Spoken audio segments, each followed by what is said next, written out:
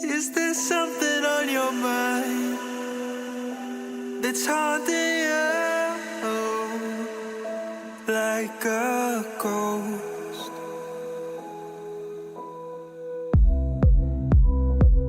Am I the one that makes you cry or keeps you so high? There's no coming down. I lose myself when you're not around, like it's something real.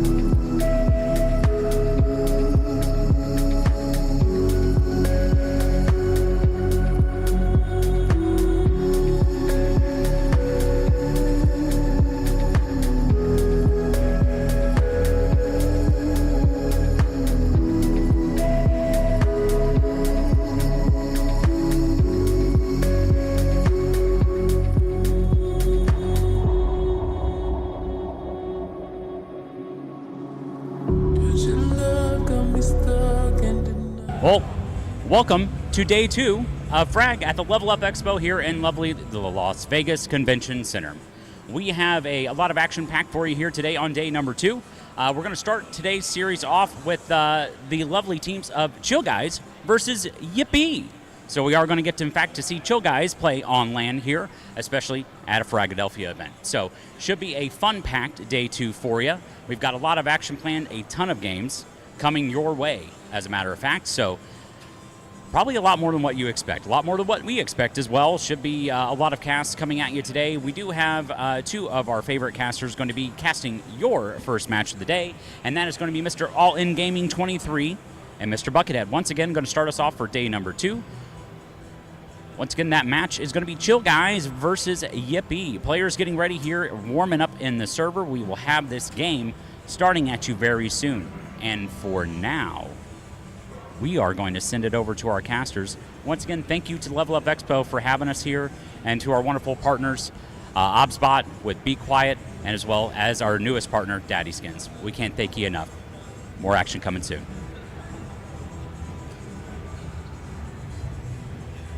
Good morning, everyone. Good evening, good afternoon, wherever you may be in the world. As the lovely Bonneman just said, we are here for the second day of FRAGxLVLUP here in Las Vegas at the Las Vegas Convention Center through Level Up Expo. I am Buckethead. I will be starting the day off for you guys, joined with lovely All In Gaming, brother. How we feeling today? Better. Last night might have been a little bit of a mess, to say the very least, when it came to whether it was what we may not deem casting, but more just bread. Me and the boys. Oh, I still got my thing on. We like bread. Different forms of bread, but we're moved past bread. Doesn't matter about bread no more today. We're on to CS, and CS it will be Chill Guys, like we said, and Yippee. Don't know if we have map bans. I probably doubt that at this point. I really don't know what we have. Looks like we do. Do we? Yeah, oh, best, or at least we have the picks. I don't know about the bans, but it is Mirage, Anubis, and Ancient for the map pool. Of course, that is if it goes to 3, we'll see Ancient. But I'm excited to see this matchup. Chill Guys, this is their first time going to be performing on LAN, if I'm not mistaken. And it is, of course, at the American homegrown FRAGxLVLUP. So I'm excited. Yeah, I mean, this is back to atypical, stereotypical NA map pool, so no real big changes here. We're not going to see our favorite. Sadly, I think we might have to put Thomas to rest today. No Train for now, at least. Hopefully, I'm kind of crossing my fingers. We do see that a little more often around here as it slowly kind of incorporates itself into the map pool. We get a little more comfortable with it. Everybody else gets a little more comfortable with it. And, you know, we just hopefully see a little more diversity in the map pool. But till now, again, Mirage. So our 3 favorite maps, man. Come on. Yeah, man. Love them. I mean, granted, it's all better than Dust, too, so I guess I can't really complain at the end of the day. Yeah. Ancient, I'm actually surprised. We don't see it more often. We haven't seen it more often. I don't think we've even casted an Ancient map. I mean, at least not here. Yeah, well, honestly, I'm surprised that we don't see an Inferno coming out between these 2 teams. Yippee is a mixed team of just, you know, higher level advanced players.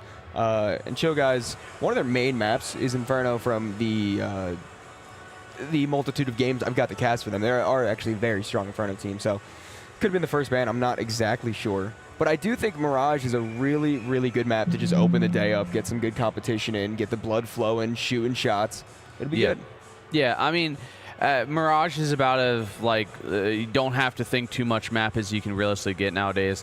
Kind of touched on it last night, the fact that like Mirage can, realistically, Mirage, you can kind of pug it and still look like a team that knows what they're doing on Mirage, because it's a thoughtless map at this point. There's not much different you can do with Mirage. It's pretty straightforward. You know, mid-control ramp, and every once in a while when you're down to Tech 9's armor, you throw it at B. But you love a good B rush, don't you? I've said it so many times yesterday. I love a good just like contact B, like fully just walking as soon as you leave spawn. Hit the stairway, start walking, just hope for the best once you get there. We do have the bans now, actually, so Train and Nuke were first to go. Then Mirage is the pick of Yippee, Anubis by Chill Guys, Inferno ban, Dust 2 ban, Ancient as the decider. So Chill Guys will be starting on that CT side in our first map. Yeah, and I think that's kind of the situation that Chill Guys actually want. It's going to set the early trend for them again. Kind of, it's not early, but it's not necessarily late. It's 11 a.m. Depending on where some of these guys might have been located, it's actually probably pretty late in the day for them. So I think they're all woken up. I don't think there should be, but I think it's just who really might have gotten here an extra like 10, 15 minutes early and maybe got an extra few DMs in and a little extra warm up and maybe a little time to run over a handful of things. Brandon, I don't know. Yippee, off the top of my head, I think Lex looks familiar. Treehan, Jenny. Yeah. Gertz. The only player I'm not familiar with is Nodix. Is that a 1 or a T? It's a 1, but we'll say it's a T. Nodix. That sounds good. Nodix. That's the only player that I'm not familiar with. All of these other players have just been around in advance, though, and they're definitely a skilled, individually gifted team. Yeah. I mean, individual performance is great and all, as they have a meeting with the mind and connector there. I think this should be. I mean, there's always a chance for map 3, but I think Chill Guys should take this, whether it's 2-0, 2-1, doesn't matter. And Chill Guys are ECL level team, fairly solidified one at that. Right? Because what's their record in ECL right now? I couldn't tell you off the top of my head, but they are. I don't think they're not getting relegated. Yeah, they're not relegated. They're a team that made the ECL playoffs. So they're at least middle, at least 500 plus team. So they're a capable team that's competing in ECL, but they're also not the upper 2, 3 top tier echelon teams in ECL. So they're composed. They deserve to be in ECL. It's not like they just got promoted because a team dropped out or some random stuff like that. So they earned their spots there. They're all well versed, and I'd say they definitely have their reps in here when it comes to any sort of tier 2 level. And so I think Chill Guys should be coasting pretty easy. I'm going to say 13-7s on probably a lot of these maps. Yeah, I mean, I know for a fact that Chill Guys have had some decent performances throughout ECL. They've knocked off maps off some big names. They've kept a very close series with NRG. I think both the maps in that series, or the 2 game series, was a 13-11 and a 13-10. So they're a team that they know what they're doing. They know how to play the game. And it's just going to be a matter of... too. Yes. Hey, we love Evan. We love Evan. But it's going to be a matter of how they're going to perform on LAN. This is their first time playing together, so LAN jitters always get to the best of us. I know that from experience. Trust me. Yeah. This guy put up some big numbers on LAN. Not going to say against who and how great he did. Just, man, put up some numbers. Yeah. Right. There's a frag digits. movie. It's about a 13-second frag movie of Buckethead's kills at Launders Land. So. Yeah. And about 12 seconds of it is just intro music. It's the intro, and it's zooming in on the picture of me at Cologne. Yeah. And then it just shows your 1 kill, and then it's thanks for watching. It was 2 kills. It was 2 kills. 2 kills. And one of the kills was nice. It was nice. Yeah, I screamed. I screamed as loud as I could. No one else did, because no one cared. They're like, what's he yelling about? It's wow, this guy, look at this guy. Did you get some fist bumps in? Some solid fist bumps? Oh, we fist bumped after every loss. Nice. After every loss. I mean, gotta keep the vibes up. Doesn't matter if you're losing. Vibes up. So I know stream can't see it, but there's a beautiful drawing of. Is that Pac-Man? I thought that was a chicken nugget at first. That's totally bread. Yeah, I was. And now I'm upset. Bro, that's straight up baguette. All right, dude. We should be getting into the game very soon. By the way, we are just waiting for last-minute players to load in. I'm really excited for it today, though. Obviously, yesterday there were some issues with the tech delays and stuff, but the typical out of our hands FRAGxLVLUP situation. You know what? Unfortunately, it was straight up just we tried our best, but we got the games in yesterday, even though it went late, and me and Anthony were delusional. Yeah, that last game was a bit silly if you guys had the pleasure to watch it. Yeah, I think that people don't understand the power issues we ran into it's not like it's something we can handle. A lot of that comes down to the fact that we have I don't know, what would you say, Donnie, 200-300 computers over here just in our little section? Yeah, I mean between us and the OSU tournament, And then there's also Smash. There's fighting tournaments to our right. There's a big Smash tournament. 3 different fighting. Well, sorry, there's 2 over here, and then at the front there's 5 fighting, or 4 or 5 different fighting tournaments. So, and let's not forget, if I'm sure you guys may or may not have heard, there's a huge like Netflix convention right next to us too that is just audibly disturbing 24/7. It was playing Red Hot Chili Peppers non-stop yesterday, and Anthony was not happy about it. God. Well, it doesn't seem like today there's any noise coming from over there, at least. So. For and now. we don't have the COD Mobile behind us either. That's true. This is all. We're all on the up and ups today. It's already a better day starting. So I have high hopes, but again, I chat. You guys need to just understand is just things happen. Yeah. And like, there's no way to stress test putting 5,000 people in a venue and saying, hey, everybody just kind of turn something on. Yeah, just kind of like do what you would do. Like there's no way to get around that. But yeah, it's kind of the beauty of these type of homegrown lands, though. You know. Yeah. There's no fun if you can't suffer. The suffering comes from the techs. But as soon as those are done, then we have fun. Then we start to grow. We start to hang out. He said, no way these things don't smell anymore. None of the players, like none of the CS players smell. I mean, granted, Osu's here, a rhythm game, so maybe they might smell. There's Smash players here, so maybe they might smell. But I can tell you for a damn fact, this is also an anime convention, so it is pretty rough when it comes to the people dressed appropriately, inappropriately. Yeah, me and Donnie took a stroll downstairs, and there were some stinky people. All right, yeah, I'll put that think, out there. I'm proud to say that I think the Counter-Strike tournament best smelling is like the best smelling part of we're this actually, whole event. You know, dude, we're fairly composed in comparison. I'm gonna be honest. I mean, granted, I didn't smell any of the COD Mobile people, so like, hey, maybe they're up there with us, but at ranking wise, CS players. Top tier non-smelly dudes right now. Yeah, right, no, dude? we are. I think we are the most sanitized area in this whole venue, and I take that wear that with a badge of pride. That's not our normal shtick, but you know what? Hey, we're clean sometimes. I'm at the LAN and I'm stuck downstairs with the cosplayers. Well, come up here, man. We salute you and your sacrifice, good sir. Oh. It stunk down. Whatever. Oh, close enough. I mean, yeah, dude, He's not known for being able to read. We just talk. We don't read. I do be struggling. You know what I'm saying? Yeah, I do understand. Yeah, but I mean, honestly, something else that I think that says something about this arena is the fact that me and Donnie also took a stroll not too long ago over to Papa John's, and they're still closed. Bro, I need my food. Come on, Papa John's, you're holding me back. I was from greatness. I was really hoping to get a little personal pan pizza right before we started this. I will pay $15 at this point. I paid $8 for. Why is Gandalf dancing on this screen over there?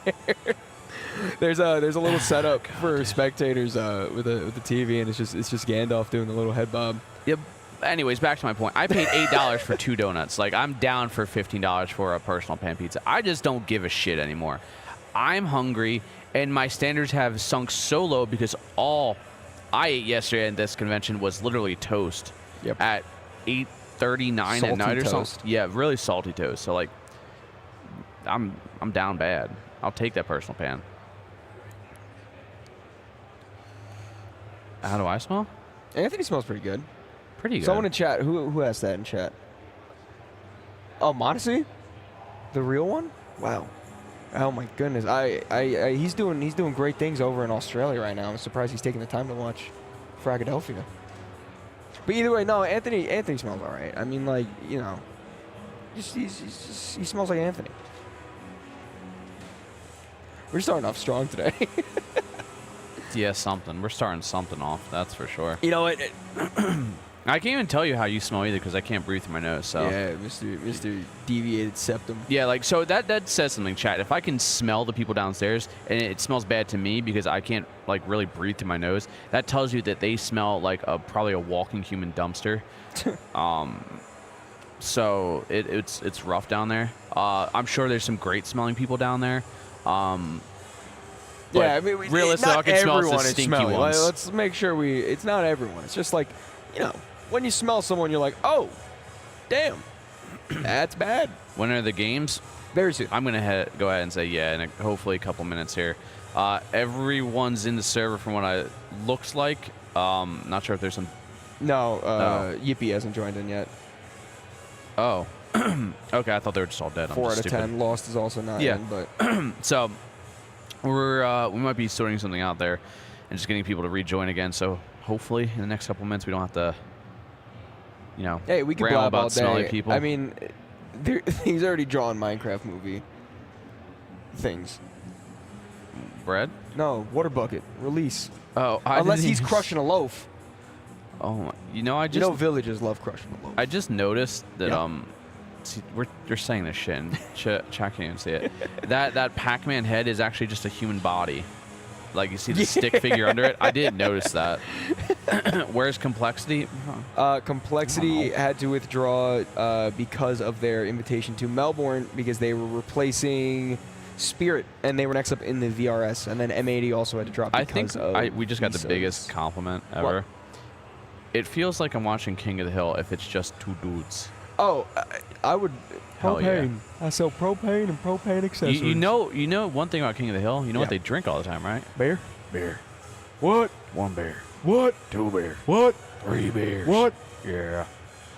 Shout out Stone Cold Steve Austin. Indeed. Drove his moped straight into the barricade at WrestleMania. It just crushed that poor woman. Didn't. That was so dramatic. It was hilarious. I watched it because I don't really watch wrestling. Yeah. But then I saw that highlight. She's like, "Oh," I'm like, "Bro, that barrier It was like that gently barrier bumped didn't you." even touch It literally you. went. There was also and she just there was like a good half second where she's stunned and then just like flopped over.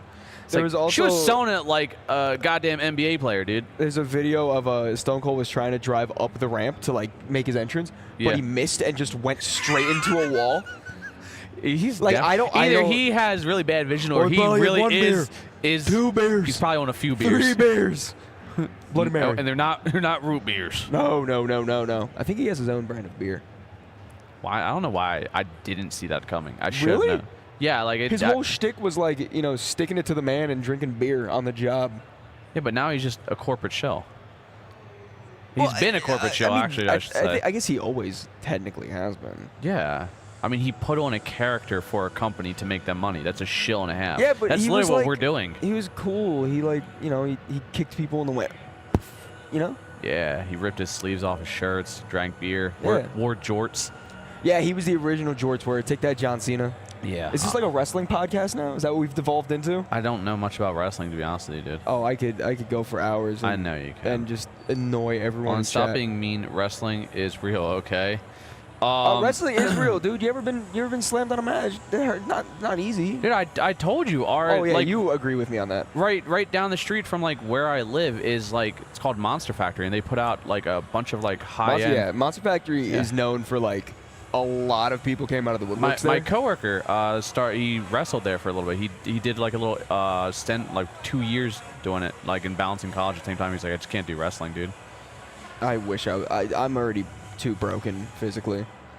Somebody put me on the mic. Let me yap wrestling with Donnie. Dude, please, just. That's what we're starting. You know what? FRAGxLVLUP is now a wrestling show. I don't know if there's. What's exactly happening? People are continuing to drop out of the server, so. Maybe getting a different, maybe server reset. Maybe. Hopefully it's something like that. It doesn't look like there's any issues going on from God. my keen eyesight. I'd bring you guys tacos if I wasn't on the wrong coast. Oh God, I would. We were talking about the Taco Bell Cantina yesterday. The things I would do for tacos I'd be looked down upon. Maybe we can get some like airport tacos before we go home. I'm not gonna lie. I was flying out of LaGuardia, and there was like a bar that also had Spanish food. I feel like down here, like airport tacos would hit. Philly, not so much. Dude, the New York airport taco I had was really good. I was also drunk at an airport, so That might have like might upped have influenced it a little bit. Yeah, that's like, oh, White Castle's disgusting unless you're drunk. But, okay. Yeah, but White Castle was fun until like after you See, eat it. this is all coming from a guy who's sober 24/7. So like, That's a good point. So like, and when someone's like, "Yeah, this is good," and I'm like, my recollection of it, which is non-drunk version, that stuff was awful. And everyone's like, Yeah, I guess so. Like, I was probably just drunk, and that's how, like, I know if they, like, had to contemplate whether or not it was good because they were drunk. They're like, I'm like, all right, so it's bad. That's what I get out of this. Listen, man, I'm just high on life, so I'm always. I like to I'm creep always- around my house and act like a goblin. Same, bro. Me too. Bro, sometimes I just be, you know, If you're not in goblin mode, like, you're just running around your house. You ever just like no one's home? You're just like it's quiet, and so you just make the most awkward random noise. And you're like, yeah, my brain just said I had to do yeah, it. no, I do that when I'm in it's the public, audible man. intrusive thoughts. You're like, I gotta do it. Why do you think I've been talking about Minecraft movie this entire event? I can't Because help if you it. do It's it in your just- house, someone would yell at you. Like, shut up, Donnie. We don't care. Nah, my mom would think it's hilarious. I don't know if Mom Buckethead's in the chat yet. Can we see the hall? She We- affirmed that she has Goes. FRAGxLVLUP notifications on Twitch though. Yeah, it's so true. She should be here. It's true. It's true. How do I get my girlfriend to stop acting, going goblin mode during sex? Cage her. I mean, that's what you would do to a wild goblin, right? To calm him down. I don't. You're like, if you calm down, you get to come out. But till then, think about what you're doing. Be more human. Think about what you've done. Look what you've made me do. Man, now you talked about tacos Can go before. throw ass in front of the crowd cam. True. Yeah. All right, you know what? While we're waiting and stuff, let's do another Q&A session. Chat, you guys got any questions? Like reasonable question, Yeah. non-sexual related questions? Yeah, we're only gonna read actual questions. Yeah, we're taking Unless this serious. they're really funny. Wait, is she a mind goblin mode? She's goblin something, I guess. Little beer. Nice one, production. Yeah. Aren't we lucky? Okay. hold Oh, on. now they're coming through. Buckhead should be on stage. Oh, We don't have a stage. Not yet. Is Nightblade using own PC? I don't think that's a thing. Can you ask Brett what he uses for his hair? No, I don't think I will. Are you caster single? No. No, we we love both each are other. spoken for each other. Talk about Chicken Coop. I'm hyped to see them play. Chicken Why Coop would I kinda talk cool. about Chicken Coop when I could talk about Chicken Jockey? I'm sorry. How big is the production team? Them motherfuckers tall. I ain't gonna lie. If we stack them up shoulder to shoulder, they're probably reaching about. So if they ride each 25 other's shoulder feet. like some sort of jockey. So yeah. Am I the nicest person in the anime community? No. Damn. Skipping my question is insane. What was your question?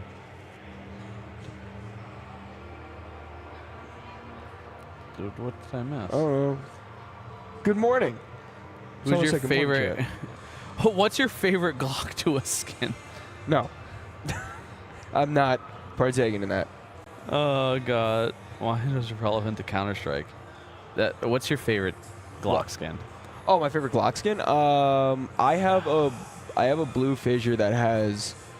Well, okay, no, it doesn't matter what stickers are on my gun. I like the blue fissure. I think it's a good skin. I had a blue Fisher with a Titan paper on it. I have a Vox Eminar paper from True. Kato, and then I have an Immunity Hollow, a Renegade's Hollow, and a Greyhound's Hollow, and it's called Shuey. That's in Little honor Bear of my lost his dear friend virginity Danny. to a water slide. That's crazy. You know, I'm just fucking with you on Twitter. I only hate on Stan and Louie. Oh god. Maybe, I don't know anymore. It's hard to tell if people are serious on Twitter 90% of the time, to be honest with you. Are you the nicest person, Raven? Who, Anthony or me? No, Raven. Raven's asking if they're the nice. I feel like Raven says some unhinged stuff, but I feel like that's normal. Can we come sit next to you guys? Husky wants to know. No. No. No, I'm sorry. Can I bet on Chill Guys total no. Will the COD Mobile folks continue to be louder today? Or just yes? I think they're done. We have Wild Smash and Wildcard behind us today. Wait, Smash isn't on this stage. Smash is on the front stage by the escalators. Yeah, I don't. There's some fighting tournament after Wildcard behind us, so. Oh. Bro, the venue is so loud. It is. They really don't get it, Little Bear. I think Osu's Oh, Osu. Yeah, Osu has it. Oh, if Osu's behind us, we're screwed. We are 100% screwed. Oh my! We're gonna get Osu's a loud rhythm-based game. Isn't like all that music copyright? Oh, I guess if it's played through the game though, like they don't get the copyright, but it's we would. Yeah. Think about that one, production. Bread. Most interesting game this event. So far, definitely Super Evil Gang Rebel. Yeah, that was the only real close game on stream because we don't know any other games because everything else is day one's always the awkward kind of blowouts and you might have a good game or two here, so like it's hard on day one to sit here and tell you like, oh, this was a good game. No, that was like, I genuinely enjoyed my time watching that. I think Rebel played very good Counter-Strike, especially on those second two maps. And yes, Super Evil Gang also, they were punching above the whole bomb mishap that happened. That's true. They did. They switch. recovered from that. Yeah. My Twitter is too hateful. I'm trying to change my rap. All right, at me on Twitter then, and we'll help change that. Seems you got some more friends. Yeah. Who are they? So that's Jeff, blue shirt. That's Jeff. Blue shirt's Jeff. Blue shirt's Jeff. Hi, Jeff. Okay, bye, Jeff. I'm the nicest person in the community. I don't think CS really has too many like. Nice. Actually, no. I say that. There's you. Oh, and honestly, you and Exner. Oh, Exner's dude, the sweetheart of Exner CS. is one of like just the most down-to-earth dudes. Like you could just go up to him and just say anything. He'll be like, "Oh man, I'm really happy that you're talking to me right now." Maybe a pick and thigh highs will help it out. What? That's an outlandish statement. I'm not. Are you asking me for a picture in thigh highs? Or are you telling me you're sending me a picture of you in thigh highs? Because either way, I don't think this is work now. Yeah, either way, I don't think. Oh God. Tekken maybe? No, not Tekken. No, Tekken is the stage to our right. I say some unhinged shit on Twitter, but I just do it for the people. A person for the people. That's what she is. I've muted you too much weird stuff, low key. Good. I don't want you, bro. Oh, guys, be nice. Ooh, there are some games. Oh, that wait, I are remember you from going on Philly. right now. Yippee. When Osu on stage, we're gonna move caster setups to the bathroom. Dude, no, that's dangerous. Don't do that. Dude, do you know how many stinky Smash players go in there? Come on, man. Nah, I'm just joking. Dude, no. You know what? I do want to say, out of all the other competitions that are going on here, the Smash tournament is like the. Dude, they have such a dedicated. I'm jealous. They also have some like big name players there for this we were walking tournament. by the one day. You're like, that guy's Leo. big. MK Leo is competing, and for like I don't know if anybody watching the stream likes Smash, but he's a well-respected name and like a big guy, and it's cool to see Smash tournament and the CS tournament. How to commit together all 7 deadly sins at once. Oh, at once. That's illegal. I don't think I want to. If you're high elo, you have to be unhinged. That's not true. You could just, be a cool guy. Would you go king for all kids? What? Oh, friend. I love Donnie, so we'll just leave it at that. You can't be good at video games and be mentally stable. That's actually a true statement. Yeah, you can. It's what still about just me, nice. all-in gamer? Yeah, Marky, you are also a very kind soul indeed. Nice or mean, and Meg isn't here to say anything. Hold on. Peyton, are you asking me if you're nice or mean? Or if Meg is nice or mean. I don't know. Or who is. Anthony, you don't have to say anything. You read. You can read? No, dude. This is all voiceover. These are actually the voices in my head. Maybe a ping and thigh highs would be crazy right now. Let's learn restraint today. Yeah, I don't think that's happening. No. Unfortunately. Oh my God. We love Donnie more. Oh, that hurts. Oh, what can I say? Husky said that. Oh, well, I mean, I would hope they do. You could just be Hambuga. Not true. That's true. Hambuga is top 5 people ever. Yeah. Peyton's nice. Peyton's really nice. I think she might be a little too nice for her own good in this community sometimes. But yeah. No. She's Anthony, what am I? You're floofy. What do you mean, what are you? Marky can run it. Okay, I'm not going to finish that statement. Let me. No, I'm going to choo choo. Get the bread, Marks. Anthony, you like me, right? Dude, it's hit or miss with you, so shut up while you can. Anthony and Donnie, I love you both. Aw, we love you too, Jamarcus Cousins. Oh.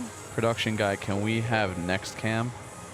I don't know. No, you're stuck staring at Still this. wish you were able to cast my NECC games if It's I us. haven't lost. Look at that. Hey, To look O2 Durham. at those guys. Oh, what's up? I'm gonna still just continue scrolling That's here. fine. I'm gonna just stand here and stare at the camera. Oh, okay. Floofy, you are also a very, very nice person, and that's why sometimes when I work with you, I feel bad because my shtick is kind of a prick, and I joke a lot. Yeah.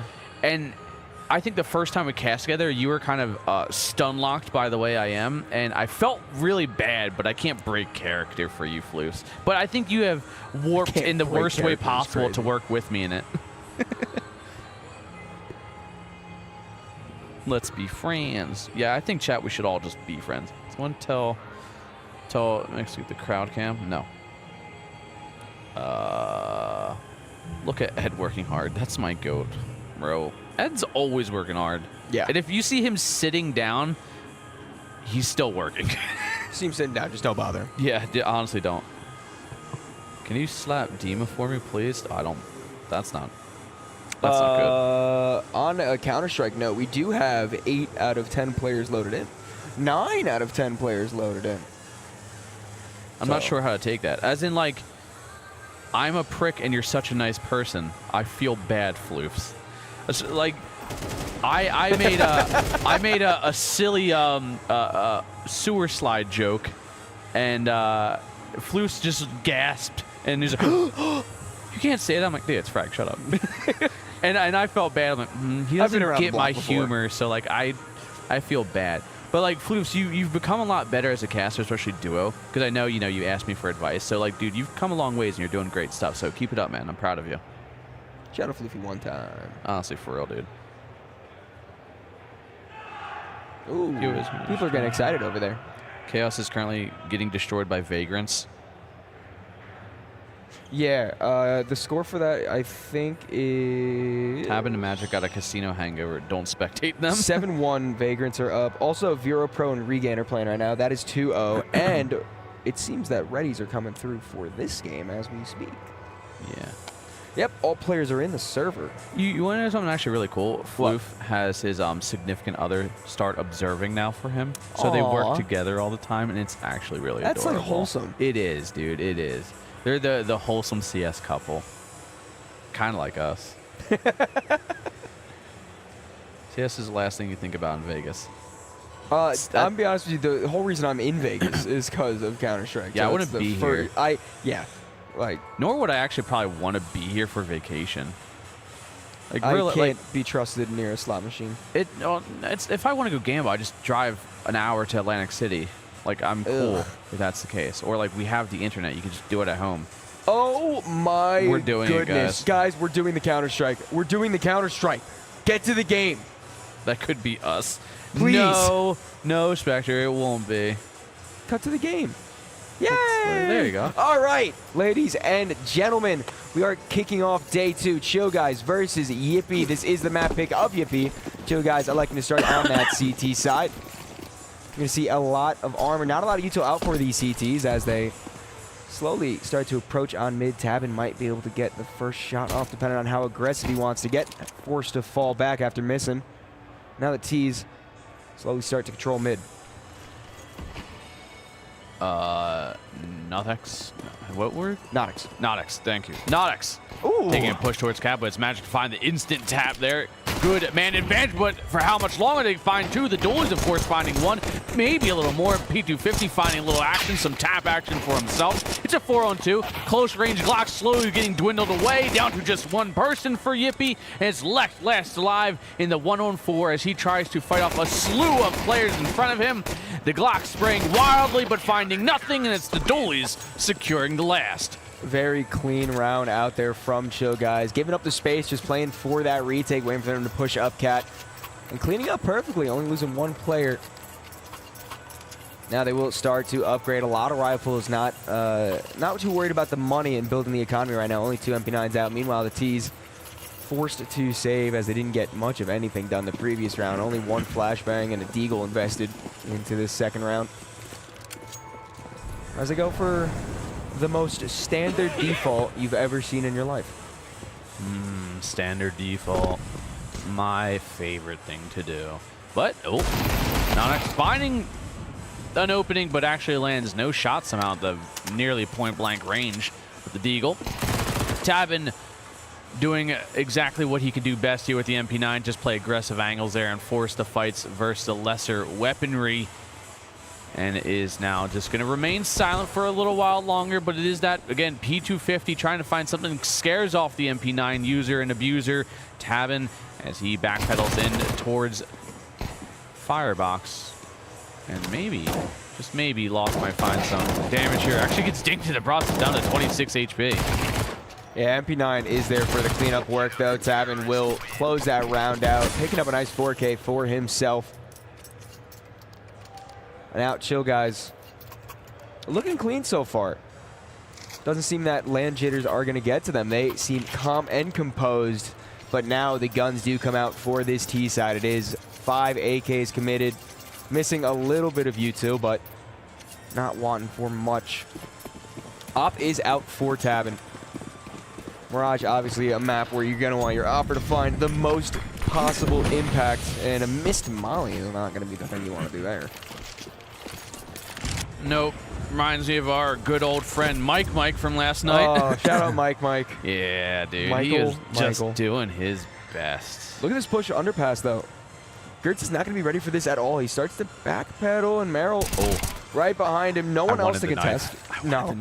There was, how many knives did we cast last night? Like 8? 5 or 6. It was 5 or 6, I think, just on nuke. Yeah. Yeah. Mainly vent. But it is a 4-on-2. Chill Guys.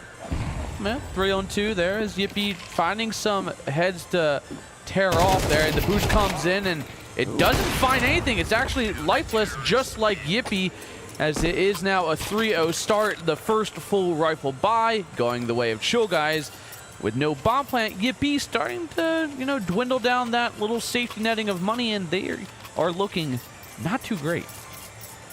No, it's going to be another pistol buy out from them, as they just want to make sure they can have enough for the next round. So should be easy pickings for Chill Guys. I know it is early on, but I think a little bit of a change of pace might just help out the T's a little bit. Treehan making his way through mid, getting very aggressive. P250 already up in connector. He's being loud and proud about it as well. Jungle player could have been caught out, but Tabin there with the op, ready to defend his teammate. Rest of the T's, for the most part, localized on B. Gertz does take a gunfight, loses his life. And now Evan Call seemingly is going to be the man to take a majority of the contact. That nade doing a decent bit of damage, about 60 between 2 players. Oh, and another nade is going to finish out Jenny. 2 players left for the T side, and they're just kind of trapped now. Yeah, minute left on the clock, and we are going to see Merle rotating towards top mid. And I mean, if he has kind of the Q here, he could quite easily hear rotate, but there is going to be 0 rotate because Evan Claw is going to find the first one to flash ineffective for them to push off. He cleans it up there. Triple in the round. 4-0 start for Chill Guys. And I think this is kind of, par for the course here. We could see some signs of life from Yippee, but kind of at the end of the day, I think it's going to kind of turn into like a 13-7 kind of what I said, I think. Yeah, I mean, it's definitely still early in the game, but you don't want Chill Guys to just run away with this first half. Already have 4 rounds. Mirage, you're usually looking for a 6-6 split. Make it pretty even. So Chill Guys definitely putting themselves in great positioning so far. But maybe the op of Treehan can change something. A little bit of a one-way in that smoke. No one's going to be playing in the window, however. As the CTs, for the most part, give up mid. Only 1 player playing in that top of the connector. All I can hear is that music behind me in my head. Yeah. As soon as we stop talking, all I hear is Osu music. But, I mean, that's fairly normal for at least this week. Oh, that's wildcard music? Okay, that's just main menu music. Got it. As Merle trying to tap through the smoke, trying to find anything to shoot at. And it does seem like Lex trying to make his play in towards Cat, towards the B site. It is going to be Tabin trying to find what's Merle. And who's getting a Discord call? Yeah, for real. Well, either way, trades back and forth do see us in a 3v3. The CT's defending the A bomb site with all their might, but bomb is doubling back towards B. No one's there for the time being. Merrill nearest by, playing from window, but Lex gonna let his teammates know that, hey, this bomb site is completely clear. Merrill might have a timing, but he should have been heard by the cap player. Ooh. Good position, strong from Lex. Gonna be hard to initially clear, unless the timing's good. But not only the timing, but the shots are perfect there from Merrill as hits the headshot. 3 on 2. Op still in play, so this could find just one kill to even this one back up. It might not, it won't. Merrill finds himself a third, maybe a fourth here in the last dying seconds of the round. They had to make a play. The Op finds one, but he's down to just a sliver of HP with the player playing towards empty. And yes, do it. Nope, back off. Oh. Pulls off the no-scope, It's not 1v1. It doesn't matter though, but I like the commitment there for the knife. Obviously, you know, I'm a guy who just likes to see people suffer. You enjoy chaos, and I respect that about you. Please stop ignoring my Discord calls. No, yeah, that is. I don't know what's going on the stage right now, but I thought it was. It's got to be a bit, right? They wouldn't just screw that up, right? Listen, man. What do they think? They're FRAGxLVLUP? What? No, we're professional here. Look at the two of us. Come on. Either way, T's still with enough money to buy. The Op is out once again. Will be 2 Galil's out, but ooh, Tabit, nice close range shot to open up the round for his team. The Bomb's got to be careful here. Treehan falling back after taking a pot shot, not hitting anything. And they're just completely localized outside of A. They're not really working with much map control. If Show guys start to get a little aggressive on the other side of the map, this whole push will be caught off. Burt's walking up mid, does get swung from the window player. Merrill winning that gunfight. And now it almost feels like Yippee is forced to just come out on the site.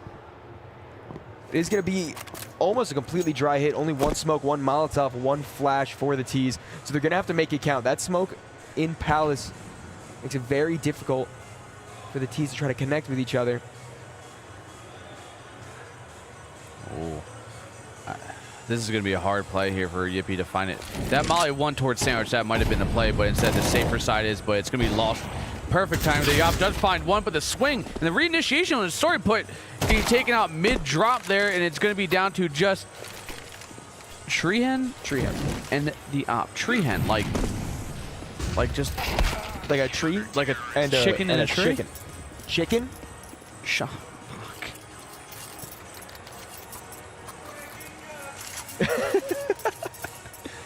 Yippee has a timeout, dude. I think I'm about to put you in timeout. No, that's fine. Anyway, so yeah, Yippee taking the timeout here, definitely a good call. I mean, 6-0 start. Sorry to interrupt you. I need to stop the rumors here. Zerf, dude, I did answer you. I just didn't answer you in text form. I said it verbally on stream when you messaged me a picture of you about to punch your beer over.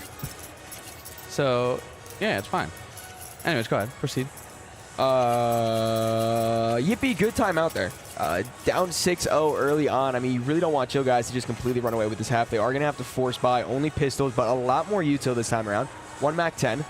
Maybe a potential fast play towards the B bomb site, I think would catch off Chill guys considering the pacing of this matchup so far. And look at me, I actually predicted something correctly. That's true. You did. They're going to yield reliable triple flash over B, and the Molly going to get blown out there. Jane trying to make some space to the Tech 9, but Magic, nearly a magic trick of making them disappear. Oh, good double dink coming in through the MAC-10, jumping out through window, and this could be at least a bomb plant in the first time for Yippee, unless who else other than Evan Call to find some kills on site, as he's just holding off for the rotates. Yeah, this MAC-10's going to have to do a lot more damage as the CTs are starting to swarm around. Evan Call and his teammates cleaning up Lek to all the remains. M4 is secured in his hands, but no bomb. Not really much spacing. A nice headshot takes Evan out of the round. Maryland Tabin might be next to come if they're not careful. A swing will work in the favor of them, however, so Chill guys continue to be flawless. Chat's saying it's Freshie's birthday. I don't know if I trust them, though. It is? Oh, well, happy birthday, Freshie. Happy birthday. Happy birthday. Somewhere. Get your beer. It's not a cat. If it's legal. I How don't old's want to. I Freshie? was gonna scream to him, but I don't want to.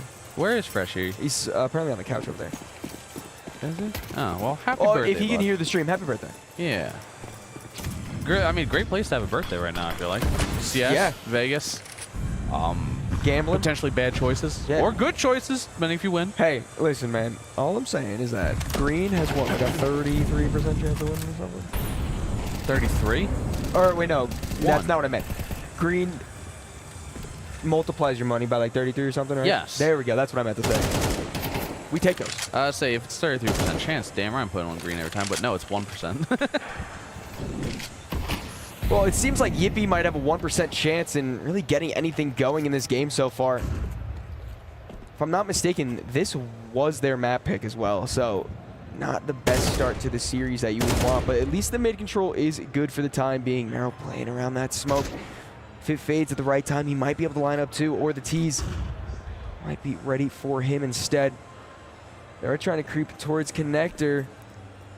Timing is everything on this play right now. As they start to walk up, Merrill takes that first gunfight. Optrain on his position now. On the left, push him. He's spraying down too. Not quite able to hit the shot in the upper, but his teammate from window will clear that out. Gertz, you're all that remains, my friend. 1v5. He does have space on the bomb site, but nothing really to work with besides that. One spray is good, but surely, he falls. I was a believer for a second. Yeah. I mean, Merle's on 18 HP. All it takes is one shot through even the stairs to probably get that kill, and then it's a 1v1. And I mean, once you get 4, you have to get 5.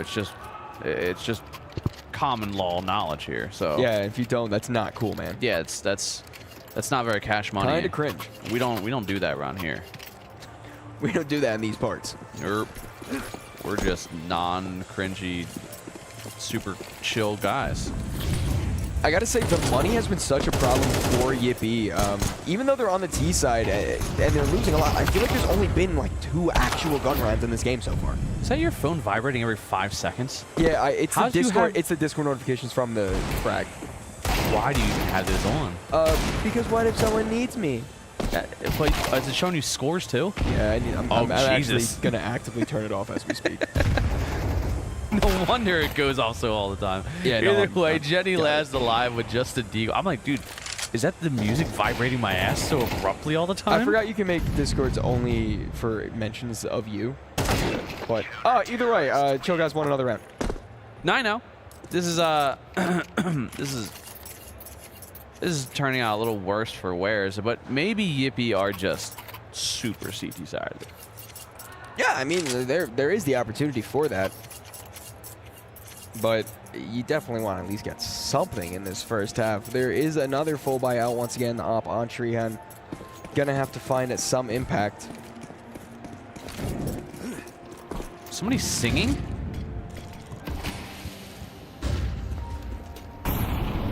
That doesn't sound like No, main but I menu am music. worried that is copyrighted music. Probably. Well, either way.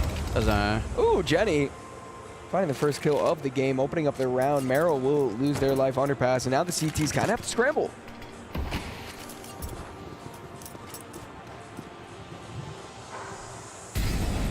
Aggression coming out the ramp right now. Nodix finding one, gets traded back by Tap, and he continues to push, finds another headshot through the wall. Molotov forces him back, but he does have the bomb now.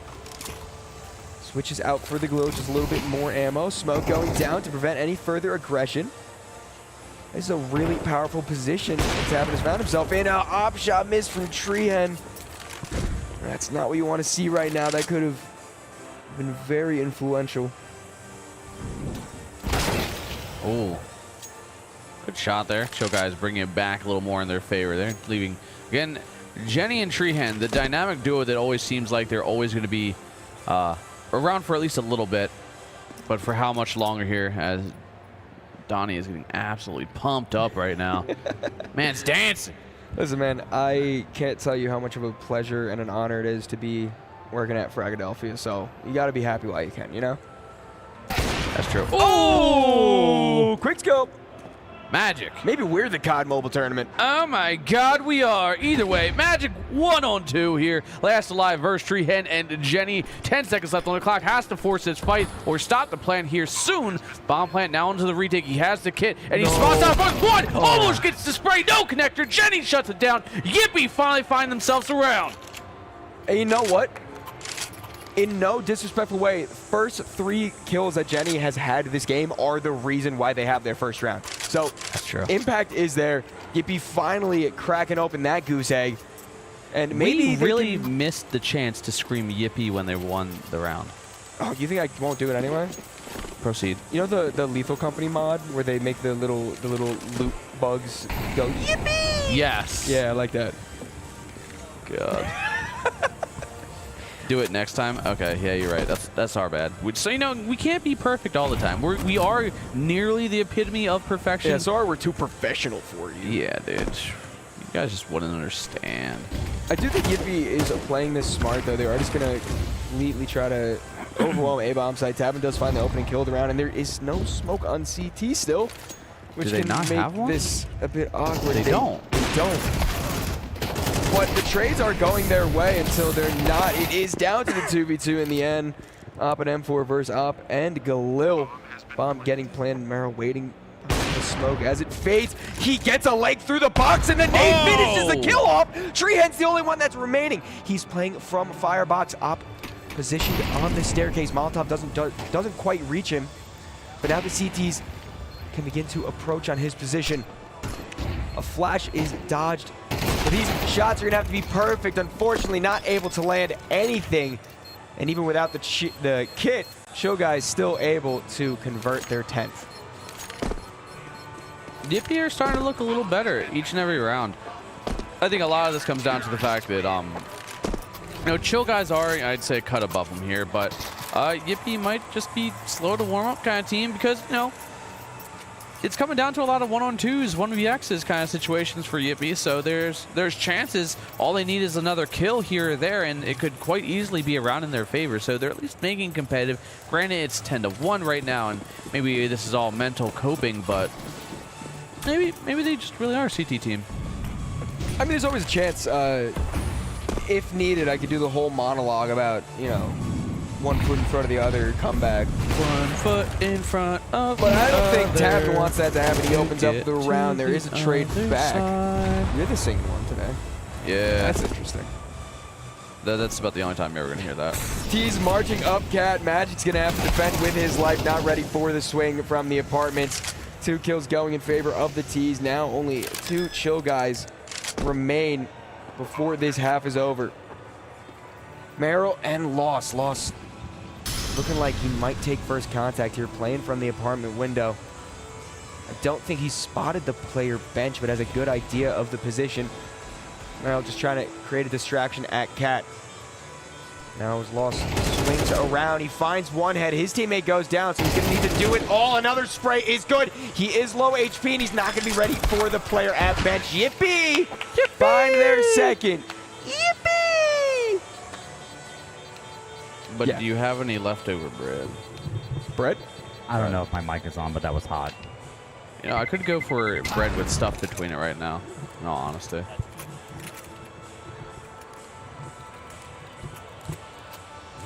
Well, 10-2 sides do the old flip-flops here. Chill Guys to T's and Yippee on their obviously preferred side is only down 8 rounds, so you can never say never.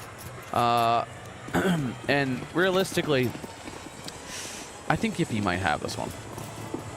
Well, every comeback has started from a moment of despair and pain and feeling lost. And maybe that's the motivation that's needed for these CTs to start to put their feet in front of each other and march back. Jenny wants to start on the right track, but Tabin doesn't want anything to get out of hand quite yet. Bomb being planted for Chill Guys. It will be the 4-on-4 retake unless Jenny wants to just make it a 4v3 really quick. Puts the team in a little bit of a better spot. Just real quick. No biggie. Jenny looks to try and find something going here, but the double swing, good timing from Chill Guys as the double swing always works out here. Dodging flash, Evan Call catches just a bit of it down to a 101, and Nodex last alive there, 25 HP, and Parkour! Finds the kill. Chill Guys find 11. Back up to a 9-round lead now for them. Yeah, and, you know, not necessarily the last nail in the coffin, but winning the pistol round, having the economy advantage when you're 1 point away from match point and 2 points away from the first map. Yeah. You got to think Chill Guys are in a position to run away with it. Yippee actually just going for almost a full save, only investing into some flashbangs this round. Davin opens the round up. I'm not sure if I like the full save call here. I mean, granted, you need all the money you can get the next round, but if you lose this, it's basically over to begin with. Treehand pushing mid, loses his life, max 10. Tries to spray down the connector players, but no kills quite found. They both fall back on a site, but they're the only two left alive. Yeah, I mean, this is their best bet when they're, you know, at their worst financially, realistically. So, I mean, you know, maybe there's some strategy behind it that they're just preference towards, but it does seem like Chill Guys will at least find 12. Magic will, nope, instead it's Merle to find the kill with the AK and back to 10 rounds. Last round, potentially, of map 1, and this is Yippie's map pick. It is, and that doesn't really bode well for the series, I must say, but there's always a chance for anything to happen. I mean, they might have just needed to get the first map out of the way. You know, That's what it's got to be, shake off right? the nerves. They do have a timeout right now, so they could be coming up with the most tactically masterminded plan you've ever seen in your life. 100%. What else would they be doing right now? They've just been holding back their true potential for what is soon to become the biggest comeback here, either on this map or they're just going to absolutely roll a map 2. There literally can't be any other reasoning behind this, right? No, I mean, I think your logic is flawless. Of course. You know, your opinion is correct. Oh, obviously. And we'll see it. We'll see it happen now. Yeah, I think it will happen right about now, actually. Right in this very round. Yippie are just going to 5 alive for the next 8, and then at most they might drop a player or 2. See, I'm calling it right now, dude. I'm a predictor. I'm a predictor. He meant to hit that wall face first. Well, Evancar will make your theory not true as they start to march out on the B-bomb site. Tavin combining for another one. 2 CTs retaken from the marketplace. Tavin playing around that pillar perfectly, not quite able to land any shots, however. Nodix maybe getting a little too big for his own good. Will go down to the spray and the molly. 2 CTs, all that remain. In between Chill Guys and a first map left. Everything's on you, and it cannot quite be found. So Chill Guys convert their first map of FRAGxLVLUP, a 13-2 win over Yippie. In all honesty, I thought it was going to be a lot better showing from Yippie. I thought there was going to be at least a couple more rounds. 13-2 is really tough on your own map pick. Granted, it's Mirage, one of those maps that, like, everybody just plays if they don't want to. Anubis, though, is really going to show if, you know, the 2 rounds Yippie had is all they really going to get out of them. And then Ancient's one of those maps that you can sneak away a few rounds if you play it correctly. You know, it's not always so straightforward that. Sorry, I'm saying Ancient. It's Anubis.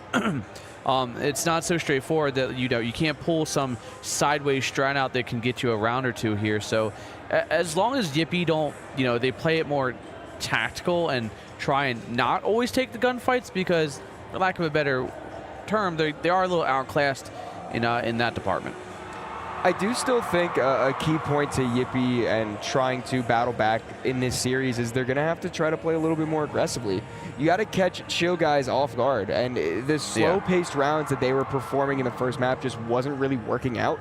Obviously, I mean, they did end up getting 2, but I think just trying to be more aggressive with your positioning, not even necessarily the sight hit, just getting map control, that can go a long way.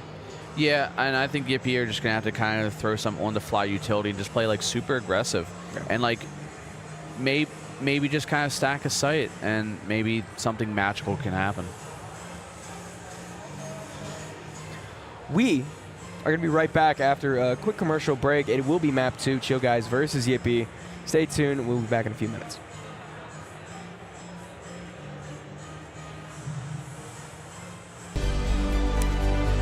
How much time do we have?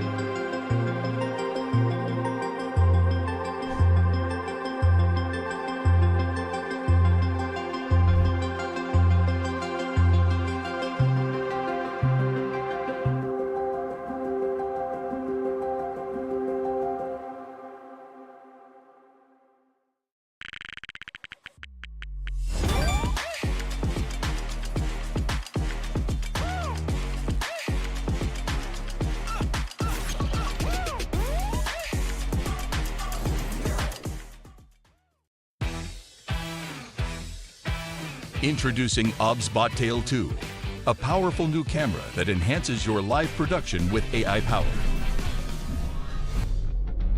With built-in auto leveling, Tail 2 sets up perfectly every time. Tail 2's stunning 1/1.5-inch CMOS sensor is paired with an advanced neural engine. Together, they let Tail 2 capture breathtaking 4K at 60 frames per second. With the upgraded AI Tracking 2.0, human tracking is now more intelligent and responsive to rapid movements.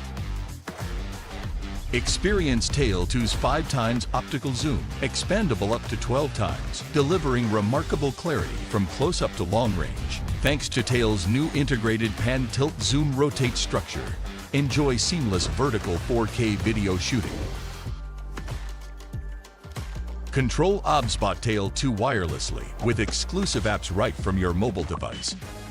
With PDF technology, every movement stays perfectly focused. We crafted an advanced 12-piece optical system for unparalleled clarity. As well, Night View mode delivers stunning clarity in darkness. This new generation of AI now extends double-click tracking beyond humans to objects and animals, with an expanded database for enhanced recognition. OBSBot Tail 2 takes your multicam setup to new heights. The smart remote controller brings seamless switching between cameras, while tally lights provide instant visual feedback for your production. Use OBSBot Talent for comprehensive monitoring and seamless switching between OBSBot devices. With various professional connection interfaces, Tail 2 adapts perfectly to diverse video production scenarios. Tail 2's 3D and NDI compatibility enables seamless integration into virtual production, while AI features expand your creative possibilities in the virtual realm.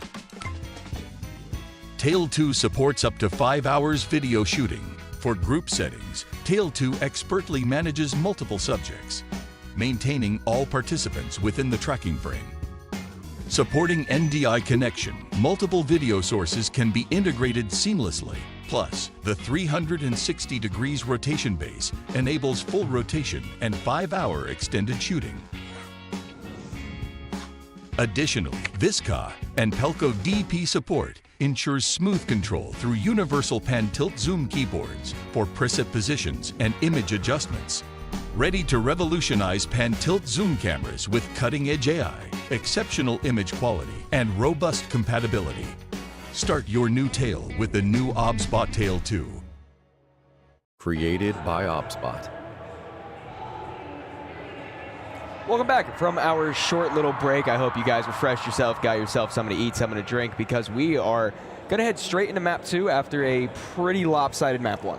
Yeah, 13-2, obviously Yippee won. Why would Chill Guys win? No, 13-2 Chill Guys on Yippie's map pick, sadly enough. So kind of, from our perspective, definitely lopsided would say the better term there. And we are going to go into Anubis, which is Chill Guys map pick. So maybe we see better. I mean, it could be worse, but I don't think it's going to be worse. I think maybe 4 or 5 rounds time. I mean, like, saving grace for Yippee, at least they got to choose the side. They're starting on T side, the coveted and most wanted side for Anubis. So they might be able to get some momentum going. I think it all is going to come down to this piss around that we are about to bring you in a few seconds. This is map 2 of the second day of Frag Las Vegas here at the Level Up Expo. Anthony, are you ready? I was born ready, dude. Yeah, you were. It does seem that it's going to be a lot towards B bomb site early on. Merrill goes for a little peek, having to fall back after the aggression, but the complete force of the T side is about to collapse on this bomb site. Magic. Nice headshot to open up. Lost combines for 1. Jenny trying to trade back, able to find 2 of their own. Now 3 on 3. Merrill still in the back of the site, causing mayhem. It will be evened out to a 2 on 2. Bomb's still not planted yet. Nox trying to find something here, but fakes it once, tries to force a fight, and it actually works out well. Tavin last alive here with the USP coming up from connector, and I'm pretty sure his steps were heard. Both players looking directly towards him, and there's going to be contact in towards Pillar, and a good swing, and Yippee off to a great start here, opening pistol in their favor. Yeah, that's exactly what they needed. Just, kind of put map 1 behind you. When you suffer a loss that's, you know, pretty one-sided, it's better to just not even think about it. It happened, doesn't matter. You're onto a new game, a new set of rounds, and Yippee put himself in a good position with that pistol. I do see a scout out on Meryl and 4 MP9s. Honestly, a new type of buy that is very prevalent, I would say, in competitive Counter-Strike as of recent. Burst fire from Moss armor. I am a big fan of burst fire from Moss, if you guys don't know. But you don't use it. What are you talking about? Well, I want to see how Meryl uses his scout as he's peeking around, not quite able to hit any shots, but he does see 2 players. Jenny instead is going to be the one to convert the first kill of the round. Now, the CT force pushing out through A main. It seems that the T's know what's up, but depending on the timing, Trian has to get the bomb right now. And there are a bunch of CTs swinging his way. Although he's taking down 1, he loses his life. 3 on 3. As the rest of the T's try to consolidate towards the bomb, Evancall from the outside of Ruggs keeps it even for the time being. And Yippee are not in a good spot. Nope. 2 on 2 though. Under a minute left. Bomb control obviously very favorable here for Chill Guys. And oh, do Chill Guys know they have bomb control? Yeah, they do. Okay. I was about to say, I'm not sure if they saw because it was tucked in that corner. I wasn't 100% on that one. But it is actually going to get the kill for Lack. Evancall does fall 2-0. Yippee. I'm proud of them. Yeah. They've come a long way. Hey, it can only go up from here. Literally, it can only get better from them. Or the exact same. But, you know, that is loud. That's bad. That was a bit of a jump scare, I'm not gonna lie. Oh, that's okay. Maybe it was just a one-off thing, right? Yeah, you know what's better than 4 MP9s and a scout? 4 Deagles and a 5.7 as Chill Guys. Still not enough money to buy, so they just try to upgrade the pistols a little bit, see if they can get a kill or 2 into the round. Nothing as of yet as Nodix opens it up. Mac 10 farming some more cash. Molotov and Nade do some decent damage to Tabin as he's just trying to play around that smoke. Get a sightline onto a coming in player. Nodix getting shot, but finishes that kill instead. Yep, 3 on 5. Chill Guys trying to find something they can put these Deagles to work in for. It's Magic in a backpedal, forced off the angle, and Yippee really are playing worlds different here on a map that they didn't pick. I mean, unless this dude can keep continuing to find these kills, and why does it sound like Donkey Kong music in my head, man? Magic 1 on 4. Can he find maybe a few X's before the bomb inevitably comes to the foregone conclusion? No. Yippee finds the third. Hey, chat, can you hear that? Yeah, this is a genuine question. Okay, good. Oh my god, it's shit. I think I tugged on my cord. I thought the ground started vibrating. I thought we were gonna fall. God. Either way, gun round now in play. There is an op out for Tabin. And the T's not fully upgraded to the AKs. There are still going to be a few Galils in play. But this is now the actual test to see what the defending side of Chill Guys can really put up on this map. Oh. It is going to still be Tree Hen trying to make some space. Going to throw this molly towards Dark, but the timing couldn't be worse. They find 2. Elect at least finds a trade, getting tapped through the smoke. Down low now, as it is going to be low health. Man advantage here for Chill Guys. And maybe, oh, Magic taking some molly damage here. Him getting tagged in the back with the bomb right in front of Merrill. Yeah, Merrill's going to have to defend this very strongly as 2 T's are getting ready to swing. Do take contact with the CT player, but 3 defending the bomb should be good enough. Magic does fall down.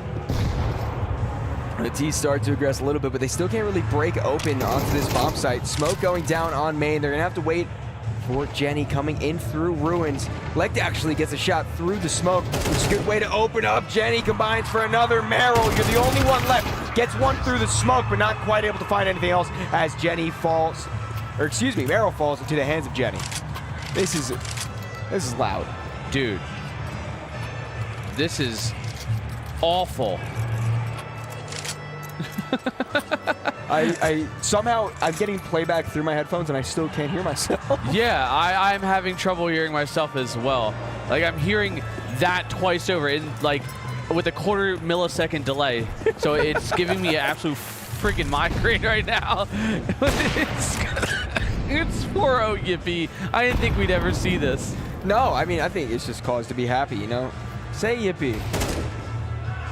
Well, 2 CTs already going down. Lost also will lose his life. Lect up from Rugs. Might be able to find one more. There is a tab in last live. Deagle in hand. Has slipped through the defense. Or excuse me, the offense, I suppose. But not able to convert the kill. Yippee are flawless in their 5th round. Did it just get louder? No, it's just a trumpet now. Oh, God. Oh, dude, that... It's comical, I feel like. Just wait till we're on that stage, I feel man. like I'm in a movie. Just wait till we're on that stage. Is this Jumanji? Is this what Jumanji feels like? God. Oh my goodness. Well, the CTs do have another bye. As aggression through mid will see one player dropping into the water. This is a very aggressive stance from the CT. The flash doesn't allow Emcon to get anything going, but Merrill close behind, trading back and forth.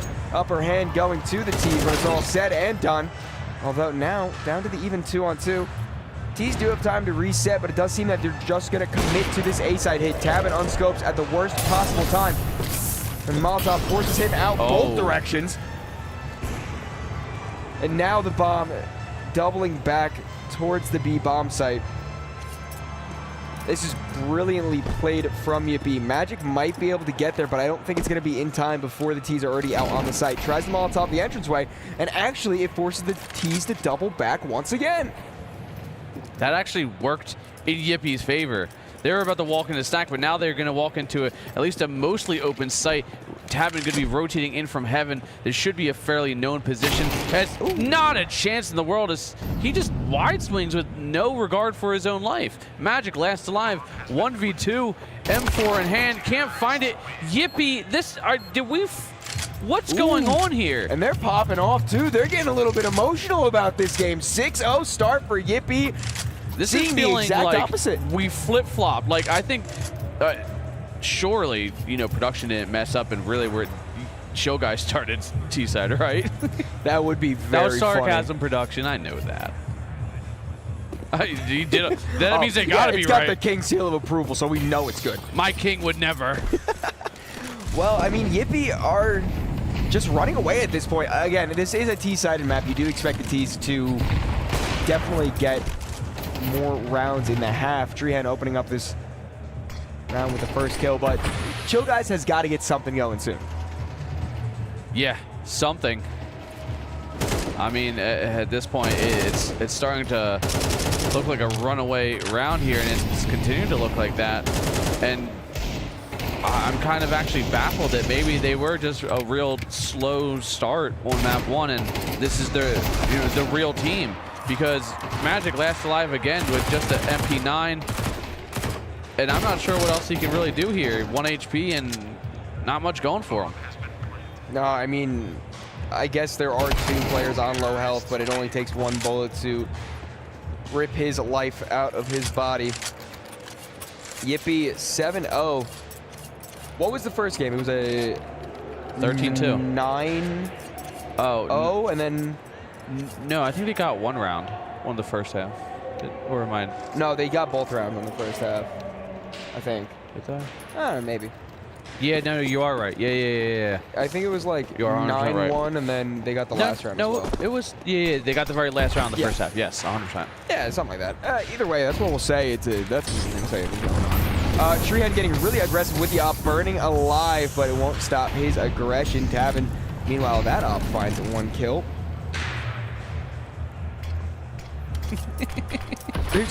There's so many just random noises. It's not even the music now. I just heard like a giant slap. Yeah. Sounds like a comically large hand. Yes. Yeah. Yes. All right. Well, the T's are stationed outside of A main. First time in a while that they're actually going into a hit with a player disadvantage. Gonna have to try to crack open this site. if they want to keep it going. Evancaw looking poised on top of the water position. Magic getting a kill. Evancaw combining for another. Finally, Chill Guys seem to have some control. Fleck tries to battle back, but it's not going to be enough. Treehan, the only one that remains. Op in hand, not ready for the player. Sitting on cake. And Chill Guys finally get their first round. Finally they get themselves there. And it does seem like Chill Guys double up might be the call for them to keep this one going. Timeout as well. I think that's a good call, you know, especially when it does seem that the game's getting a little bit emotional. You know, you got a lot of passion on both sides. Sometimes it's good to just have that mental reset.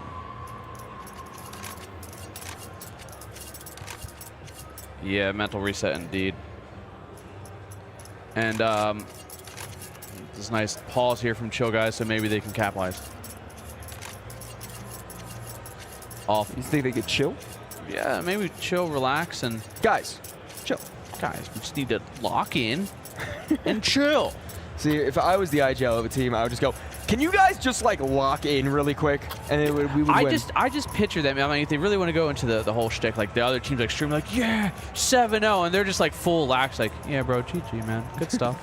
Yeah, I mean, it's whatever, man. Yeah, it's like, cool. I'm happy for you guys, I guess. Yeah, like, that's great, guys. You know, we just 13-2'd you, but yeah, you guys are doing great.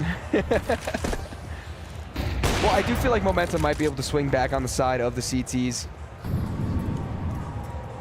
They really need to try to at least find 4. 5 would be preferable, but if they can get away with an 8-4 half, considering the start they had, I think that's going to be plenty to at least keep them alive. What? I call like the last second of that, like, yeah. No, but it was weird.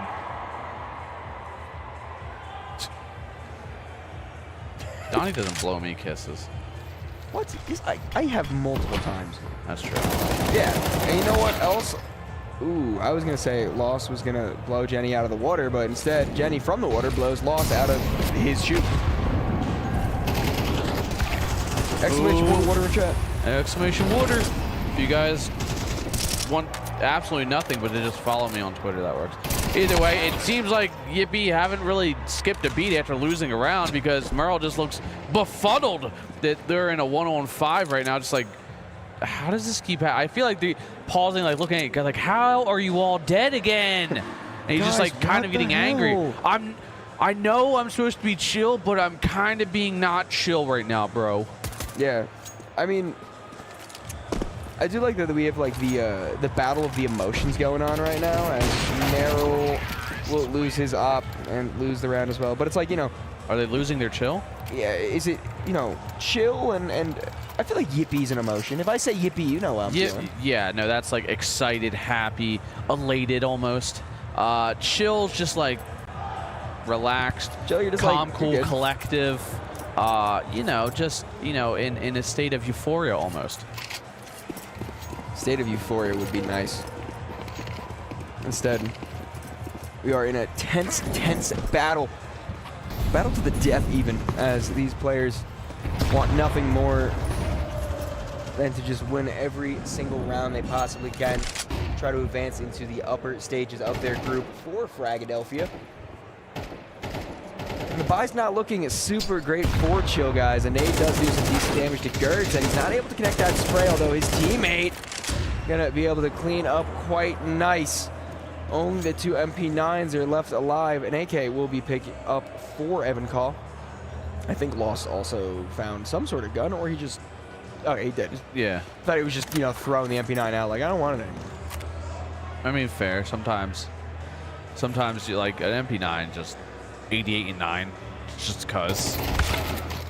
But it is seeming like Lost is gonna probably, I would assume, say no.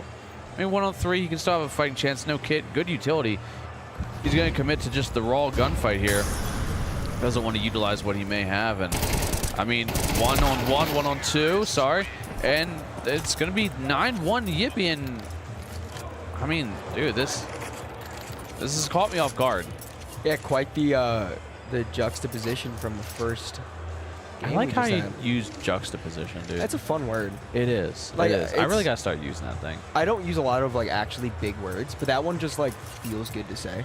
I mean, the actual definition of juxtaposition is like the polar opposite, like that. Yeah. Okay.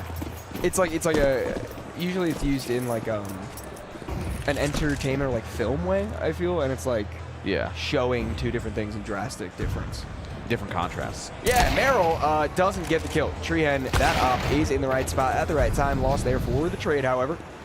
4v4 as the T's just continue to stay spread. I feel like Yippee are actually the chill guys right now. Like, Yo, no, they're the ones that are chill. I mean, if you're saying yippee, like, I feel like you're a chill guy. Oh, for sure, dude. Anthony learns new words. Believe it or not, my, vocabulary isn't so measly that I can't either accept and learn new words, or just maybe they're just words that I don't have to apply to CS. Sometimes they're just so big and long that, like, I can't say it when I'm casting. Just like apparently chill guys can't find a kill, and it's just down to Evan call MP9, and maybe he might be able to get a. I mean, op is dropped towards main. If he rotates around, maybe after bomb explodes, he might be able to grab the op. But I feel like he just kind of wants to drop in towards the box and see what mayhem he can cause. Yeah, I feel like, I mean, no, they can't afford to have Evan Caught die here because, like, basically no money on most of these players. He's going to have to. Yeah, because he's probably going to at least be drop one that drop over to coming. Merrill, then he can buy himself most likely. Yeah. I'm surprised he's not venturing towards top mid to try to get the AK that fell. He's trying to get exit kills. This is a risky play, considering the turnaround potential of that AK to rip your skull clean off. Wow. Is found. I mean, that's a slam your desk scenario, I feel like. This is literally nearly the juxtaposition of a scoreline we've seen from map 1. Wow. I'm so proud of Even you. though I know that wasn't proper usage of it, because it felt forced. But it doesn't mean that my proudness of you is first. Do you feel like, you taught an old dog new tricks? Yeah, you are. Sorry. Is that I don't know about the horn or someone's voice. that is somebody summoning the full force of the Viking Armada right now. God, well, dude. chill guys, man advantage for the time being.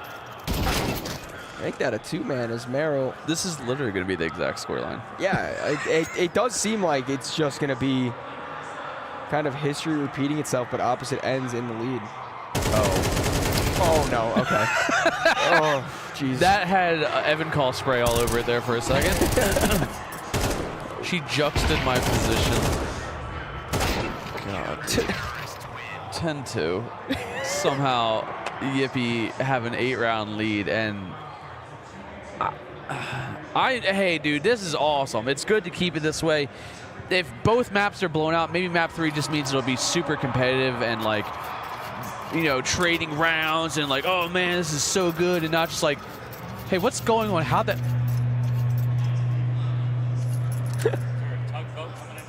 Jesus, That's what it sounds like.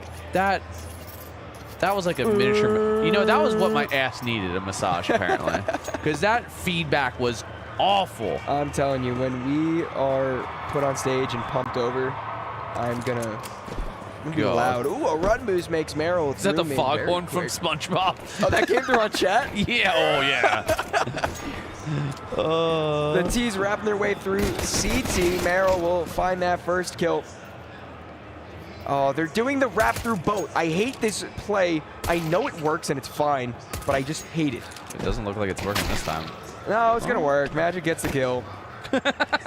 So defeated. Like Oh, and now they're gonna double back all the way to. This is actually the stereotypical boat play. Leave a lurk and then rotate back. It's like, it's not even a justified feeling that I feel towards this play, but every time I see it, I just don't like it. This is like when your random's like, dude, we need to do this trick. It's so stupid. And then when they're on, like, yeah? Yeah. Well, yeah. it worked, didn't Who's it? talking now, buddy? You're like, yeah, but like realistic.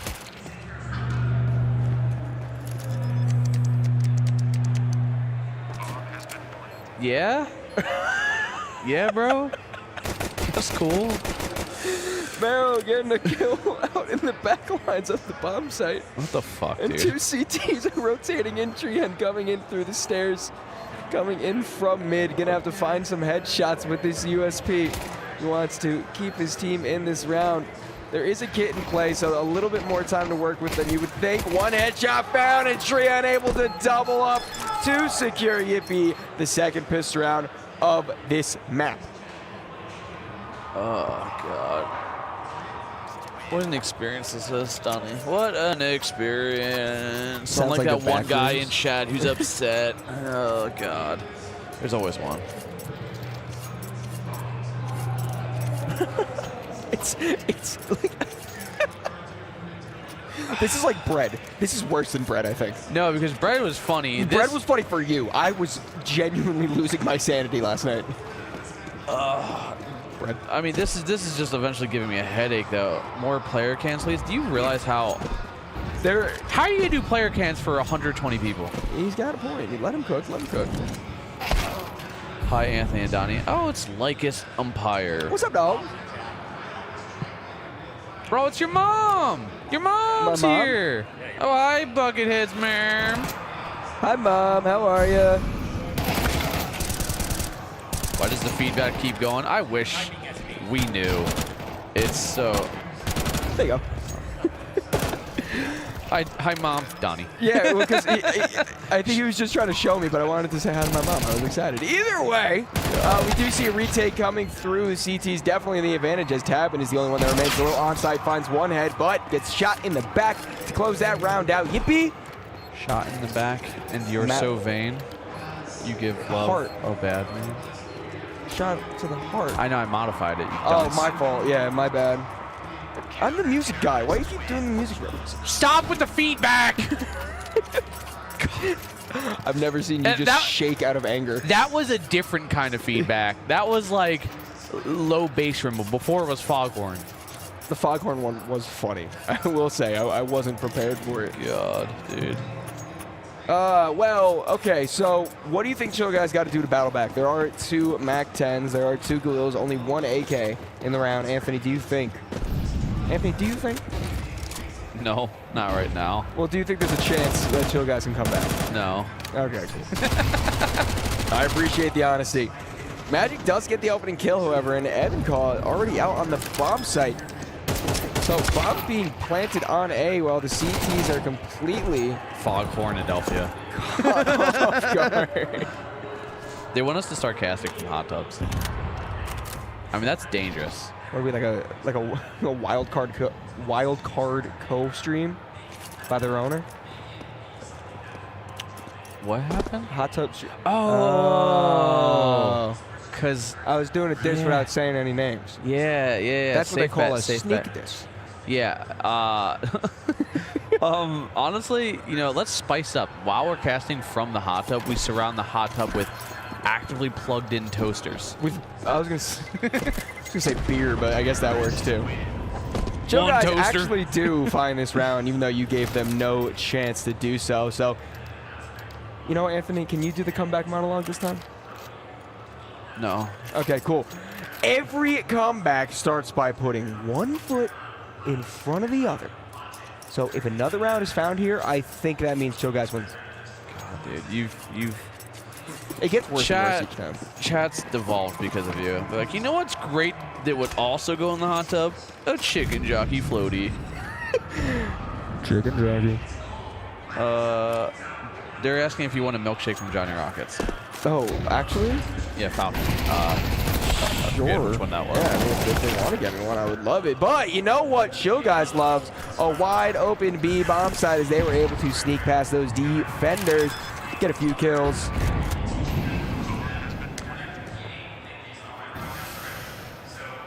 Oh, hold up.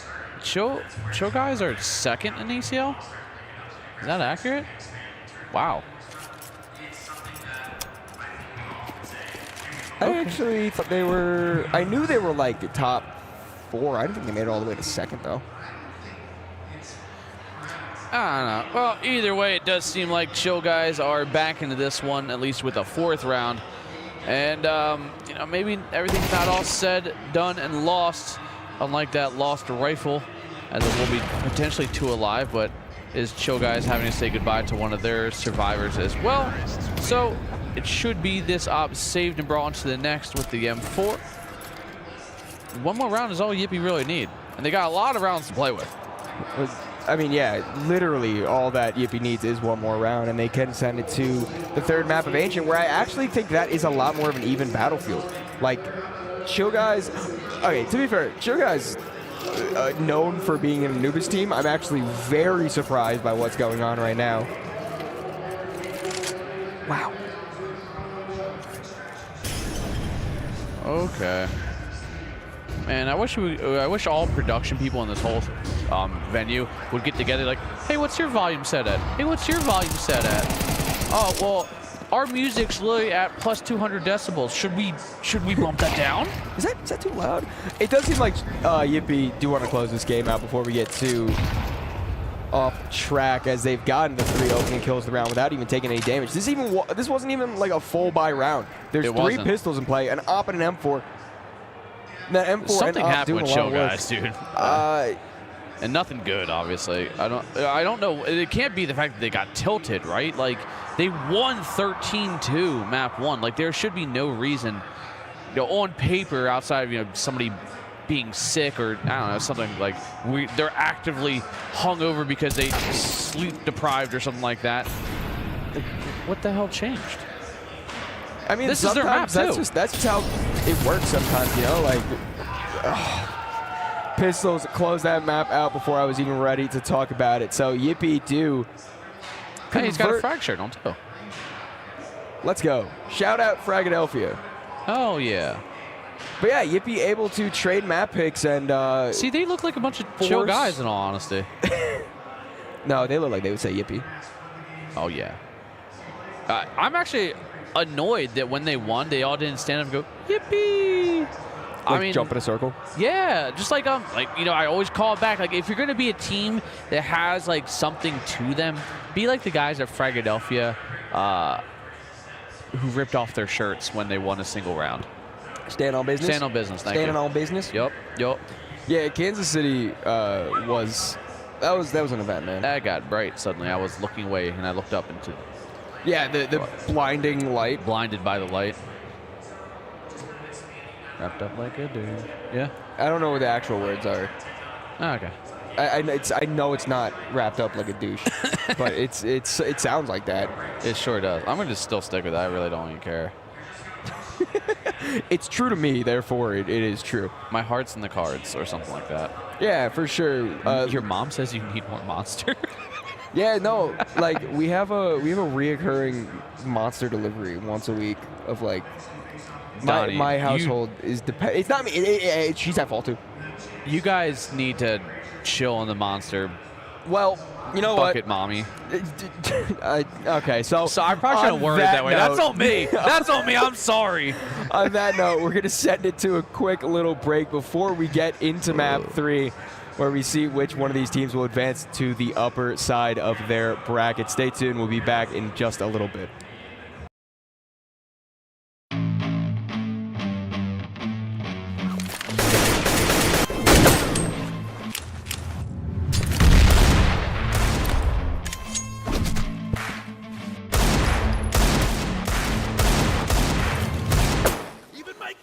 Shoots better.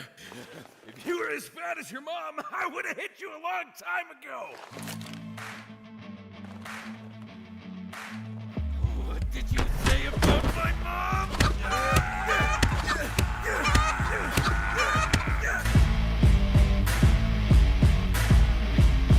Daddy's skin's gunfights. Fight with weapons, not words.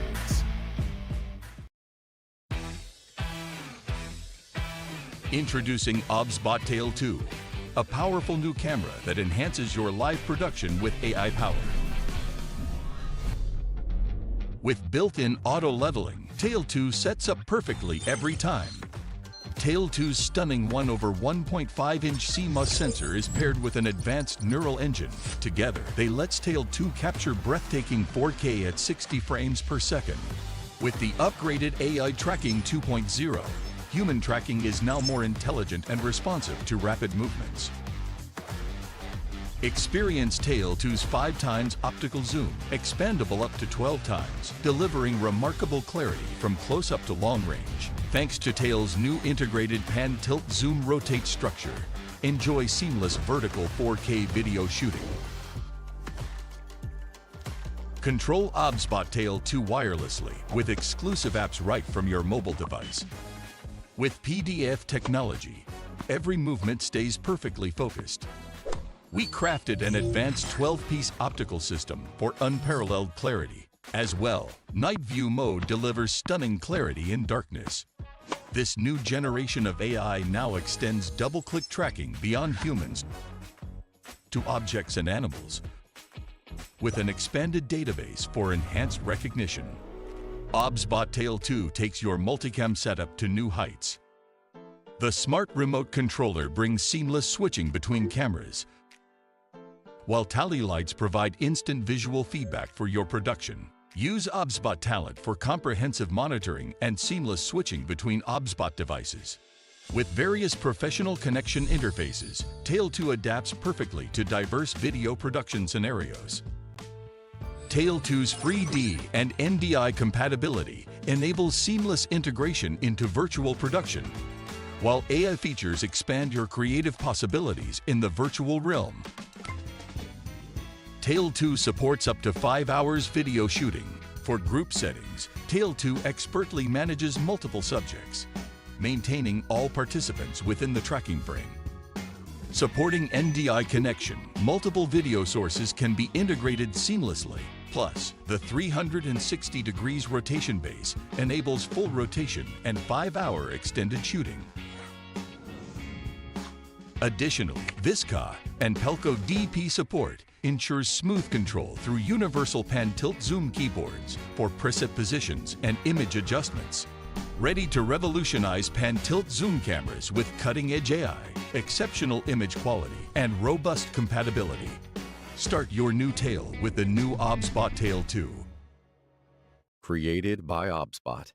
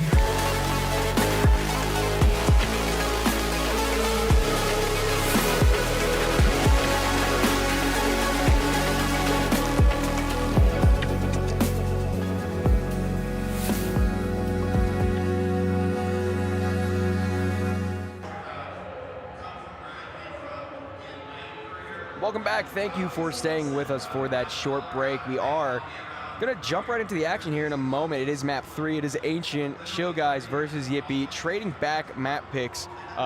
Dominant games, both maps. Yeah. A bit of an interesting series so far. Interesting would be a word to describe what we've seen here. First map, it just seemed like Chill Guys were just kind of the way it should be. Probably a little bit better than probably what it should have been. 13-2 on Yippee's map pick. Then we go into Anubis, a map that so a lot of teams either avoid or they play it. There's usually not too much of a gray area with it. So the fact that Chill Guys picked that, it was like, okay, that's kind of par for the course. As you said, they are a pretty lights out team. They lost 13-4 to Yippee, and now we're on map 3, and this is something I wouldn't have ever seen. That man's got a milkshake for you. Yeah, they are surrounding me. Yeah. It's yeah. okay. It's your fans. Yeah, well, that's a word for it. Either way, what do you expect coming in this game? Because I don't know how to feel, honestly, after these first two maps. My gut is saying that Chill Guys just win, but do we know that? I can't be confident after what we've seen. I'm not going to make a prediction. I refuse. You can't make me. Because, like, if I make a prediction, it's either going to be wildly inaccurate or wildly accurate, because I'm just going to go outlandish like 13-1 for a specific team and just gamble it. Like, I'm just stacking A-side at this point, you know? I mean, that's a way to think about it for sure. I do think that Chill Guys should be able to battle back after that map loss and win. I feel like they're just a more complete team. Ancient is a map that they do play, albeit not their go-to for sure. But they should be comfortable enough to convert this final map. What do we know about Yippee, like, realistically? Like, do you, like, are they a main team or are they In friends? all honesty, like, I know, like I said, I know 4 of the 5 of these names. I can't remember from where. I know I casted Treehen in... Treehen, yes, looks familiar. That was in advanced Ooh. playoffs. I casted Treehen. Got some weave car B-roll. Run, wherever you're going, run. Like, your life depends on it. I like that trash can right in the middle. Honestly, the weeb Hellcat, I don't like. I'm not a car guy. I couldn't tell you the first thing about any of those except for they go somewhere. That one's based off an old anime that was based off a drifting anime that was based off a real thing. Initial D is what that car's based off of. That is a GTR, and that is a very expensive car. That's at base value $60,000 to $80,000, probably upwards now. That's a new age Supra. That looks a Ninja most likely. Oh no, that's a Honda. So it's a. Oh god, I couldn't even tell you. That's the new Supra. Hate those things. Ugly, slanderous to the new ones. Yeah. I mean, the car is cool, but like, I'm not. Yeah. Yeah, that's what's up. Everything that he said is probably true about those cars. My interjection is that they drive, and they're sure really low to the ground. So yeah, some are canted. Don't hit a pothole. Yeah, yeah. You know, do you know what canted is? What? Canted. Like yeah, it's when there is cant. Yes. Yeah. Actually. See, I know things. Either way, describing the word with the word is usually a no-go, but hey, you know, whatever. Either way. I mean, those cars, very interesting. This game might be more interesting depending on how this one plays out. It's going to start with the knife round to decide sides, of course. We are on map 3, first one 13-2, second 13-4. I don't know what the hell's going to happen here. I'm not too sure either, but the knife round is definitely going to be a determining factor. We'll have to see as... I mean, what side are you wanting to start on if you're playing this game right now? Okay. I don't know what's happening. If you won the round. Yeah, I mean, go grab it. Get up and grab it. Go, go, go. Oh my god, Illacat? What's up? Describe the... No. No, Illa. No, that's how you enter into this? Get out of here. Either way, it is going to be Yippee starting off CT's side. Chill Guys to the T side, and I'm not sure what's going to happen, but I know someone's going to win and some people are going to be upset. Yeah, I agree. I don't actually know what I'm agreeing to, but usually Anthony says things, and I tend to. Rough Slight. Okay, let me live. Hey, you do you. Whatever makes you happy. Right, Donnie? Yeah, flash up the ramp, sees a dually blind kill. Trade back from the T's as they try to force their way onto the bomb site. Again, there's plant down. Down one player. T's trying to spread out. Not let the CTs rotate in. Mostly focused towards that CT angle. Trades back and forth, leave us in a 2v2. Magic gets the backline kill. All that remains is not. How do we say his name? I forgot. Not X. Chill Guys win. I stumbled over that one, trying to tell you what it was. Oh god, either way. Jeez. Yeah, plenty of thigh highs and cat ears around here. All you gotta do is go to the Dami Mommy booth downstairs, and you'll find all of your desires and needs. Well, maybe not all of them, because they can't find your, you know, mother and father's love there. Wow. Jeez. That came from the heart. Came from experience. Yeah, actually. Well, Chill Guys, their experience should carry them through this map as a pistol round win puts them in a decent spot. Try to just close this second round out. Only one deagle to contest with, along with the default pistols for the CTs. Spraying through the wall from Emmenkaw. Takes down another player. And almost another one falling to the spray. They're just not good at dodging bullets through walls, apparently. I mean, to be fair, would you expect a bullet to just randomly out of nowhere take you out through a piece of plywood? No, I mean, I wouldn't. Kind of like a deagle. Is this one of those weird rounds where actually all the health is actually evened up and Nodex trying to spam through smoke doesn't really find much. Gertz gonna be shuffling back like Lil to Tree Hen, so that might be something that they want to save for their next round.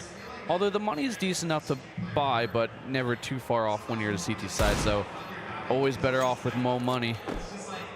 More money, more problems. I wish I had more problems about money that weren't just me not having enough. Oh yeah, I don't think the C2's getting anything done. One nice headshot from the deagle at least keeps the money a little more modest for the T's, but oh, Magic on 2, Lost on 1. Lost might go down to the bomb. Oh, He does not. 2 guns secured into the next tree and actually finding himself with a Lil, so a pretty good round, all things considered for EAP. well, maybe we'll start seeing the rounds being traded here because, I mean, Yippee still finding some kills, not looking like map 1 Yippee, but not necessarily looking like map 2 Yippee. Maybe we find the middle ground where, I don't know. Where it would be a close game? Yeah. There you go. Is it okay, Anthony? No, I'm really not. I'm gonna be honest with you, dude. I need caffeine. Do you want a milkshake? You can have a sip. No, I'm lactose intolerant. Yeah, but it'd be funny. Yeah, I would feel like crap casting the rest of the day, though. Well, that's not my problem. But you know what might be the problem for the side of Yippee? The entirety of Chill Guys trying to walk out on the A-bomb site. Nice spray from the T's to open up the site, and now all the defenders are lost. Magic trying to catch out Jenny, rotating in through Cave. Lek, the only one left. M4 does find a few bullets to the body, but Magic, long-range SMG, what comes out on top. I just keep hearing the clapping or slapping. Yeah, that's why, like, it's... Clap, clap, clap your hands. How do you cast Osos? I'm looking at this and I'm just like, cool, numbers go up and shiny things flashing.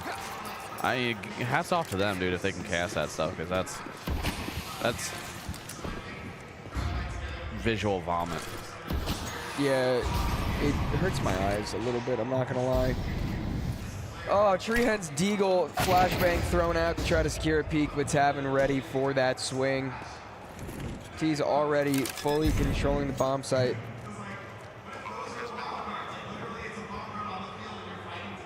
Well, CT's trying to come in. Ooh, what a nice shot. well, the pistols are starting to find something here. They're finding more success than we've seen their rifle rounds. And, oh, Lost getting dinked in the process, but it wasn't too much of damage. Deagle, though, from Jenny finding another 1-on-2. Maybe Molly eventually does land, playing a little further back from on the off angle, but the nade going a little high doesn't do too much damage to spam from the Deagle. Finds some damage, but can't find the kill. And Tavin surviving 4-0 Chill Guys. And is this what you expected, Donnie? I mean, I think it's too early to say anything either way. I do see something that's going to make you very happy. Food? Look at the CT side. Look at those weapons. Hey, that's an AUG. It's an AUG! Oh, I love AUGs. Yeah, they did it just for you. You think so? I mean, it might find some contact too, although it is playing back and mid, and the T's not really committing anybody there, just match playing behind the smoke. Chill Guys continue to try to just work make their way up on this bomb site. Jenny playing behind the smoke does let his teammate fall, but B site now secured for Chill Guys. Molotov blocks off the initial rotate. And there's the AUG. It might find some impact. There's 2 players very low. Magic, one of them. Oh. Magic now, the timing, that couldn't have been worse, but it is actually the AUG losing that fight, doing some good damage with the last 2 on 3 now. Treehand with the op. At some point, it may need to wave the white flag, but no, maybe that might just give them the green light to continue forward here. They're gonna have to start moving with some real pace, though. They're already at less than 10 seconds left. They're running around. The knife comes out on the bomb. Jenny is, but a spray through the smoke prevents anything from happening there. Treehand has to just save the op and fall back, even though Evan Caught dies to the explosion. Chill Guys up 5-0. Well, I mean, the rounds are at least close. They're not blowouts, but I don't know, man. I'm so lost at what to say or think right now, in all honesty, Donnie. Am I burnout right now? Is that what this is? Chat, am I cooked? Yeah. Maybe too many chicken jockeys. Dude, I think there's just not enough chicken in my life right now, let alone if it's riding a zombie. No, the zombie's riding the chicken, you silly goose. Yeah, that's fine, man. All right, I'm cooked. Just like that spray was cooked. Either way, 3 on 4. Chill Guys managed. Interesting. All right. Yeah, no, I feel that.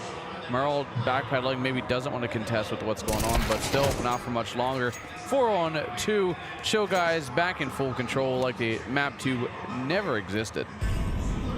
Yeah, this is really the return to form that we saw from Mirage. I mean, Chill Guys have just been able to abuse this B bomb site as well. They're not even really committing any players mid.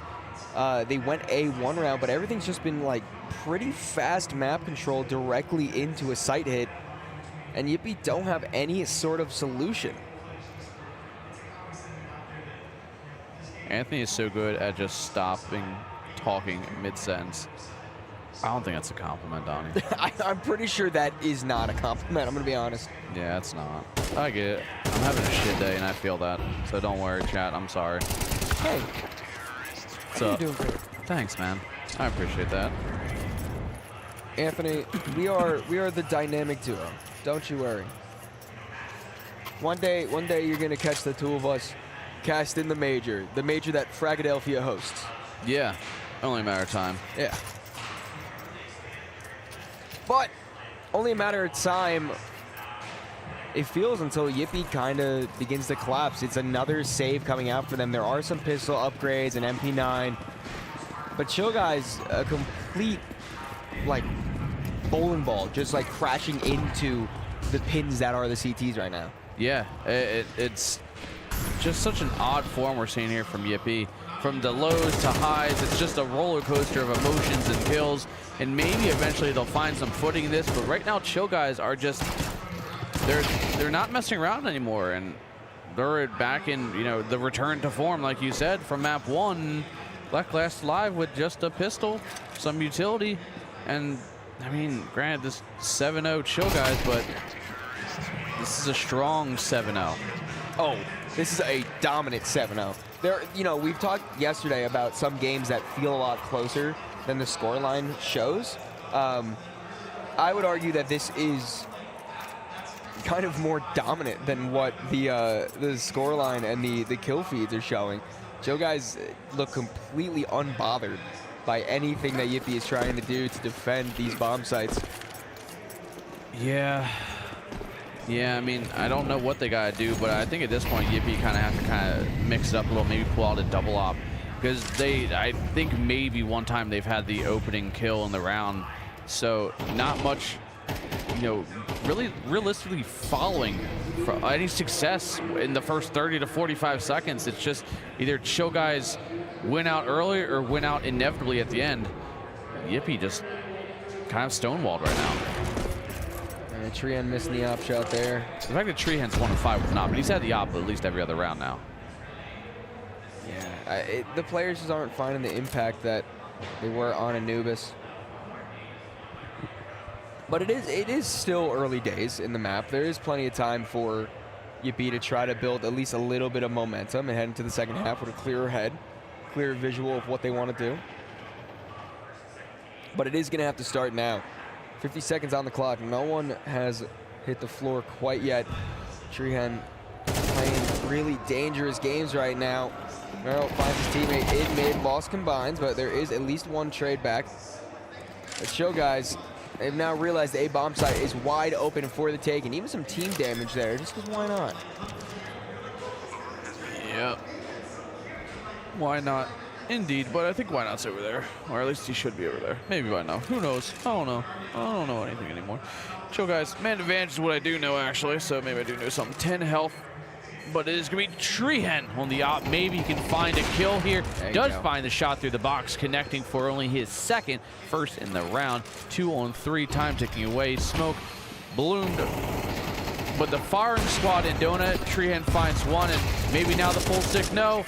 It's going to be cleaned up from Evanclaw. 8-0 Chill Guys. See, now that was a round that was actually very close. The nade blows open the smoke towards the end, and Evanclaw able to get that last kill in the 1v1, but there was only 4 HP on him. It only took 1 bullet from a spray transition to take him down, and Yippee to find their first round. Unfortunately for them, that's not what we saw it play out, though. Yippee still yet to really grab any sort of footing in this third map.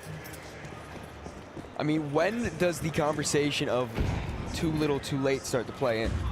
I'd say damn near now or next round, realistically, because 8-0, I haven't seen anything change from Yippee.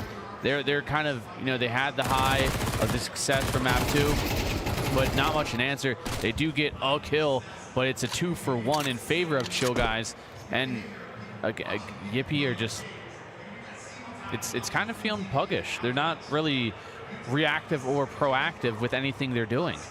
Yeah, it kind of just feels like their heart isn't really in the game right now.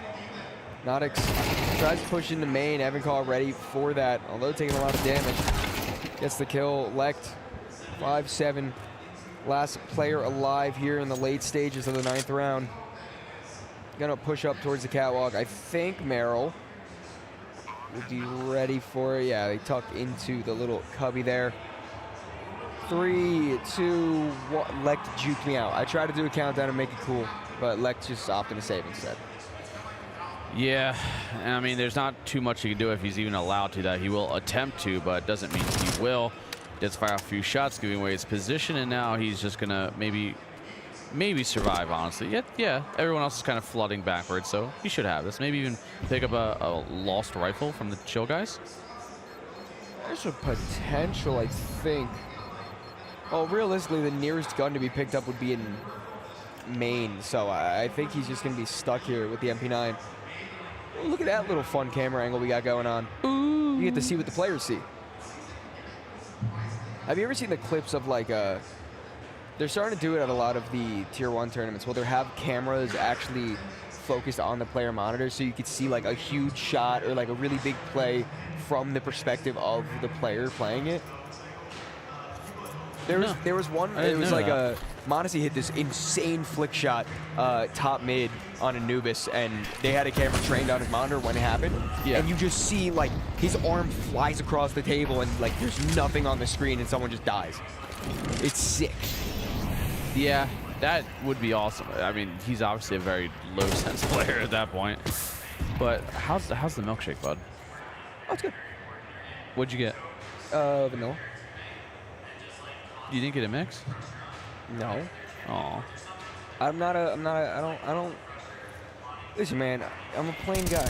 Yeah, you're like probably the plainest guy. Nodix finally grabbing some impact, although he loses his life. Off a tree head nearby, won't miss that op shot as Yippee maybe finally can plant their foot down on a round. Doesn't seem that it's going to be quite over yet. Gertz pushed in towards the big box. The player coming in from main, he does hear that. Marrow goes down. Evanclaw last alive. Bomb is in his control. There is one low player on the side of the CTs, and he also knows the position of Gertz playing outside of Brokey. This needs to be cleared. He spots the corner. But as Gertz falls back, MCall has to aggress. The smoke's about to fade on CT, and surely it might be time to call this round quits. Finds a headshot, but Lect able to trade back right away. Yippee finally can find their first round. Is this the same thing that's happened Yes, all Donnie. three maps, 9-1? I think we're living in a simulation at this Is this point, Groundhog's Day? dude. Steamboat's gonna start playing again. Please no Foghorn Yeah. or Red Hot Chili Peppers. God, please no. Either way, dude, 8-round lead for Chill Guys. Even if Yippee win out, I mean, 9-3 is still a mountain to climb. And I mean, 4 is making it hard. 3 is nearly impossible, it feels like, at a certain point, unless something weird happens again. Hey, I mean, I'm all for weird things to happen. Ooh, Merrill, very clean way to open up this round, and now just gonna run a straight on. The Foghorn is playing. We are living in Groundhog's Day. Oh my. What is happening? Oh, great. Now the wrestling is starting to have their announcers talk. Oh my goodness. Lost. Cleaning up this round real good. Dirk's the only one left alive. The FAMAS is doing work. That's why you get the FAMAS. You need to trust me on this one. He picks up the M4.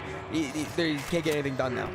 The FAMAS was what was giving him the power. He will find one more kill, so maybe he'll make me eat my words. Evan caught last alive. AK in hand. Holding Donut from that big box position. As Gertz approaches, he pulls the knife out, not even thinking to check the big box position. And Evan Call once again can pull out the 1v1 clutch for his team. Yeah, I'm gonna be honest with you. I never understood why people pull out their knives when they're going to like ninja something. Yeah, it's not even like the speed's gonna make much of a difference. Pistol. If you want to just like, oh, I don't want my barrel to stick out of the smoke, or just look down. I don't. So you know. There's just some weird things that people do. Like I don't know who it was yesterday, but every time we would switch to him, he'd just be inspecting his gun. You know, the guy on Mike's team. Was that Mike? No. Homie? Yeah, it was Homie. Man, that was a fun game to watch. And what else is fun right now is Chill Guys just running away with this round. Once again, I mean, Yippee just kind of dazed and confused, not knowing what hit them. All of a sudden, the only one that remains. Chill Guys can pull that through and only drop one round in this first half of play on map 3. Well, it's not completely Groundhog's Day, but it's damn near close to it, it seems. As we're looking at 11 to 1/2, and I think this is just Chill Guys closing this one out. Unless Yippee are just the most T-sided team and can win out and can avoid overtime. But Pistol, it's the first hurdle of, well, 10 of them. Yeah, I mean, if Yippee win here, then we can start to talk about what comes next. But if they lose this round, it has to be over. From bottom mid will combine with the players pushing up towards Cat. KCC's off guard, although kills coming back and forth somehow leave us in a 2v2. T's now controlling the bomb, making their way through Donut to the bomb site. Evacott, dual Berettas, long range, gets the headshot. Gertz, the only one that remains. He pushes onto the A bomb site. He's gonna start to plant the bomb, but lost. Connects with his head, and surely, it's soon to be over. Maybe our pain will be put to rest, and then I can maybe get some food, maybe a drink, maybe some headache medicine. I don't know, but headache medicine for sure at the rate this is going. I'm gonna need it. Either way. You'll be fine. No. Get that headache medicine. Yeah, okay, yeah, there we go. Yeah. So like, no, I think I need it. But the last buy here for Yippee is rough, and that start is even rough. Left walking through the molly, taking some damage, and Nate on top. He's down to 35, freehand 47. The FAMAS can't quite get there because the Mac 10 does. Evan called down to 7 HP. I mean, the health is rough for both sides, but Chill Guys still with the advantage in that one, but the fall of the low health players continues forth. And Magic with a good spray from the FAMAS does some, of course, good damage. Or sorry, the MP9, but nearly can't get there because the Mac 10 have tree hands. What happened? I'll be honest with you, Yippee just kind of ran through mid. Like, they completely overwhelmed the defense, not ready for a fast attack on it, and worked out in their favor. Now we can have the conversation of how many rounds can Yippee battle back. You know, this might still look like a very dreary situation, but if you can keep this close, that at least gives you enough confidence heading into your second game. I'm looking at Oster, and that guy's name is Hot Dog 6000. I don't know why. I just look at him like, why Hot Dog 6000? I really like hot dogs. Bad news for hot dogs. I woke up today. Real bad. Now I'm thinking about Ruts Hut. Ruts. We don't have Ruts Huts, but you talked about them before. No, Ruts Hut is a single restaurant in Clifton or Wayne, New Jersey, or definitely not Wayne. Maybe Clifton. I don't know. It's in New Jersey by the Prudential Center. They got good hot dogs. I like hot dogs. Hot dog. Hot dog. Hot dog. Hot diggity dog. Hot dog. What are you, Mickey Mouse? We got ears. We got cheers. Hot dog. AK Spray not quite able to find more than one. Magic trades back quick, but the T's know where all of the counter-terrorists are as they try to make their way up cat. Surely Treehan can just hold passively here, wait for a push, have Lek hold from inside of the cave. Molotov goes down to force the CTs out from cave. MCall getting aggressive with the USB. If he finds a headshot here, this could mean that Treehan loses his life. But instead, it'll be the opposite way around. Treehan has to be careful here not to lose his life, however. One last CT. Merrill, he has an AK. Fall off. You do not need to try to get the exit kills here. It's not going to be worth it because if you lose this AK, you're just going to be down money in the next round. Chill guys still map point, but Yippee, at least, like I said, they can start to get some confidence flowing for whatever happens by the end of this game. Yeah, I mean, there's still a chance, Donnie. I don't want to say it, but there's a world where this goes to overtime. I don't want that world. I mean, there for sure is. Well, I didn't want you. World. I think it'd be fun. Tony, I'm hungry. That was a crazy face Anthony just gave me. I've never seen his like an upset baby. Muscles yeah, you look like, you know when like I don't even know. I don't have a child. So. Neither do I. Yeah, you do. It's me. Oh, I thought you were gonna say Bubbles. Like yeah, that rabbit's a little crazy. Bitch of a child I have. Well, it is 4v4 as the T's start to take control of the A-bomb site. A little donut wrap. Tabin needs to defend along with Magic. Now, Chill Guys finally seemingly can put away the threat that is Yippee Treehan and his trusty Big Green. The only thing that remains in front of Chill Guys from winning this series. Going to slowly start to walk into mid, but surely not ready for the player peeking at Donut. Chill Guys, although a scary map too, I'd still say a dominant performance through this series. Yeah, I'm realistically, like, I can't say much for the way of Yippee, but like the fact they got map 2 in such ridiculous form, good for them. They played great. I don't think Chill Guys are happy with their performance, even though they won. I have to assume that they are at least upset with something going on there, but either way, Yippee doing great. I mean, I think they're, does that mean they're out? No, this is the first game. Hey, it's Jackro. Shout out Jackro, shout out Jackro, Rebel. Oh my god. Oh my gosh, why not? I love that guy.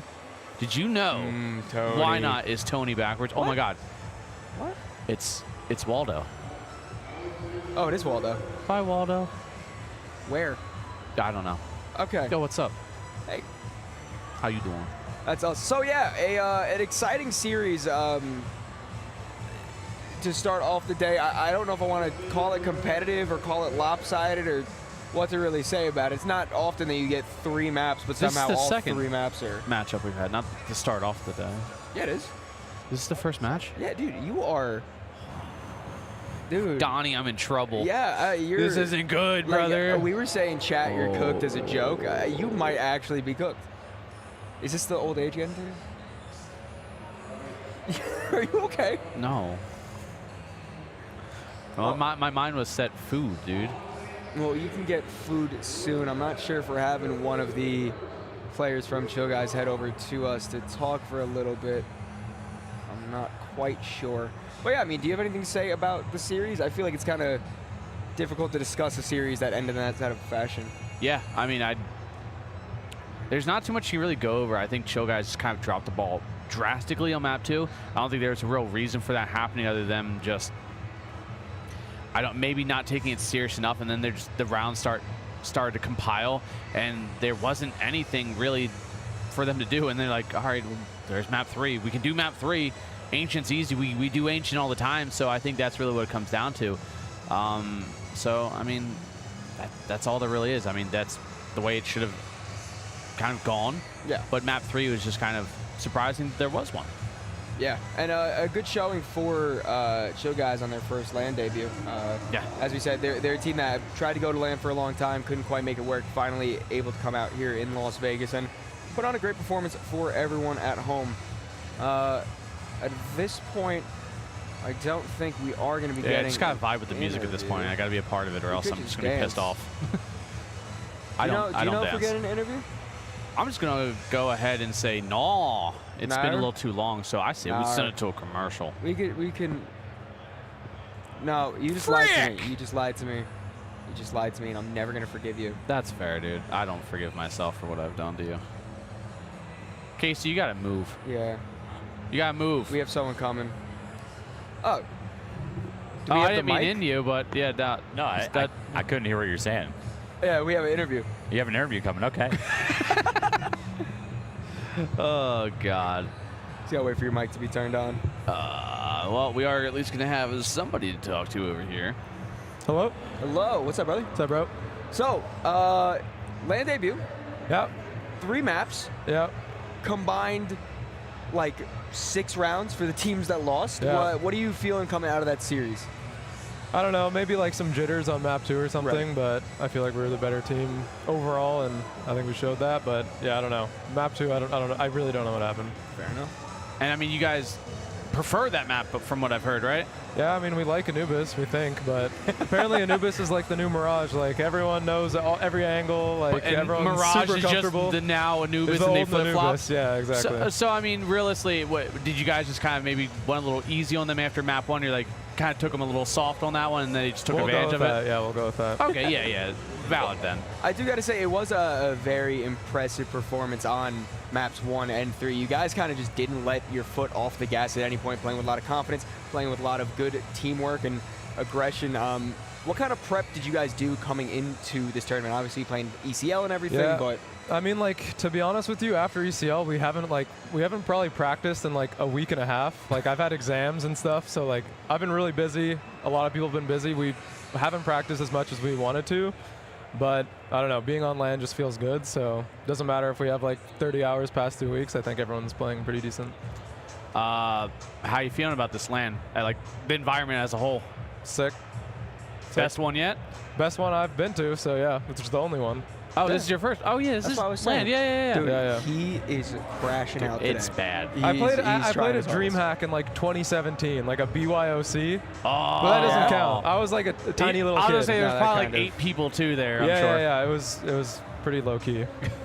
Well, I'm not too sure of who's in your group, but how are you feeling heading into the upper bracket game? Obviously, We're playing Blue Jays, I think. Blue Jays Yeah. already won.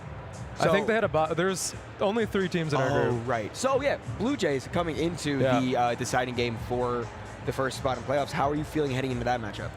I don't know. We're just going to give it our best. I think they're a very good team, so I think we're obviously not the favorites, but we'll try our best. We've beat them before in regular season, at least.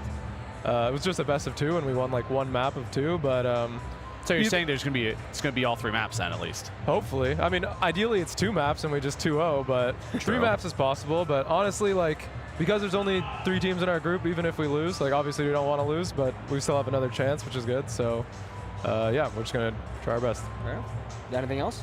I think that's all I got, me anyway. Well, All I right, thank you, do guys. very much thank you for your time, ladies Good and luck, bud. gentlemen. Thank That you. is Chill Guys advancing to the upper bracket game. Even with my voice cracking, they still able to pull that off. I would say still pretty lopsidedly, pretty heavy-handedly. Map 2, who knows what happened, but what I can tell you is happening is that we are going to send it to a break for now. When we return to the couch, I believe we're not going to a break. I'm actually going to continue to talk about how good that game was. Yeah. Ancient. Did you notice anything on their... They started on the... Chill guys did? Yeah, they started on the CT side, right?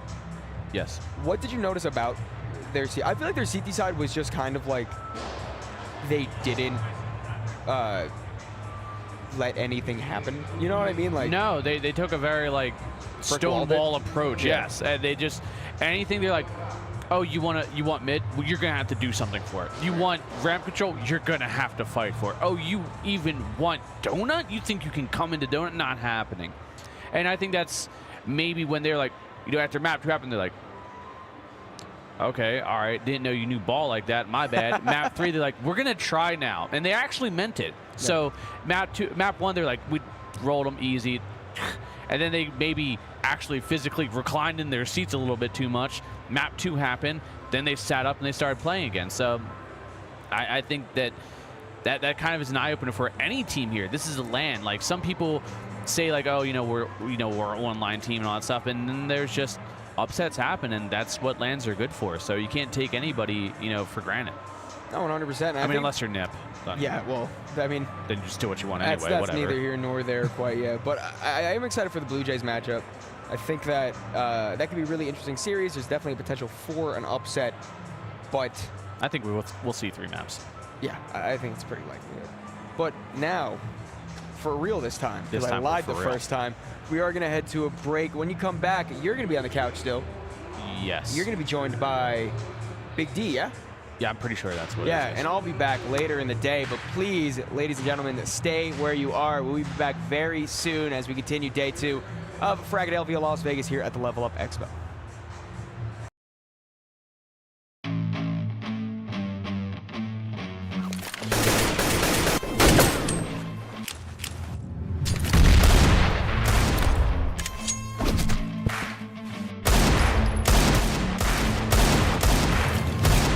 Even my grandma shoots better.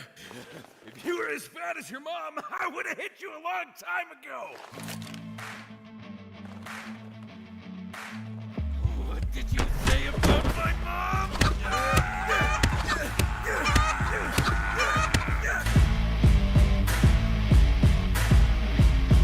Daddy's skin's gunfights. Fight with weapons, not words.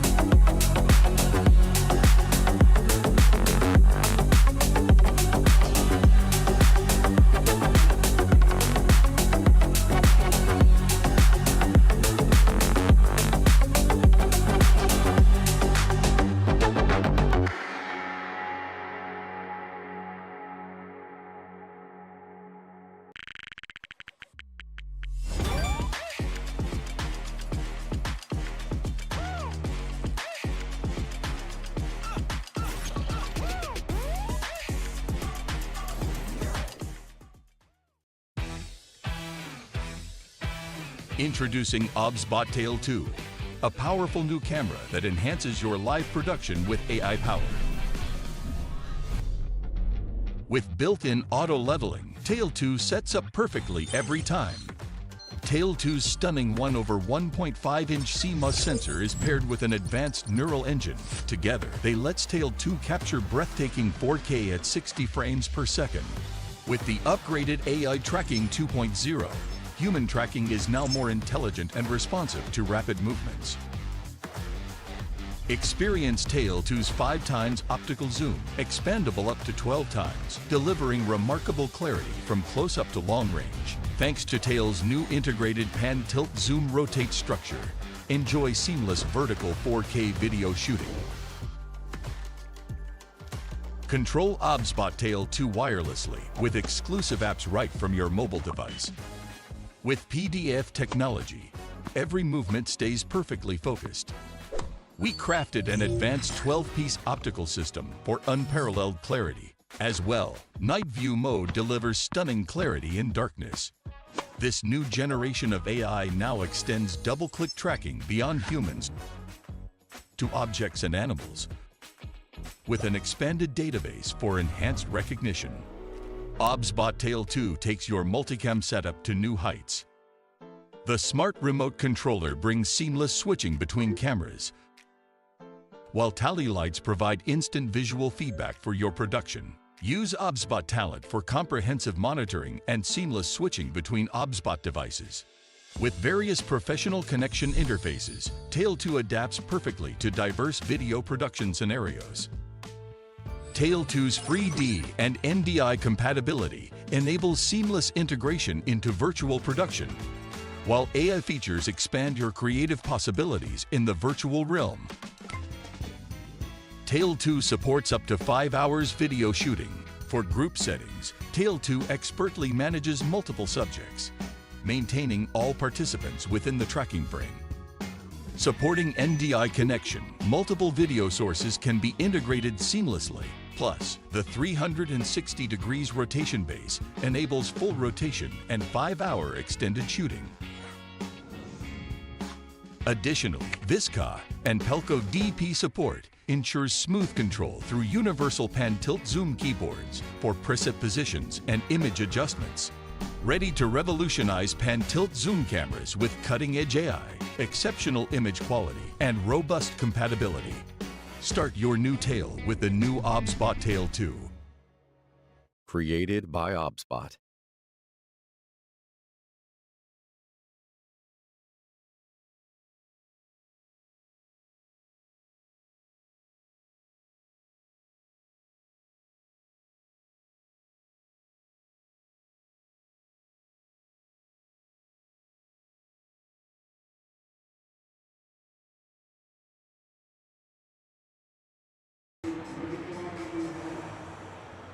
Well, welcome back, everybody. We're back for yet another match here at Frag in the Level Up Expo. Yeah, great to see you.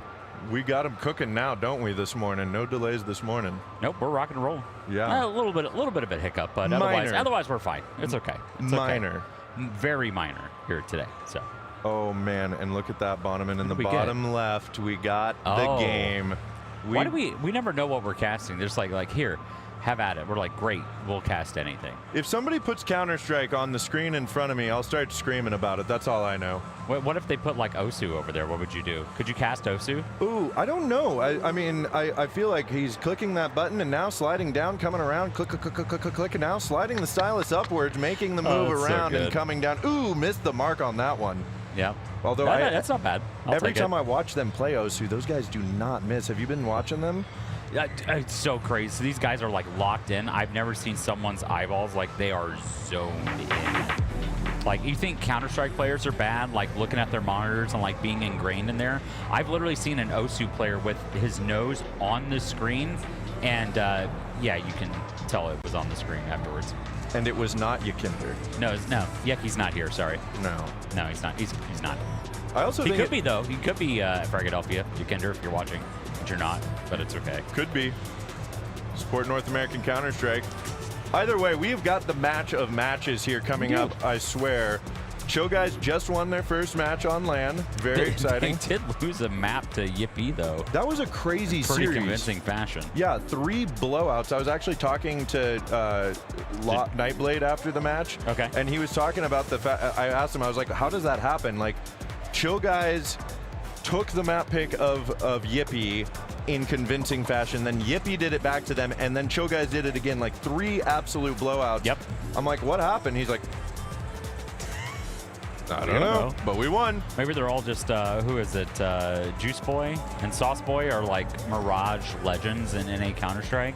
Shout out to them. Maybe it's just their map. It could have been. I don't know. I mean, it was.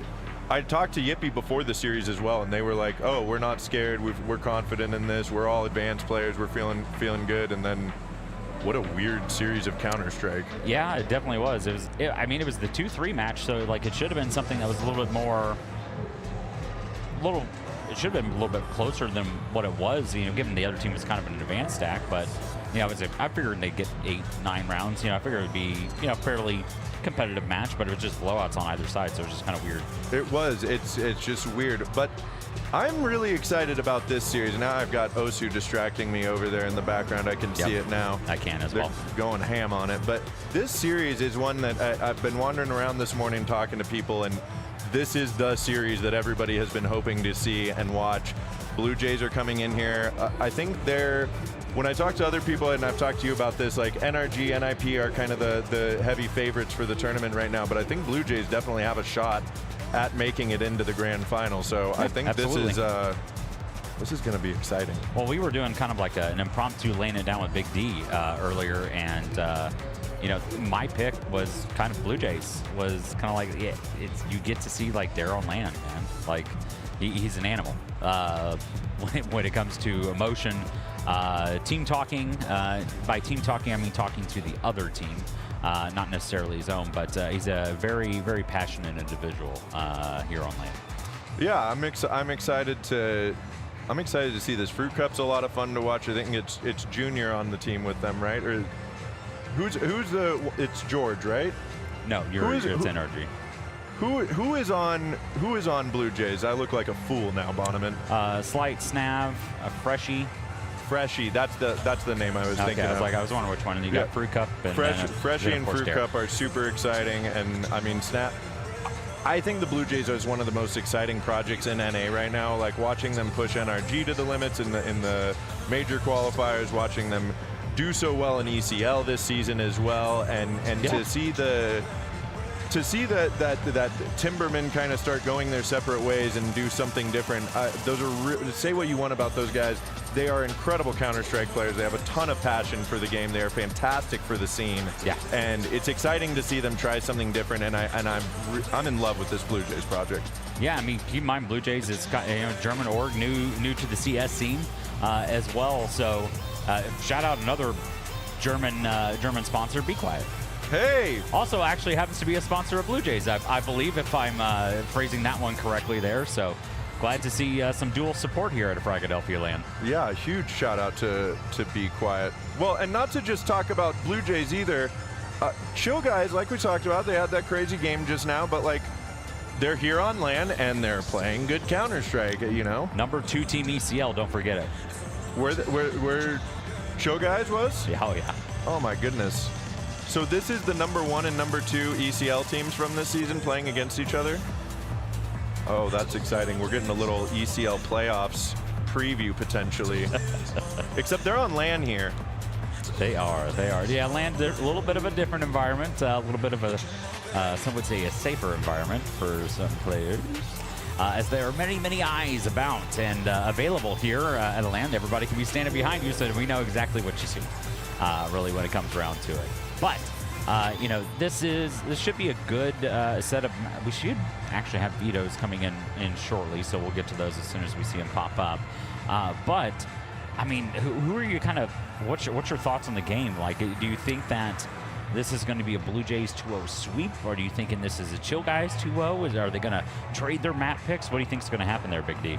I think we're going to get 3 maps, and I think we're going to get 3 pretty competitive maps.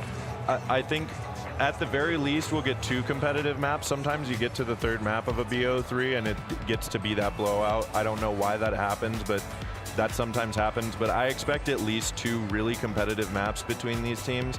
And I think it's anybody's game. I do think that the Blue Jays with Snav and Dare and Freshie and Fruit Cup all having way more LAN experience than the Chill Guys. Chill Guys have LAN experience, but not as a roster. Yeah. And this is Evan Kaw's first LAN ever that he's playing on. The Evan Kaw. The Evan Kaw, yeah. So I think Blue Jays are definitely favored for this, but if anybody follows Big D, you know I always root for the underdog. So there's I just want to see really, really competitive Counter-Strike, but I do think Blue Jays are going to edge it out in 3. Yeah, I mean, think about it. Blue Jays also was our winner in FRAGxLVLUP. Oh, yeah. Our last event we did there. So Gavin, Mr. Fruit Cup, actually taking the MVP on that one as well. Got a kick-ass gift basket for that one. We had like a Squishmallow and everything in it. He was excited. Do they get gift baskets when they win? I don't know. We just did it on a whim. It's like, hey, we should give out something to the MVP. Sasquatch, being the awesome gentleman he is, was like, you know what? You can have this. I like that.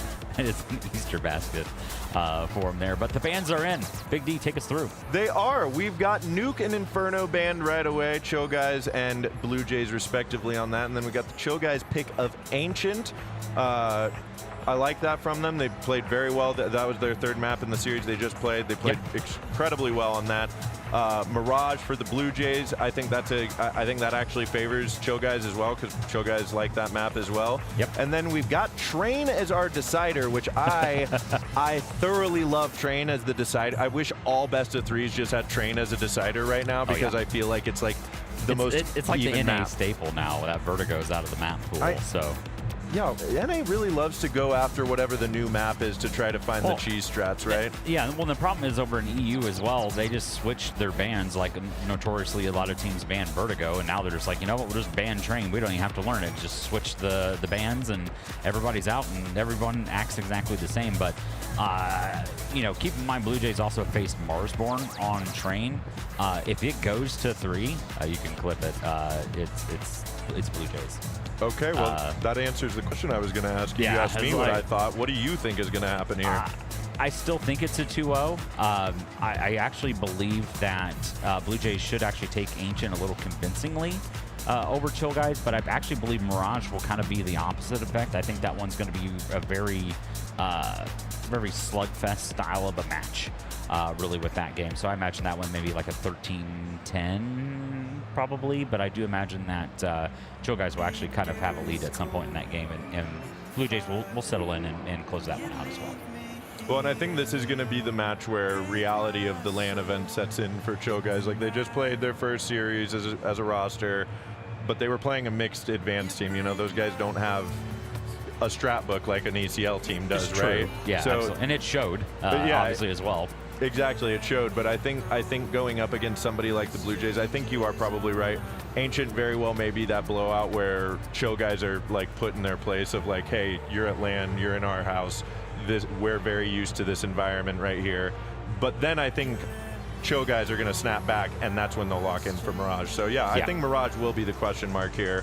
But who knows? I mean, dude, it's LAN Counter-Strike. Anything happens. It is Chill Guys. I think they're going to have to take this one 2-0, or it's going to be a 2-0.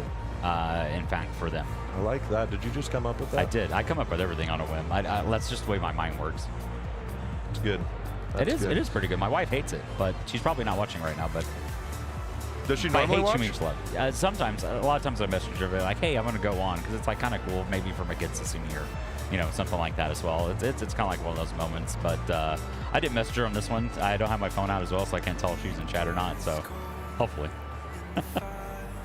Hi, Mrs. Bonneman, if you're there, Hi. and Bonneman's children. Yep.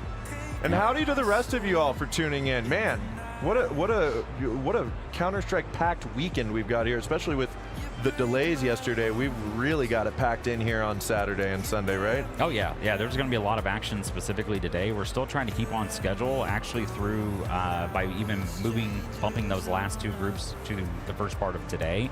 We're actually still hoping to keep on time with tomorrow as well. So tomorrow, the plan is right now, playoffs will start later today, as a matter of fact. Playoffs, once we kind of reach our group stage and kind of go into more of the playoff stage, that will actually be listed on HLTV. So if you're a big avid HLTV user, those games will be posted there. So you'll know exactly what the matchups are, who's coming. We'll make it a little bit easier for bracketology and let you follow that one. But we do plan on starting playoffs probably around 6 p.m. Pacific time tonight. So it's a little after about like 1:30 or so, I believe, local. So in a few hours, they'll be coming at you there. So we have a few more matches to get through, a couple deciders, things like that will still need to play out before we get to those playoff matches. But this is essentially the upper bracket of their grouping here. So between Chill Guys and Blue Jays. So the winner of this one will advance to the playoff stage. The loser of this game will have to play another decider to determine who is going to advance into the round of 16. So it is a 16-team playoff is where we are going to be going into this one. So half the field will be eliminated pretty soon. Yep. And so who is it? Is it Yippee again waiting for whoever loses this series? Yes.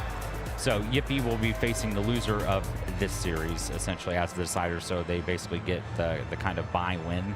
So of this one, there's only 3 teams actually in this group. So one team is going to get a bye, I believe. So yeah, that's where we're going to end up. Do you know off the top of your head who's made it into playoffs already? Not off the top of my head. I know Might obviously is one of them there. So happy for Jared and the Grip Gel Co. There you go. As well. Shout out System if you're watching.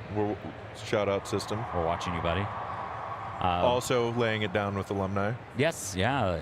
Shout out Big D's podcast that he runs on his YouTube, laying it down with Big D. In fact, you got Anders on there recently, bud. Yeah, go check out my interview with Anders Bloom. We had a nice little chat about the state of Counter-Strike. Yeah, absolutely, and man. His history getting into the game. Yeah, and glad to see him back in action as well. Glad to see him get some gigs and oh yeah, things I've like been thrilled seeing him announce all the work he's been getting. So shout out to Anders as well if you're watching this. I'm sure you are. Yep, absolutely. He commented on the Frag Twitter account earlier about the OpSpot cameras that we have too. Oh hell yeah! Yeah, the one that we took a picture for. Hey, yeah, we got our hand modeling career started this morning as well. That's crazy, man. Yeah. Also on Laying It Down with Big D, you can come check out this guy and learn about his history and what it takes to put on one of these giant LAN events, because I have to tell you, it is a lot more work than you realize. This stuff does not just magically come together. It is a lot of hard work and dedication from people like Bonneman and everybody on the production side back here that you can't see, people wandering around the admins, and of course the players and spectators as well make it what it is. But it's a lot of work to put these things on. Oh yeah, absolutely, and especially the important part to remember, we're all volunteers. Like you see like what we do here and things like that. Imagine like, wow, I wonder what the cost of production is. Labor and love. That's what the cost of production is at Frag. Yep. But we do have some players joining the server here. We understand y'all probably just waiting for us to shut up and stop yapping, but believe me, otherwise we would just send you to the observer during more drawings or potentially playing Wordle. And the word of the day is actually bread. So if any of you happen to tune in later in the stream, if there happens to be a Wordle up, I would guess bread first. I wish you wouldn't lie to them, Bonneman, because here's the deal. Is he drawing the Chill Guys logo? We've actually decided you guys want to listen to us, and we're actually holding the game on pause for you. The players are all waiting for us to decide to go and start the game. So, no, I'm just kidding. Of course, we're waiting for the players to get into the server. This is S tier. I love this. I know. Shout out Sal, Spectre Bunny. Shout out Sal. He's been kicking ass all weekend. We absolutely love that guy. He is a dedicated volunteer with Frag, and there's not another guy like him, man. Yeah, well, and I'd say that about all the Frag volunteers. Every single person here has their shining personality and is a wonderful human being to be around, and everybody's an individual. It's just an honor to be a part of such a cool team. Yeah, we're glad to have you here too, man. Especially this one's closer to you. I know. I've been badgering. I was one of the people badgering, please come out west. When are you guys coming out west over the last year and a half? And we're here. Here we are, finally. Next time it'll be, we'll start working on getting you down into Phoenix and then eventually into my apartment in Tucson as well. So like, is that going to be like a, oh man, what was it called? Summit? Summit at Big D's apartment? Yes. Oh man, Bring back Beyond the Summit, man. LD. I miss what you do with Beyond the Summit tournaments. Where they were cool to watch, man. They were because you just had the players coming and hanging out and watching the games, and you learned so much more. They're all sitting behind you while you're cast. Like it's cool. It's a cool environment to be around. Yeah, it's a unique environment. Did you ever get to go to one of those events? No. I've never actually played or visited a CS LAN technically, aside from like IEMs, ECL, or challengers. and Frag. So I never got a chance to play a LAN. So I was playing back during the 2001, 2002 Counter-Strike days of dial-up and a Dell Inspiron integrated graphics card. That was my CS days. Wow. Ripping what, solid 30 frames on Well, I didn't even know how to check frames back then. Okay. I didn't know what hertz were. I do now. Do you like Hertz donuts? I've never had Hertz donuts. Hertz donut. I didn't punch him very hard. That was just acting. I just died inside. Yeah. Surely this game's going to get underway here momentarily. I lost IQ points. Well, you can gain them back by looking at Sal's beautiful drawing. Look at this My work God. he's Dude, doing over here. If we don't show this on cast, I want to like take a picture of Yeah. it and see it's so good, man. I love this. Oh, it looks like we're actually getting a server reset. No, bring it back. Oh no, it's gone. It's gone forever. I was getting ready to take a picture, man. Sal, you need to because he can hear us. Sal, next time print screen that and just send it to me. I'll throw it up. That was amazing. Or he's just going to get started on a new one here. Here he go. Oh, sad. So you think Blue Jays take Ancient pretty convincingly, huh? I do. Is Blue Jays a really strong Ancient team? They played it a decent amount, but it's something that I believe the team play of Blue Jays is really going to excel for them on Ancient. Ancient's one of those maps that you can't, you do have to have some set stuff on Ancient. It's not like a Mirage or something like that where you can kind of try to pug it out more or less. There still has to be a lot of teamwork and communication here, and that's going to favor a team like Blue Jays. Sorry, Wolfie, I love you, but shout out Kyle. But it was something that this team was still with that core roster. Some of the players still being new. As a matter of fact, Snap's still kind of like a recent join as well to that core. But it's something that I think it's going to favor Blue Jays, really kind of moving forward in this one.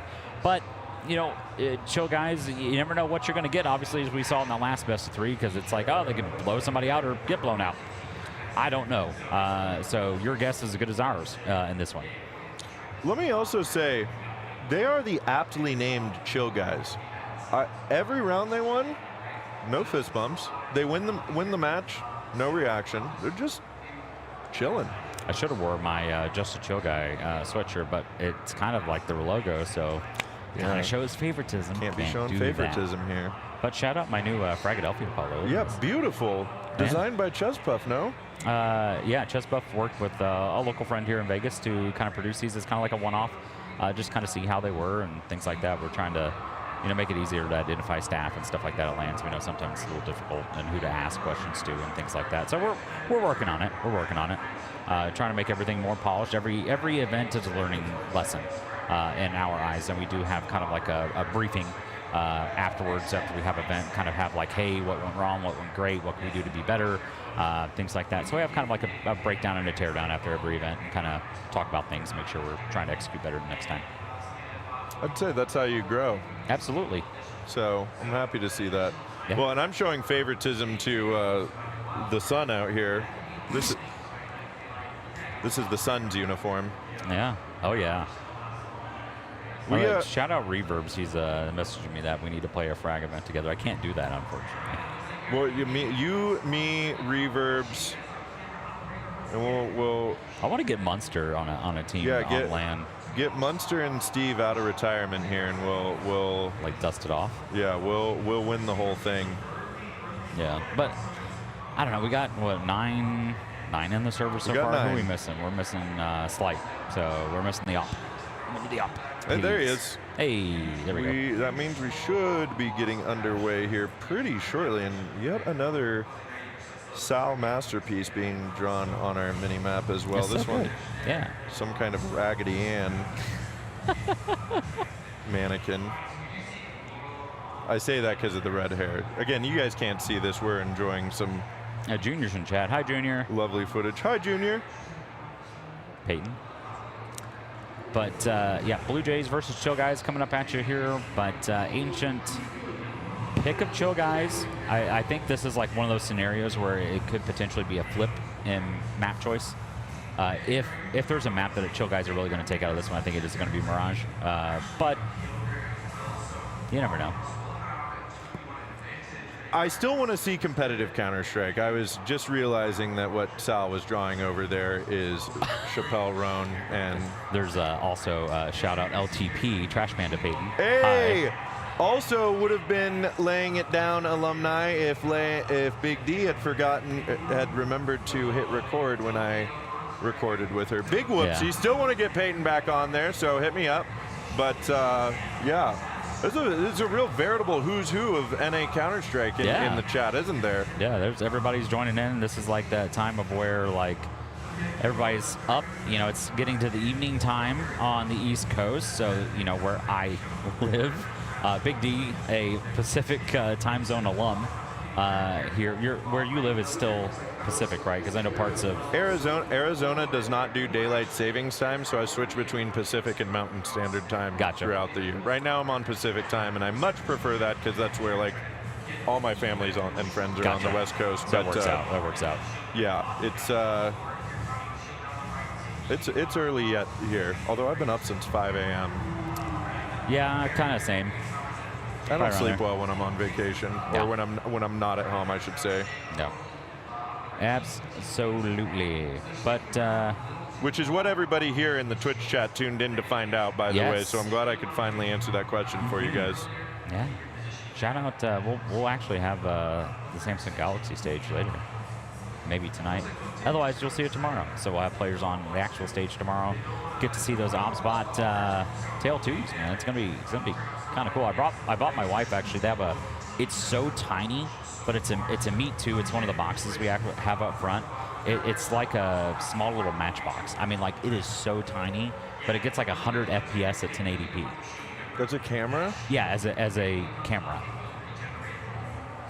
We're living in the future. Yeah, 100 FPS on a camera. It's smaller than like a Logitech C920 and stuff like that. That's pretty cool. A little magnetic mount as well, and it's pretty cheap and affordable. So I don't know. My wife's been using it for her streams, although she streams Tiny Glade. Tiny Glade? Tiny Glade. Tiny Glade. I don't know. Tiny Glade? Tiny Glade's kind of like a more modern, enhanced version of like Minecraft. It's a city builder or sort of game, but more like medieval city builder-ish. Castles, stuff like that. You can build a lake, a moat, things of that nature. So yeah. Those survival games have really caught fire in the last 10 years. Yeah, they really have. Oh yeah, Sal actually mentioned here, it is Freshy's birthday. Oh, is it now? Yeah, he turned 23. Happy birthday, Freshy. Yeah, absolutely. 23 years young for Freshy. Well, you know what they say. What's that? Nobody likes you when you're 23. Ah. Well, I don't know about you, but I'm feeling 22. Is that also a song lyric that's going right over my head? That's Taylor Swift. Shout out Tay Tay Sweezy. She's in the chat too. No, she's not. She could be. You don't know. She could be, but there ain't no way. You never know. She could be obsessed with Counter-Strike, wanting to know what's going on with the grassroots movement here in North America. She's heard about mouse these Blue issues? Jays. She's heard about these Chill Guys. We've got some mouse issues. Do we have any cats in the chat? What? Okay, Cat in the Wall. I know that game. Oh man. I guess someone's fixing a mouse, guys. Nothing. Hey, I have a spare Vaxi. If someone needs a mouse here, come see me up here. But yeah. This is better than having to fix rat issues. That's true. Could you imagine if we had rats right now? That'd be horrible. Yeah, what's when Frag goes to New York? Is that going to happen? You want me to leak stuff? Yeah, what's it? Nothing confirmed. Let's leak it all here. No leaking. Leaking with Big D. Unsubscribe? What? Why? What? It's crazy, dude. Next FRAGxLVLUP is in Paris. Oh, that would be wild. Frag really goes international, not just Canada. But speaking of Vitality's playing random events, we are going to have some more information for you, I believe, tomorrow. Oh, will we now? Regarding Frag 19. Oh, we like that. Frag 19, which is, of course, you guys have, there's 2 big Frag events a year, right? One, maybe two. So it just kind of depends. You know, keep in mind we are essentially a nonprofit. Like, we rely on sponsors and donations and things like that really to keep this running. So the more sponsors we get, like the awesome ones we have currently with Be Quiet and ObsBot, and now with Daddy Skins, like this is like the more sponsors we have, the more content we can bring you. So the more that we have, the more the merrier, the more events we can hold. It just makes more NACS. Like, if you want more events, more VRS points, like, help. That's all we can really say at this point. So, you know, right now we are planning on having 2 big events this year. Very exciting. If all the cards fall in correctly, 2 events this year. Well, and I gotta tell you, spectators, if you're watching right now, make your way down to a frag event. If you love Counter-Strike, you do not need to be a player to come down here. Come get a spectator pass, hang out for the weekend, hang out with all the players that you've been watching for the last several years, 10 years, however long. I mean, Nitro's here and has been around forever. But just come down here and be a part of this environment, because it is unlike anything you've ever experienced if you love Counter-Strike. It is just, it's Yeah. I'm speechless. Normally I would have some big long-winded something for you, but I'm speechless. Shout out to the admins there working on Slights BC. Yeah. Warden there hanging out as well. Coach. Yep, Coach Warden. He's been around for a while. Yeah, just a little bit. He's aged like a fine wine. As we all do. That's right. That's right. Hey, look at that. Evil John looking forward to my first frag event in Windsor. Oh. See? There you go. All right. Enjoying some footage here. Looks like the so they're playing right behind each other. Oh, that's interesting. Dare is. I feel so sorry for Warden there. Dare's gonna blow his eardrums out. Is he now? Yeah. Is Dare just gonna turn around and start screaming at the other team? Yes. That is going to happen. Especially against Chill Guys. I'll tell you even more. Yes, it's going to happen. Is there any like actual rivalry between these two teams, or is it just 1 and 2 teams? No, it's just Dare. It doesn't matter who he's playing. He's going to let you know that he's in the server. Okay. He's a personality, man. Well, and that's another thing that's so exciting about being down at LAN is you get to hear all that banter between people, and it's a wonderful thing to hear because it's all friendly. Like, yeah, it gets loud, it gets rowdy, but like everybody's being friendly at the end of the day, and it makes you appreciate when you play Counter-Strike online that much more. Young Evan Kaw. Young Evan Kaw. Freshly 21, enjoying Vegas. That's the birthday boy right there, right? That is the birthday boy, Mr. Freshie. Oh, and it looks like, guess what? We are getting underway. Bonneman, we are live, baby. Oh, my God. Yay. Blue Jays and Chill Guys. Blue Jays are getting to start out on... A shout out, Junior. I can promise you BJs are not friendly with Chill Guys. Oh, okay. Thank you. Yeah, I had a feeling maybe it's not the friendliest of things between these two, but either way, we've got a fast little play from Chill Guys moving quickly up through mid into Donut. They're going to try to get their way out onto A. Fruit Cup finding the opening. Can he get a second? No, not quite. Trades coming through now. 2 for 3 as Blue Jays maintain the numbers advantage, even more so as Evan Kaw finds himself last alive. The 1v3 getting surrounded, and Blue Jays will come out ahead. Dare and Slight finishing off the round.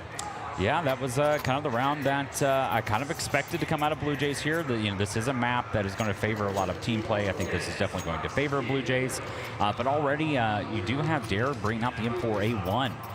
Fruit Cup going with the lovely FAMAS, recently buffed, of course. But with no bomb plant, the Chill Guys, this is an eco on their side. Yeah, full save for them. And I liked the fast play from them. A nice confident play to show that they're not scared of what's happening in that first round. Of course, not getting the bomb plant doesn't feel great, but early map control here for the Blue Jays as they clear out Cat, they get their way up.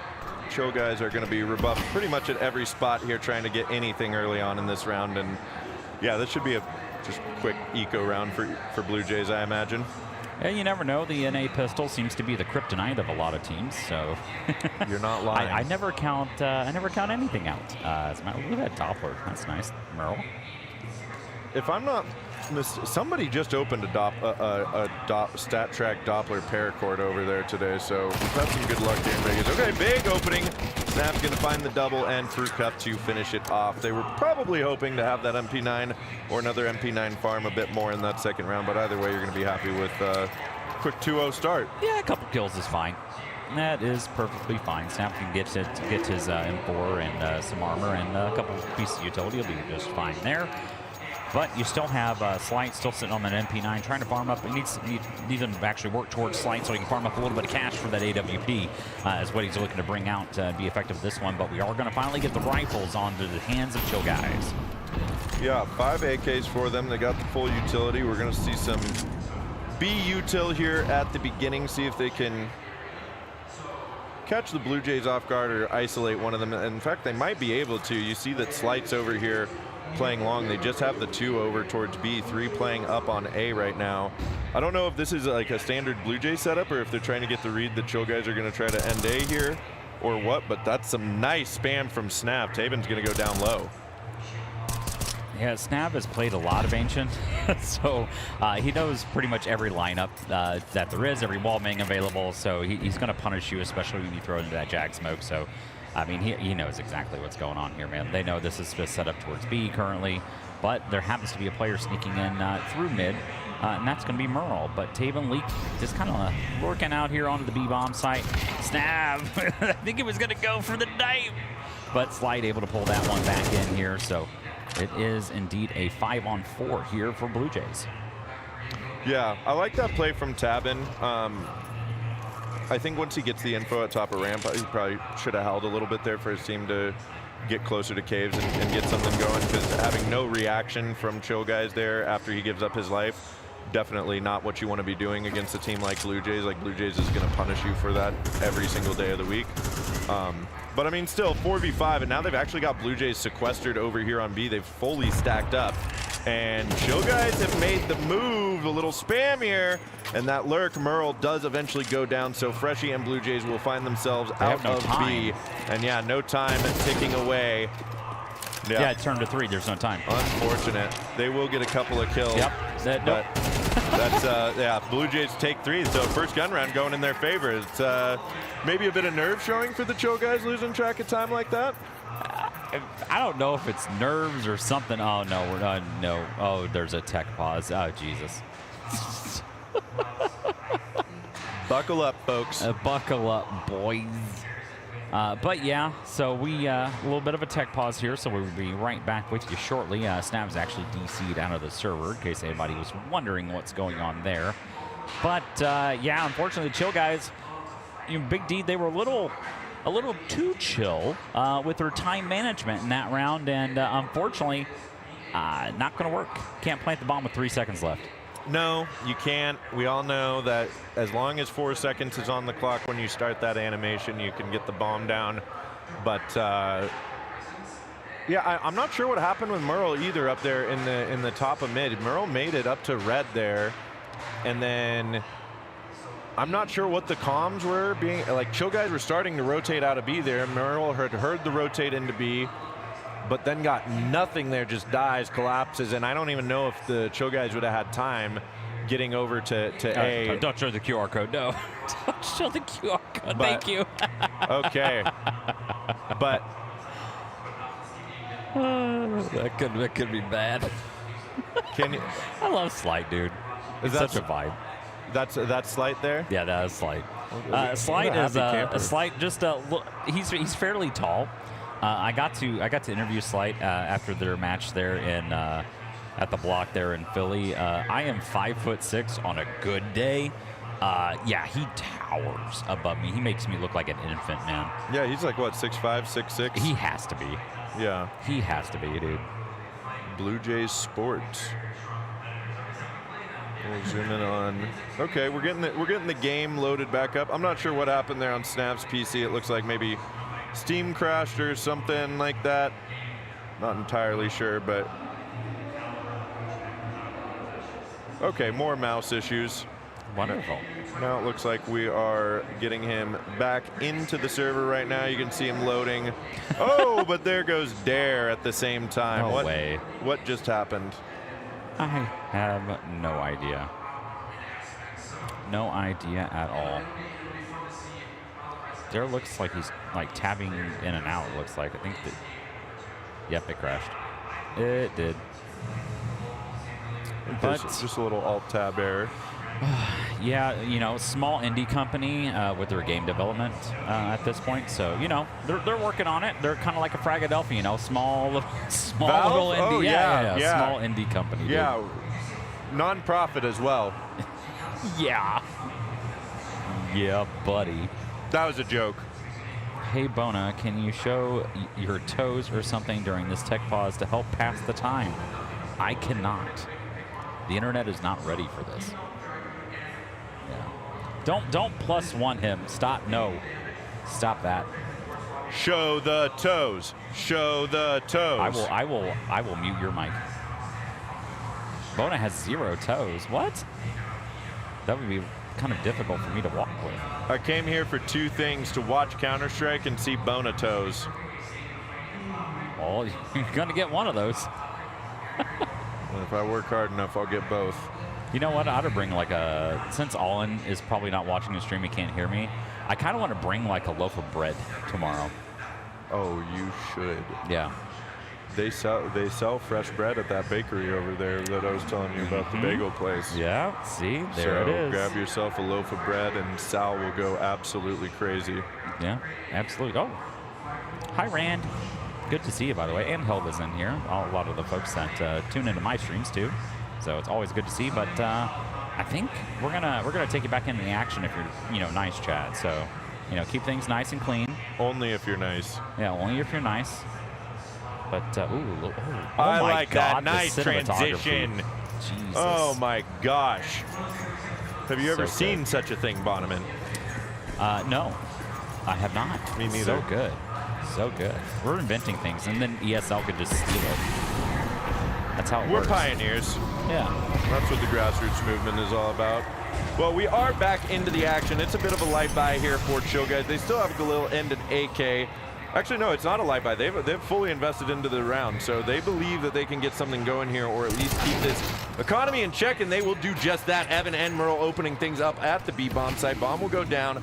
Smoke going up blocks Blue Jays right out of the bomb site. Now I think they just immediately call for the save. Yeah, it was kind of interesting that Merle actually pushed through the cave smoke and actually got to the opposite side of Snap, and was actually able to find that kill too, and take 1 point of damage at some point. Maybe he got hit by a piece of utility potentially, but I don't know, that kill from Merle really kind of accelerated the push for Chill Guys, and he's actually found his all the way back it through elbow and gonna find Dare sitting in here at T-spawn, and Freshy finally gonna be able to get that kill onto the player. But unfortunately, he's got one more to join the party here, and that's Nightblade. Yeah, I think Show Guys want to hunt this. I don't think it's the best idea because they don't have a lot of money, but they do still end up getting 2 of the 3, which is going to make this round a lot harder for the Blue Jays. Despite finding those first 3 rounds, the Blue Jays do not have much economy to speak of. In fact, you're going to see the MP9 for Snav. There is the op for Slight here. He has been saving up. Oh, is that being passed to Dare? Might be a spawn thing, potentially. Or no, he refunded it. Yeah, he refunded the op. They favored utility. I don't think that's a bad idea, just so you don't drop that and then have to play save rounds against an op. But Chill Guys finally finding themselves on the board. Yeah, they are on the board, but still very low in the cash department. In fact, both teams are, so whoever wins this one potentially may be able to steal just another one into their pockets. But good good positioning here, actually, by Blue Jays. Smoked off B door here. A lot of forward aggression and great hold, it looks like, here on his A as well. So you can definitely tell Blue Jays are comfortable, even if it's Chill Guys' map pick on this one. But Evan eating a lot of damage in A main. Burles, once again, found his way into Red Room here. Slight actually runs back. The awareness is insane, but Dare, you're on fire, my friend. Taven able to find that first kill. Yeah, that's an aggressive move from Dare there. I know he's on the MP9 and trying to like play close and maybe play around that pillar in A main to get something cheesy, but nobody nearby and just giving up his life there. He does do a little bit of damage to Evan. Evan's pretty low here, so Evan's really got to watch out here in round 5. But yeah, questionable play there from Dare, and now Blue Jays having to play this 4v5, make it a 3v5 Bonnement. That is Slight going down and snapping. Spotted out. Lost is going to move in with the quickness, and all of a sudden it's just down to Freshie here by himself. He's got an AK. He's got a birthday as well, and a nice little headshot on Merle to open things up in this 1v5, but I don't think much of a shot in this round. I imagine he's just got to try to carry this AK over, right? Oh, yeah. He's definitely got to keep this AK going in the next round here. But, you know, it is his birthday, so maybe they give him an exit ace. That would be kind of cool to see. You got to hope the Chill guys don't push anymore, because they are still really not good on the money right now. Yeah, they still need to watch this economy. It's not going to be great, but they could also still, you know, the Blue Jays side, they can't play the hero AK, but unfortunately that is going to be lost to Lost, also known as Nightblade. Also known as Nightblade, also known as Dimitri. Yes. Indeed, Chill guys finally bringing this one back 3-2 against the Blue Jays. Once again, this is the map pick of the Chill guys. Yeah, this is I'm liking what we're seeing here right now. This is what I was hoping for between these two teams. Is a lot of the early parts of a tournament like this, you know, a lot of it can be a little while before you start getting into the matches that are really, really competitive. But these two teams on paper should be a competitive matchup. So to see this 3-2 start right now, and Chill guys able to force Blue Jays into a save. Okay, Evan. Yeah, just lines himself up on the angle for long there and deletes Fruit Cup. It's a save though, like I said, from Blue Jays. So shouldn't be too much. Maybe the Deagle gets something. Nah, not quite. Evan's going to get his second. But Taven going to be able to plant this one, Bob. Merle posted up here outside the cave, and he is going to have a party coming his way very shortly. In fact, all the Chill guys are being really chill here towards cave, and in fact, Magic actually finds Merle too, so. Had to go. Had to go, man. Had to go. Okay, that's going to feel good for the Chill guys. Now they've at least got enough money to buy next round if they lose this one. But we're back to the full buy here for the Blue Jays. We've got the op as well, full utility. I was going to say as well, hopefully that the Blue Jays aren't going to start battling their economy here on CT side, which is one of the features of Counter-Strike 2. But this is a big round for both teams. Oh, I think, chicken right jockey! Okay.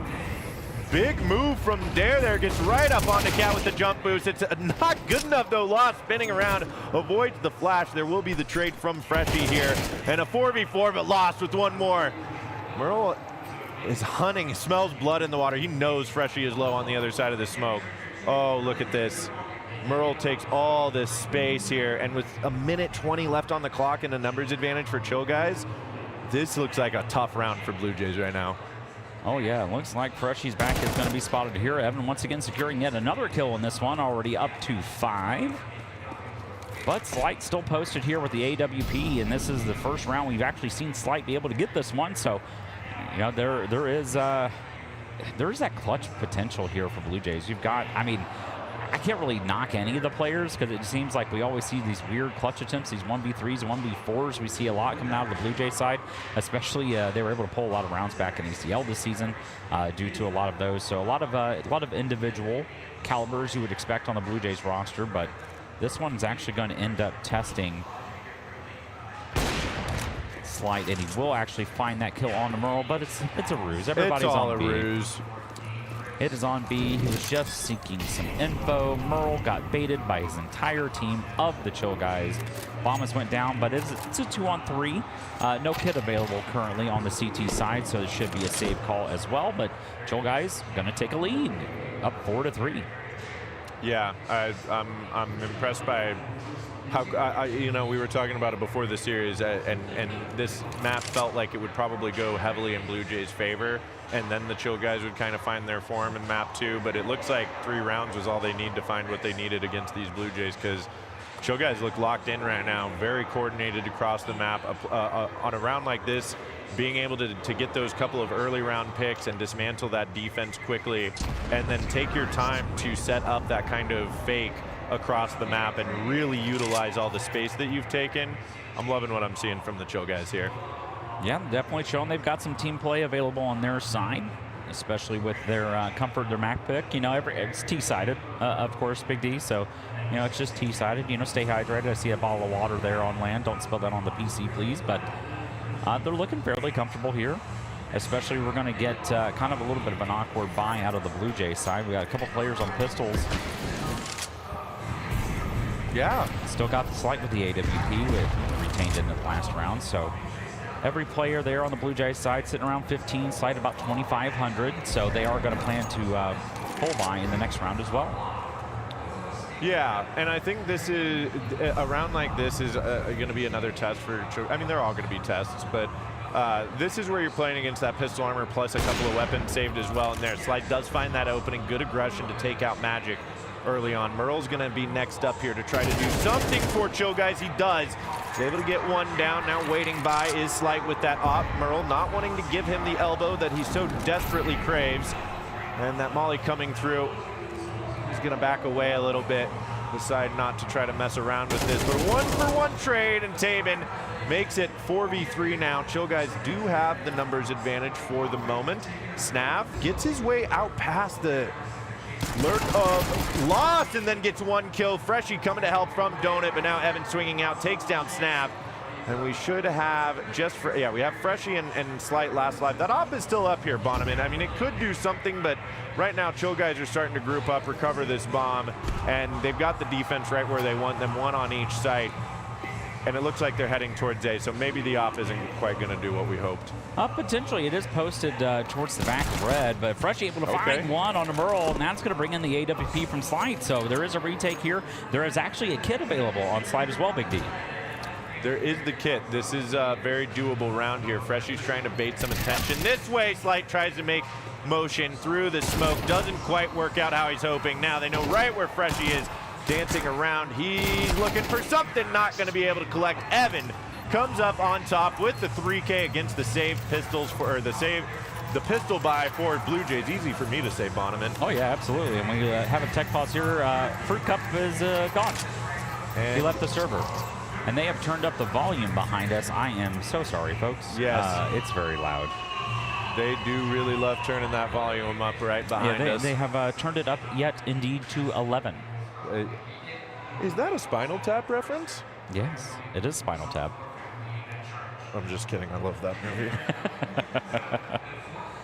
Oh, man. I feel like we're getting a little bit of cinema here right now. I mean, everybody knows that, you know, anybody following NACS, the Chill Guys have, everybody so desperately craved seeing Chill Guys on LAN. And here we are right now. I mean, they're putting Blue Jays to the test. Yeah, shout out to Gray and chat. You see that background right there? Designed by Gray himself. He also did all of our Frag 18. I actually realized, I think I sat down with Gray for a Laying It Down interview at Frag 18, and then I never uploaded it. So that may be a 5-month late video that Big D uploads when I get home. Slide as well, man. Oh, they're dropping like flies out here. They are indeed dropping like fries. Fries? Flies? Fries? Flies? Hey, you drop fries in a fryer. That's true. You do. And maybe that's a little less violent than dropping like flies. I mean, you're talking about mass genocide of flies. No, boy. When you're talking about that. So dropping fries, probably a much nicer phrase. You know, speaking of Blue Jays, there are some pigeons flying around here inside the expo too. Are there? Yeah, there's a couple pigeons flying around. So you'll probably see them near the bit. It's hard to tell. They just have to fly over light, and then you see the blip in light just kind of get filtered out there. But we are getting the players reconnecting here to the server. All right, we're relaxing here on LAN. Gotta get massaged. Gotta keep those hands loose. How much do you think that helps, or like stuff like that? Do you think it actually helps the hand, or is that like one of those just comfort things that does something well for you psychologically? I mean, I've watched, I've seen those little massage guns on hands, but not for that purpose. So, you know, who knows at this point on what the effective model there that Slight's trying to impose onto the will of Chill Guys. What do you mean by that, Bonneman? I don't mean anything. Context is 9/10 of the law. Heard that. Got 10 players in the server again. Moving on here. We won't dwell on this too long because Big D likes to. Well, they call me Big Dweller. Big Dweller. Okay. Yeah. That D is very versatile, by the way. It is. It can mean Detroit, which is near the next location of Frag 19. They could call me Big Detroit. If you guys went to Dallas, then we'd really be cooking. But all right, here we go. Back into the action. We have got round 9, and there's the spam from Snav adjusting his play here. He has had quite a battle at Cave almost every single round, but now giving Blue Jays the man advantage early on here. That smoke is going to get broken, but Merle does make his way up to House. It's going to get broken again. Do they spot Merle out? No, he's just holding on here. He's got support from Dimitri up on the catwalk as well. Freshy splits away from his donut partner for just a moment, and then his molly's out on the back of sight. Sands in it for just a moment. Gonna get punished by Taven on the off here. Coming through, but Slide as his own gets the double.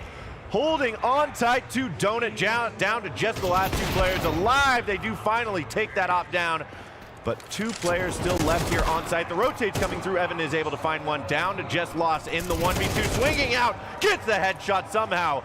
I am not sure how that happened. That crosshair looked like it was a little ways away. But coming through now, he's looking for this last player. Bomb has been recovered, and Dare, listening to all of it, is going to pull out the 1v1. Lost doing everything he can, but finally, Blue Jays stop the bleeding here. 5 in a row is all the Chill guys are going to get, and they're going to make it a 1-round game here. Yeah, absolutely, and didn't get the plan either, so this is going to put them into a little bit of a weird economy situation if they happen to lose this one as well on the Chill guys' side. So this could be the potential for Blue Jays to actually swing this half completely back into their favor and go up 7-5. There's definitely potential there on the board to see that one happen, but the Chill guys are going to kind of relax, take it easy for a little bit, kind of chill, mellow out, and talk about this one. Yeah, economy's not an issue for them in this round. However, I think if Chill guys lose this one, yeah, Blue Jays take this half 7-5.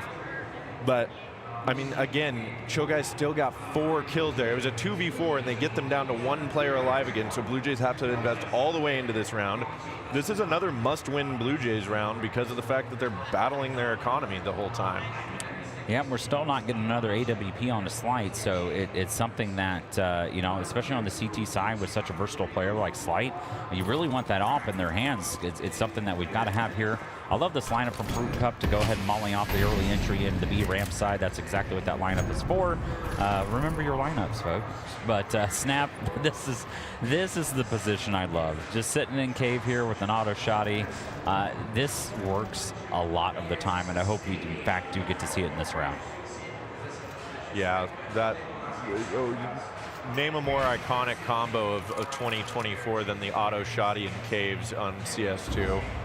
I mean, okay, and Snav really does know every angle here in caves. He does, dude. As he's waiting he's for crazy. the boost over here. Absolutely wow. Is Magic going to make it across? Okay, smoke does not fade. I thought Magic was going to cross right as that faded, but... Yeah, it knows his time as well. Know that smokes fades, fall back, play for your life, and Slight popping the smoke there in mid, able to find Merle, and actually finds Taven as well. It's another 2K there out of Slight, showing his prowess with the M4, but that is Freshy falling onto the A-bomb side. Evan scaling as well, finding a lot of information here, trying to clear some space, but they're not really going to gain much so far, but there are Dare and Slight available there on A. Yeah, Blue Jays just have to tuck in right now. Time is on their side, 30 seconds remaining here. Chill guys are going to move over towards B, but it's the 2-and-2 setup for Blue Jays, so still double defense that the Chill guys have to push through here. 20 seconds remain as well. They're waiting for Evan to get up here through caves. Evan's hoping to watch this smoke fade, but meanwhile, Snav on that auto shot, he is going to get one, and all of a sudden, Evan down to the last alive here in the 1v3. I think he wants to try to get this gun out of the round, maybe, but that might be a little difficult here. 5 seconds left, and Fruit Cup is going to get down to the bottom of ramp. He knows where he is, and Evan has to be really careful here not to die after time. This is going to be low economy for Chill guys here going into the penultimate round of the first half of our first map of our second best of 3 here at day 2 of Frag Vegas. I love the penultimate is such an amazing word. I love that so much. It's a good one. It is. I Very learned much it so. from a series of unfortunate events when I was a kid. Yep, absolutely. Shout out Lemony Snicket. Love those books. They were my favorite growing up. Absolutely loved them. Yeah, but you know, this is that round that they've really got to have here. Chill Guys just throwing everything they can. Merle's upgraded to a Tech 9 on a little bit of armor, no head armor. Even going against the CT side, and there happens to be Snap here with an MP9, so Merle wants to run his way into that one, but Fruit Cup finding that first kill on the B ramp side. Counter flash in as well, holding him at bay, but Taven's made his way into Cave. I don't know. This is kind of an interesting split here. They're still wanting to push into B after losing that initial player and taking some more damage here, but the one thing that they are lacking, they have 4 flashes and 1 smoke left on the Chill Guys side. So they've got to be able to do something here, and it's going to have to be quick because they're not going to have anything for a post plant. So they're going to have to pop on the B bomb site very quickly here, looking for some sort of an entry kill. Yeah, this is kind of a really tough situation for Chill Guys. They've got their backs up against the wall. They have to find this opening. They do. Taven still goes even lower though, so 3 players not at full HP on the side of Chill Guys, but it is that 4 and 4 coming in hot as dare. Swinging in, taking down Taven and Freshy, collecting 2 and Slight to finish the job. It is Blue Jays 6-5 taking the lead back here. And that will actually force Chill Guys into a very awkward MAC-10 armor last round here for our first half. Yeah. I kind of brought it up. It was that potential when that was kind of sitting there at the 4-5. The Blue Jays could swing this one back 7-5 and actually take the half. And it looks like they have indeed are going to attempt that fate here yet today. First half of the first map of Ancient. But, you know, they're not opting there to pick up the AWP as well to put that on Slight. So they are just going to go full rifle here on the Blue Jays side. Once again, a lot of aggression put in towards B, but Snap's kind of been a little kind of like a turret here. He knows those angles. He knows how to clear those kind of pre-fire spots. So, but we are going to get a little bit of a faster play here on B. Evan Caw scaling up there towards B long, but the bomb is going to go down here on the hands of Nightblade, and then there's a 5-on-5 retake here. Merle and Fruit Cup getting some kills and damage exchanged here, but once again, 4-on-5 advantage for Blue Jays. Yeah, I mean, that's a nice side take from Chill Guys, but like you said, now they've got no utility in this post lane. Coming around is Fruit Cup alongside Dare. And good double up action there from Long, and suddenly just Magic last alive, and you called it, Bonneman. It will indeed be that 7-5 half in the favor of Blue Jays. Now let me ask you this though, is this what you expected coming into the first half of Ancient, or were you thinking that it would go a little more for the Blue Jays' favor?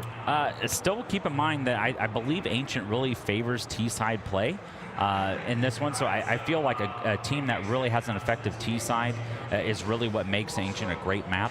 And I think at this point, I think Blue Jays are just going to kind of run with this one a little bit. There may be some pushback done by the Chill Guys, but this one has a really good potential to end up maybe like a 13-6. Okay. Sort of potential. Okay. Yeah. I do tend to agree. I think that Ancient is one of the more balanced maps alongside Mirage in the current meta, but it definitely favors T side. Okay, hang on though. Merle. Merle's has something to say about that. He's gonna shut down mid, deny entry for Blue Jays, and meanwhile, Fruit Cup has actually found a gap in this defense. It's up to Evan right now, who's found the timing moving through here. He's going to hold on to doors. Does Dare clear this out? Not quite. He gets away with his life and actually takes down Evan. So now Fruit Cup all the way out onto site. Not quite ready for how close Taven is, but Taven gets the information as well and goes down to Fruit Cup site. Taken, bomb down, and a 3v2 post plant here for the Blue Jays. Yeah, and I believe he did spot the shoulder, but the 2 CTs are going to pop through the smoke, but Fruit Cup finding 2. One, unfortunately, was a teammate there, but Dare able to find Merle, and that's going to be that pistol round secured for Blue Jays. So exactly the way they need to start on their T side of Ancient. So I imagine we're going to see, you know, a pretty effective play here come out of Blue Jays, and I imagine a quick B pop is in store for us as well. I will look for this B pop. Yeah, both pistol rounds going in the favor of the Blue Jays here. We'll see if it's the full save as well for Chill Guys. Nothing nothing for them here. As a matter of fact, they're just going to run down mid and eat a nade that does so much damage, and it is just a story of team kills out here right now, I guess. Slight is going to farm up. They get 2 kills on the USP, technically 3. Technically, yeah. As they killed one of their own. You could give them 3. Yeah. But actually, that cash farm was done by a MAC-10 on the Blue Jays side. So more economy. They're stacking. They're raking that cash in, kind of like a game of Monopoly. They just passed go on that one there by farming a couple extra kills. But Blue Jays, chance here to go on to double digits. But we are going to finally get the rifles coming out of the Chill guys. Yeah. Light utility for the Chill guys. And with the Galil and MAC-10, the lack of head armor also always makes me nervous. That's one of the most nerve-wracking parts of Counter-Strike, is playing without a helmet against something that can one-shot, headshot you. But maybe that's just me. We'll see what happens here as Merle gets... He's in this smoke. Now, here's my question for you, Bonneman. Is Snav as good at this caves position from the other side on T? He sure is. Yeah, this is kind of that play you like to see. He jumps down. Yeah, unfortunately, kind of misses that one, I believe, a little bit. But Taven able to find 1 kill here, and that was up towards the catwalk position. They're going to go ahead and force Freshy out as well. So they're going to have to find some sort of kills here. Snav getting a little bit of damage, but that kill was actually secured by Slight. But this is a 3-on-4 for Blue Jays. Low HP available on Snav. But they have split the Chill guys here. So there are 2 on A, 2 on B. So if they're able to gather up all 3, that technically would be a 3-on-2 player advantage for Blue Jays. But we're going to have to see something happen here. And it's going to have to be quick. But that first kill is, in fact, found by Slight, pulling this one back to a 3-on-3. But Magic able to complete the magic and give us yet another player advantage for Chill guys. But they are aware that there's at least 1 player on A, so they're trying to do another split here. And they've actually guessed correctly, but FRAGxLVLUP able to find Taven sitting down on the B ramp, and that is going to be a 2-on-2. Bomb should actually be going down here shortly in the hands of FRAGxLVLUP. There's a low player on either side here, too. Both Magic and Snav need little damage done to them. Okay, there it is. Merle. That's actually a lot of damage. Now both players on Chill guys are very low. Despite the 1v2, FRAGxLVLUP feels like he might actually have the advantage here for how low the Chill guys are and being split apart. Maybe the split apart part is what's going to help the Chill guys here, but maybe not, as FRAGxLVLUP does take down 1. They get the half HP, but time ticking away now. There it is for FRAGxLVLUP. A 10th round for the Blue Jays, and Chill guys cannot convert the first CT gun round. I mean, that's just FRAGxLVLUP. He was our MVP there in Philadelphia, and I was wondering if he was going to catch that player on the B ramp side trying to pop up, and that they were really playing for that information on the Chill guy side.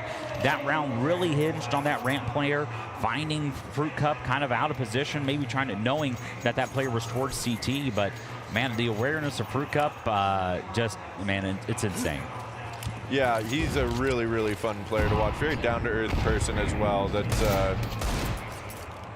yeah, just a lot of fun to talk to and a lot of fun to watch play Counter-Strike. And this game's certainly no different. As a matter of fact, they've forced Chill guys onto another save here. And if Chill guys wasn't sweating a little bit before, they certainly are now. Snav coming around the corner, does get the opening. Caves traded out though. Nice shot from Dimitri on the Deagle. Okay. Magic.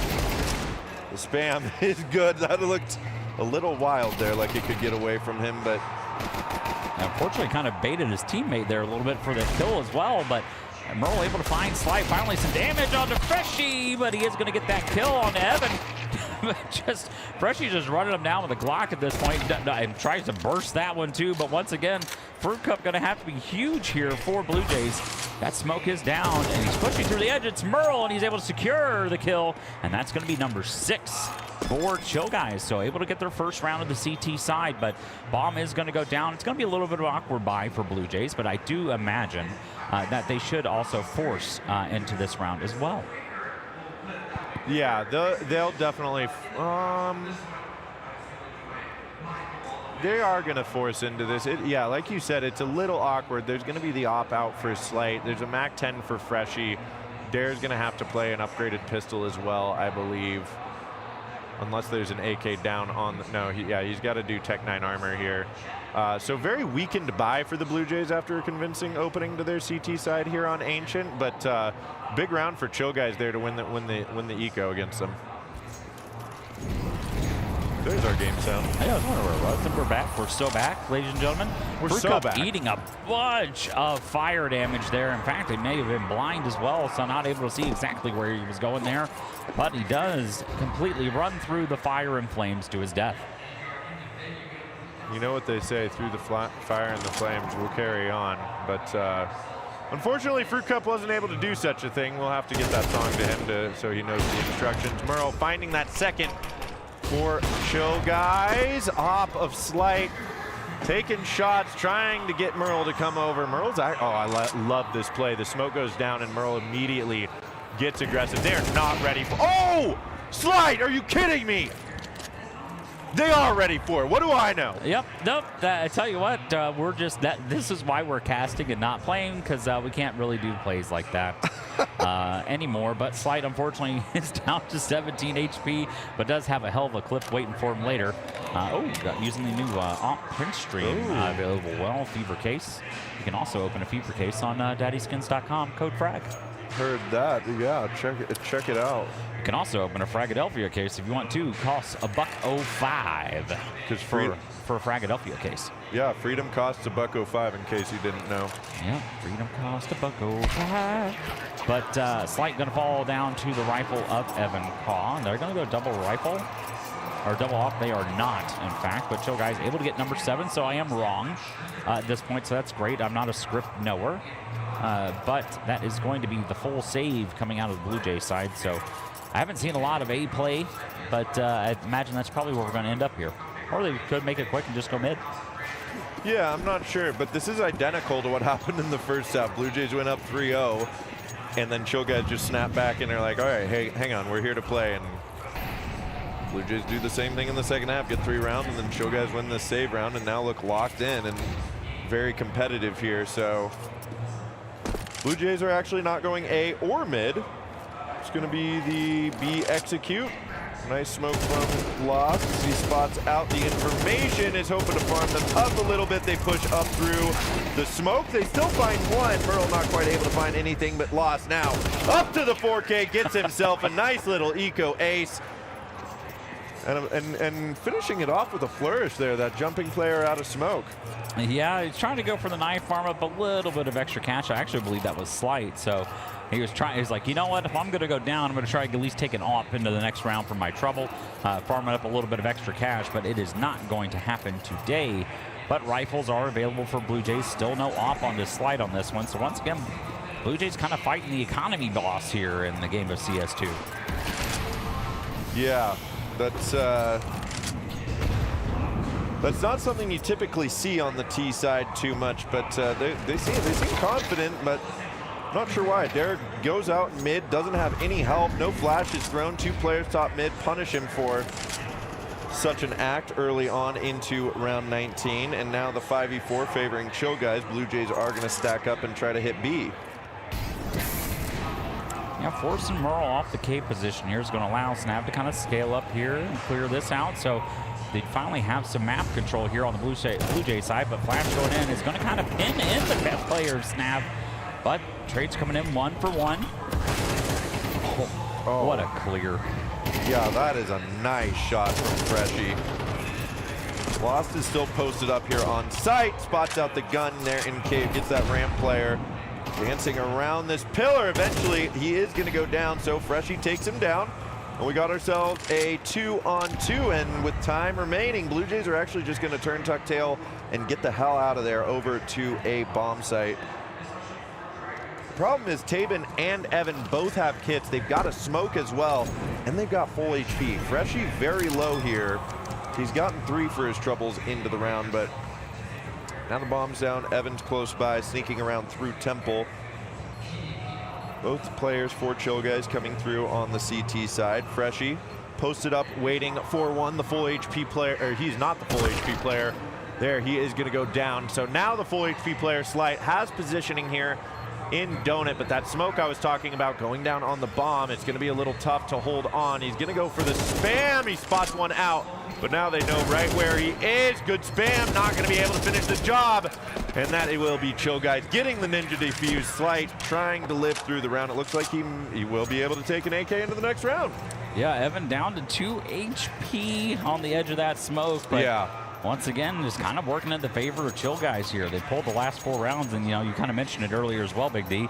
That's kind of how they played their first side as well, where they kind of ran, there's 4 rounds for Blue Jays and then 5 in the hand of Chill Guys. So maybe we're switching back 3 and 4 on this one. So, maybe Blue Jays just find a hero rifle here on the hands of Freshie and Sly. But Dare pushing up through mid.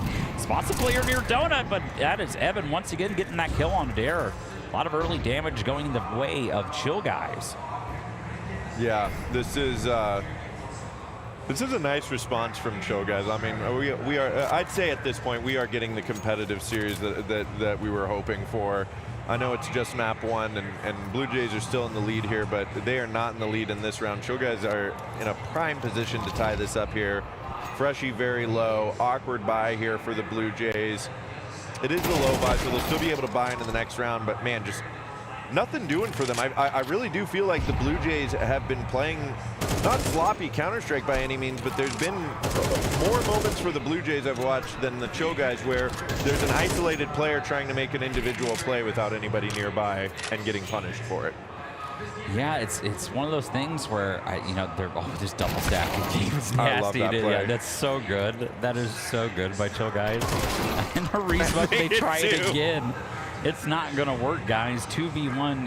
Anakin, I have the high ground, and they do on that boost box. But Freshie, 5 HP in a dream. So we're either gonna see a hell of a clip, and maybe the best one in FRAGxLVLUP history, but not today. 10-10. We're tied up now. 10-all. Okay, this is exactly what happened in the first half. They got 5 in a row.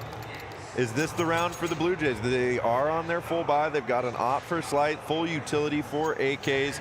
I think the difference on this round, though, is Chill Guys have built quite a robust economy over the last 5 rounds, winning these rounds convincingly and keeping that economy up.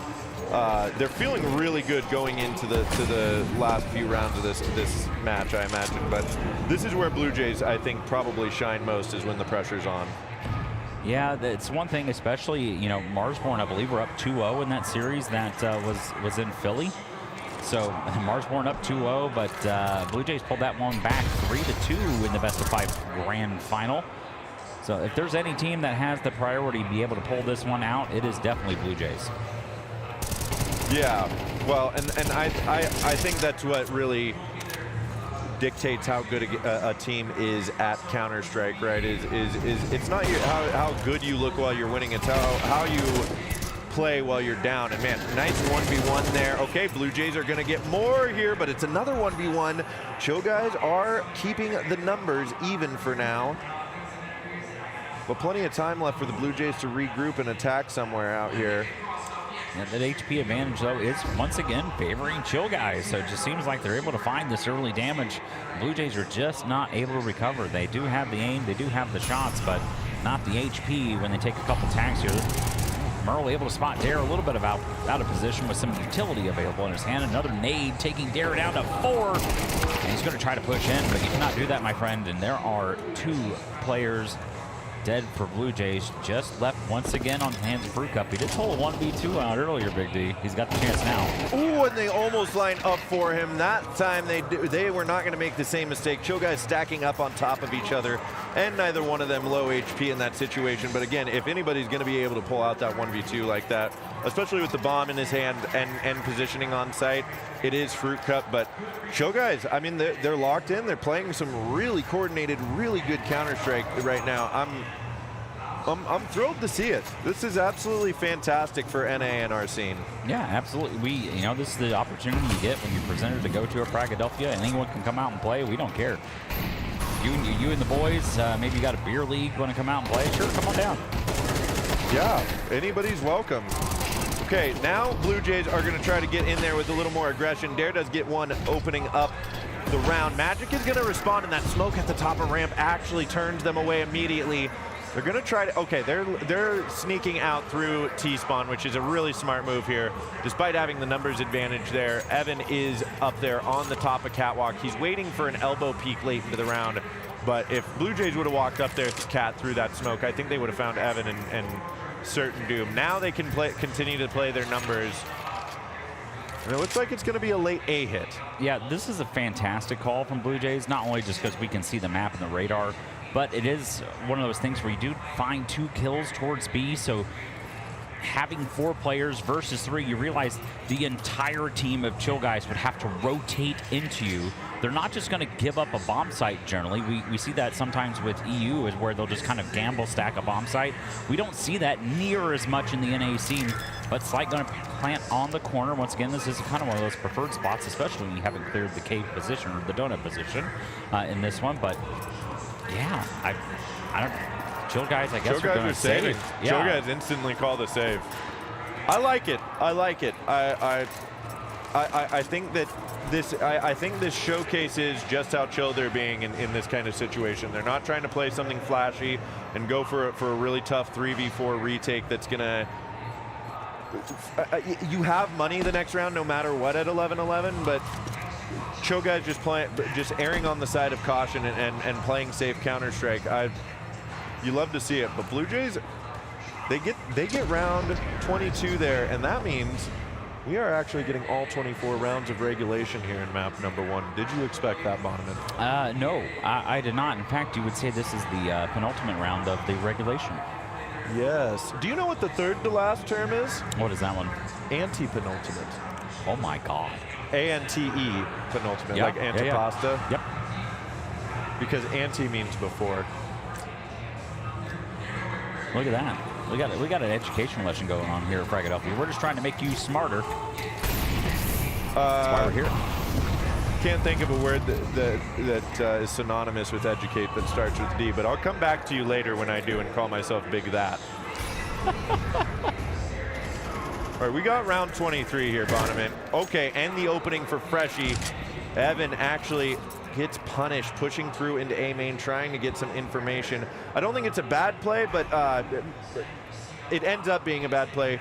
Chill Guys have definitely known that Blue Jays are not heading that way most of these rounds, so going and trying to find that info or get that early map control, not terrible, but great job for Blue Jays to switch it up, and now they've got B site all the way there. There's the next kill. Snap finding the head of Lost. Bomb is down.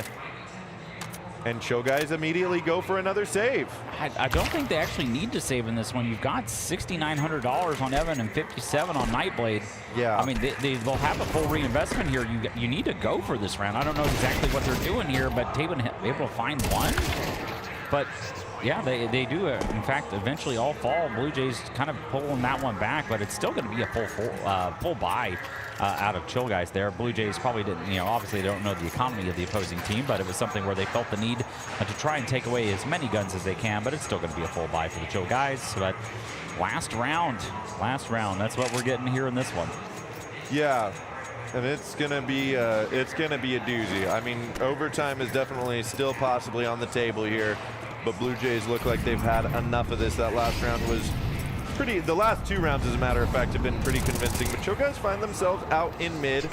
They actually send 3 here. They get full control of it. The smoke is going to be broken on elbow. A nice flash comes through, and spam is good.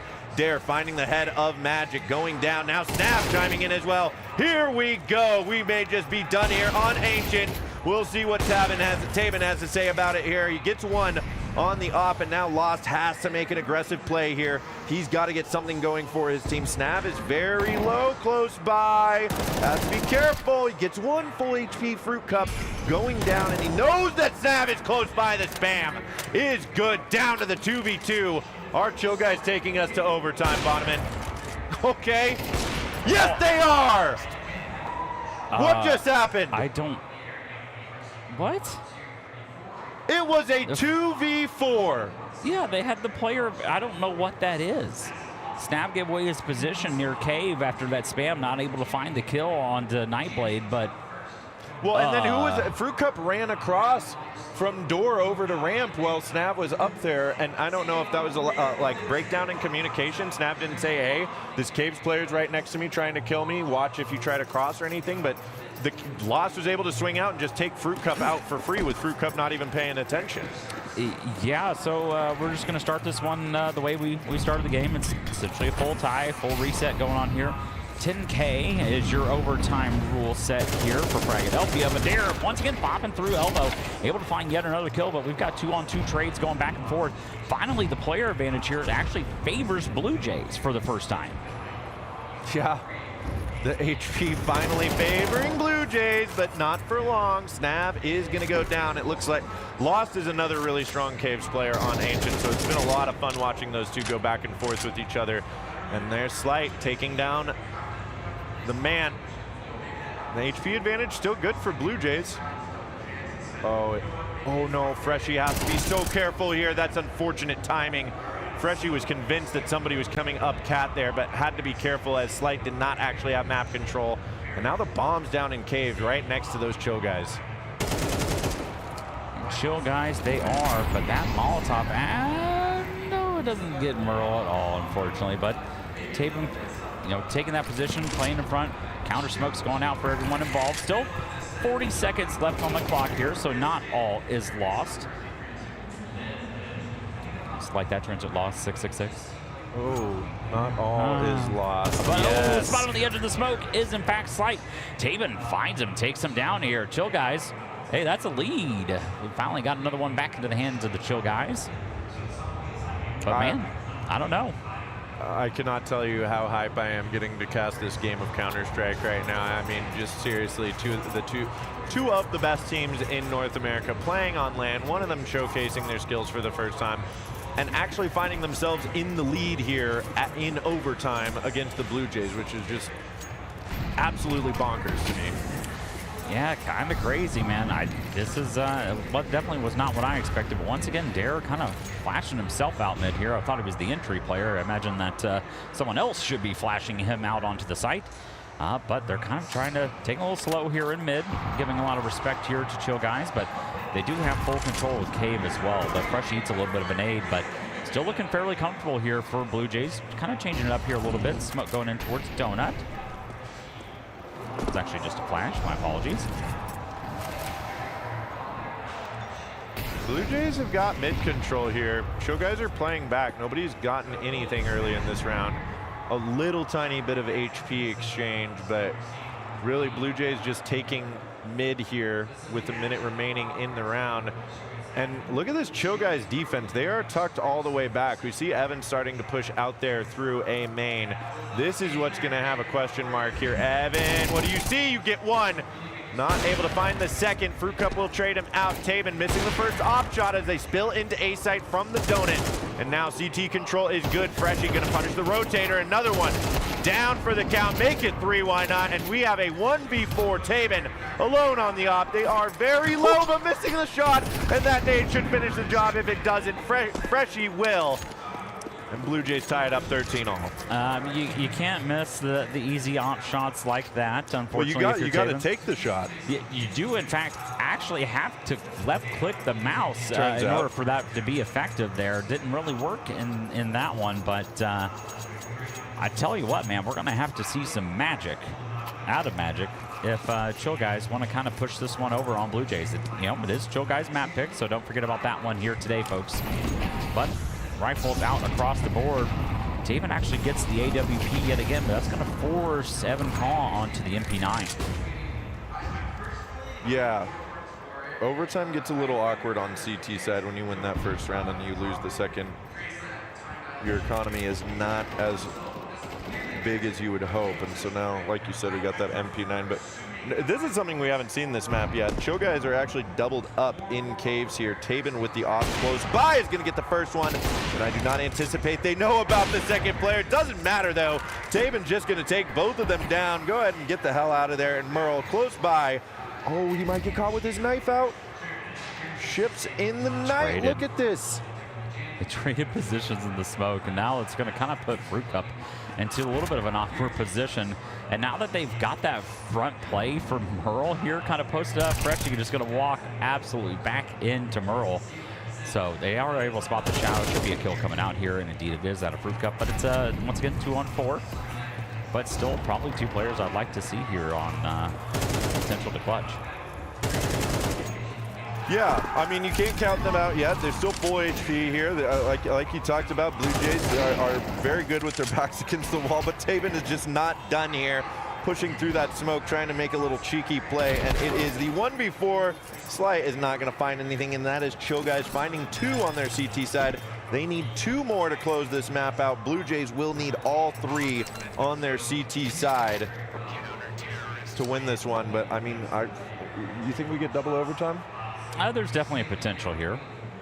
So don't forget, you know, Magic's sitting at 8 and 20. Yeah, Magic, a quiet game. 11 assists. Oh, yeah, definitely shooting off the kneecaps of the Blue Jays, but that doesn't normally work a lot. Typically, you know, when you look at stat lines, I generally see headshot percentage, not kneecap percentage. So maybe just a little bit of a change there. Or maybe just a fan of golf. You know, golf typically a lower score line is typically what we like to see there. But, you know, this is Counter-Strike, guys. We got to step it up. I want to play golf Counter-Strike where you're just trying. That's just going to be called pacifist Counter-Strike. Everybody sits on the server and just stares at each other. We've got a Wordle. Oh no. Oh, we got Wordle? Is it bread? It's bread. Green, green, green, green. Nice job, Bonneman. Oh, wait. Is it break? Like Pokemon card breaks? It is. It's got to be break. It is break. Hey, nice. And that leads us right back into our game after our break. W's, chat. W's in the chat. All right, it's still anybody's game here, Bonneman. Indeed it is. Blue Jays going to have to find some sort of closure here on their CT side, but Chill Guys not giving a lot of respect, pushing through the B door smoke, and that's David Post with the off, able to find Fruit Cup as well. So once again, hey, we've got a player advantage for Chill Guys. That flash, oh man, he eats that to the face. Dare finds 2. Snap here as well, but Magic finally able to find a kill, and that is onto the player of Slight, but they are split across the board here for Chill Guys. One player scaling towards Cat, pushing his way into Cave, and we got Magic lurking out here towards Elbow. May potentially find this player on jump up, and he does. That is a 2-on-2 now for Chill Guys. Yeah, that is nice timing there for Magic to come around. You love to see him get activated here. 2 in the round now, right when his team needs him most, and it's 2-2 here. No, we're not talking about ballerinas. We're talking about our game of Counter-Strike. 2 players left on each side. Low HP for Snav. So again, story of the game has been HP favoring Chill Guys, but Blue Jays are starting to back away. They're playing, everybody's playing together on either side. Oh, but look at this. They're getting out of the sight just maybe. Oh, Burrow gives up his back, but there's Magic. A 3rd on the round from the man quiet in this one. A good molly. The bomb will be planted for CT Cave as well. And it's just Snav last alive in the 1v2. Smoke up, he's gonna phase through that, but spotted out there, and now they know exactly where he is. I'm thinking we got a Chill Guys map point here, Bonneman. There's potential. You got to get that Molotov down to force the player out from behind pillar, and that's exactly what he'll do here. Merle eats that damage there, but he did actually smoke off Cave, so Magic's going to have to push through this one at some point. Bomb's actually planted on the front of the site there, Snap. You've got to change this one up. Okay. Not going to find it. No, Magic 4K. We were talking about it right before the round started. Needed some Magic, and that's exactly what everyone got here. Chill Guys on to map point. Somebody must have handed him a headset and he heard us. Yeah, maybe. Because he came out of the gate swinging there. That is seriously such a huge round. And that's what makes Counter-Strike so fun, is, and why numbers really don't matter too much at the end of the day, is if you show up at the right time in your match, you're going to help your team when they need it. And yeah, that's proven right there by Magic. Chill Guys need 1 more here, Bonneman, to send us into Mirage. Yeah, once again, kind of disrespecting all sorts of utility here towards the B spawn site, but Taven not able to find Fruit Cup on this one. Don't do it to me I again. thought we were seeing deja vu there. I thought it was exactly the same round we just saw, but you know, the airstrike coming in here, only able to find about 18 damage here on the Fruit Cup, but that counter smoke coming in towards B ramp is going to force him right into the waiting hands of Dare and Snab, so they've actually doubled up here in Cave. They've actually given up a lot of space here. If Chill Guys just want to come in here and clear, they're going to find that it's in fact open. So the front side of Cave is actually free for their taking. But look at this. They've got the stack up that we love so much back there. Dare and I think that's oh, is it Dare? It's Dare. Yeah, Dare and Snap posted up now in caves. We'll see it, but Chill Guys aren't pushing in. 50 seconds remain, and they've not really taken much. They're about to try to jiggle this, and I think find out what's happening. Oh, Snav actually throws a piece of utility. Now they know where he is. They're gonna get the kill on Snav and Dare as well. Nothing doing for the dynamic duo. Now Freshie falling as well. Chill Guys moving out onto site. Get down, Fruit Cup. It's just Slight last alive, and surely not even a monster like Slight can pull off a 1v5 like this. Finding one here, Lots going down, but not the second. Tabin will shut it down, and Chill Guys take map 1. Well, that's not exactly what I expected, but I'm sure everyone in chat is elated to know that the Chill Guys took their first map and their pick of Ancient over Blue Jays. So we are going to go on to our second map here, and that is actually going to be the infamous Mirage. This is the pick of Blue Jays, but I mean, I don't know, man. That was kind of all right.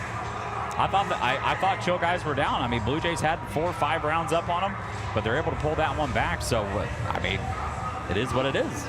They stayed Chill Guys, and they were heavily rewarded for it. Are we gonna have a break between map 1 and 2? That's up to production.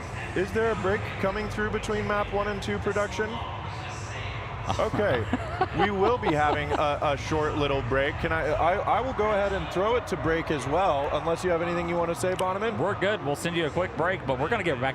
Oh, not yet. Not yet. I was just kidding. No? I'm going to, though. You better believe it, because Big D's got something he's got to run and do real fast between maps here. But man, that map, I'm not joking, that map was even more exciting than I hoped for. Like, yeah, overtime map dude, 1. I don't know, I expected that, and hopefully we get to interview somebody later to see if they expected that, of course. But man, that was a hell of a map 1. Hopefully we get the same for map 2. I mean, Chill Guys are a strong Mirage team as well, so But this is Blue Jays map pick, right? Like this is, I wish I had some stats for, let me pull up some stats for Blue Jays real fast. I'm gonna. Sounds good. I would like to see what their history playing on. Let's see, where are we? This. Shout out Wolfie in chat. We see you. Hi, Wolfie. But okay. For right now, we're going to let Big D look up those stats. We'll be back with you. But for now, we're going to go do a break. Maybe you can check out some of our sponsors. Yeah. Do that.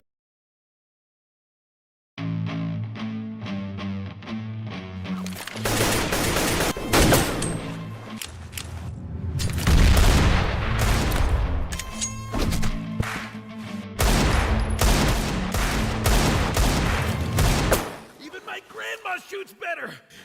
If you were as fat as your mom, I would have hit you a long time ago. What did you say about my mom?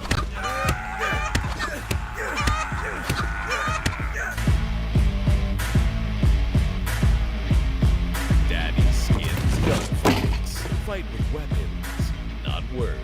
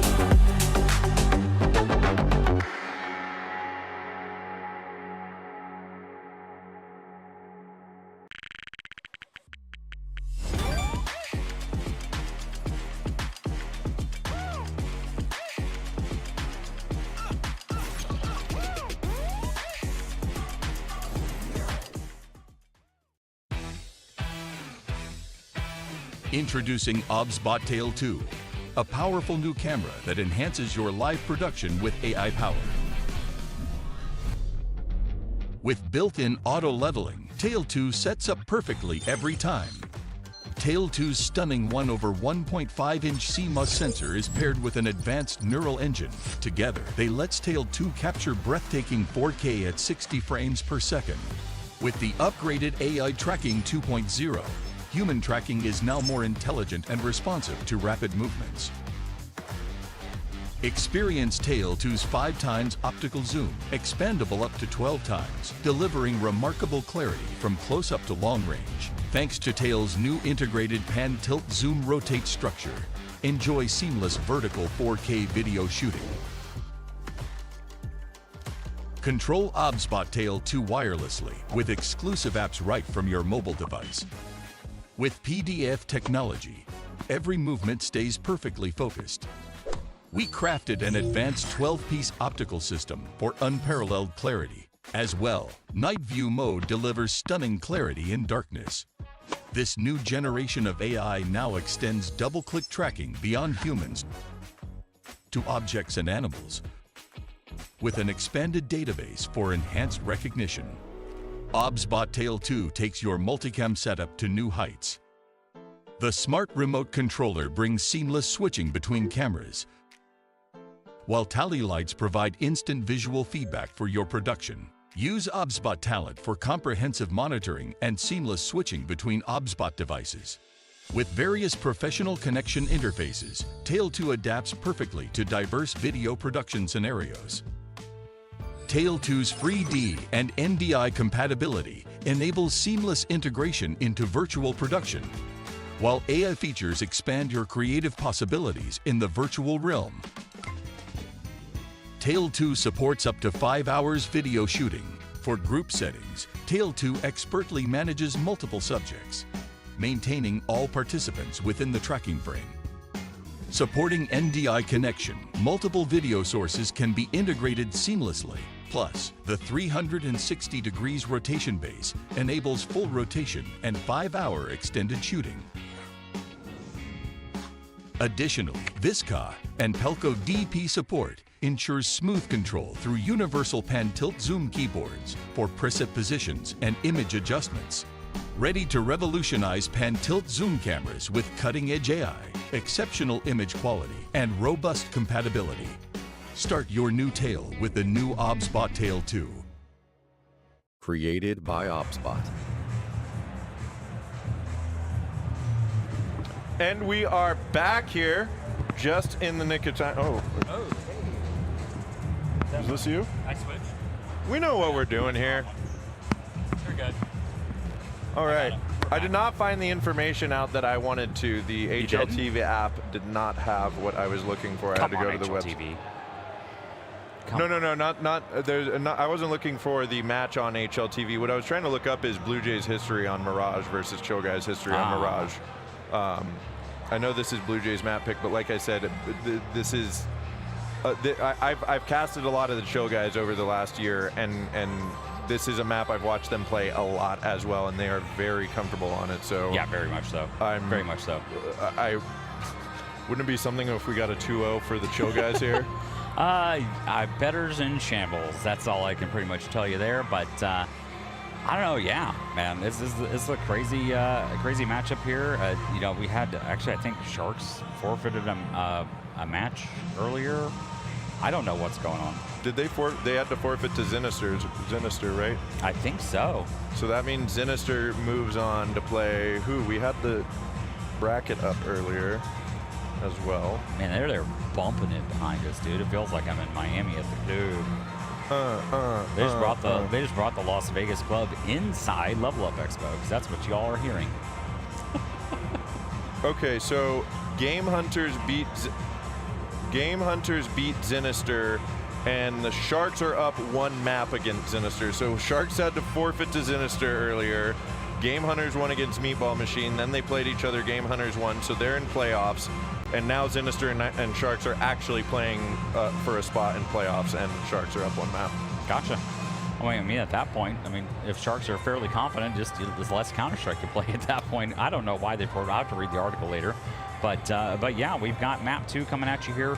Mirage is going to be the map of choice from the hands of Blue Jays. So I don't know, man.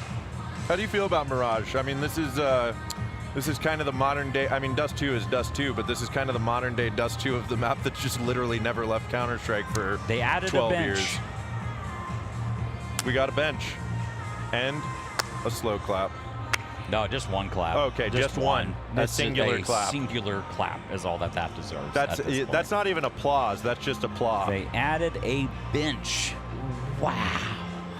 Where was that bench added? In mid. Oh, that bench was added? Yeah. Man, I can't even remember a time before that bench. It's just like part of everything. Now we are getting word from production. We are going to get into this match here pretty quick. Indeed. What are your predictions here, Bonneman? I don't know. Blue Jays better step it up, but you know, it is one of those things. If Chill Guys can kind of get Dare down in the dumps a little bit here and kind of keep them quiet, and I couldn't hear it from over here, so I don't know, man. Well, I don't think we heard him much in the server as well. He had a pretty quiet game there on Ancient, so I definitely think that like when you have that fiery attitude, it can sometimes work against you if the opponents kind of shut you down early and you get in your own head. But hopefully coming into Mirage, things are a little different. Dare's refreshed. Blue Jays are ready to step it up, and we are getting into pistol round. Chill Guys starting out. Okay, Chill Guys choose to start out on T side. This is a Chill Guys classic on Mirage. They get to choose what side, and they go T side, and they immediately move over towards this A split. Oh, no, excuse me, I had it backwards. Chill Guys, things are backwards on the top. Chill Guys are gonna stack up on A and still win the round though. I was looking at the top of the screen there. We were waiting to switch those over. It is actually Blue Jay starting out on T side. That is a thing Chill Guys used to do, but it looks like they are starting out on CT side, and very convincing opening round there, Bonneman, as Blinken, you would have missed it. Blue Jays all 5 dying within about 10 seconds of each other. I know, man. That was crazy. That was a fantastic start for Chill Guys. All 5 alive. Not really taking a lot of damage either. So, in fact, all 5 players now have purchased head armor as well, going against the opposing T side of Blue Jays. So, not trying to take any weird dinks or one taps here in this one. So, smart play so far called out to Chill Guys. And can't wait to see what they do here. I also think Mirage can be, if Mirage is your map pick after you lose map 1 to your opponent, it can be tough because while Mirage is pretty balanced, it is still a pretty CT-sided map that if you get cooking on CT side, it can be really hard to get those rounds you need on T side. So Blue Jays playing definitely an uphill battle. I believe not live was called here is what I'm guessing. Yeah, I don't know. It's interesting. Merle's got 99 and Dare's got 68, so I don't know in this one, but that's a fantastic looking Doppler and a nice set of gloves there on Merle. Yeah, that's do you think he's got do you think he's got a red knife and red gloves for when he's on T side? I don't know. We should have checked that though. That would have been fun.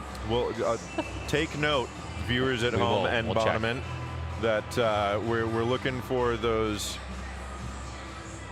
matching gloves on T side as well with the sweet T aesthetic. Very much they're red, like Level Up Expo. So you can actually go get this merch downstairs if you're here.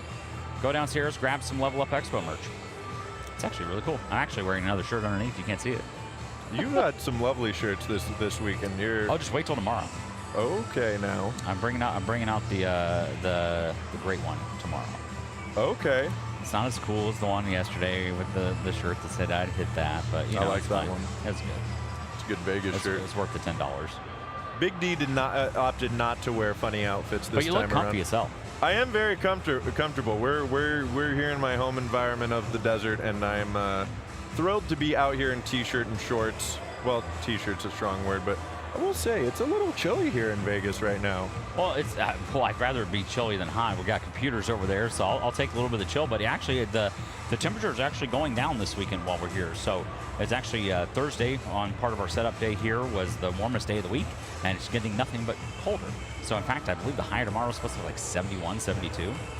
And in Vegas is kind of chilly actually. So yeah, in the desert it is a little bit cooler. I mean, I know a lot of people around the country or world will be like 70 degrees. That's still pretty warm, but not in the desert. Not in the desert. It feels a little breezy at that point. Now that being said, enough small talk.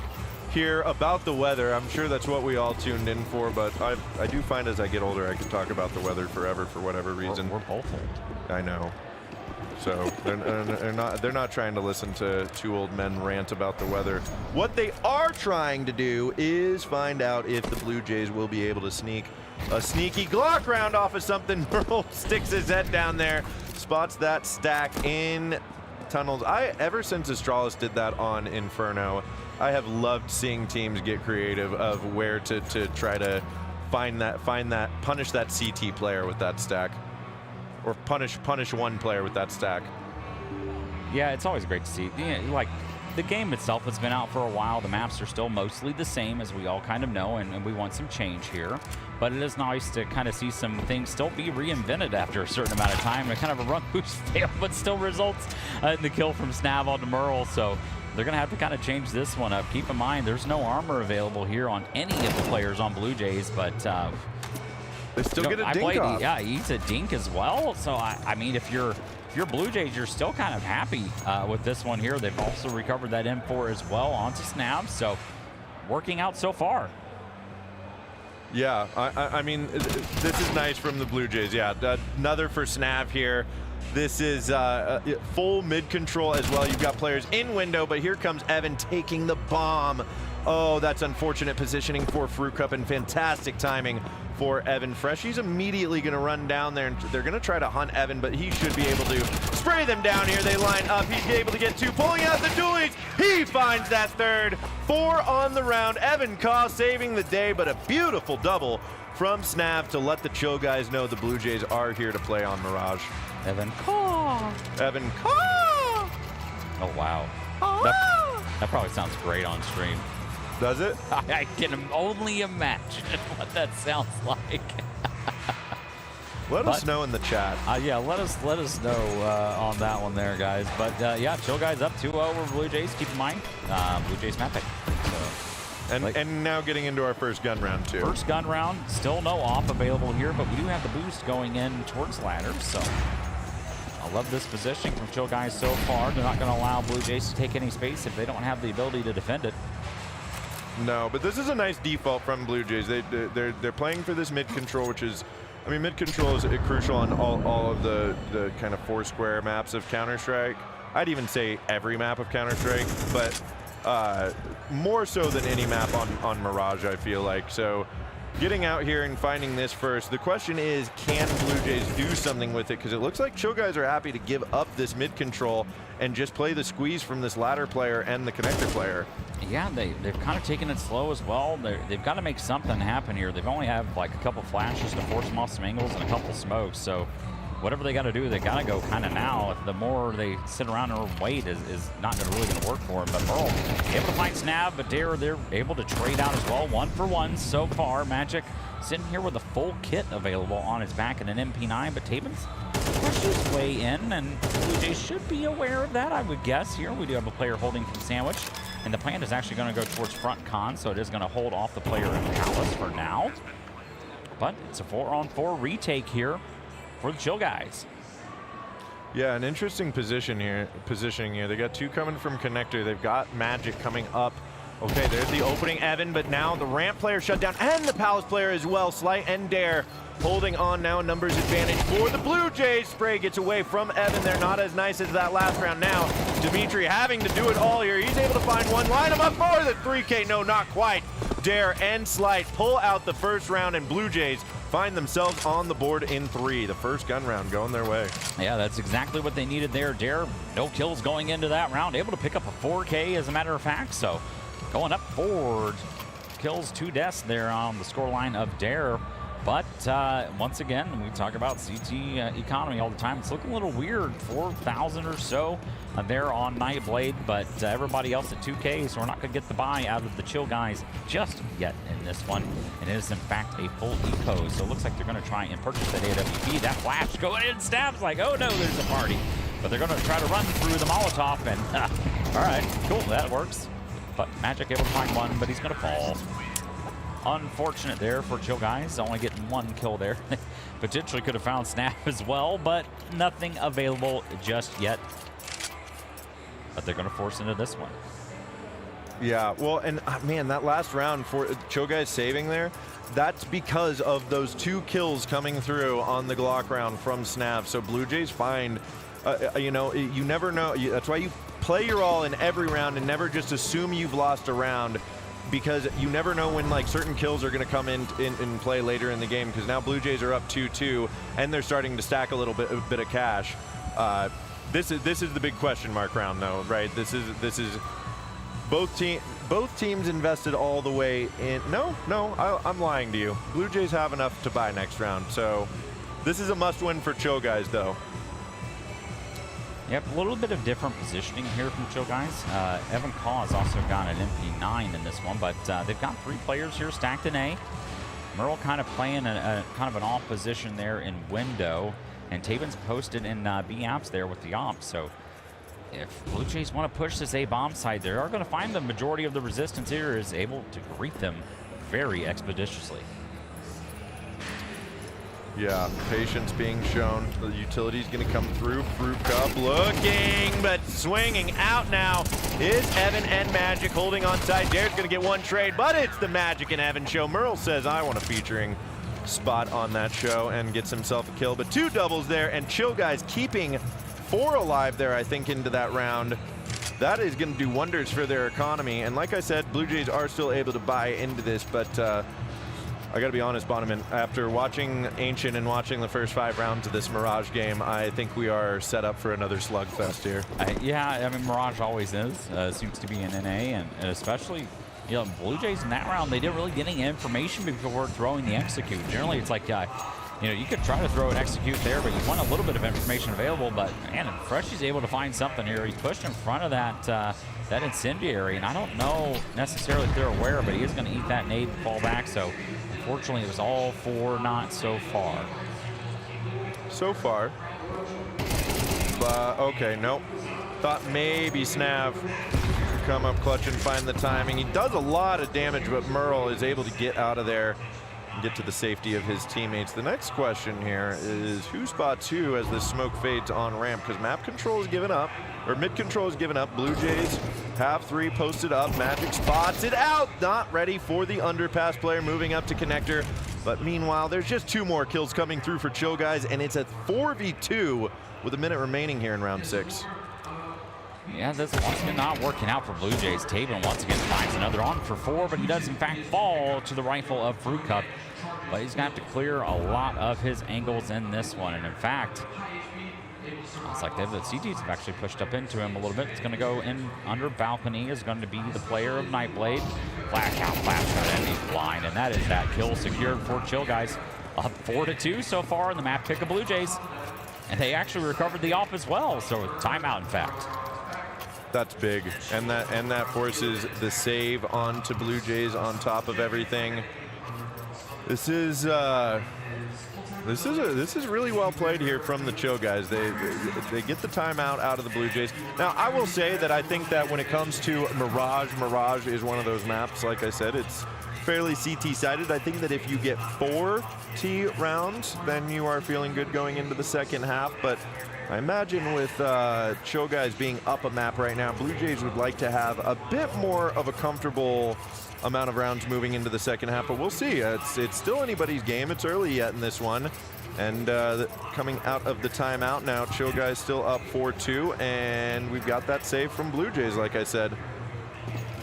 Yep, they've got to find something here. Maybe Blue Jays are able to pop up one of those classic NA pistol rounds that we like to see a lot and make us cringe as NA viewership that we see in a lot of the EU broadcasts. But yeah, man, something's got to happen here. They're looking a little uncomfortable on their own map pick of Mirage.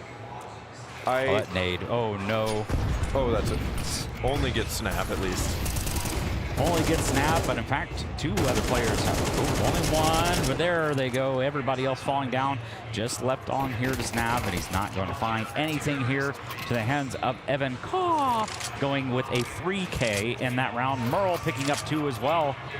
I don't know, man, that's the kill stat line here. Taven sitting at 3-3, but he's been really effective so far in this matchup. Evan already with 10 kills. Evan is a young prodigy in our scene. I think given enough time and he continues doing what he's doing, he's just very mechanically gifted, very fun to watch. I was talking to him yesterday, and he says he feels like he has a lot to learn on the tactics side of competitive Counter-Strike, but man, very exciting player to watch. And I know that was a save round, but still very well played from him there. Yeah, those save rounds, though, it can get away, especially, you know, if you drop over like an AWP, you know, over to the opposing side. So it can slip away and very fast. So it still works out great. And okay, Nightblade, he's on one of the biggest flanks of his life. Yep. He's actually going to run into the bomb of Slight here. That is absolutely Slight's looking crazy. for him. I think they realize something's up here. He's posted on it, though. Yeah. Well, can't flank me. No. Says Slight.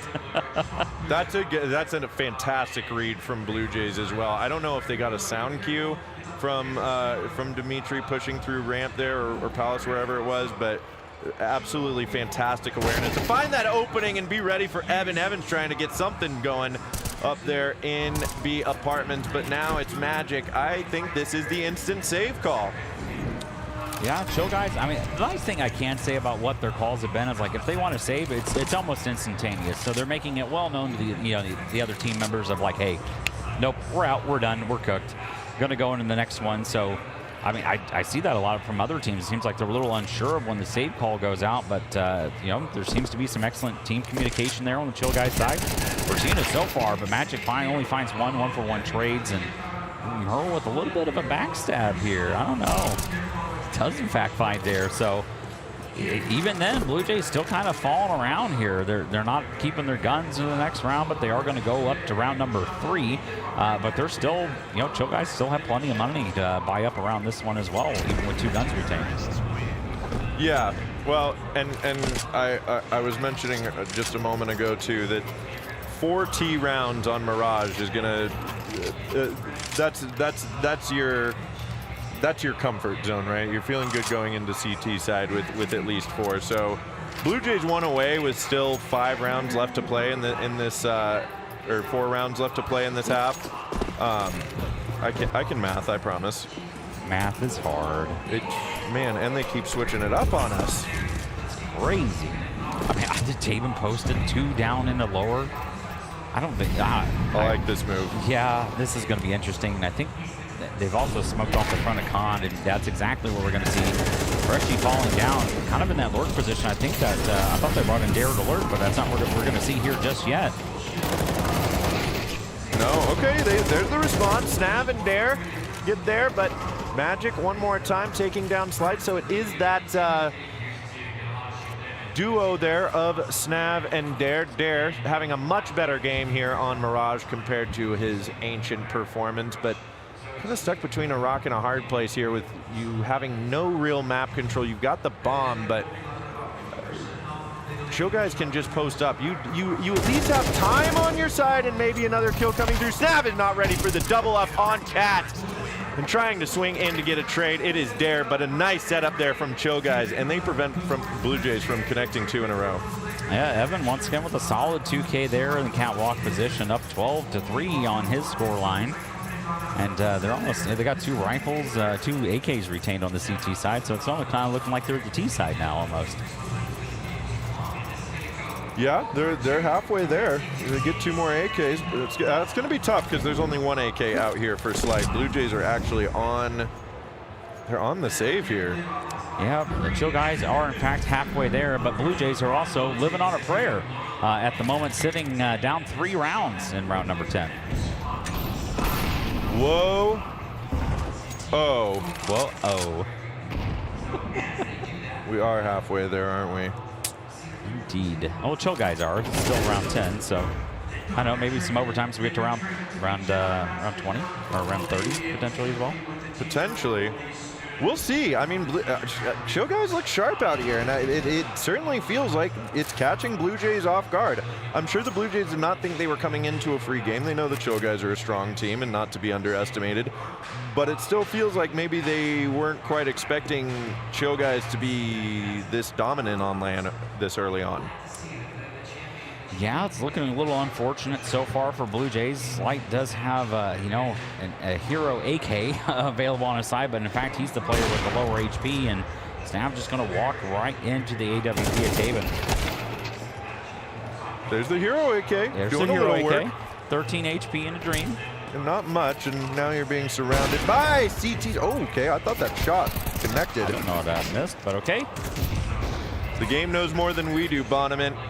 And all this being said, Blue Jays are actually 3v2, and not for long. Taven does jump up there, find his 3rd kill in the round, but they've got to be careful. Dare lurking in the smoke. Does eventually get caught out, and now being brought down.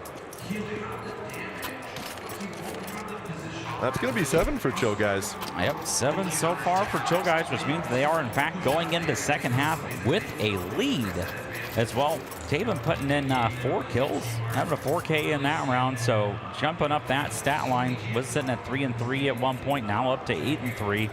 I mean, Blue Jays, they have to find something here. They've got to find a way to activate a player. Fruit Cup only, unfortunately, sitting at 1-8 so far. You know, Dare's the only player that's actually sitting at you know, an even score line on the Blue Jays side, especially on the T side. So if you know, this is your map pick, Slight. That's a beauty. That was nice. Yeah, quiet game from Fruit Cup. This is not normal for him. Definitely not. You know, he seems to MVP some frag events here, so we want to see it out of him here today. But once again, this is kind of like, you know, this is that advancement to the winner's bracket. So potential here. Blue Jays do lose this one. They will play again on a decider, so they're not out of this one just yet here. But if Chill Guys are able to take the dub, they're going to advance to the playoff round. Okay. Yeah. Taven moves out of that smoke. There is the 1-for-1 trade as Merle does go down as well. And a lot on the line here in this round. I think if Blue Jays can pull this round out, they might have a shot at a 2nd in a row, making this a 7-5 half. That will be a little easier said than done, I think, but the bomb is down. We've got themselves a 4v4 post plant here. Has a deep smoke from the Blue Jays too, so they're gonna have to try and find a way to push through this one, and they're gonna have to make some steps when they do so. But Chill Guys calling the save. Call them save, guys.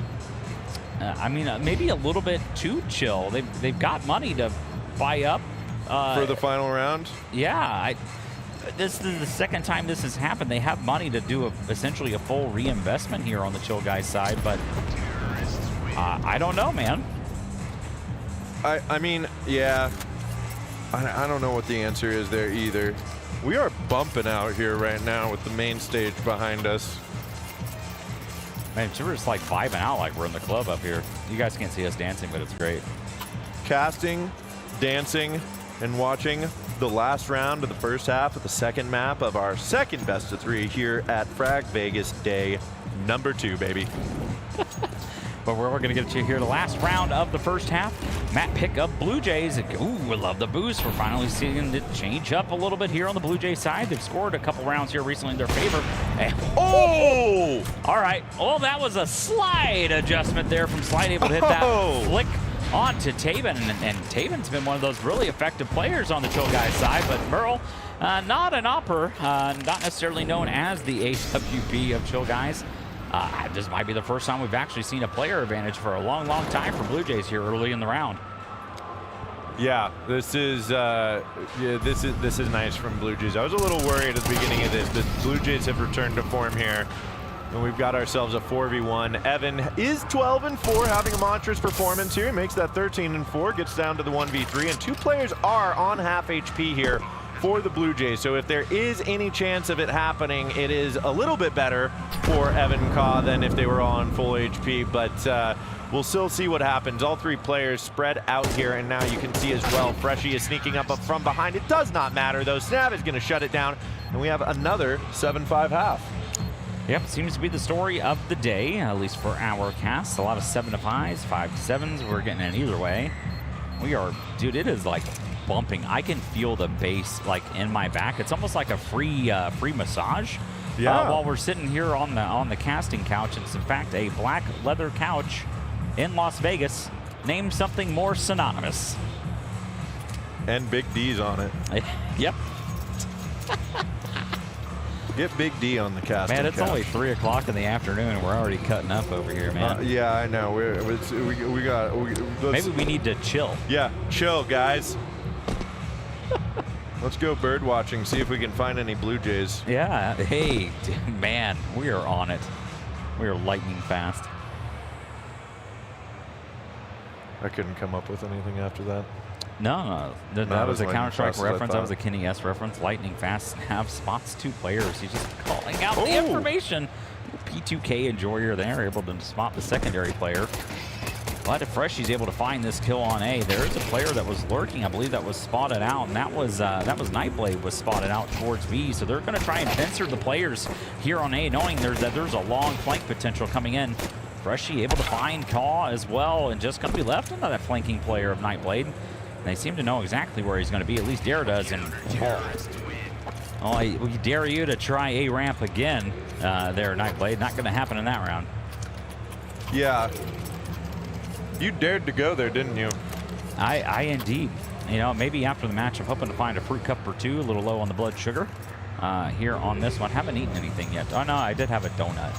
You had a donut earlier. I had Eggs Benedict for breakfast. That was delicious. That sounds way better than a donut that felt like it was out for like 2 days downstairs. That seems to be the report on those donuts downstairs. If you ask All In Gaming, he'll talk to you about it. We might be able to get a donut report from him next match as well. But meanwhile, we got Chill Guys on the full save, posted up in apartments here, trying to just get the bomb down in this round. But Blue Jays definitely set up to tie this game up 7-all. What a nade. But 2 players available here. It is Dare and Fruit Cup here on the B-bomb side. 2 picked up by Dare. He will finally fall, but Fruit Cup switching to the USP, trying to find the low HP player of Taven. Sight, in fact, runs over and steals that one away, but we're tied up. Yeah, we are. What a game. What a series so far. This is, I swear, one of the things with Counter-Strike and casting is you're like, man, this game on paper looks so exciting and it's going to be real back and forth. And then it never is as exciting as you hope for. But meanwhile here, we're actually getting that across both maps so far.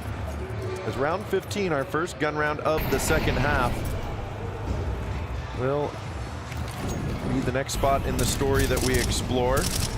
2 players posted up in window for Blue Jays. The smoke is there, but Chill Guys are actually not going to go for the mid play. They're actually making a lot of noise early in this default in this round, but 30 seconds in, they're going to set up over towards A. You can see that Magic is lurking, waiting for a push on the other side, but meanwhile, Blue Jays actually have 4 players on this side of the map right now. Indeed they do. I mean, AK's finally all around for Chill Guys. Haven't had that so far. It's a big rifle round, but you've got a clear sandwich. It's Freshy, looking pretty fresh in this one here. A little stale in the last one, but moving in, establishing himself so far here on Mirage. But once again, I mean, this seems to be the opposite of stories here. Low HP on the Chill Guys, and we're down now to a 2-on-2. We are, and one of those low HP players going down immediately. And both the Blue Jays are over here on this side of the map. Get aggressive. Good swing from Snap, trying to punish them on the exit. Excellent timing. It's down to just Magic. He's got the full HP in the 1v2, but 30 seconds remain. He does not have the opportunity to just walk across or get to the other side of the map. He's going to put the smoke down. They know right where he is, or at least have a general idea. He's looking for it there. Another beautiful peek from Snap, the Stairmaster. And Blue Jays find themselves in the lead for the first time on Mirage. Yeah, it only took them 15 rounds to get comfortable in this one. But man, this is one of those maps. Obviously, we knew kind of coming into it, it's going to be kind of a knockdown, drag-out fight on Mirage, kind of the pug-style map as we all kind of expect that it will be and it will stay. If they don't change something on it, it's kind of boring. It's stale.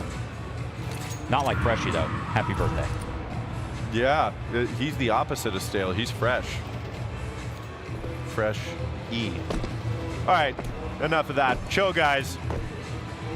Down to a save here again.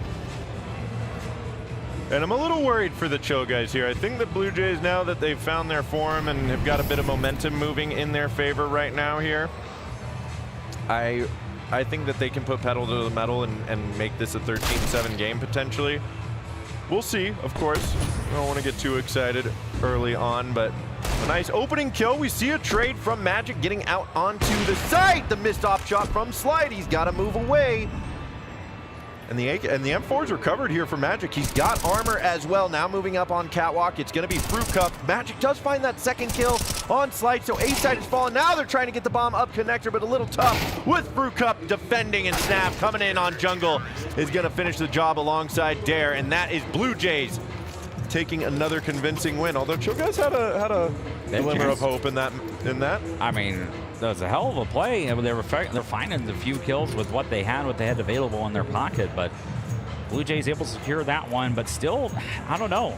That money situation, Blue Jays have won, what, 4 rounds in a row here. They still, you know, sitting at the 2K mark on funds. Yeah, I mean, they're not, it's not a huge amount of cash that they're building right now, but it's definitely not nothing. You know, it's my money and I need it now. 877 cash now.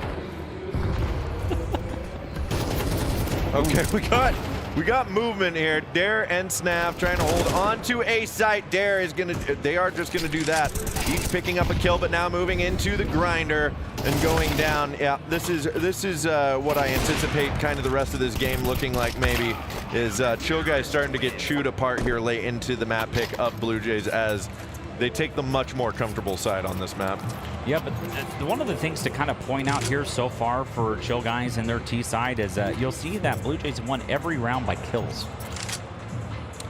No bomb plants. No bomb plant. Good call. So if you're the Chill guys, the one thing that you absolutely will need, especially when you have full loss bonus, you need to start finding those bomb plants. That way you're able to get your rifles and your full utility behind it to really make those rounds effective. But if Blue Jays are able to kind of stave them off for now, I mean, they're not going to have a chance to get back into this one. Yeah, I don't think they will. And one of the things that like Blue Jays did well on their T side was they played for that mid control over and over and over again. That's not something I really see the Chill guys doing on their T side. I don't know if it's utility shutting them out or if it's a tactical decision to try to just avoid playing for mid and try to win the map elsewhere. But I mean, that mid control is the meta for a reason, and there it is, a flawless round from Blue Jays. It was another save for the Chill guys, but now just 2 away from taking us into our 3rd map, which Train is the decider. I mean, come on, baby. Yeah, what name a thing more synonymous than running a train?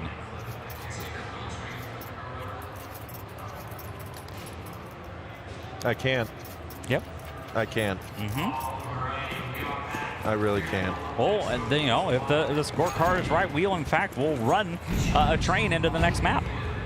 Yeah, we just might. We'll see what happens. It's still not over quite yet, but I mean, Chill guys look like they're the ones that are lost out here on Mirage. Their T side's looking a little bit flat compared to their CT side, and Blue Jays look like they're locked in right now. That nade does not feel good either. 4 players stacked up on this B side. They have the lurk of Merle there in mid, trying to come up through cap, but now the execute coming through. 2 players posted up backside, not able to find the opening. Yes, they are, but a return fire from Magic, and he gets 2. Freshie still out here on the empty pillar. He's gonna swing around looking for something. Spots one out up in the window. It almost looks like he gets a pick. All the meanwhile, Merle does go down in mid, but Magic for a 3rd on the round, and the bomb plant is denied as the nade lands right on Magic. It's a 2v2 here. 50 seconds remain. Okay, Snap spotting it out, gets some damage on Evan.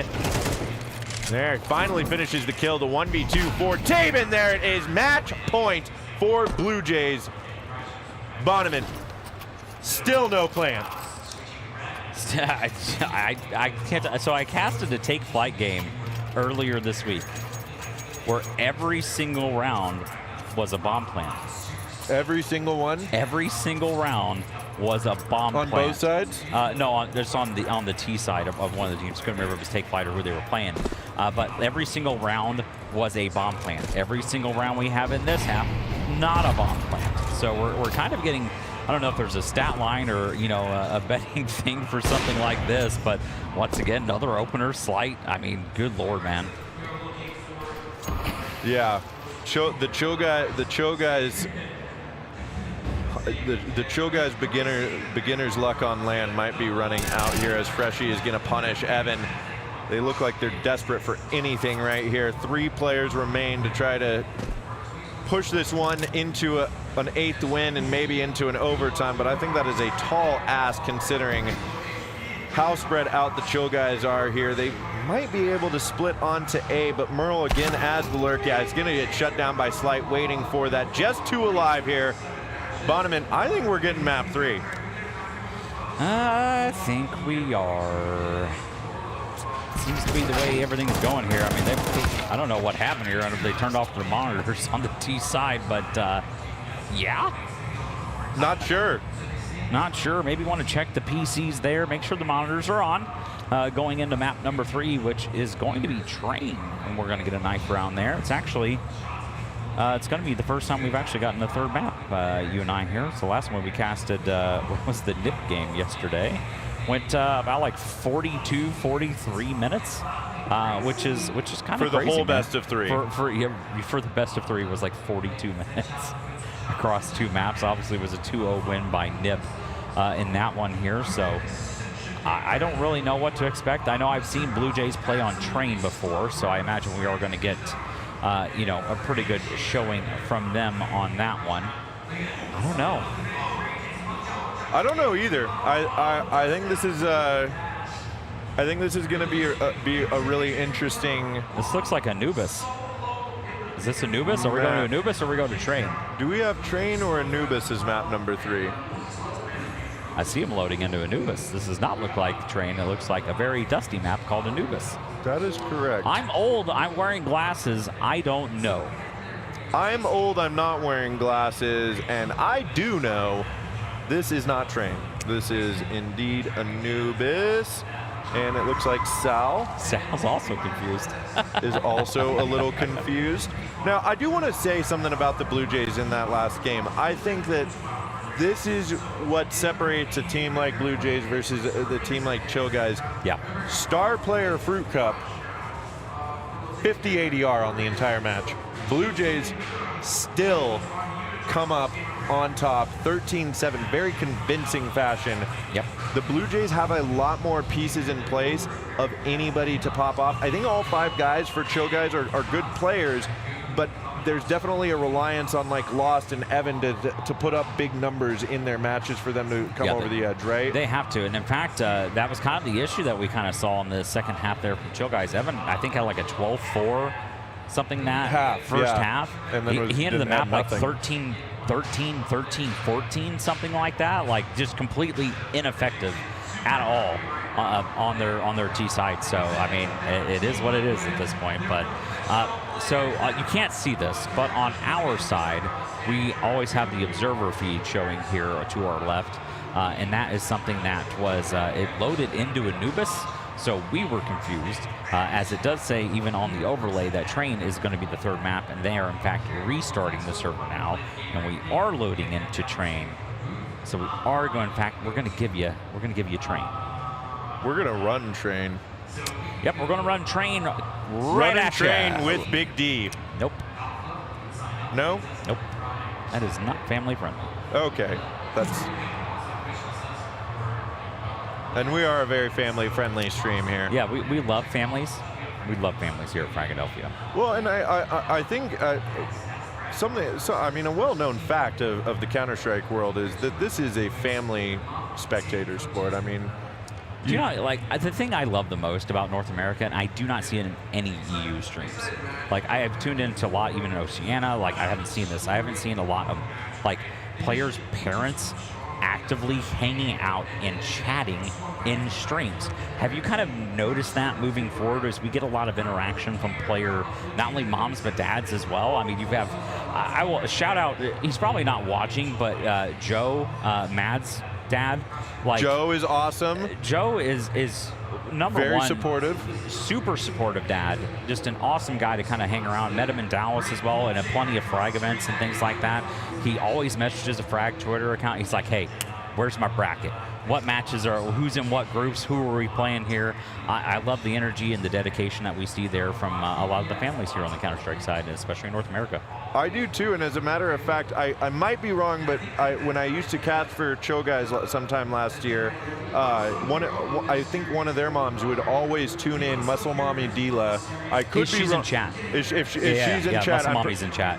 Shout out Muscle Mommy. Yeah, shout out Muscle Mommy. If I'm wrong about you being one of the Chill Guys parents, I will eat my words, but I'm just corroborating the fact that yeah, I absolutely love seeing the parental support and familial support from North American players. At least we got something here that the rest of the world doesn't. That's right. We got a lot of love. A lot of love. Now I may be mistaken, Bonneman. Did production whisper sweet nothings into our ear and tell us to throw it to a break? I don't know. Okay, right, yes, we'll the answer is yes. So we will be back here momentarily. Maybe with a Muscle Mommy. Maybe with the Muscle Mommy. But otherwise, we're going to be back for train in just a moment. Stay tuned.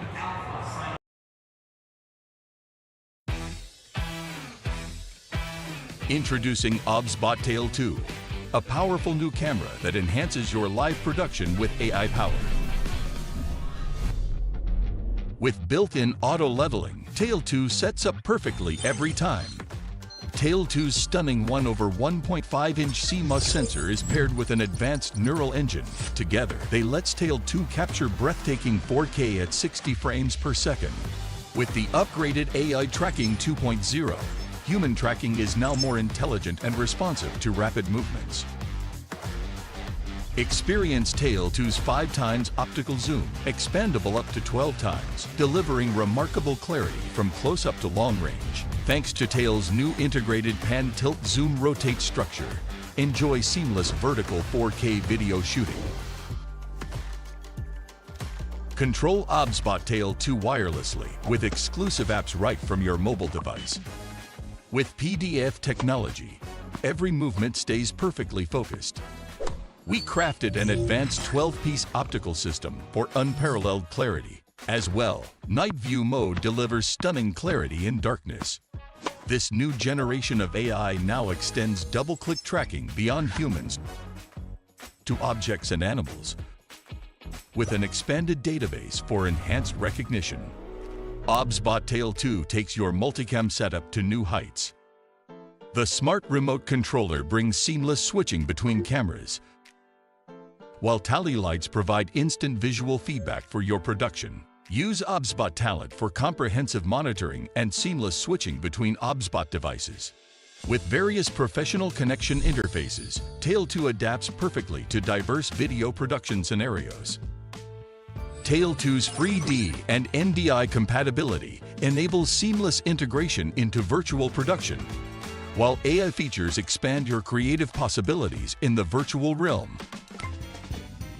Tail 2 supports up to 5 hours video shooting.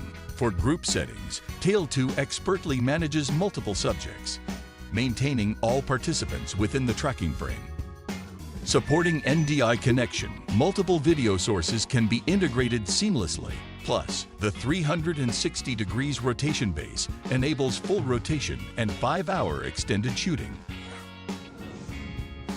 Additionally, Visca and Pelco DP support ensures smooth control through universal pan-tilt zoom keyboards for preset positions and image adjustments. Ready to revolutionize pan-tilt zoom cameras with cutting-edge AI, exceptional image quality, and robust compatibility. Start your new Tail with the new OBSBot Tail 2. Created by OBSBot.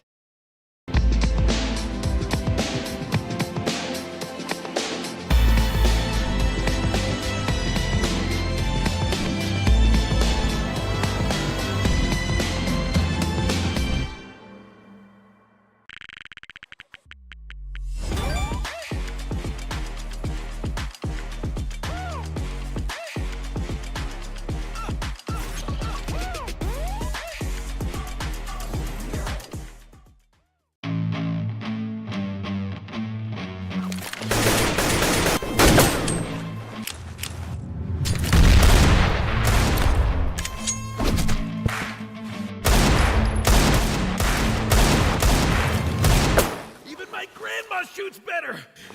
If you were as fat as your mom, I would have hit you a long time ago.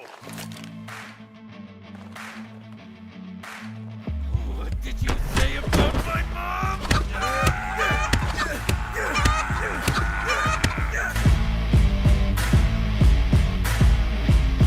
Daddy Skins gunfights.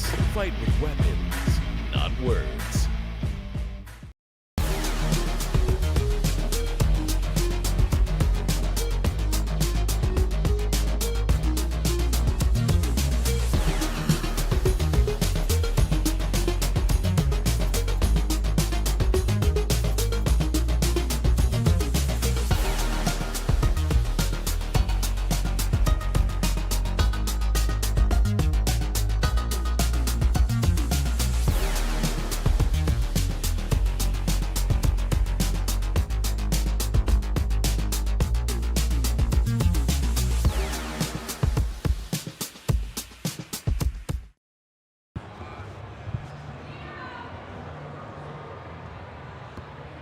And I'm back.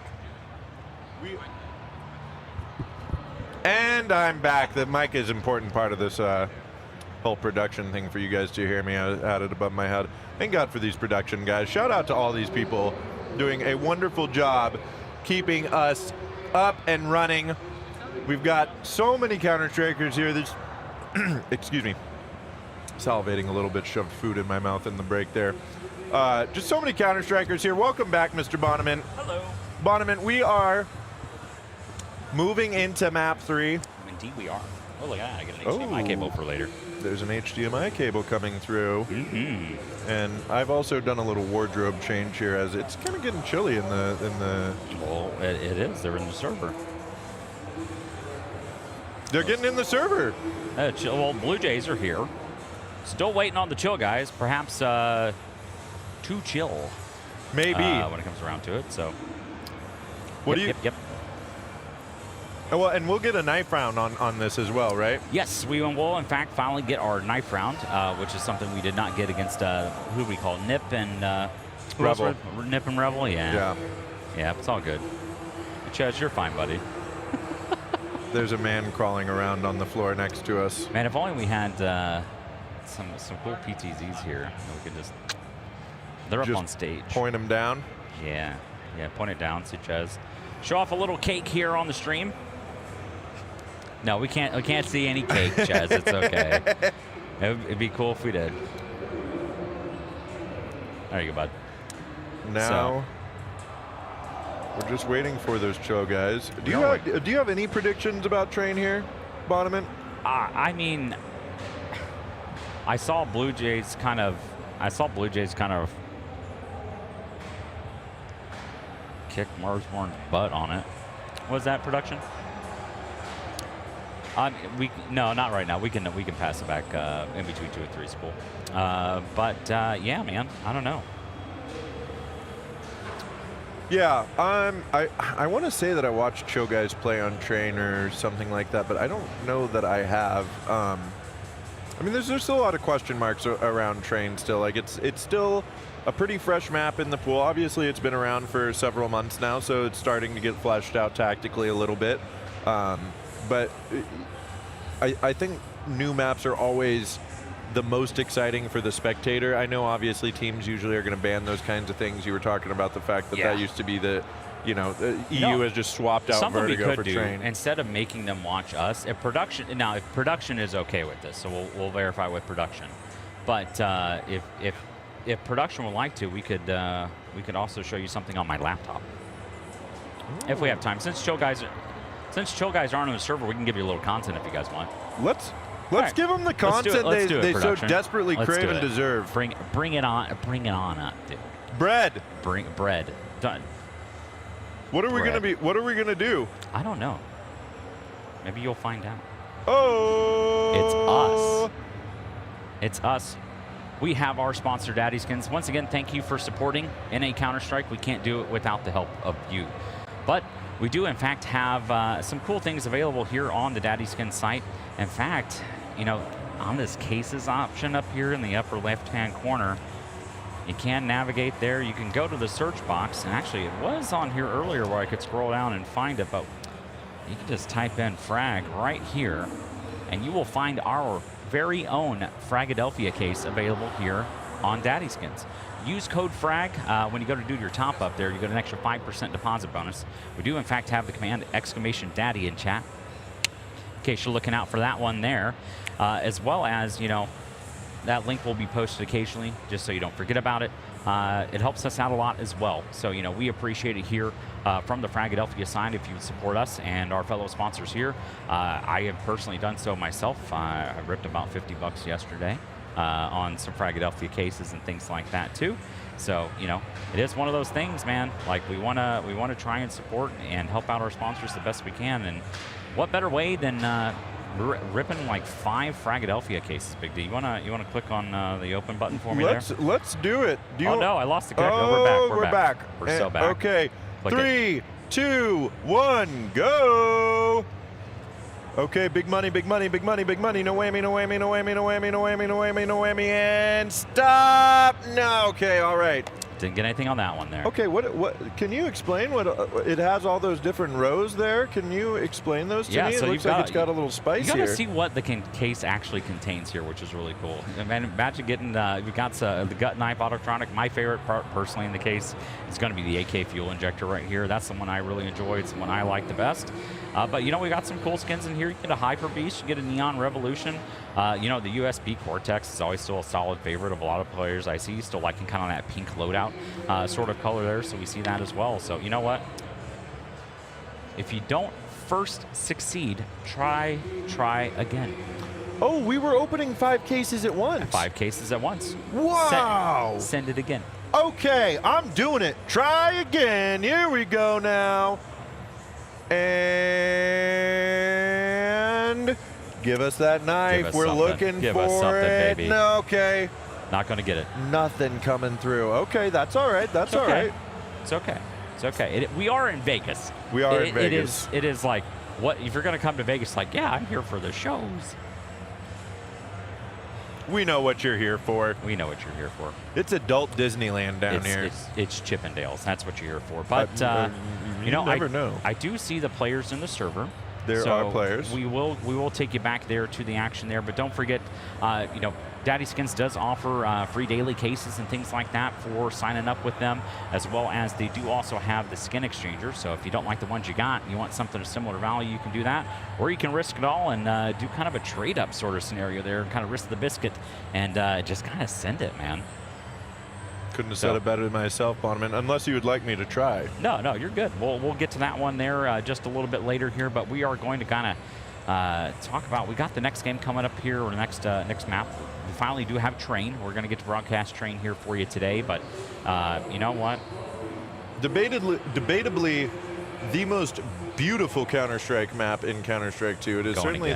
I'm doing it again. Okay, let's see it. This time we're getting a nice. Oh, almost on the gloves. Oh, I thought you were getting that fuel injector for a moment.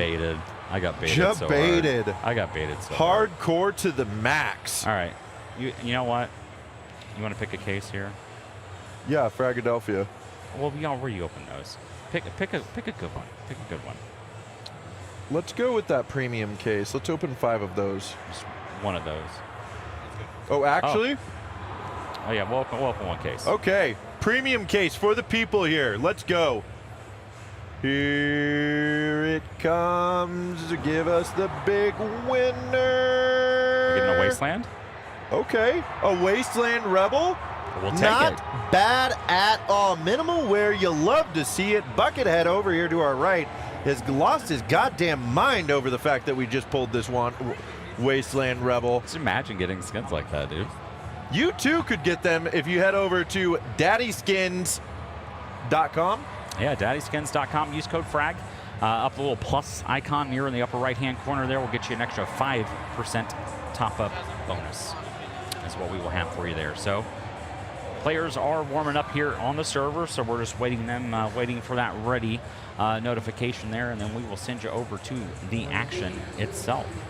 But, you know, hey, that's pretty good so far. I like it. Yeah, that's not bad at all. Do we want to upgrade it? Can you? What does upgrade do? Well, let me show you. Please explain, Bonham. So we can take that lovely Wasteland Rebel that we just got. We'll add it over here. Then do one for the Panther. Oh man, Level Up Arena. Shout out to those guys. So Level Up Arena, we didn't get to see it at Frag.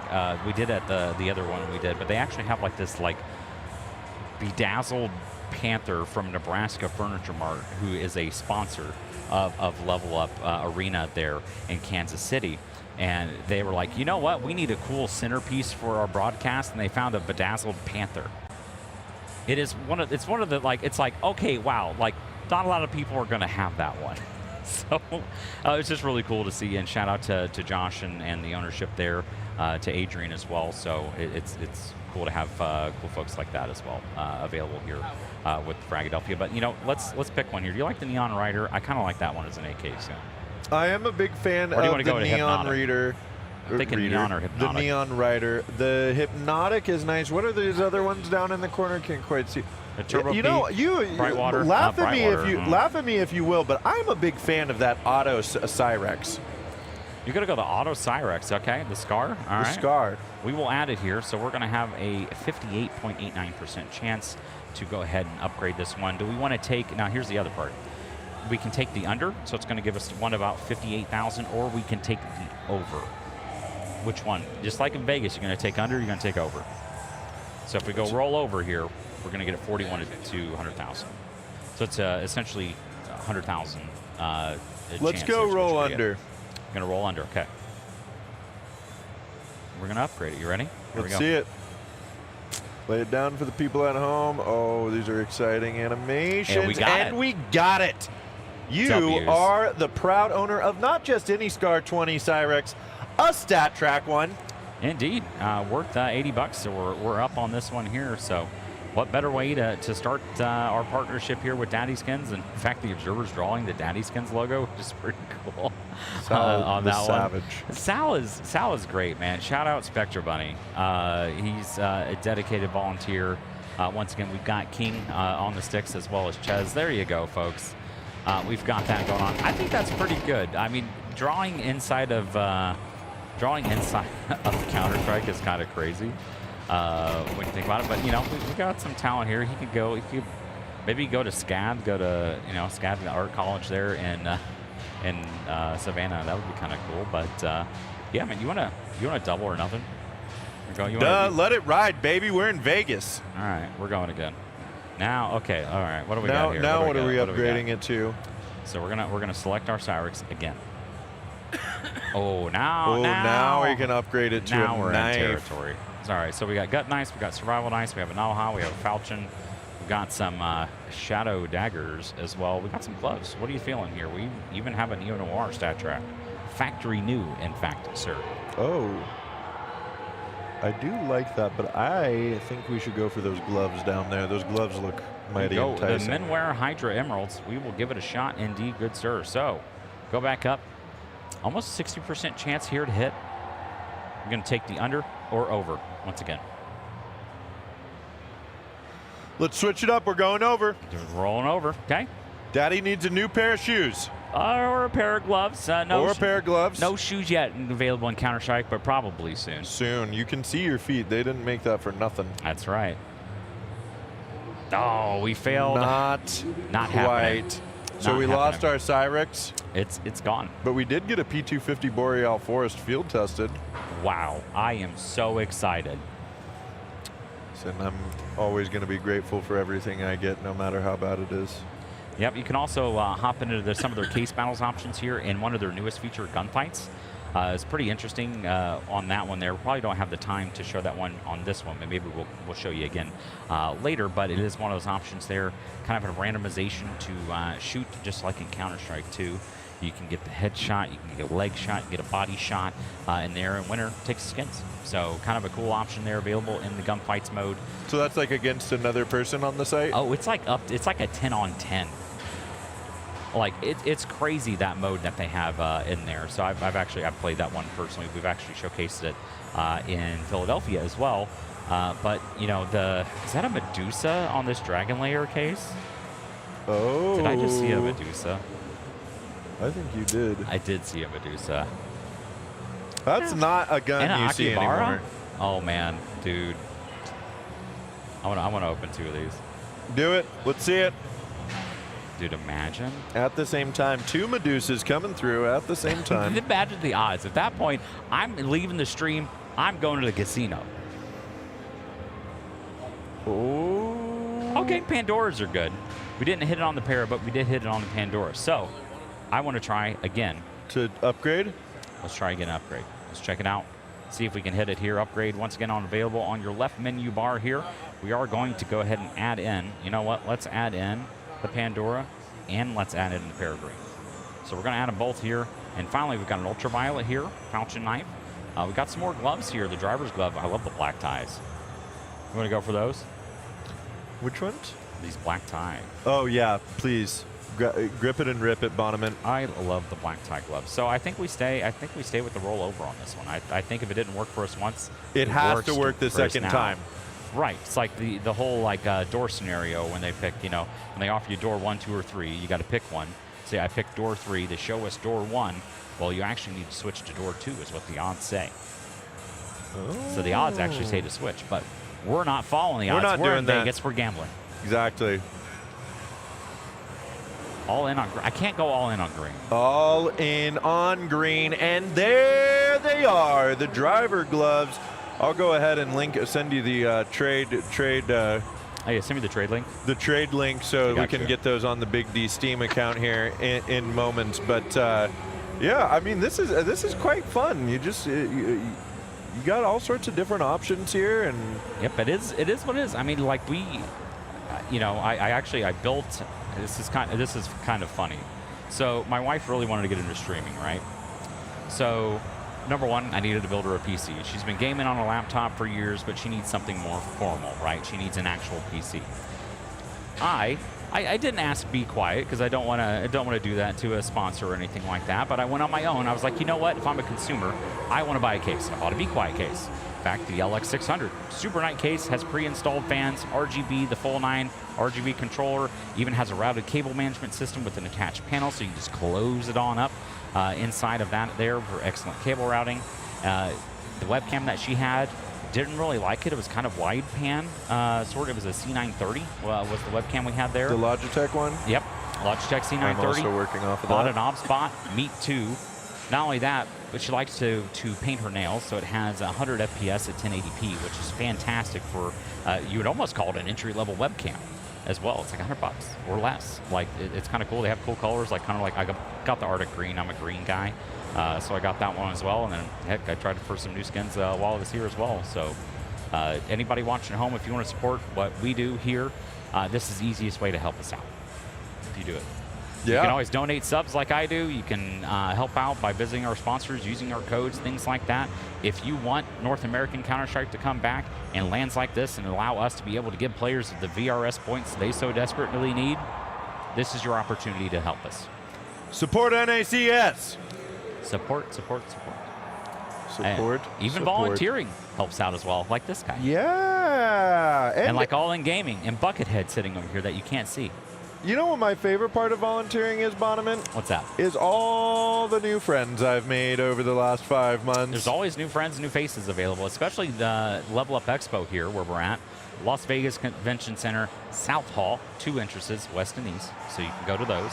Come on down, visit us here. Well, actually, Netflix is doing a showing right over here. We have Osu over here. We had COD Mobile over here yesterday. There's a big, giant Pikachu inflatable on the ceiling. Senpai Squad has all their cars here, and we're on the 2nd level. There's also 3 stages set up for console gaming, and then you have the complete lower half. That's just we're just the upper story here on level 2. We still have the first lower level available there that has not only all your artist shops, has all your signings as well, things like that, and all the vendors are down there, as well as the Level Up Lounge. We got a bar down there too. the Level Up Lounge, and the Free Play Arcade as well, which has quite it boasts quite a There's so many variety of games down there. Yeah, I will crazy. say there's no Guitar Hero, so if you're showing up looking to play Guitar Hero, you might be a little bummed. It's not happening. But they have like every other rhythm game that you could possibly imagine up there. There's also retro gaming stage over here too. It's that one you can see right over the top there. Yeah, so they're retro gaming. The one where they're playing Melee over there? Yep. So they've got that over as well. So I will not swallow the brutal pill of age and time and call Melee retro yet. I don't know, dude. See, okay, it's kind of like antique, like that. An antique car is technically something over 20 years. I believe it's a classification. Is that what it is? But yeah. So like, remember at a time growing up while I was like 20, you know, it's like 10 years ago or so. You have to think about it because I remember like the Pontiac Grand Prix was such a lovely vehicle that was technically considered a classic then because it was more than 20 years old. And I said that means we need to revisit what the term classic means. That was the kind of notification. So you also need to make the same determination with retro. How do you define retro? Let me think about this for a moment. I think that you define retro. I mean, I think retro, antique, classic are all synonymous with each other, right? But I feel you're gonna make me sad because I'm gonna talk myself into Melee being retro. But I feel like retro is like from the most recent generation prior to the one you're experiencing, right? So share the love. Unfortunately, I guess that means that Super Smash Bros. Melee is retro, considering we are in a new generation, but I'm opening 5 more, man. let's do it. Imagine we had a gut knife right here. Let's see it. The other part is, it's not rigged. They're opening cases and we're not kidding. Yeah, Such is the way. exactly. Oh, actually, we got a split space that time. Okay. Okay. All right. That's not nothing. We're good with that. That's good. How far can we trade that sucker up? I don't know, man. You gonna roll it till we get to like $50 or so? You think that's? Yeah. What? Yeah. Is that like the end number? Is that what you want to shoot for here? 50? No. So you let it ride, baby. We got At some point we have to stop here. There becomes a point of infinite loss, but you know what? We can actually go really high. We can go for like a $20 skin. So you can change that up at the top here. Is kind of what you see right here. You can change that as well. So we can go for something a little higher here. We can go for a Neon Revolution. Let's grab that Bloodsport. Go Bloodsport? Yeah. Where's that one at? Up in the middle there. That's a Neon. Oh, that's a Neon Revolution? Yeah. That's a Neon. Big D's blind as a bat, apparently. Let's go $25. Let's go extra risky, okay? Okay. Let's go extra risky. What's the goodies up there in the top left? What's that? A Copenhagen? It's a Copenhagen viewer pass. It's kind of a nostalgic thing there. I don't know what that would get you there, but I don't know. I don't know if it's still like redeemable and things like that. I know they're rare. They're kind of a collector's item because people want those. I thought I saw in one of the matches earlier someone had a chrome cannon, but I kind of want to go with this bright water. That's one of those rarer trade-up weapons there. 20% chance. Okay. Now do you roll under or over? We rolled over the last 2 times. I think we do in fact take the switch on this one. Okay, let's do it.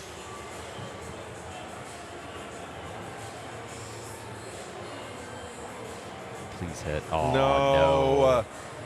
We wouldn't have hit Sand anyway Dune. there. So we only had 20%. So if we would have took the over, we would have rolled like 80,000 to 100,000 and taken the under. So we wouldn't have won on that one there. I would have had to pick the range that exactly really needed to be there. So unfortunately, not getting it on that one. The dream has ended. You hate to see it. Hate to see it. Hate to see it, my friend. I have a question, Bonneman. What's that? What do you think these players are doing right now over here? Because I've seen 10 players in this server for a good while. Yeah, but Evan and Fruit Cup also have not respawned. Oh, they must be disconnected then. Yep, I imagine they are disconnected here at this time. Well, unfortunate for them. Yeah. Oh, fantastic. Okay, we just got word from production that they are dealing with issues that we cannot fix and are having to wait for or something to happen. So, or someone. So, this is as exciting as it gets here. We are. Let's gamble some more. Let's. I love spending other people's money. Why not, dude? This is where it's at. Do we go lucky and try to get a knife out of that one? What do you think? Show me. What is this? What, we're all here to have fun, right? What's in the have fun case? Let's find out. What's in this one? A cased hardened Ursus? What? Okay. All right, so the case is 24 cents. So we'll look at our items here, kind of look at the break evens and what's going to make it here. So pretty much anything that's not a Glock, sawed off, or the auto. Actually, the Highwayman is a sawed off, but it is in profitability there. So there is definite potential on that one. So we'll see what we can get here. You want to let's rip 5. How about we do that? Let's do 5. Got the fiber coming through. Imagine we hit a knife, dude. I opened a knife yesterday. I know, we missed it.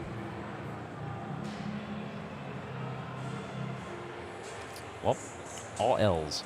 All L's. All L's in that one. Wah, wah, wah, Here we go again. Okay, but this one is 5 knives. Watch. No, I jinxed it. And we go into profit on one of them there, so that's good. Okay. We're fine. moving on up now. Moving on up. Moving on up. Might go to, you know what, let's do a case battle after this one. I don't get anything there. So we will go to the case battle here. Yeah, let's see the case battle. How does this work? So in this one, okay. What happens here is you can either go up against players or bots. You can essentially pick the cases that you want, and you will compete. You can go like 2-on-2, things like that. You compete. You can be on teams if you would like. You can pick a side. You can pick, you know, whichever side you would like there. And essentially, you can go winner take all. So the highest value items that open get all of everything opened. Okay. So like, for instance, let's see, that one's running here. So we can create one. What better one to create? Let's add a case, and let's just add Get the FRAGxLVLUP case, baby. Let's load up 5 of them bad boys. We'll add 5 cases to the battle here. We will create it. We'll take 4 players. No, actually, let's go heads up. Let's only go 2 players here. We're going the Royale mode, which means the winner's going to take it all. We're going to create that battle here. Let's see. Let's wait for someone to join. All right, come on through. It could be you in chat if you go there. Yeah, if you want to try and snipe the frag cases, feel free. Okay. Well, Dan hopped in here, so we are rolling the first one here. Kind of a split across the board, but we hit the Glock Moonrise on the first one, so that's great for us here. $1.84 in value, so already our money back on that one. That one's kind of a split. Okay, but still maintaining the lead here. Still good. On the left-hand side. It's still good. If you can't tell, we're itching to cast something. We cast these spins coming through. And again, FRAGxLVLUP just coming out on top. An even more even split. 2 bronze decos. Last case coming through. How does this look? Almost the driver gloves. There's the Nova. Not enough for the other side. And FRAGxLVLUP will come out on top in the case battle. There we go. We got them all. Let's sell them all. Yeah, we'll sell them all for the value. We'll keep that money. Again. We'll keep that money in the pocket bank. No, let's not go again. Let's go a little riskier. Yeah, let's see our gunfights. Well, gunfight's going to take a little while. I don't know how much time we have on that one. Oh, those take a while. Yeah, depending on how many players are in here, because like I said, you can get one. Is it up to 16? Yeah, there's quite a few entrants here. You can see how many people are kind of lurking there in those matches. So not one here ready to start. Well, that one is 3-on-3. We could join up on that one, see if anyone wants else to join. But it's $164 in value on that one there. So we can live risky if we would like there, but not a lot of those getting ready to start just yet. But let's do another case battle here. Let's do it. This one's pending. Ooh. Let's join up. Let's see if we can get another dub. It would appear that 5 separate cases on this one, so 5 individual different cases. We lose because someone got a Zeus right off the bat. That is a fantastic skin to win. Okay. No one get anything there on that one. We need a heavy hitter to come through here. We need some value. Show us the gloves here real fast. Oh, frontside Misty. Ooh. Okay. No, 6 pulling ahead. Yeah. Got 2 cases left here. We need a hitter. We're not going to get it with the blue spruce. We need that last case magic. Is what we need. That RA revolver is not it. Nope. 6. So here's how that works. The total valuation there was $19.11. 6 took home $57 worth of skins. So gambled, could lose it all, could win everybody else's. He took, of course, the dub in that one there and essentially tripled his money, which is crazy. His record money with that one. So I don't know, man. Well, and I am going to tell you, Casey, I believe that, excuse me, Bonnement. Oh, that's fine. My name's Logan. You're good. Oh, we didn't get into that one. Let's watch this one. See what they got Casey going. loves opening cases. I do love opening cases. Is that why they call you Casey? No. That's my actual name, though. Maybe your parents had a premonition. No, it's actually named after Yankee baseball player Casey Stengel. Okay. Yeah, it's named after baseball players. Well, I was going to say, I have a feeling we are in for a bit of a wait on this match starting as I watched Snav and Dare both walk on yonder away from their computers. So I'm curious to see how long it will be before we get into this. But man, at least I'll tell you what, I would like to go find at least a snack to go eat. If production's okay with it, if we could throw it to a short break, I'll go get a little bit of a snackaroonie. Production, how do we feel about that? I don't know. They may not be listening. They may not be listening. That's all right. We were wondering, production, if we could cut to a quick break while we wait for this tech issue. I just saw Snav get up from his computer and walk off with Dare there. So I imagine this is going to take a little while. Mr. Bonneman as well has some rumblings in his tummy and was thinking it might be time for a quick little snack. Heard that. We're gonna stand by. Now did we come out on top of that case battle? No, that wasn't our case battles. We were watching another one. Oh, we were watching one. You know, sometimes it's like nice to know. The other part of what you can do here is you can kind of like people watch. If you're like, you know what, I don't want to spend that, but I want to watch somebody else spend that money, you can just view and watch, hang out, see what they do.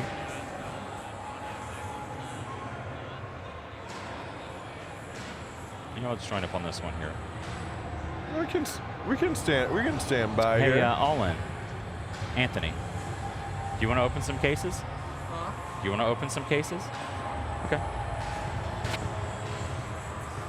Get on over here.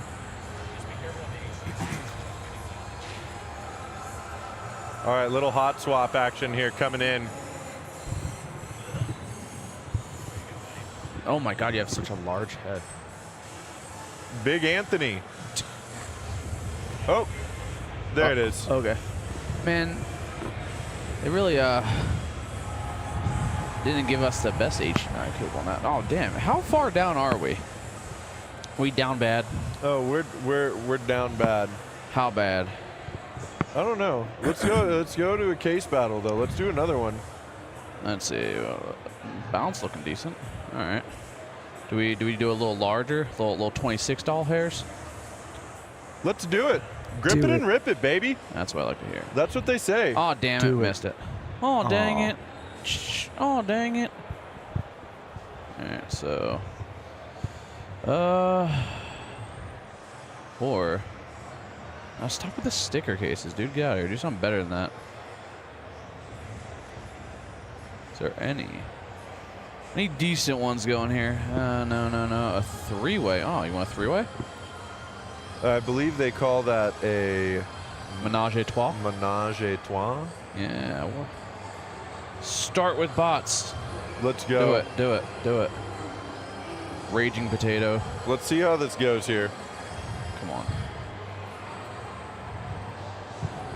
Yeah. Yeah. Go ahead. He's. Hello? Donnie, are you there? Hello? Hello? No, I'm not. yet.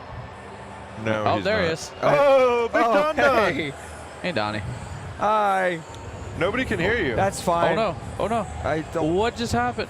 Oh, we're good. We're you can switching hear me between now. things. Oh, okay. I'll be honest with you. I just put the headset on because I couldn't hear you guys, and I didn't want to feel left out because I was lonely. Right. Guy doesn't want to start. Anthony I heard left that. me. Let's gamble though. Let's gamba. Let's go gambling. Let's gamba. All right, dude. I can't stop winning. Things that's not happening right now. All right, so since people are being, I won't say what they're being, but they're not being fun. Yeah.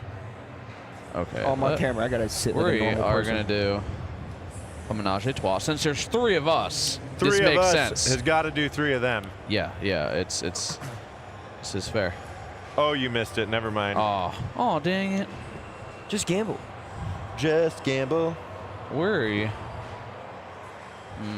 All right. So first off, as is tradition, I'm gonna throw on some frag cases. Yeah, get us some more frag case. There they are. Search it up. Oh, okay. There you Add go. cases. We're gonna 5.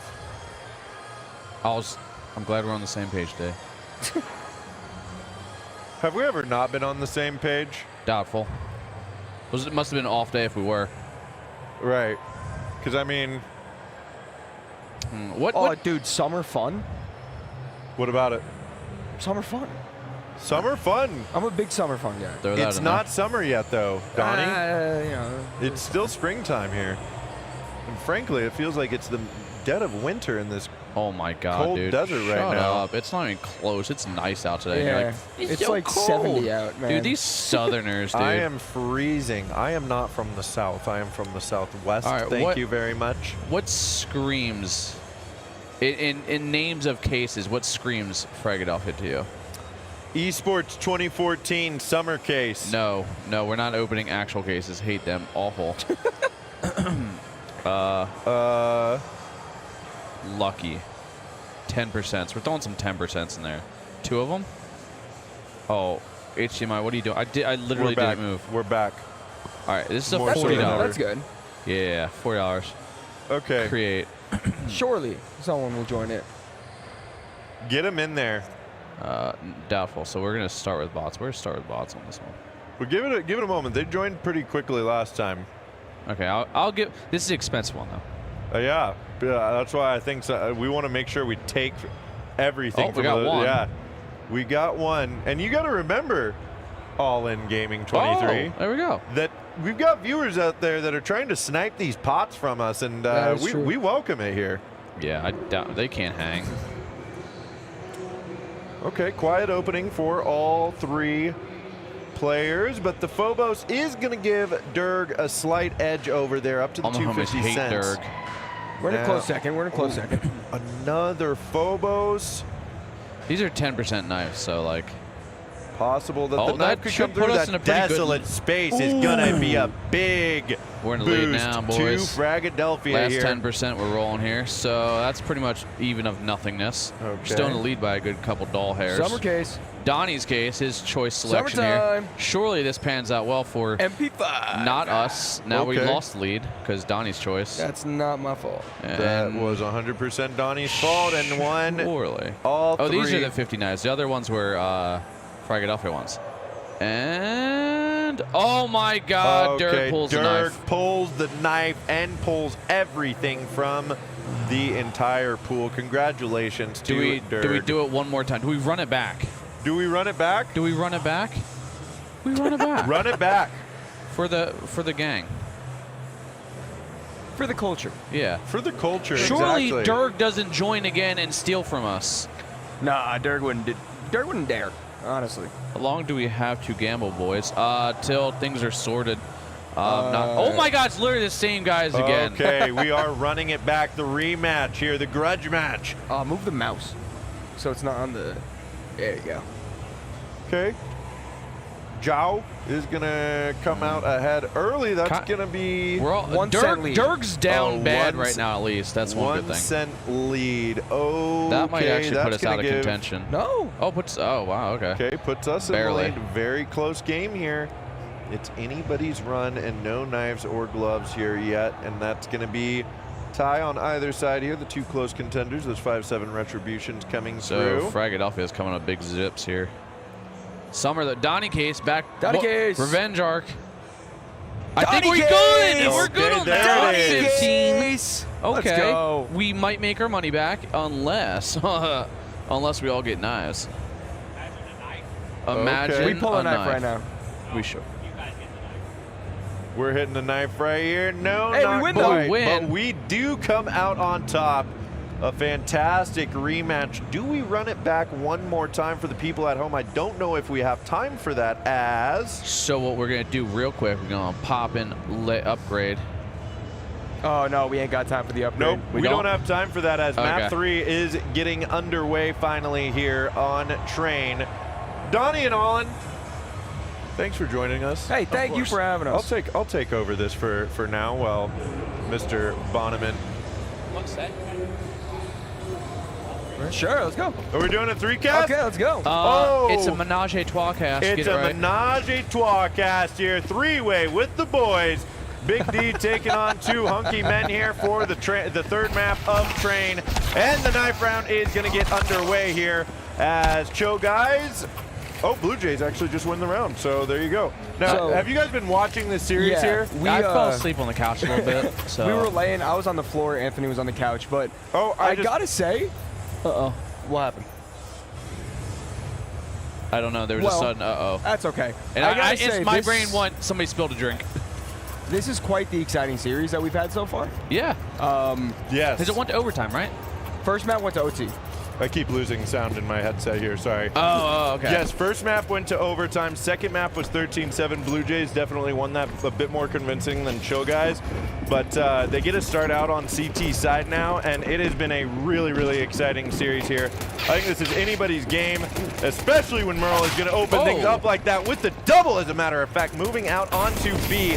Molly is going to go down. No kills coming through for the Blue Jays. It's just Chill Guys on the board. Now moving through the fire and the flames. Is it a flawless pistol round? Not quite, but only one going down for the Chill Guys. That's a hot little start, boys. That was the definition of how to run out B right there. Donald, I know you're a B player and you're a big Thomas fan. How would you have countered that ramp rush? Genuinely? Yeah, play Cloud. I think Cloud is by far Cloud the is strongest position. The That is back behind, end. yeah, right above the ladder. Yeah. Yeah. Okay. That is the strongest position on B-side Train right now. Thomas obviously very good. If you can play behind, you can play in front of it. It's a diverse spot, but the angle you get from Cloud, it's bar none. Yeah. Well, we're going to see what happens here in round number 2. Okay, nice flash. 8 con control for the Blue Jays, and they're going to get 3 to open things up. Magic is there with support from Evan. They're going to try to fight their way out of this one. 2v3, have to get these kills down to just Magic, makes it a 1v1, and saves the day somehow. The Chill Guys are able to come out on top and pull out 2 early on here, despite a beautiful push into A main from the Blue Jays. That was very close for what, I mean, what was it, 5-7s and maybe a deagle here there? 50, I think. Yeah, it wasn't much, but Blue Jays really brought that one back. And to be honest with you, I think Chill Guys, outside of that first contact, they overcommitted. And I mean, realistically, all Blue Jays had to do was maybe jiggle peek here or there and probably get a kill. But a 1v1 on that kind of round hurts both sides. More Chill Guys than anything else, honestly. Well, easy for you to say. Yeah, Snap just does that, so it's a little, and he's gone. Yeah, Merle's not going to have those beautiful entries like he did on the pistol round in this one. Let me ask you guys here before we get well into the action. Is Train a CT or T-sided map, you think, in this current format? CT. I still kind of think it depends on who's playing it, but yeah, the meta's definitely shifted more towards CT. Because it's such quick rotates between sites. Yep. Yeah. And like you can take 10 steps and throw utility to retake either side, so it's pretty straightforward. B's hard to take, and very easy to retake. Yeah, you have so many angles to recover, and T's like you don't have a lot of time to reposition, so you have to set up for defense before you even plant. So it's very on the fly map if you're a T. Well, regardless, Blue Jays get into the gun round and they find themselves on the board as well. That bomb plant should mean that the Chill Guys should be able to buy. Maybe not. 4 players down on that second round. No, they're going to force into this. What do you guys think about that? I mean, I think it's not the worst play in the world. You probably just want to keep momentum as high and, keep your foot down as far as you can. I do have a question. Are either one of you aware of Chill Guys' Train?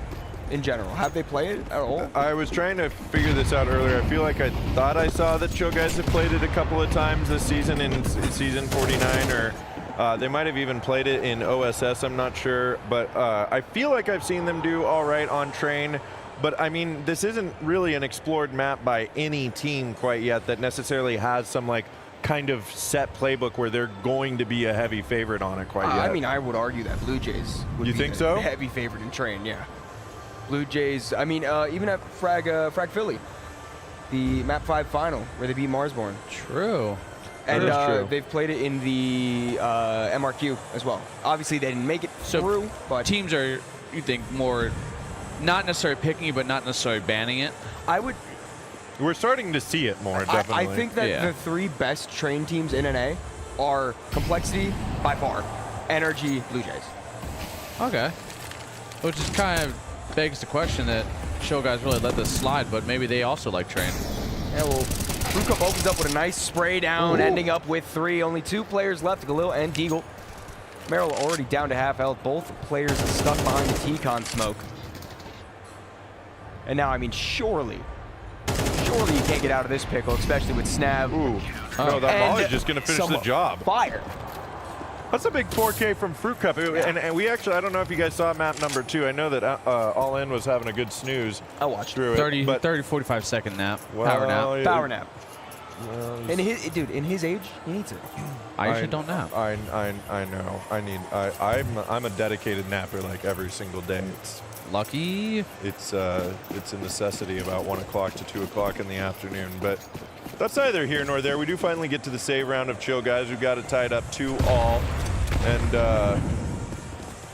okay, yeah, I mean Blue Jays are ready to get locked and loaded. I'm not sure why Chill Guys let this through if Blue Jays are heavy favorites. But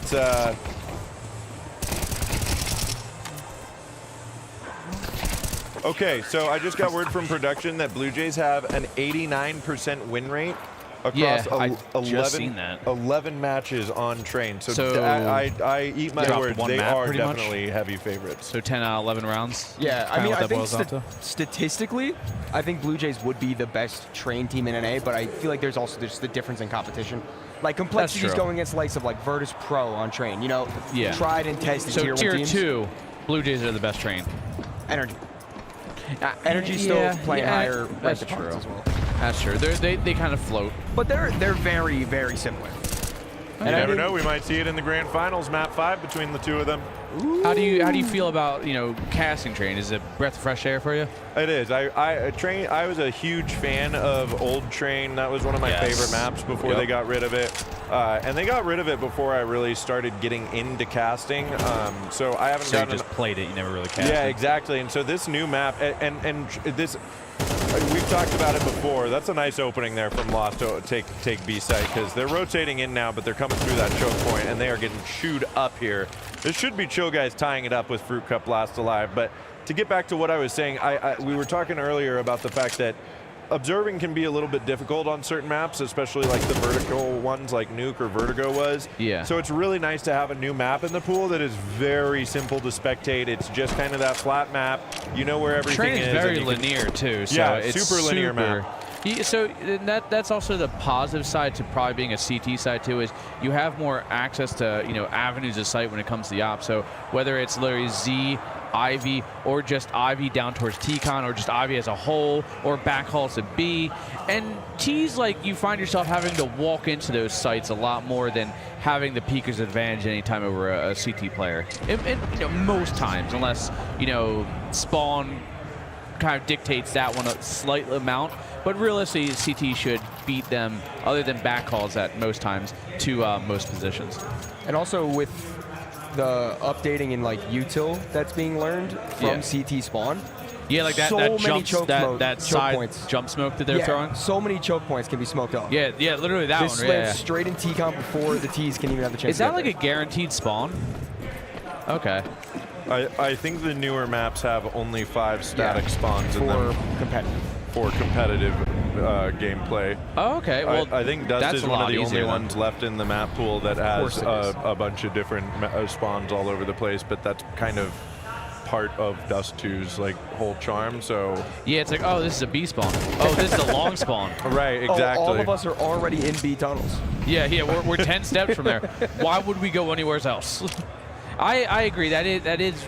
I don't like spawn-based dictation. I like train the way it is. It's like everyone has the same spawn, so it's like it's always the same thing. So it's not like, oh, well, we have a half-second head start till B. Why wouldn't we take it? Yeah.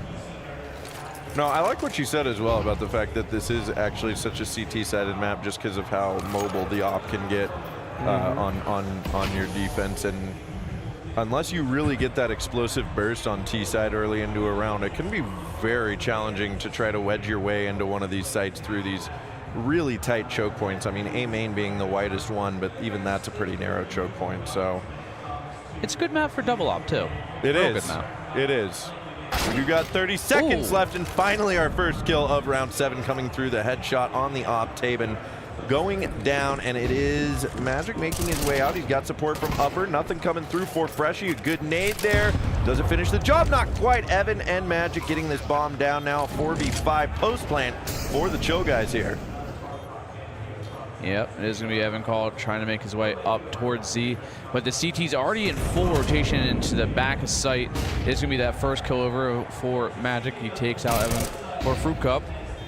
As Magic over from site, but it's Slight from Cloud getting the kill. And oh, Slight just so dynamic, and Merle last alive here, 1-on-4. Not much a chance.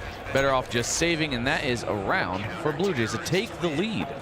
I don't like Merle staying there so long. I know it didn't end up with him dying, but I was constant panic that whole time. Question, like on old train, when you're in back halls and you're just in there, you could throw utility and bounce off the wall and goes right back to default plant. Is that still the thing, kinda? No, so two reasons why. The geometry of the wall is a bit different, so it's jagged.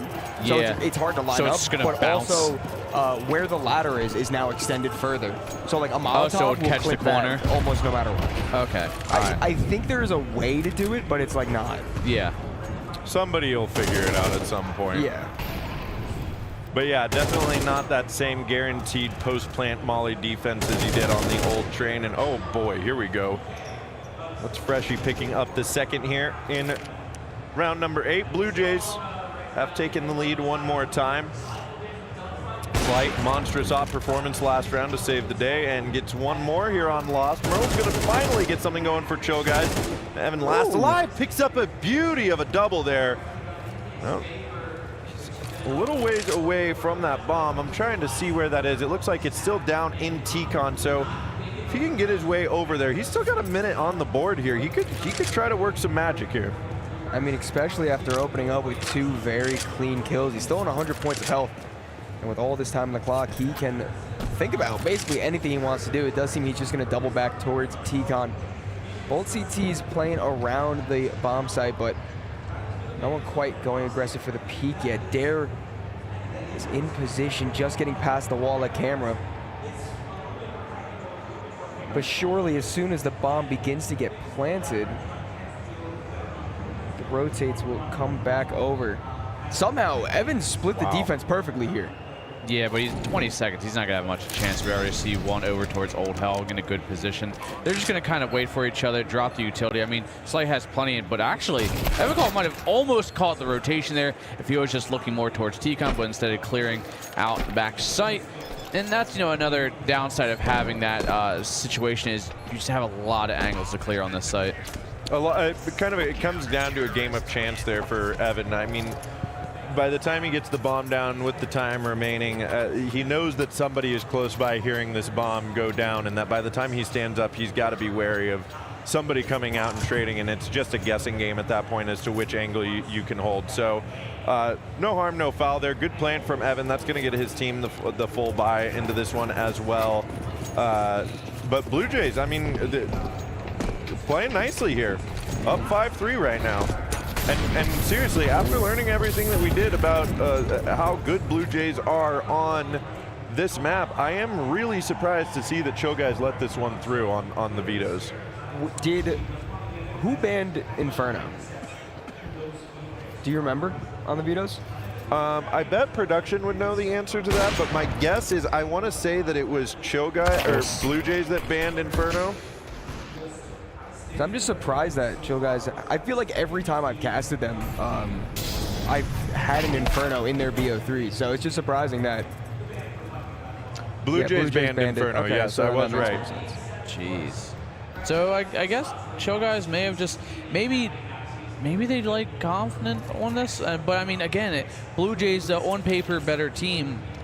Granted, they have played against each other before, and apparently have won in ECL. So, but giving them arguably probably their best map, they're probably what 9 for 11, 10 for 11, or whatever it is.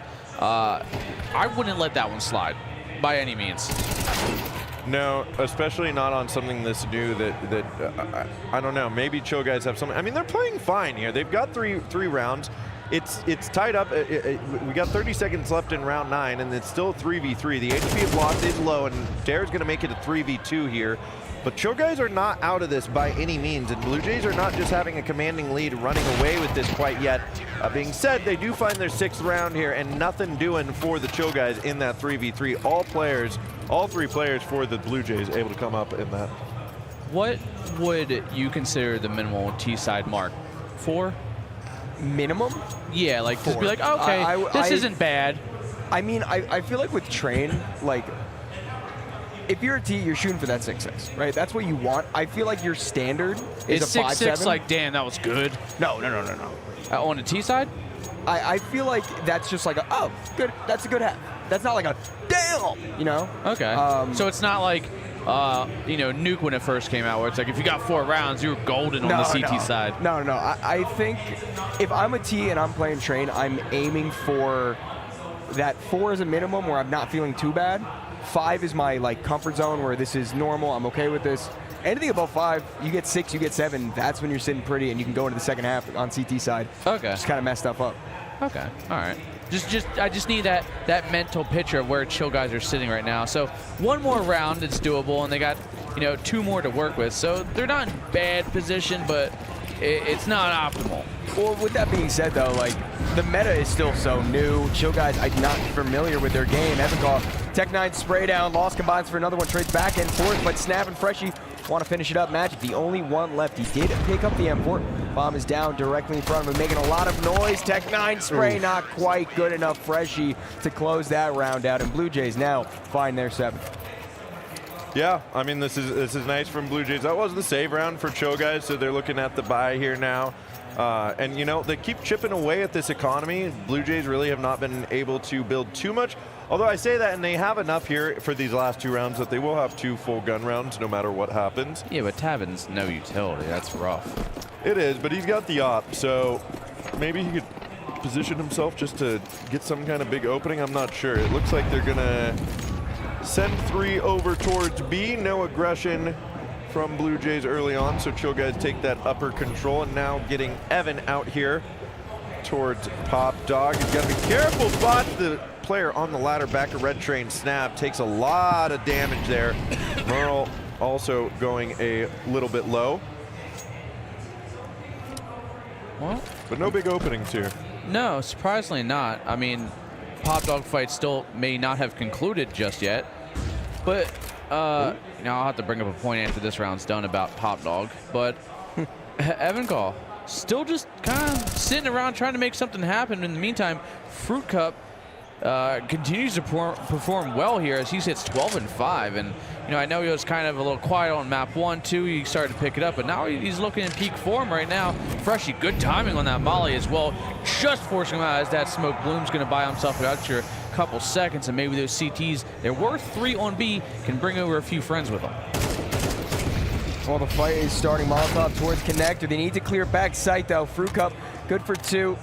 Snap burning alive in the molly, and it does seem that Chill Guys are completely down and out in this round. Tavin is the only one left alive. The off once again tasked to try to clutch this out, but the backstab from Pop Dog will make him meet his end. So quickly, my thing about Pop Dog is you'll know when we're casting Impact. Nyx actually had a really good shot for Pop Dog. They would run 2 players up Pop Dog and 1 up ramp, and they would kind of crunch it and meet up towards lockers in that back halls.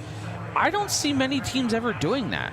Because right there, it gains control fairly quickly. Either you take the fight early. I'm not saying do it all the time, but 2 times as a CT would probably be good enough to have, 3/4 of the map in control. And then once you clear back halls, where else can they go? Tika and Ivy. The only problem I feel right now with that is that there is a new strat where Molotov can land right by E-Box, in between E-Box Over and T-Con? Yeah, through T-Con in that little window. Yeah. So if there's a rush, even though T-Con's going to smoke down and you can't get beat by the rifles, that Molotov blocks that rush just enough where the timing would make the T's get there first. So you could just smoke the cross and extinguish the could, molly but and buy then yourself you're space. wasting the smoke. True, true. All right, fair enough. There's a lot of utility that you can learn for this map. There's no doubt about it. This map is such a beautiful example of how utility can be used in CS2. Also, Dare getting a 3K spray down, slide up from Cloud, makes it only lost left. The AK will have to try to battle and get Chill Guys one last round in the half. One headshot to be connected, but the nade and a single bullet from the M4 sees Blue Jays take that lead a little bit further. 9-3 is the halftime score. Not bad at all. I mean, Blue Jays, obviously, we talked about it at the beginning. They're expected to be the heavy favorites in this map. Whether or not I said that incorrectly, we learned our lesson and overcame. But I think this is where we're going to find out how CT-sided of a map this is. Chill Guys, we'll see what they have in store for us. But right now, Blue Jays look like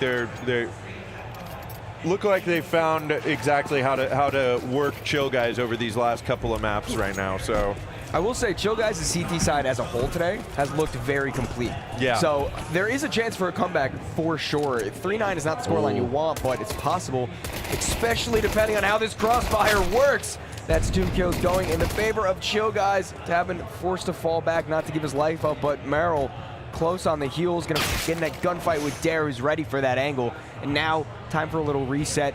Everyone can clear the air, reposition, figure out where to go from here. I feel like Pop Dog is like Mirage mid. Like whoever owns that owns a good portion of rotations and controls, and it's a huge focal point where if you look at like a heat map of deaths and contact, just magic just shot into the side ahead, a slight Dare last live. You'd probably see like a good focal point towards T-Con, and Pop Dog is going to be like the 2 most contact points, whether it be utility or just, you know, a nice little crossfire set up there. It can make the difference in a round, quite like what we're seeing from Chill Guys now. You know, a 3-on-1, unless Dare pulls, you know, a round and an ace for himself, then this should be, you know, a 4-9. Good start for Chill Guys, but not yet out of the woods. Well, there is potential for Dare to try to complete this 5-kill streak. It will have to start with these 2 players dancing around the trains on A.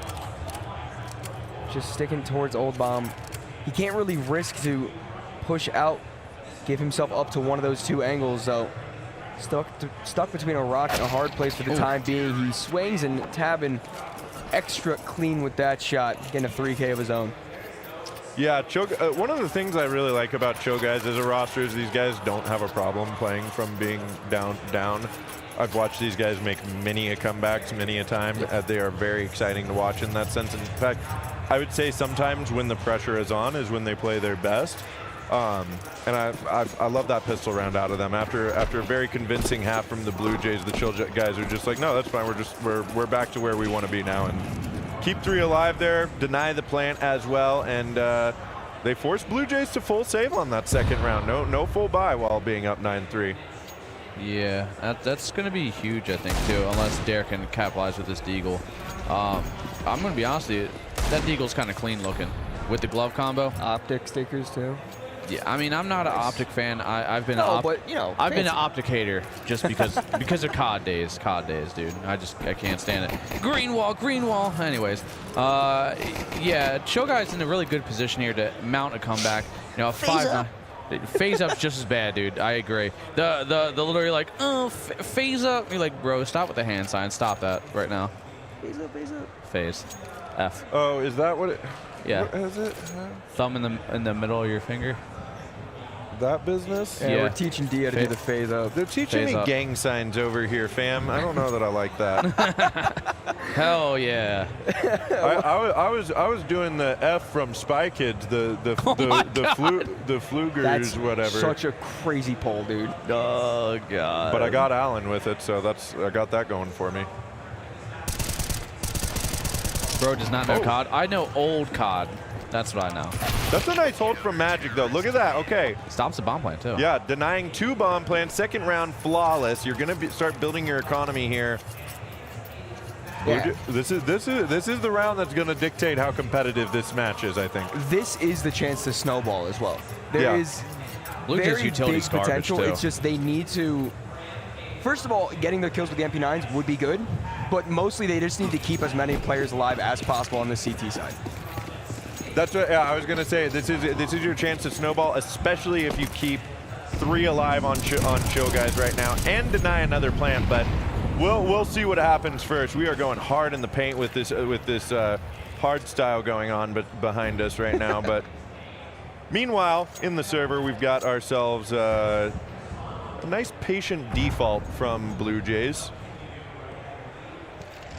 Show Guys utilize a decent amount of utility here at the beginning of the round, actually, and with a minute 20 remaining, minute 15 now, we got 2 mollies, a smoke, and a flash here for Chill Guys. So a lot of utility expended early on here in round 15. I mean, Blue Jays kind of playing this good. They're baiting on a lot of that utility. Grant, they don't have much themselves, so now they're actually on par with themselves here, and I think it is.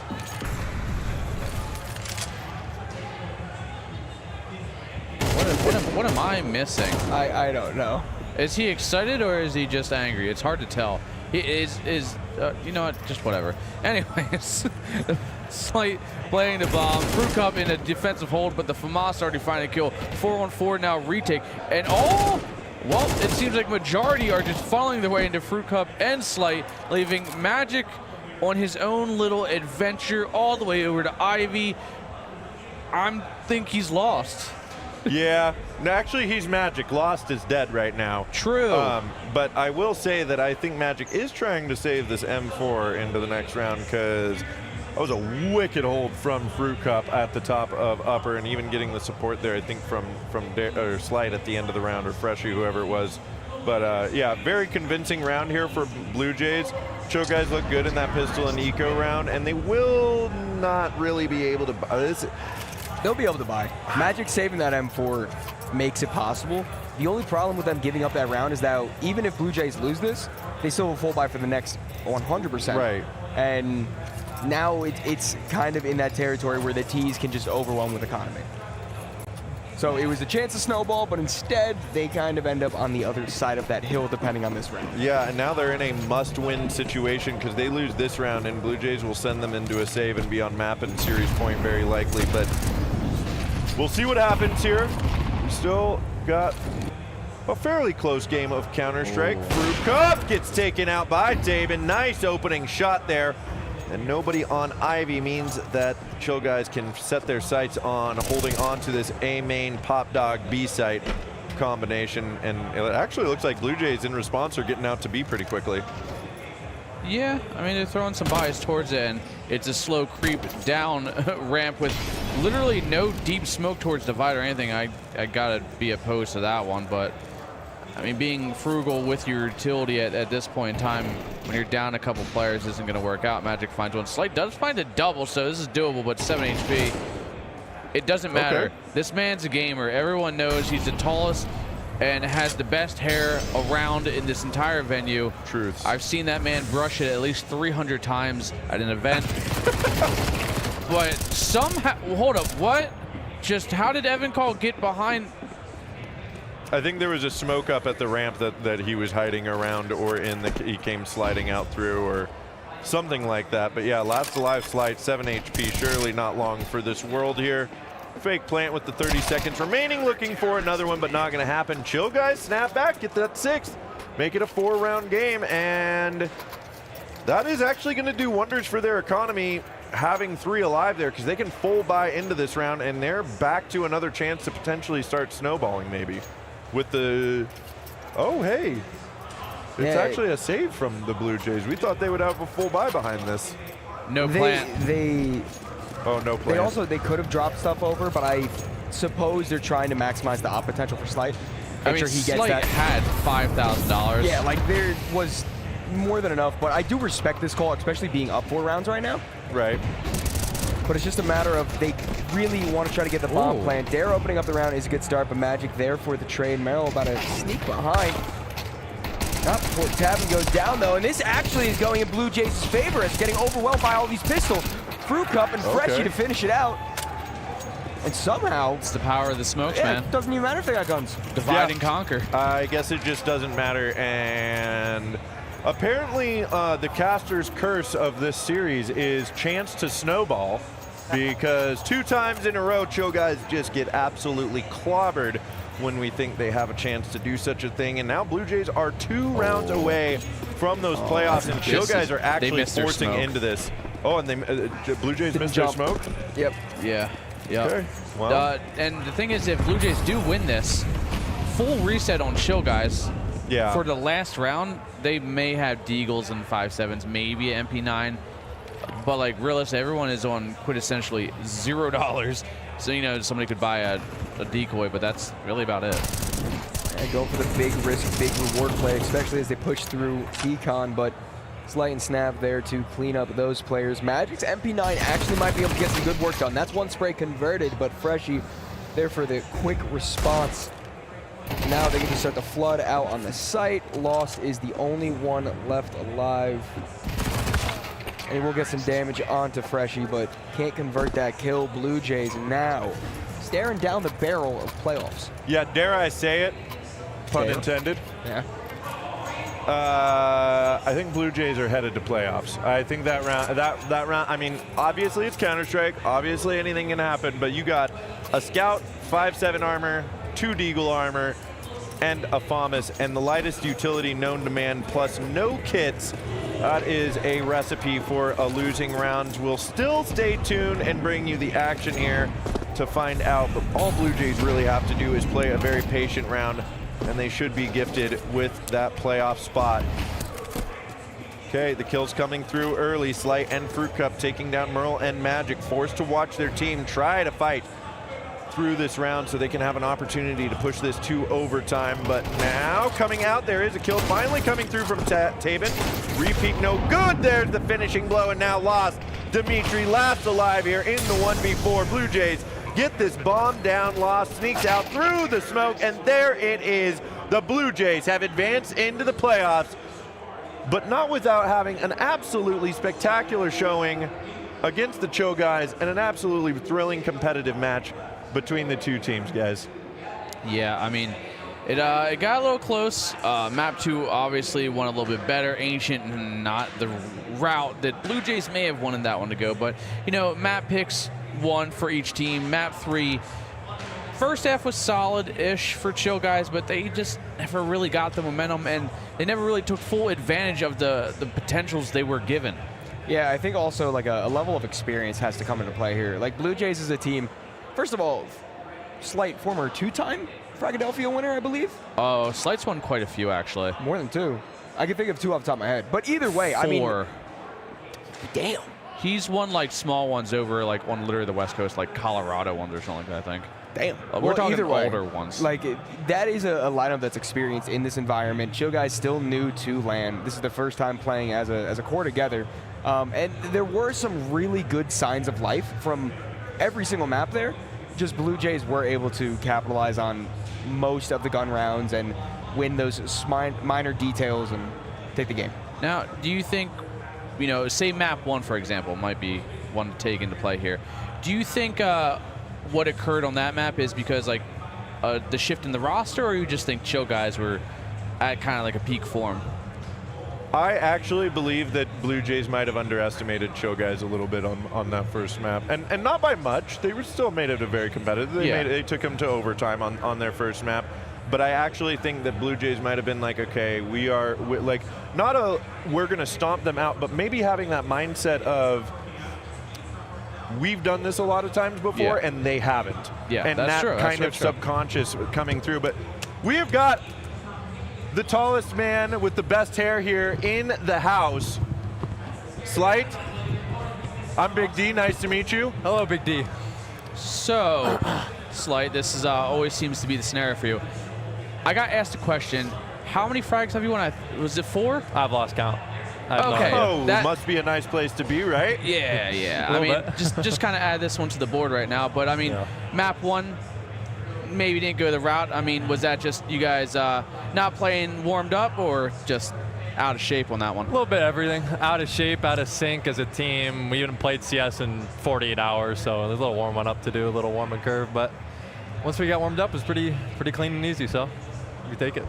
I'm actually curious. I was just having the chat with him about what might have happened there in map 1. And I was curious, like, coming into a game against somebody like Chill Guys where you know it's their first time like on LAN as a roster, does that have any effect on how you guys play against them in that first map, or does it really just come down to this is literally the first map we're playing at this LAN event and there's a little bit of a warm-up process to it?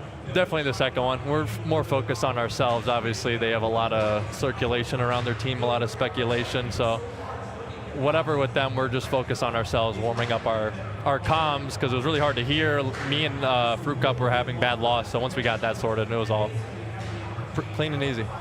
Well, I mean, when map 3 pulled up, I guess when the map bans went through, were you a little surprised they let train slide on you guys? Because apparently you guys have like an 81% win rate on it. A little bit. I don't think these people keep trying to challenge us on train, and you know, not to say too much, but we're definitely very comfortable on the map, and we put a lot of work into it ever since it came out. So it's definitely one of our strongest maps right now.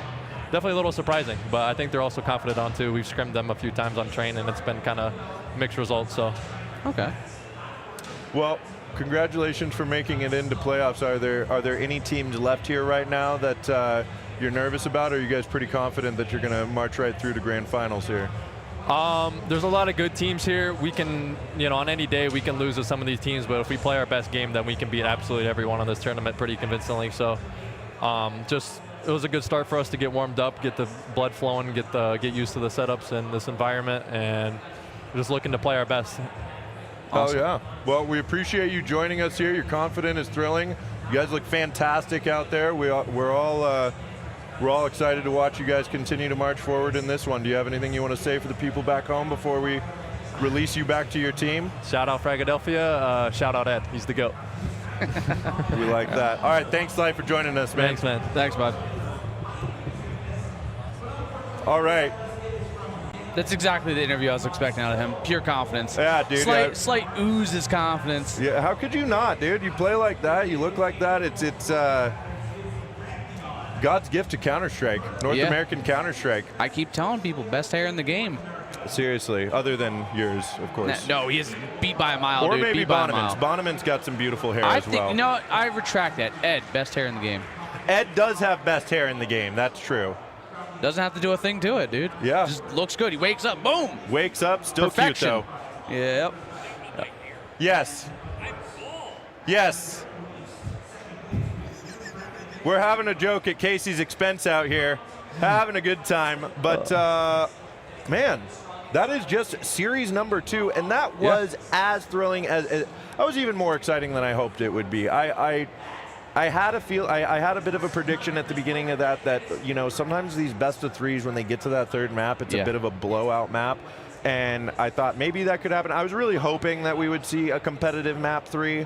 13-6 isn't bad. It's not bad, but you won in pretty convincing fashion. And once Blue Jays got to the gun round of their T side, it was done for I mean for that's kind of when, you know, the experience, the skills, everything kind of shows a little bit more. The gaps that maybe you put over top of the other team tend to just show off more often. So it's hard when you're at, you know, Chill Guys level where like you had the first one, but then because you won map 1, you may have just kind of pissed them off. Like, dude, we can't let this slide. So you saw them kind of come back, and, you know, like Slate said, they didn't play CS for 2 days. Right. It had a bye because of forfeit. I think they were matched with one of the teams that backed out. So they came in cold, but now looking kind of hot. Seriously. Well, and I mean, they're a very exciting roster to watch. They have been for a while. And I'm not sure, are we just jumping straight into the next game, or what's going on? I know nothing. I don't know anything about anything. You never know what could happen. We definitely have a lot more Counter-Strike for you guys here, so don't go anywhere. But Yeah, I think that I think it's exactly like you said. The Blue Jays just kind of were like, oh, you really took one off of us. We're not having any of that, and shut it down map 2 and map 3. Once I saw them win on Mirage 13-7 or whatever it was, you know, Chill Guys had to claw really hard to take that map from Blue Jays in overtime. That's their map pick, right? They should be taking that a little more convincingly. So once the 13-7 on Mirage came through for Blue Jays, I was like, this definitely favors them for map 3 just because you can see how they're doing on a map they like versus... Yeah, once they got those repped in, it's like, all right, like, you win your map, we'll win ours, then third we'll take 2. Yeah. So it's, I think that's par for the course. Okay. He's checking his phone here. I'm not checking mine. We were wondering, are we going to a break here soon, or are we jumping straight into the next game? Here we go. Do we know who our next series is? Okay, production knows who our next series is. Perhaps, though, that before... I'm getting swapped out with Jerry? Me. Oh, all in. Yep. Can I hand this to Bonneman for just a moment while I take a quick run to... Okay. Feel free, come on back. Hi, Anthony. Why, hello. Hello. Hello, sir. Yeah, so what we're going to do, we had, in typical FRAGxLVLUP fashion, okay, kind of loop everybody in here. We had someone walk up and ask to cast. As is, we do appreciate those people. Yeah, we had someone walk up to cast, and he's going to join you. So he's going to work with Big D here. I don't know. He's cast a little bit before. Not necessarily like CS, but we're going to give him a shot and see how he does for a map or so, and just kind of hang around and see what we got going on. I mean, FRAGxLVLUP is good for that. We strive to, you know, teach and kind of bring in the newer generation, or, you know, not even newer generation, just maybe the inexperienced. This is kind of the place to, you know, get your reps in, get a few maps under your belt, get comfortable, get put in very awkward situations. I just have fun with CS because, you know, we're seriously not serious about things a good portion of the time. You know, we love CS, but we also like to have fun around here, if you couldn't tell. So, you know, if you guys do ever want to have a shot at production, casting, just the background stuff of CS, hit us up. Join the Discord.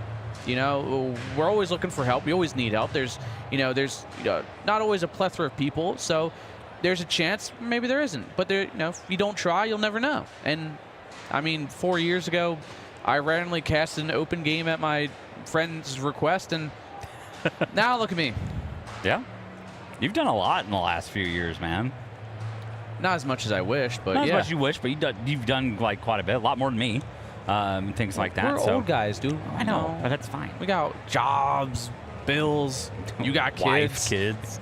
Exactly. Like, so if you're younger, it does seem like we do have the game that we will be casting, and it's Ghost Gaming and Supernova Comets, 2 Impact teams. Supernova Comets, I'm pretty sure, went undefeated in Impact, not dropping a single map, if I remember correctly. I think they're like 24-0. A map to FlyQuest. Okay, so they dropped a map to FlyQuest, but they never lost a match. They went undefeated. Ghost Gaming, I think, ended 3rd, I think, in Impact. Don't quote me on that. I don't really. You see, dude, King's on it today. He's not even harassing me. I know. It's like a new him. King is lovely. You must have had a good night's version sleep. of King. You must have had a good night's sleep. No, he's saying mean things to me because I compliment him. I know he's blushing back there. He's like, no, I'll do anything for you. Production sometimes just to see like what, mic'd up. Yeah, like have like a mic'd up segment where you can hear what Prod's saying in our ear. Can we put a mic on Ed? No. Vetoed. Nope. Yeah, he wouldn't allow that for more than 30 seconds at a time. Not happening. Yeah, that's a. Yeah, because Mad Ed wouldn't go over well, I think. No. Probably not. Hey, Big D, welcome back. Here, you can take my seat. Come on down. We'll swap out again. Well, you got your game. Hot swap. Supernova Comets and Ghost Gaming. You got yourself a hell of a matchup. Go. Yep. Very, very good game. Very good matchup as well. Man, Big D is blessed on the series of casting today. Blue Jays and Chill Guys. Oh, Supernova Comments did go on. So they never dropped a map. 14. I was right. They doubted me. I only know a handful of things, but the only reason I actually remember that is because I think Raven tweeted, and I was like, oh, that's crazy, and that's the only reason I actually remember it. So Supernova Comets did not drop a map. Yeah, they won every season match. 7. 2-0, 2-0, 2-0, 2-0, 2-0, 2-0, 2-0. Oh, 8 times. man. 8-0. 5th. Okay. So Well, I think they probably only dropped. So I think they finished like kind of around 500 plus ish. Well, let me ask you this though, because Ghost is definitely like that. That's a roster that definitely expected something different from this season, right? With the resources pooled into it. However, that is a roster, if I'm not mistaken, has a lot of LAN experience among the 5 of them, right? Oh, do you yes. think that we could see a different Ghost here compared to what we saw online in Season 7 of Impact? I would have agreed with you if I didn't see what Supernova Comments did in Philly at the last frag. 13-8, 13-7 last time they won Ghost. So that's pretty decisive wins at that. Okay, so this is a grudge match. Yeah. I mean, Ghost probably have something to prove. Supernova Comments did lose, I think, yesterday at one point. I couldn't tell you to who, though. They lost to Anti-Eco Club. So a strong team. I would say middle of the rung. Okay, so 13, really 11, close. 11. Okay, yeah, so that's very close. That's literally just opening pistol round. I guess they switched. didn't hear what we heard. No. We just heard that Supernova Comets lost 11-13, 11-13 on both those maps against Anti-Eco Club, so yeah, just close. opening pistol flips that scoreboard around. Seriously, I mean, yeah. Well, and I've gotten to watch the Comets. I didn't get around to casting Season 7 of Impact this season, but I've been doing the off-season shenanigans for the last 5 weeks or so, and I got to watch the Supernova Comets play quite a bit in there. They were very exciting to watch. Really strong team of girls, and they've got Ink behind them as well, who is a very knowledgeable player, very level-headed, and he's been pursuing this coaching thing for a while as well. So yeah, for quite a few seasons now. Specifically in Impact, I think this might be his 3rd season. I feel like I know this is his 3rd season in Impact. Yeah. And I mean, Supernova Comments in Philly, they won. I don't know if it was 2-0 or 2-1 against Might. So a very 2-1. Supernova Comets beat Might 2-1 on LAN. On LAN. Woo! That's what I'm saying. Like Supernova Comments beat Ghost online, and I feel like Supernova Comments, they might be stronger on LAN. Based on everything that we've just shared, I mean, I think that Ghost Gaming is obviously, again, it's 5 good, strong women Counter-Strike players, right? With a lot of experience with under them, a lot of experience underneath them as well. And I think Miss Harvey is their coach, right? No, is Miss Harvey a player? FlyQuest? Yeah. Okay, I'm getting my players mixed up. That's the 2nd time this weekend I've mixed up Miss Harvey. So Miss Harvey, if you're watching, I'm gonna get it right goose. one of these times. But okay, still the point is, KCP. Their Sounds very coaches- familiar. KCP. So they still have A coach period brings coach. a lot to the board, though. Yeah. Regardless, you know. You're not a coachless org versus a coached team, right? Because sometimes having that coach brings you back down to a level-headed, tells you, like, during pauses, like, yo, like, what are you doing? You did this. They point out, hearing your teammates point out because, like, oh, you did this because I died, it feels like a slanted point of view. But if it's just like a neutral party, like your coach telling you, like, no, you did screw up, then you're like, oh, okay, that's me. XP3. XP3 Okay. is the Ghost Gaming coach. Yeah, I agree. I actually got to talk to Ink a little bit yesterday about this because I've always been curious what really does a coach bring to the role, and so I try to talk to coaches whenever I can. He was talking about the fact that it's exactly like you said. Having that coach relieves the pressure of any one player having to like be the leader past being like the IGL, right? Because you don't want somebody that's like up above the rest of your team and everybody.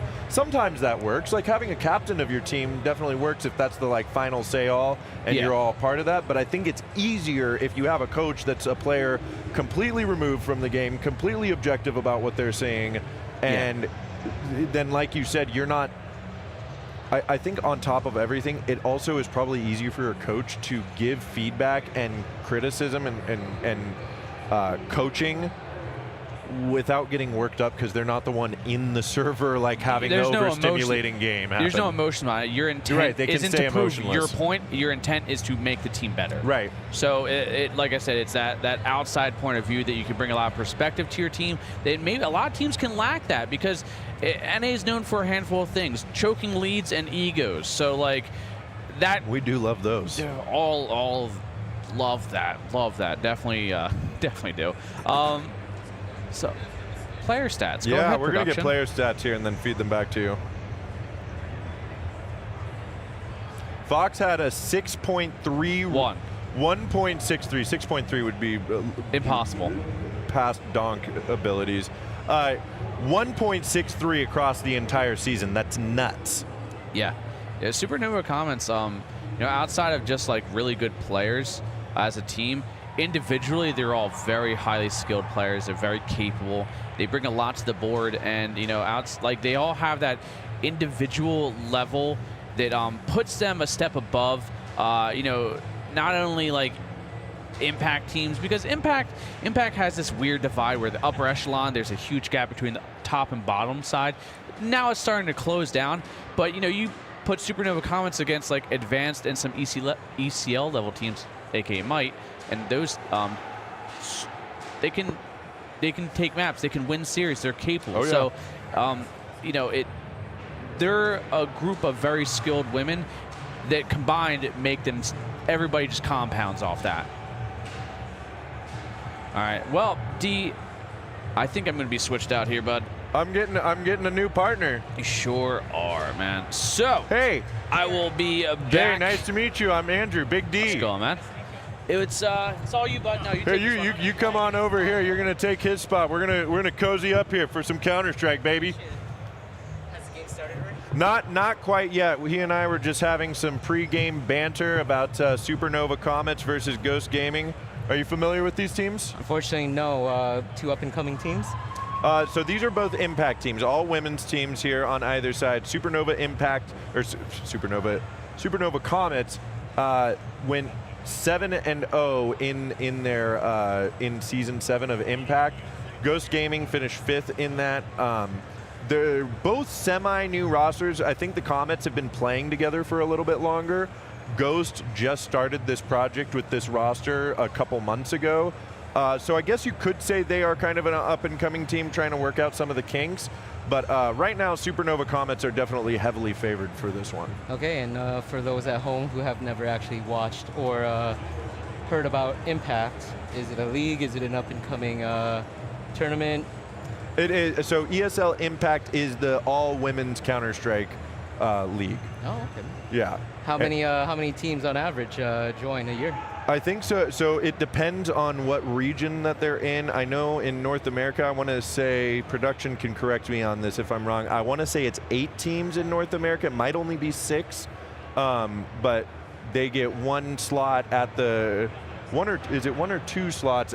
Either way, it's an online tournament that they play throughout the several weeks, right, against whoever's there.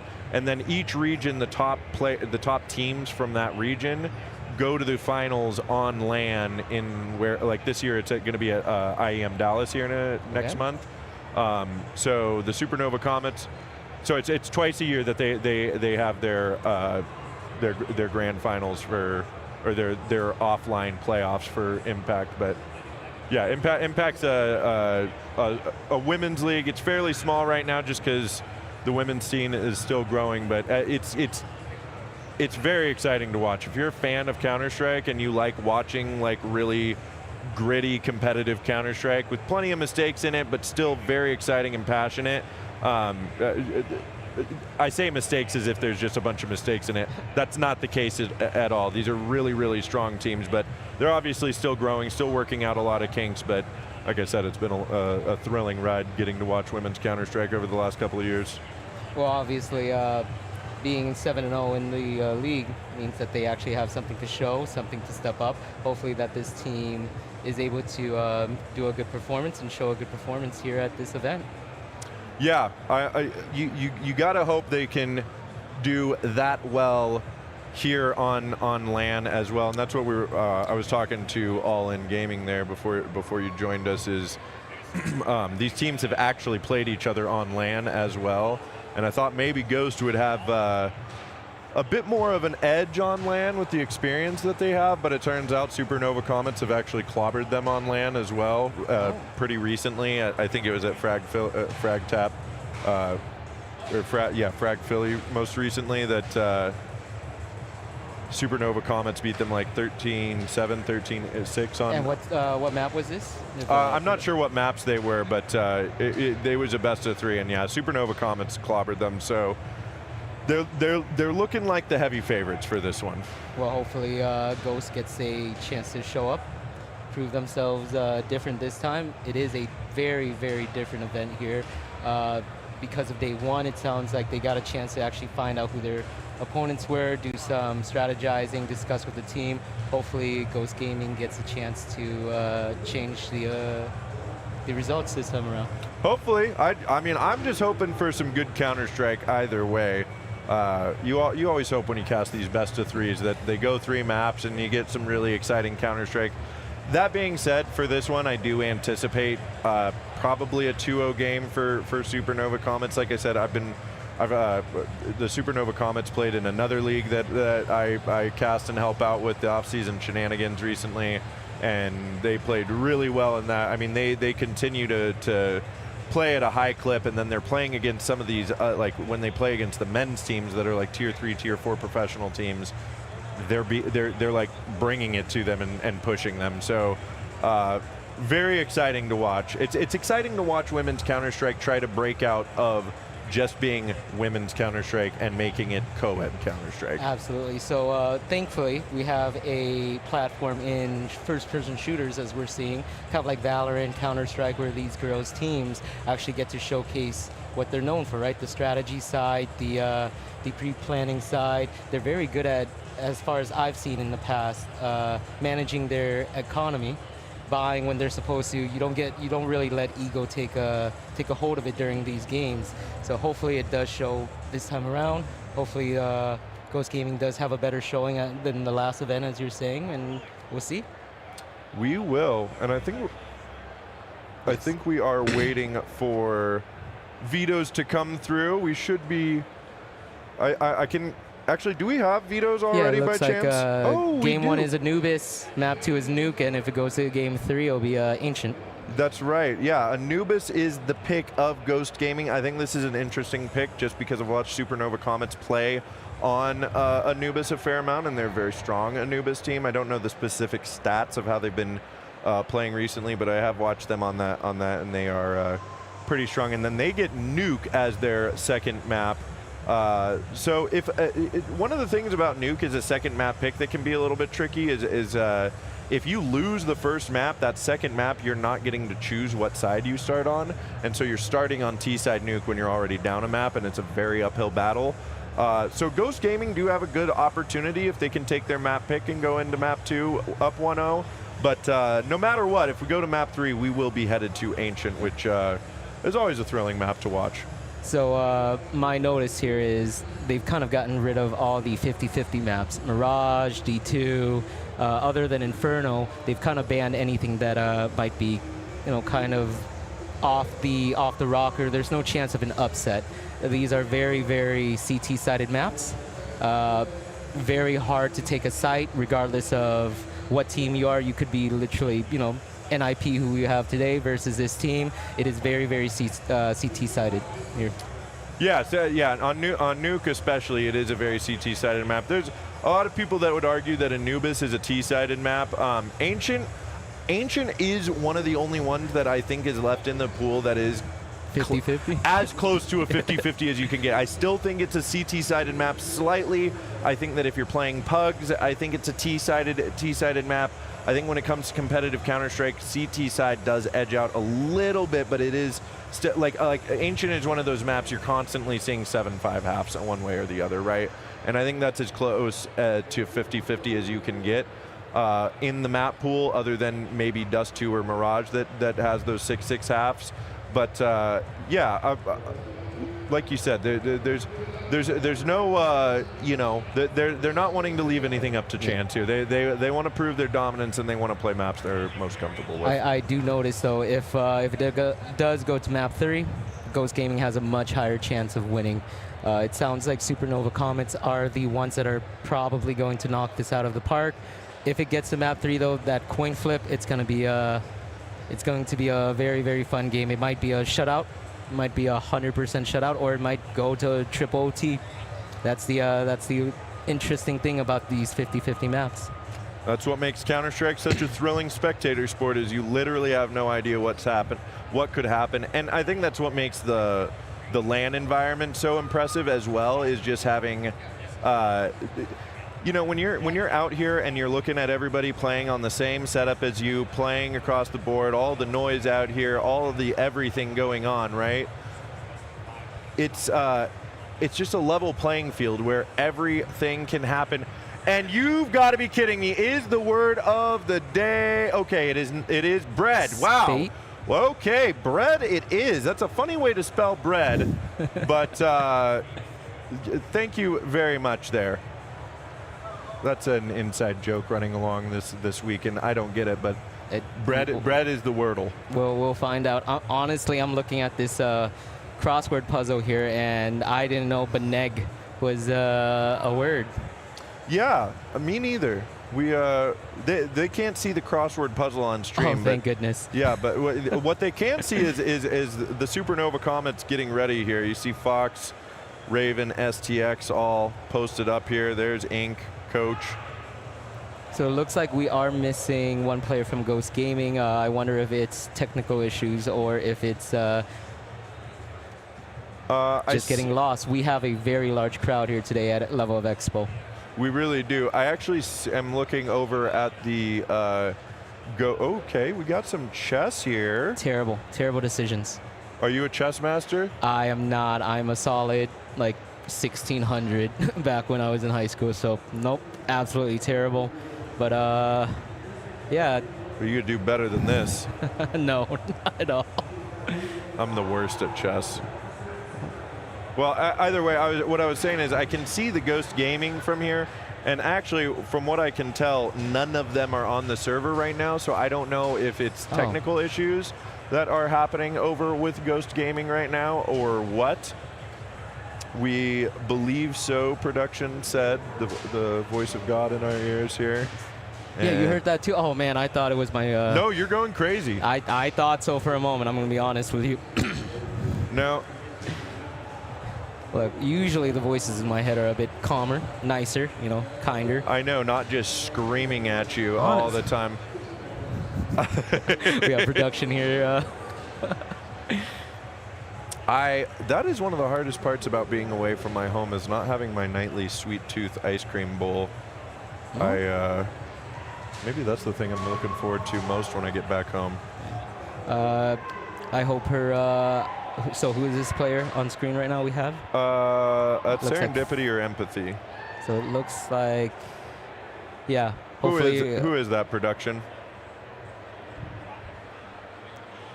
Yeah, hopefully Empathy plays a bit better CS than she does chess. That was a little rough. I can guarantee you she does. She pops off. She's nuts at Counter-Strike. All five of those girls are on Supernova Comets. They're a lot of fun to watch, and yeah, if obviously through season 7 they weren't a very streaky team, but like if they can maintain this consistency, I would love to see them potentially make their way into not playing in just Impact and just Women's League, but playing to get a higher amount of points as they go on and making Counter-Strike a little more co-ed. Okay. I love the fact that there is a safe space for women's for women's Counter-Strike and a league dedicated to giving them an opportunity to play and everything. But I definitely would love to see the integration of co-ed. I just don't think that esports have to be. Oh no, it doesn't have to be a boys' right? club. Yeah, exactly. I know that's the way it's been for such a long time, but we're everybody out there is trying to do the good work of making it an inclusive space and making it welcoming for all, because at the end of the day, your physical body does not dictate how good you are at video games. Absolutely. That's actually, like I said, the best thing about first-person shooters.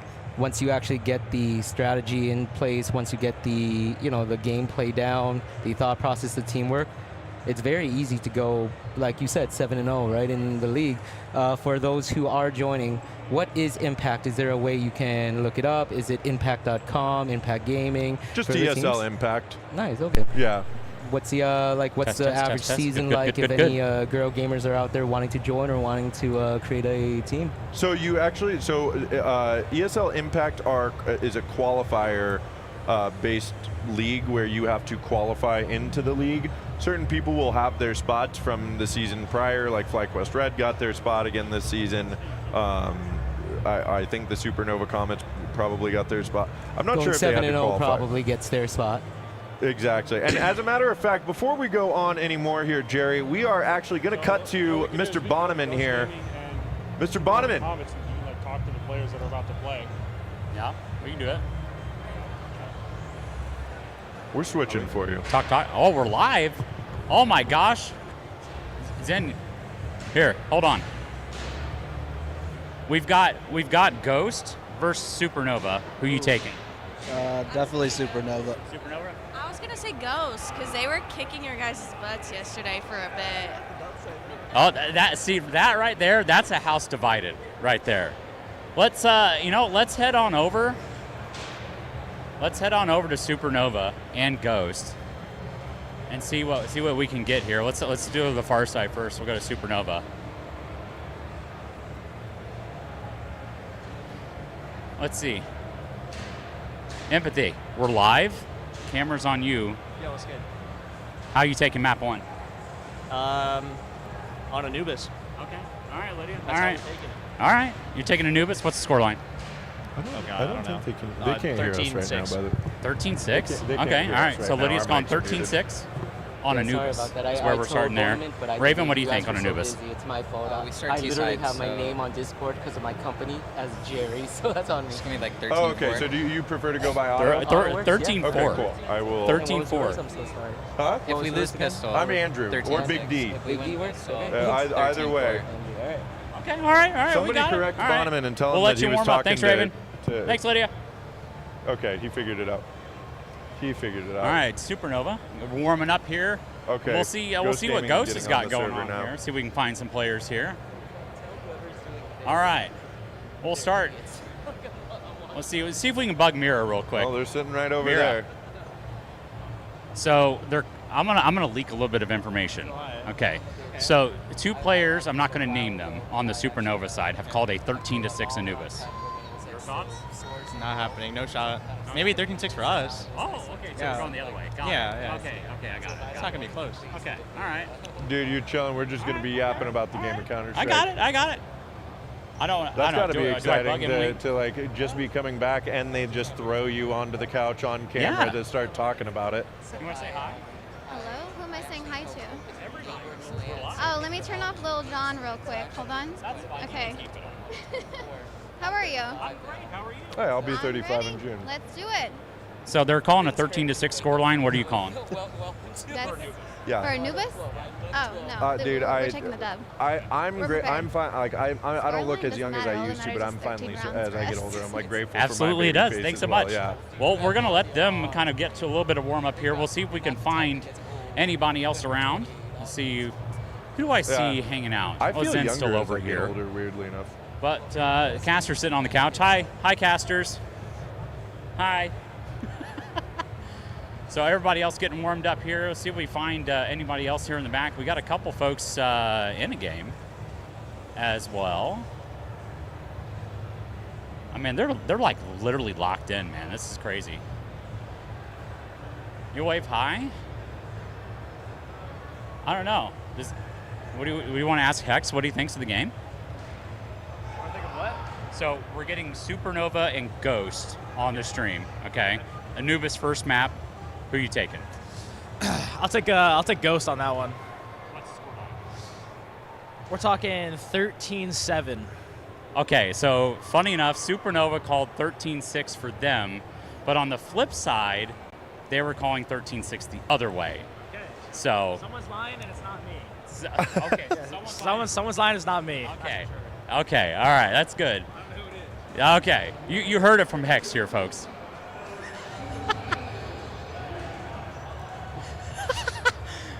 Mega Geese. Hey.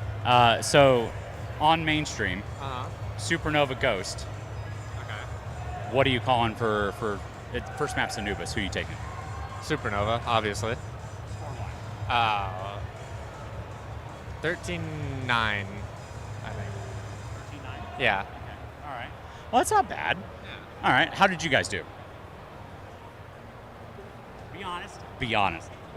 We played Counter-Strike today. That was really fun. Oh, that's Yeah, amazing. We didn't get to play it yesterday, so we got to play it today. Yeah, that's good. That works. I mean, we did a lot better yesterday. We didn't drop a single round. Honestly, it's still a dub. Still kind of a dub. You're not. Hey, you made day 2 up top. Let's go. Yes.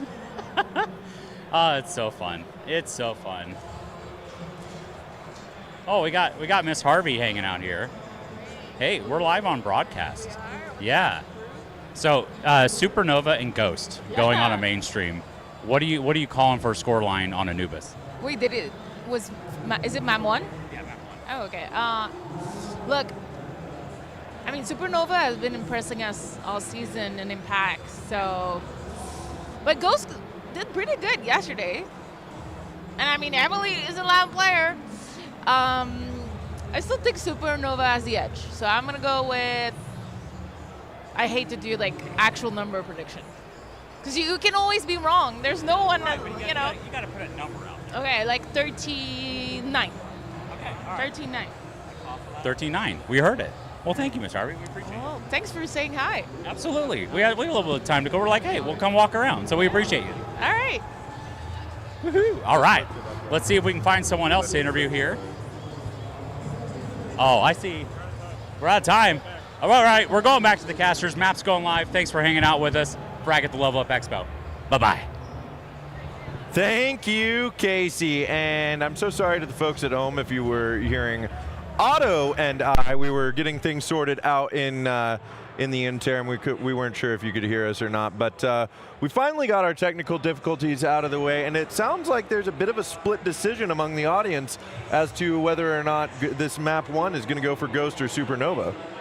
Well, hopefully they show us 2 good games, take it to a best of 3, and then we'll see how it turns out. But I am going to go with what you suggested, Supernova Comets, for this game, just because they have better experience on land.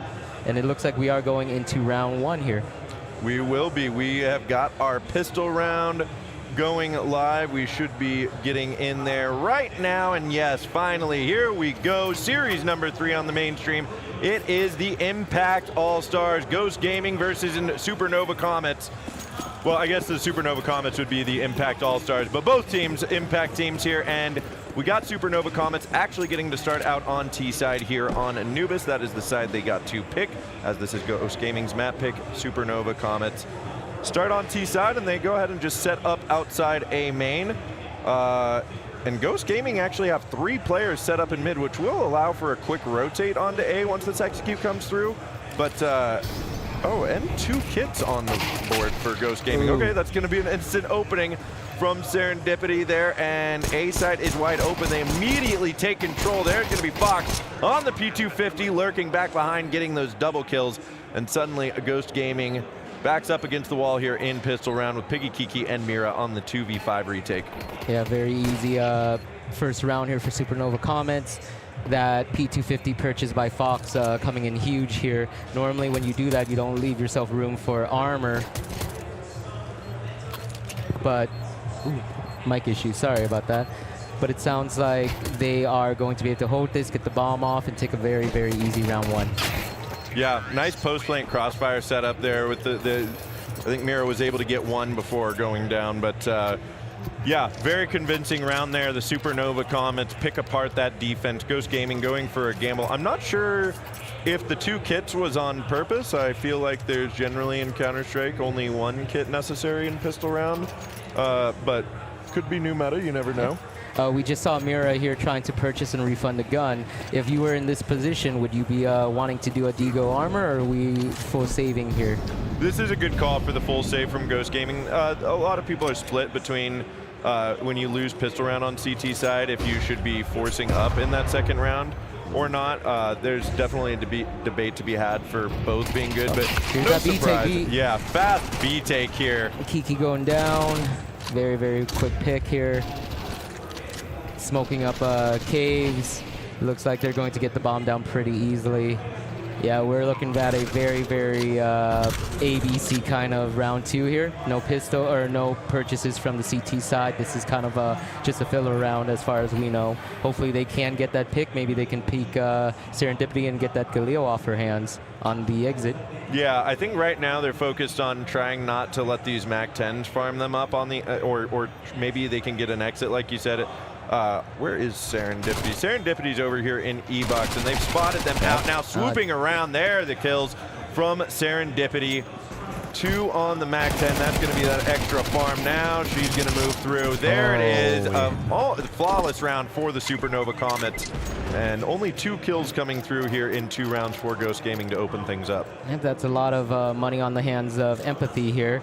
You are absolutely correct. Her CS skills are much better than her chess skills. She's able to actually purchase up all utility needed.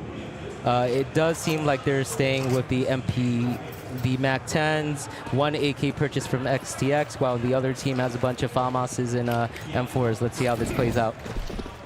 Yeah, we finally get ourselves into the full gun round. It's a bonus round for Supernova Comet, but doesn't matter. Beautiful opening. HE takes Emily and Ellie all the way down low, and 7 Liches trying to jump down and help out. That's going to be 3 quick openings for the Comets, and still nothing going for Ghost Gaming. Piggy, Kiki, and Mira immediately run over towards A, and it will be the save call. Supernova Comets look monstrous right now. Yeah, that nade definitely kind of telegraphed that they knew what they were doing. They've definitely played that before, where they knew that round 3 was going to be a spam water. You have to ask yourself, are they used to it? Have they seen videos of this other team of Ghost Gaming playing? Because that nade really messed up Emily and Ellie at the beginning of the round. Yeah, I think that's just, that might be some kind of like anti-stratting involved in there, but I really think that might just be a lucky nade. No, not a lucky nade, just one that Supernova Comets throw on the first gun round of a round like this. Ooh. Oh my goodness, another flawless round here for the Comets, back to back. That is going to do wonders for their economy. But no, I think that that kind of nade is something that is just part of the strat book of like, okay, this is our first gun round. Let's go ahead and throw these nades and see if we can get a good hefty amount of damage on them. And yeah, now we've got the timeout from Ghost. Yep, Ghost Gaming here definitely having to discuss if they want to purchase or if they want to light buy Digo's armor, or if they're going down. That buy round getting messed up for them definitely messed up their economy. M4 is in the hands of Fox as well as Serendipity. They didn't even have to buy AKs. Now we've got a pretty much full buy and full util from the terrorist side versus Ghost Gaming, who is running on 1 nade, 1 smoke, and hopes and dreams on this round. Yeah, it's not even like a full pistol armor round here for Ghost Gaming. It's just pistol armor for Mira, the HE, and the smoke, like you said. So I imagine that Ghost, Anubis CT side is very utility dependent. Like you need utility to get into this. That's why like sometimes that second round save, it's a little questionable because you go into your first gun round pretty low on utility, and that's necessary to being able to have a good defense on this map.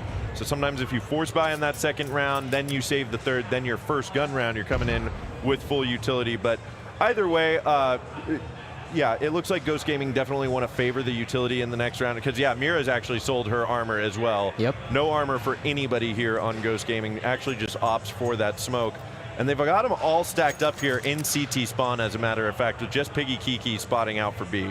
I'm pretty sure this is going to be a retake anti-eco kind of round where they just pick up the M4s, try and pick up those AKs. I can't see Supernova Comets dropping the ball, really. You're not going to have anyone trying to exit the bomb site after the plant running through CT spawns, so I'm pretty sure that they're going to get a very easy plant here. It looks like they are going towards, if I'm not mistaken, B? Yes, bomb's outside of B. No, the bomb is the yellow dot in the mini-map up there, so it's on A. Gotcha. But yeah, moving into CT spawn there. That is going to be Empathy farming up on the MAC-10. Nothing going still for Ghost Gaming. I mean, this is That's the third kill they've gotten in 4 rounds here. That's the first kill they've gotten in 3 rounds for Ghost Gaming, but it looks like Supernova Comets are okay. Ooh, they get another one taken. there. If they could get these Mac 10s out of there, that would at least feel like something that they could start maybe farming some cash. But Supernova Comets look very well coordinated out here early on. Anubis. Serendipity taking down Piggy Kiki.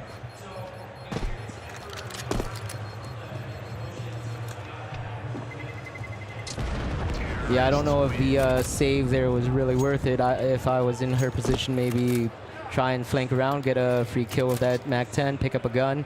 But you really can't do anything when you're forced into this kind of a low economy-based gameplay. Yeah, and that's one of the hard parts about Counter-Strike 2 is, you know, it switched from that MR15 format to the MR12, which, as far as I understand, was the original format way back in the day for Counter-Strike. But switching back to that, the economy did not adjust for that kind of thing. So a lot of matches you're watching the CTs battle against their economy, because here we are, round 5 of this map, and Ghost Gaming are just getting their first full gun round with an op, full utility and everything, and Supernova Comets have just been skating through these rounds. So a bit of molly damage as well as nade damage on the B player here, down to 79 before the round even starts. Empathy here taking a bit of damage as well. I believe that was through smoke. We really didn't get to see, but again, she has a Mac 10. Oh, Piggy Kiki being taken down. Trades, 2-for-1s here outside of B. Those are the M4s being taken off of the hands of the counter-terrorist team. yeah, they still have this op of Emily, but she's about to get squeezed from B main, and E-Box spots out, gets the molly down, but now they can swing through around the pillar. The smoke is going to go up. She gets 1 kill before going down, and that will be B-side fallen. 2 players on the Comets are somewhat low here, so this is doable for Ghost should they try, but smoked off here in CT. They are doubled up. Mira and Ellie might be able to get around the back of sight here. If they can find one here, especially if they can find STX over here in E-Box, this round gets doable, but now time ticking away and the bomb so far out, and Supernova Comets will not give anything here. The single flash that they have going out into E-Box, the kill from Empathy coming through, and that's going to be STX waiting patiently, punishing the push, and Supernova Comets just continue their reign of dominance. The lack of util at the end of the round there really messed them up. They had 1 flash to try and take that side, retake it. Once the terrorists have the bomb down, it kind of becomes a defender's advantage for the terrorists. It was 3-2. Couldn't really have a good outcome there. No, if you have a smoke in that situation instead of a flash, you can put that. Since Supernova Comets wasn't holding any aggressive angles on the retake and just playing tucked in, a smoke really could have given you an advantage in a 2v3 like that. But yeah, like you said, unfortunately, that utility kind of all got expended. And yeah, it's another early Ghost Gaming timeout here. Supernova Comets just look very comfortable right now. They have so much cash stacked up. But this will be another buy round for Ghost Gaming, I imagine. No, so I think they're equaling because they have 1 person, Emily, at I would honestly sell that armor and defuse off of Emily. See, as you can see, the refunds going through. In this case, in a round like this, after that timeout, I would have just purchased a bunch of pistols from the highest economy player, run up mid and tried to get as many guns off the hands of the terrorists as possible. It is not looking like a very good first half here for Ghost Gaming. No, it is a struggle, and this is okay. We like that though. Mira finds an opening. The beauty on the deagle, yeah.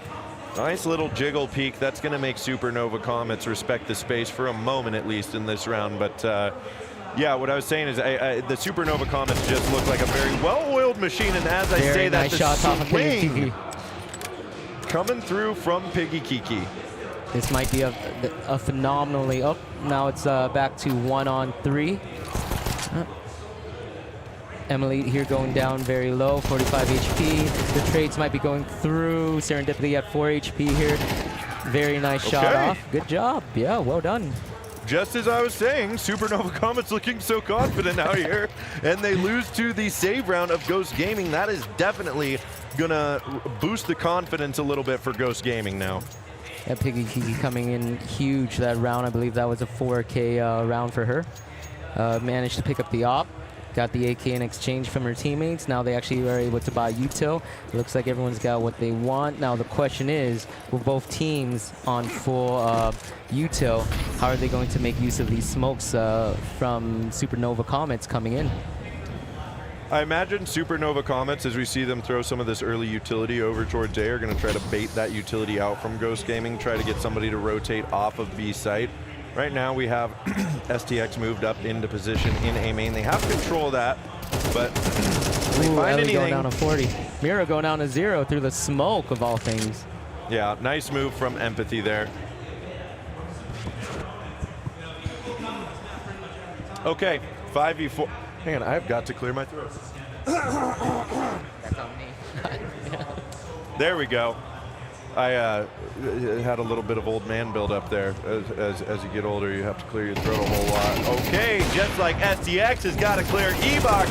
Moving in, there's the help from B main. Empathy swinging out, and it is looking like Ghost Gaming may have had a fluke round pulled away from the Supernova Comets as they snap back into fine form, get onto B, and that will be the save for Piggy, Kiki, and Ellie. But they've got plenty of money from winning that save round. If they get these 2 guns out of this round, they might be able to buy next round. Emily has enough money to buy up the op and armor utility next round, and if these 2 guns make it to the next round, they can drop for Mira and 7licious. Honestly, from my observations, it kind of looks like just a little bit of land nerves. That peek from E-Box right there really shouldn't have gone the way of Supernova Comets. Yes, you have that peeker's advantage or whatever you want to call it. Oh, Raven being taken out, being very, very confident and leaving site a bit too early. That will definitely help if they want to pick up that. I believe she had an AK. Yeah, it looks honestly like land nerves or maybe just a bit of lag issues because you had 2 people being taken down by the same person taking E-Box. When the Opera had to watch water, all of a sudden, Terrace just took the site. It was a 3-man staff on that team. It does look like a pause right here, so it might honestly be some kind of connection issues. It's not a technical timeout. It's not a called timeout. So I may have actually caught it here. If there's any kind of computer errors, that might have honestly been why they couldn't respond to that 1-for-1 at E-Box. It's possible. This is a tech pause here. Because if it's just pause on the screen like that, it's neither team has called it, so yep. it's just it's not eating at their timeout allotment. So yeah, something's being figured out here, but really convincing round there from the Comets. Good save from Piggy, Kiki, and Ellie. That's gonna give Ghost Gaming. Okay, headset issue. We got word from production. There is a headset issue. I'm sure that is being taken care of right now. We heard a tick in the chat. Maybe that's the R being asked. Not sure yet, but how do you feel about this game so far? Honestly, it's everything you kind of called. Team Supernova Comets coming in extremely confident. It sounds like they knew exactly what they were going to do. Every play down to the site takes as professional as possible. Ghost Gaming, hopefully they can at least, you know, this second half of this second part of the first half, they can at least come through, get their strats together, get their holds together. We've seen some very good plays out of Piggy, Kiki, and Mirror, some very nice shots. Hopefully Ellie, Emily, and 7licious can step up, make it an even game. If they can at least end the half anywhere between 5-7 to 4-8, they may have a very strong chance depending on their T side. Yeah, and I gotta say too, Anubis is one of these maps where it's so heavily T-sided, and the main reason for that. Okay, we're gonna stare at us so we can talk to you guys for a moment while they figure out this tech issue for a moment. But the thing that makes this such a T-sided map is the terrorists are actually the team with the quick rotate on the map. The rotates for the CTs are so long from B to A. Like, you can cut through Palace and get to camera pretty quickly there, or Temple to camera pretty quickly, but that's the quickest rotate you have, and it's also a very dangerous one, as mid is something that's pretty easy for T's to take control of. So with mid and this river that allows for really quick retakes being, or quick rotates being on the T side of the map, it makes it such a weighted T side map that Ghost Gaming, even if they get 3 on CT side, there is a chance that if they get that pistol round plus the eco round on T side switch, that they could get that momentum going and still take this map. Yeah, absolutely. I am noticing that usually it's either Fox or Empathy on Supernova comments that are the ones kind of heading up the back. Because Fox does have an ob, it sounds like she's going to be trying to take that pick mid. This play on this round, if I were to make an observation, probably everyone who's saving right now or who's being forced to save, like Mira, maybe just nade up mid, try and take that pick. Otherwise, you are absolutely correct. Those very quick rotates through water, through E-box, or around the back. These terrorists with their full util are going to absolutely crush this round of the CTs, especially if they're not ready for this. Yeah, we will. We'll have to see what happens. I mean, I know that Ghost Gaming should be a more comfortable roster than this on LAN. Again, we talked about it before the series. Supernova Comets are obviously very heavy favorites for this, but oh, we got Osu over there now. Look at them go. Yeah, I've been watching that when I was getting ready for the stream. They are really good at this game. This is a lot of APM on their end. Yeah, I watching those players. Me and Bonneman were talking about it earlier. You think you watch Counter-Strike players or like Dota or League players be locked into their screen when they're at it? Go watch an Osu player doing this right now. You have never seen somebody more locked in your life. It's actually insane to watch how that necessarily indicates lag issues, just because of the fact that that E-box peak is such a with Peeker's advantage the way it is in Counter-Strike 2, and I know that we're on LAN, so Peeker's advantage doesn't have the same effect as it does online, but specifically in that spot, like, that is such a commonly pre-fired and held angle that, like, I think some of that really was the nerves of Ghost Gaming going into it. It could be some technical issues. I definitely am not trying to poo-poo what you're saying by any means, but I just want to clarify for people at home as well that that is a very commonly pre-fired spot, and very commonly, if you're standing out in the open like that, yeah, she absolutely should have gotten at least one, but if you're standing out in the open like that, you're asking to get pre-fired in that spot absolutely. For sure. I am seeing this. Are they in a new server right now? Because I actually haven't seen the swap for a LAN server recently. So we're hearing from. So we are hearing from Tech over here that the network died for a moment. Everything dropped, everything paused, so they are just restarting everything.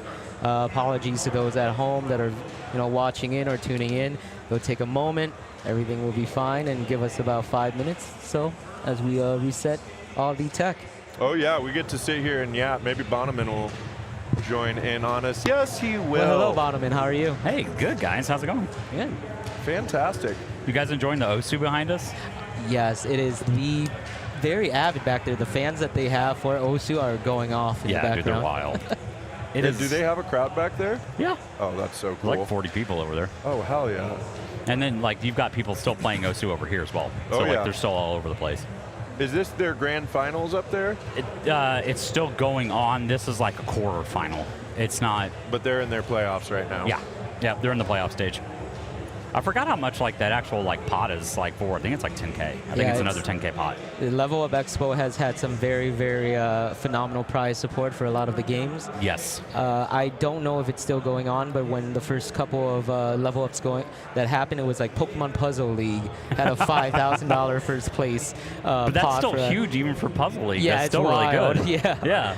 No, that's awesome. Like, it's so cool coming to Expo because there's like not only that, there's like 3 different console areas set up behind us too. Samsung was running a $100,000 COD mobile tournament yesterday right behind us. Really? Oh yeah, they had they shot off. If you see any like green bits around here, there's one to your right over there. Yeah, there's still confetti around here that was like flying in over the top and things like that as we were casting. Actually, it was Big D and I. Yeah, we thought we were casting. being assaulted because all the lights had gone off towards the end of the evening.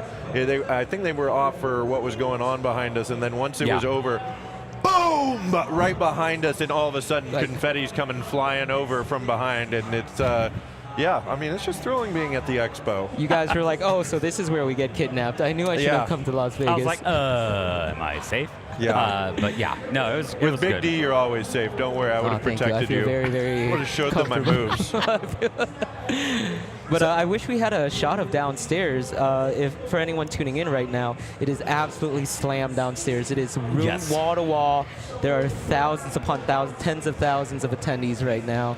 Height of Saturday. Like last year, they said they had like 77,000 like unique attendees or something like that. I saw on like the stat line. It's got to be at least 100 this year, especially because we have multiple halls here, and it is very beautiful. The venue is very beautiful. I'm a Las Vegas local as well here, and we're seeing a lot of people show up for a lot of these online tournaments or LAN tournaments that we haven't had a chance to meet before. So Level Up does give a chance for these Vegas locals to come out, perform, compete. It's awesome, man. Like we don't get to be a part of a lot of festivals. We normally do like our kind of like own little like unique events and things like that. So the fact that like we can come here, this is great. I love the observers. Yeah, they're saying that there's at least 10 people They here. And you know count what? 10 people. They count 10 They are people. not wrong. They're definitely not wrong. Right, so the math is mathing. Yeah. Less And than there's a a quick million. shot at Brett as well. Yeah, before. less than a million, more than 10, like somewhere around there. Yeah, there was the bread shot. That was great. So you have to explain to me, what does this bread mean we that I'm don't hearing even about? really We don't know. We yeah, don't know. It just kind of happened last night. We were playing Wordle, and just the word was bread, like every time. Every single time. Or a variation of bread, or bread ingredients such as flour. Okay. Yeah. So what you're saying is we're all crazy, and we should probably have some bread. Yeah, yeah, Sandwiches absolutely. downstairs later? Yeah, yeah, true. No, it was something we had. I don't know why they went to bread specifically. That it's probably some sort of just a random word choice, or maybe someone got really angry one day that it was bread, and they just were upset that it was bread. I'm not for sure. I would, now that I know that if I ever decide to get into streaming, anytime someone uses a profanity, right, any curse words, I wanted to change it to bread. There you go. That's you breading, breader, breading. I Somebody got you. get on the ball with that on the Frag channel. We turn all swear words into just bread. What a filter that would be.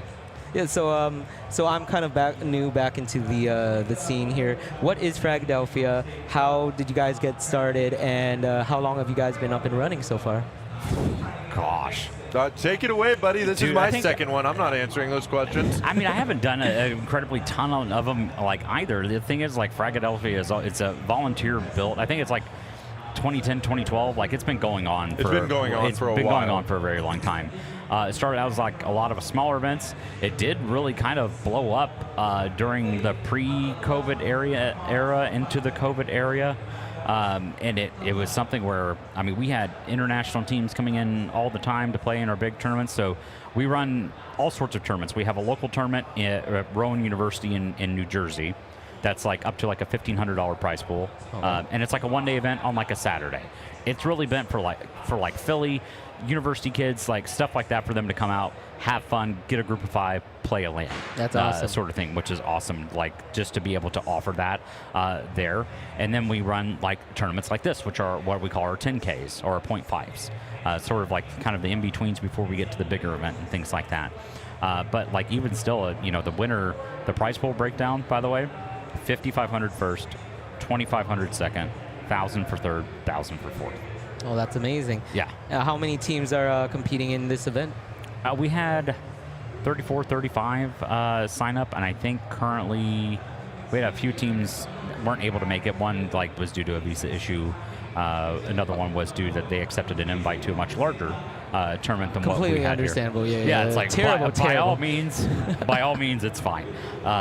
So we're running about I think a couple other teams backed out towards the end. So I think we've got like 30, 31, something like that, like actually in attendance, which if you multiply by 5, we've got like over 150 competitors here playing in the event. But moving on from like our 10Ks, we actually just announced, we'll actually provide more information tomorrow, that our next big event are our numbered events. So our next one up is called Frag 19. Okay. So it'll be the 19th big frag event that has been ran. It is up to a $50,000 prize pool for that one, and it's going to be held in Windsor, Ontario, which is just on the other side of the bridge from Detroit. is where that one's going to be. That's amazing. How many teams are you expecting on that one? Or probably a lot. Do you know, Big D? My guess is you probably have 35 at least already. I mean, I would assume. The ticket signups aren't open, but what our max is? What your max is? Yep. I think your max is 64 teams. You are correct, sir. Well, if we're following Tech's words, I count at least 10 teams. You can count at event. least 10. That's right. Oh yeah, 100%, man. But so, how do you kind of feel so far here with Ghost and Supernova with what's been happening? Honestly, a little bit surprised on the fact of hoping that at least Ghost Gaming gets a bit of, a rebound here, gets a moment. This pause, while it is not a team called pause, kind of hopefully gets them to refresh their mindset. They were on kind of a downward spiral here. They were losing very, very easy gunfights. They were losing, as we were talking about it, the peeker's advantage, 1-for-1s that were dropped, things like that. Hopefully this kind of pause gets them to say, hey, look, we have done this before. We have gone up against Supernova Comets before, and gets a chance to just come back into this second part of the first half refreshed. Yeah, it was kind of funny, to be honest, with how the groupings kind of went, because everything gets seeded by VRS, and it was just kind of ironic. We went back and looked. There was no funny stuff here. They showed it's up. the way it worked. Was that Supernova and Ghost got put into the same group, and then both Brazilian teams got put into the same group. Game Hunters and Shark got put in the same group? Yeah. Game Hunters and Sharks also got put into the same grouping. So it was just kind of the way it worked out there. It's like, it's not planned, we promise, because we have to go through and verify VRS before we're doing all this stuff. And has that game come up yet, the Brazilian game? Yeah, they're already through that, I believe. Game Hunters and Sharks both advanced, right? Yeah, Game Hunters and Sharks both advanced in that one. So did Sinister take a map off of Sharks, or was it a 2-0? Technically, it was a 2-0 for Sinisters. Okay. No, I'm talking about the second one. The second one no, for the playoffs. It was a clean sweep by Sharks. By Sharks, okay. I figured as much. I mean, that's a really strong team. I know that.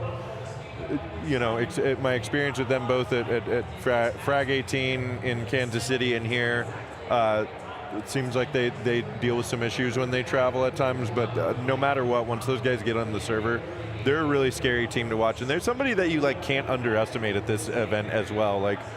If they get cooking and they find their zone, and depending on who they play, they could very easily end up in the grand finals as well. That's what makes the LAN environment so exciting. Oh, okay. So for those tuning in right now, how do your tournament setups normally go? Is it 4 people to a group or 4 teams to a group? It depends on signups. So for this one, because we had essentially right near the 32 mark, it was 8 groups of 4. So it'll be something where 1 and 4 play each other, 2 and 3 play each other, and then the winners play to advance, the losers play to see who gets eliminated first, and then it's a decider game in between there. And then we advance into playoffs, which is just essentially best of 16 round format there. So, and it's single elimination. When we do our bigger tournaments, when we get to the playoff stage, there's a winner and losers bracket, so it's technically a double elim format is what we normally go for there. But the format itself is still kind of depends on the amount of signups that we do, especially for our smaller events, our Rowan events. We ask the players hey, we've got so many teams, how do you guys want to do it? So we kind of let them pick the format. Wow, do you want to do a double elim? Okay. Well, because it's something, if they're coming out to play, right, and they're willing to stay a little bit later than normal, and the venue's willing to stay open a little bit later, of course.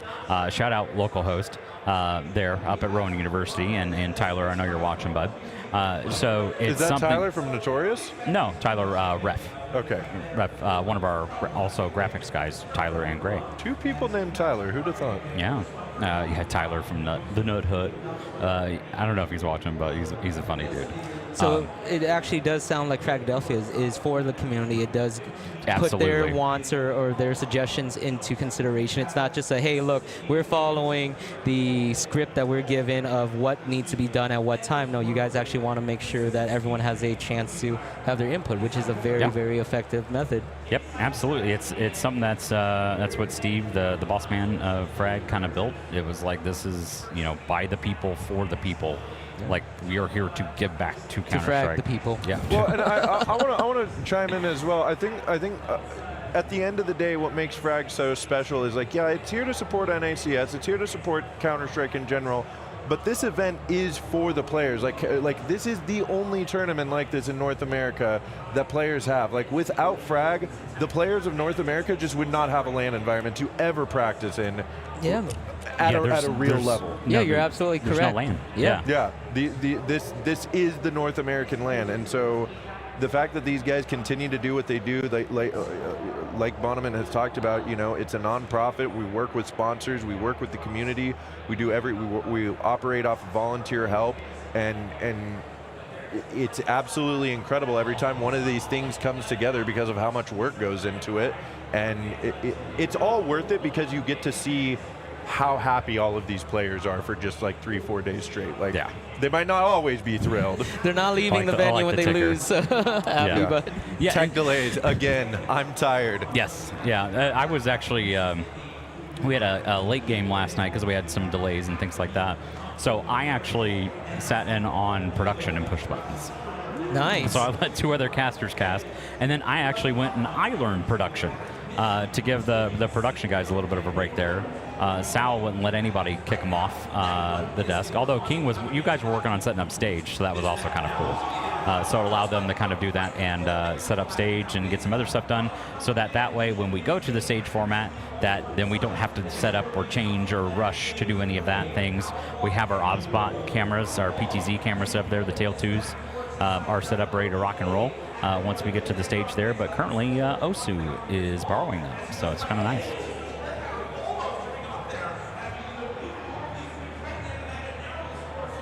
It's nice to put a face to the voice of God, because I've been hearing him talk in my ear this entire time. Yes. I'm glad to actually finally know who the voice is above. So yeah, it's great. Yeah, shout out King, the owner there of Tsunami. They, the cool part was the merch he designed as well. So a lot of people don't know, and even in Level Up Expo, shout out merch. I'm also wearing a Level Up Expo shirt underneath this as well.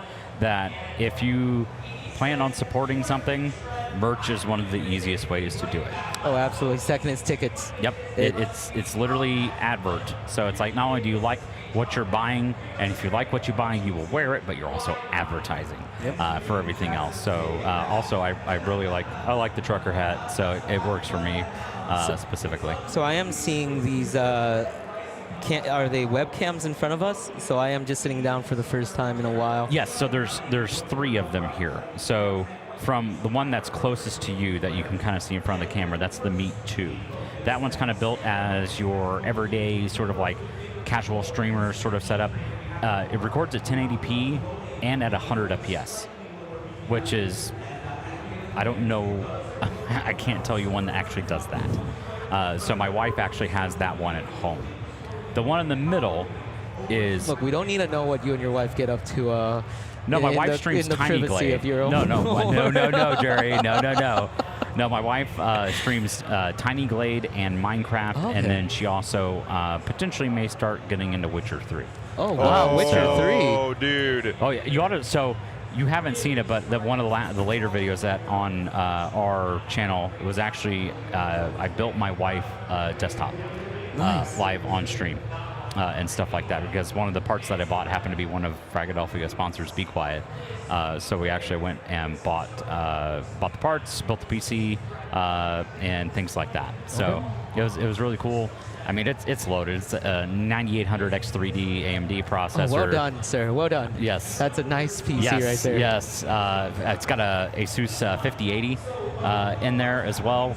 It's capable of running whatever you want it to. Oh, you can run all of NASA on that. Yeah, you can do whatever you want to on that. Well, I hope you are ready to basically lose your wife to Witcher for the next X amount of weeks. It is a long game. It is a beautifully made game. Yep. And at the end of the day, yeah, be prepared to cook your own dinners for at least, a couple of weeks. Understood, Jerry. I appreciate that.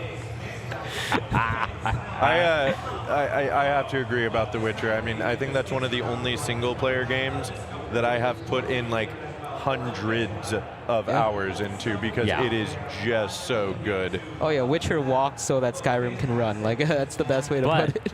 How do you feel about Henry Cavill not being the Witcher anymore? It was sad for a moment, and then you find out that he's running the whole 40K. Warhammer 40K, yeah. Completely understandable. At that point, I get it. Go forth and prosper. You guys see it? I see 10 players. Oh no, on they called the timeout. Okay, so we are going back into the game. Soon. Maybe. Yes. Well, let's not get ahead of ourselves here, as anything could happen in the next 30 seconds. But you never know. It is a little weird to me Don't that... cast or curse us, Jerry. You're right. You're absolutely correct. It's real. Knocking on wood, whatever wood I can find. I am noticing that XCX did not buy any util. I don't know if that's a choice or if they're just not needing to. Maybe she's the entry fragger. Yeah, we are back, actually. New Production's server. notified us. Yeah, we are coming back into the game here. So yeah, she will full buy into the utility. No reason not to. That would have been a very strange call there. And thank you, Bonneman, for joining us. Appreciate it. The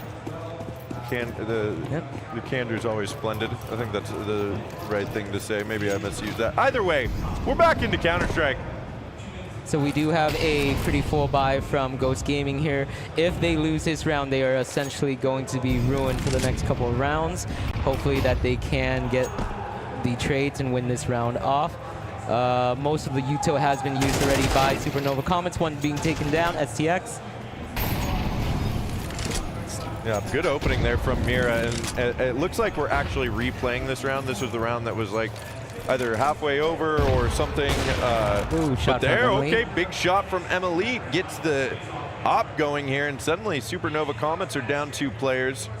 They've got mid control, but Ghost Gaming are tucked in. They've got numbers on top of this, and I think only one player here, Raven, up in mid. The other 2 for Supernova Comets coming through A.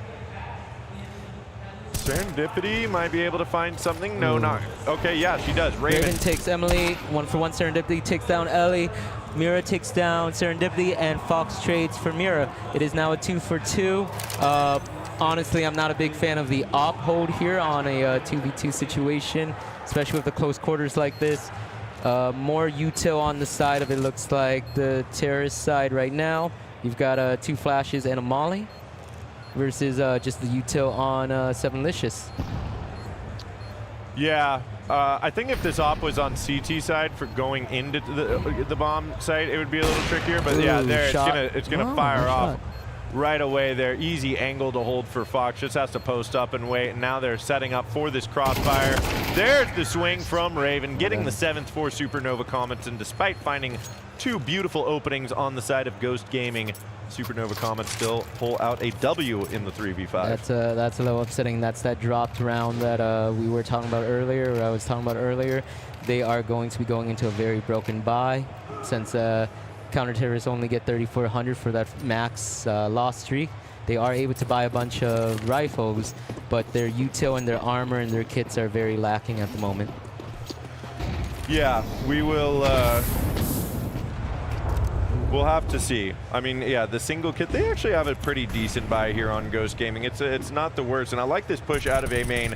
They've got that T-stairs smoke up from the beginning of the round, so trying to squeeze on to the waterway. Empathy's made her way up into mid, trying to push back Emily, and she does just that, getting out of there, wants to save her life. Oh, Fox did not spot the boots out of that player peeking through into River, so Empathy here making it to CT spawn with a Mac 10. That's being taken down by Emily. Counter-terrorists are actually pushed up into water, kind of covering E-box here. This is a little bit of a weird take because these positions are as if the counter-terrorists just gave up B site for a moment. Yeah, definitely playing retake from the E-box here. Piggy Kiki has got support from Mira, but Supernova Comets have control of this one. Swinging out, crouch peeking. Here's that Peeker's advantage again.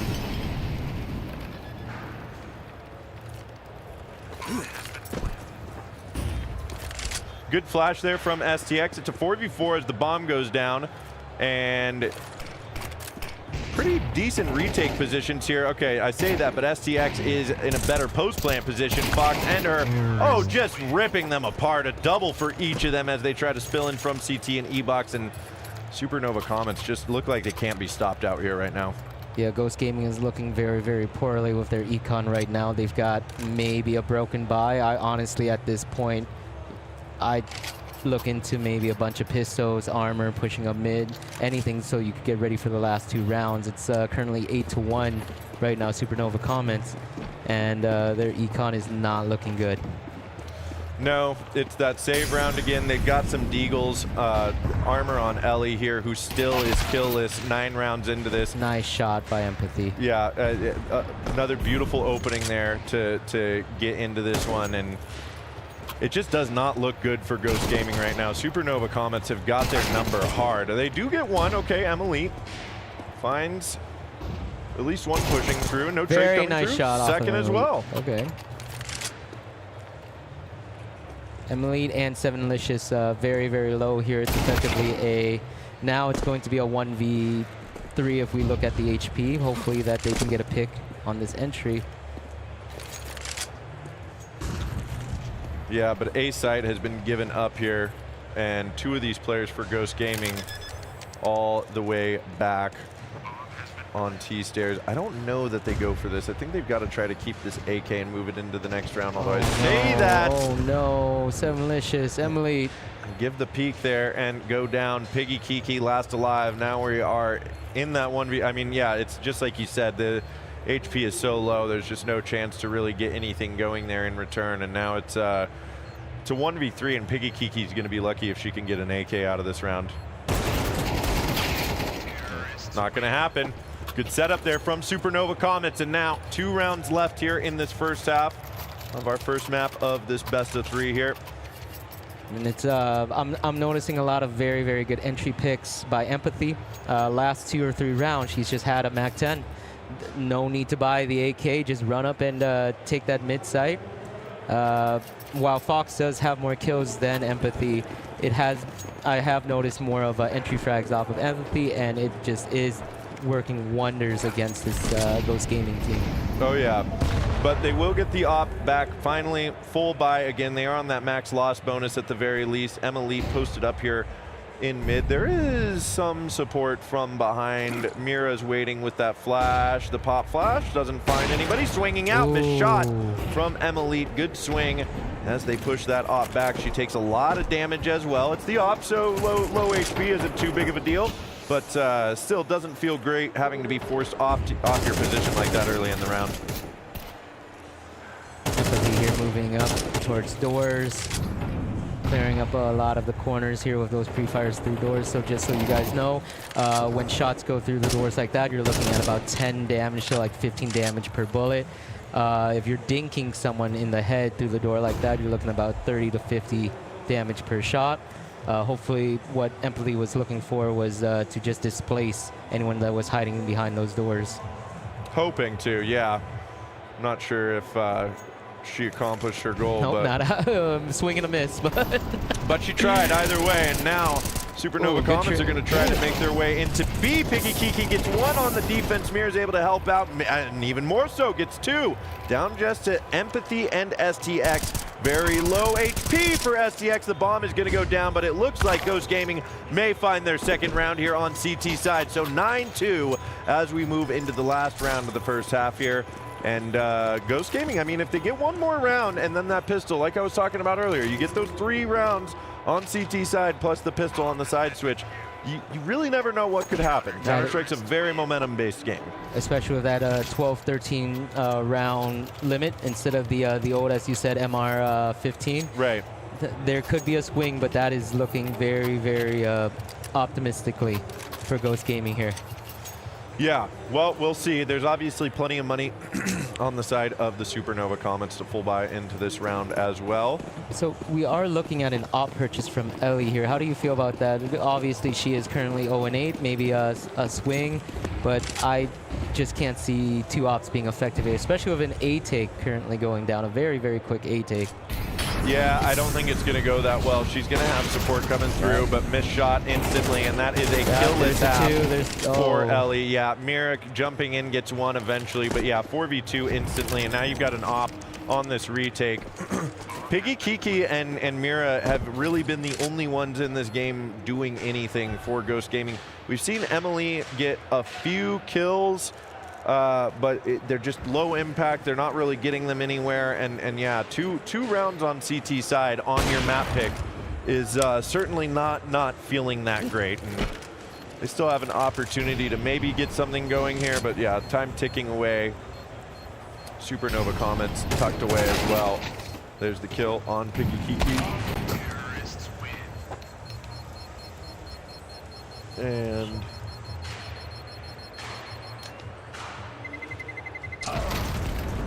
yeah, and it's 10-2 for Supernova Comets. Yeah. So not too surprising of a half here for the Supernova Comets. Like I was saying before the game, that's just for anyone coming back from the ads, I know that there were a couple of mid-round ads being shown. Ghost Gaming did lose that round. The current score is not 10-2 to Ghost Gaming Supernova Comets. It is 10 on the side of Supernova Comets coming in. We'll get a switch on that up at the top here momentarily, I imagine. Yep. Ellie here going down to continuing her no-kill streak. Hopefully on T side she can pick it up. Yeah, well, and I mean, not to focus too much on the negative, I definitely want to focus on how well, like you said, Empathy is playing. Here's Raven holding on with the dualies, but very there's nice Piggy. take. Oh. Ooh. That was Ghost Gaming, right? Or Ghost Gaming won the round, that's right. Thank you. Right now, the sides have not swapped on the top of the HUD.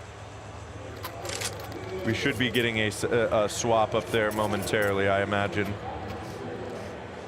Oh, hey, we're back on stream with you guys. How's it going? The game is live, so you guys are getting a. Okay, there we go. Now it's getting fixed. So, yes. So Big D, do you expect any big changes from last half here from Ghost Gaming? No, I don't. Like I said, I'm focusing on the positive. Supernova Comets are playing some really solid Counter-Strike. You've got both Empathy and Fox, and then Serendipity on top of that. All just having a great game. They're flowing really well together. They're in control of the tempo, and yeah, it's going to be Deagles for them. No save on the second round. Supernova Comets. Oh, so they're going for that play that we did bring up first half, where second round maybe they deagle armor, try and do a quick eco take or a quick eco defend. It does look like a very quick take from Ghost Gaming. Emily does get the bomb down. It is currently 5v4 on the side of Ghost Gaming. Yeah, and the players are on the correct sides on the server. It's just the HUD up there on the top of your screen that's got the name switch. So it is still Supernova Comets up 10-3. And they're on the save round here, just trying to get some exits maybe, but good farm from Supernova Comets. Ellie actually gets her first 3 kills in the game on the second half here. So coming alive. Again, it's a very T-sided map, so anything could happen here. They find these first 2 rounds. But a glow being picked up by Fox for the Comets. I have a feeling once we get to this gun round here, it's going to be a different story for Ghost Gaming. Very, very surprising. Your call was absolutely correct. They were able to farm. Ellie got her kills off. This looks like a very, very interesting half. All they needed to honestly survive this gun round. And if Ghost Gaming manages to take it, you're completely correct in your call. This might turn out to be a very good game. Fox here has an op, no armor. One random headshot from a Galil might switch everything up. You really never know. You really never know. That's going to be a good opening bit of damage there. Fox down to half HP on the AWP, and close by on mid. It's going to be empty. Getting one. The spray gets away from her. Good swing and refrag from Mira there. Now 4v4, the bonus round for Ghost Gaming here.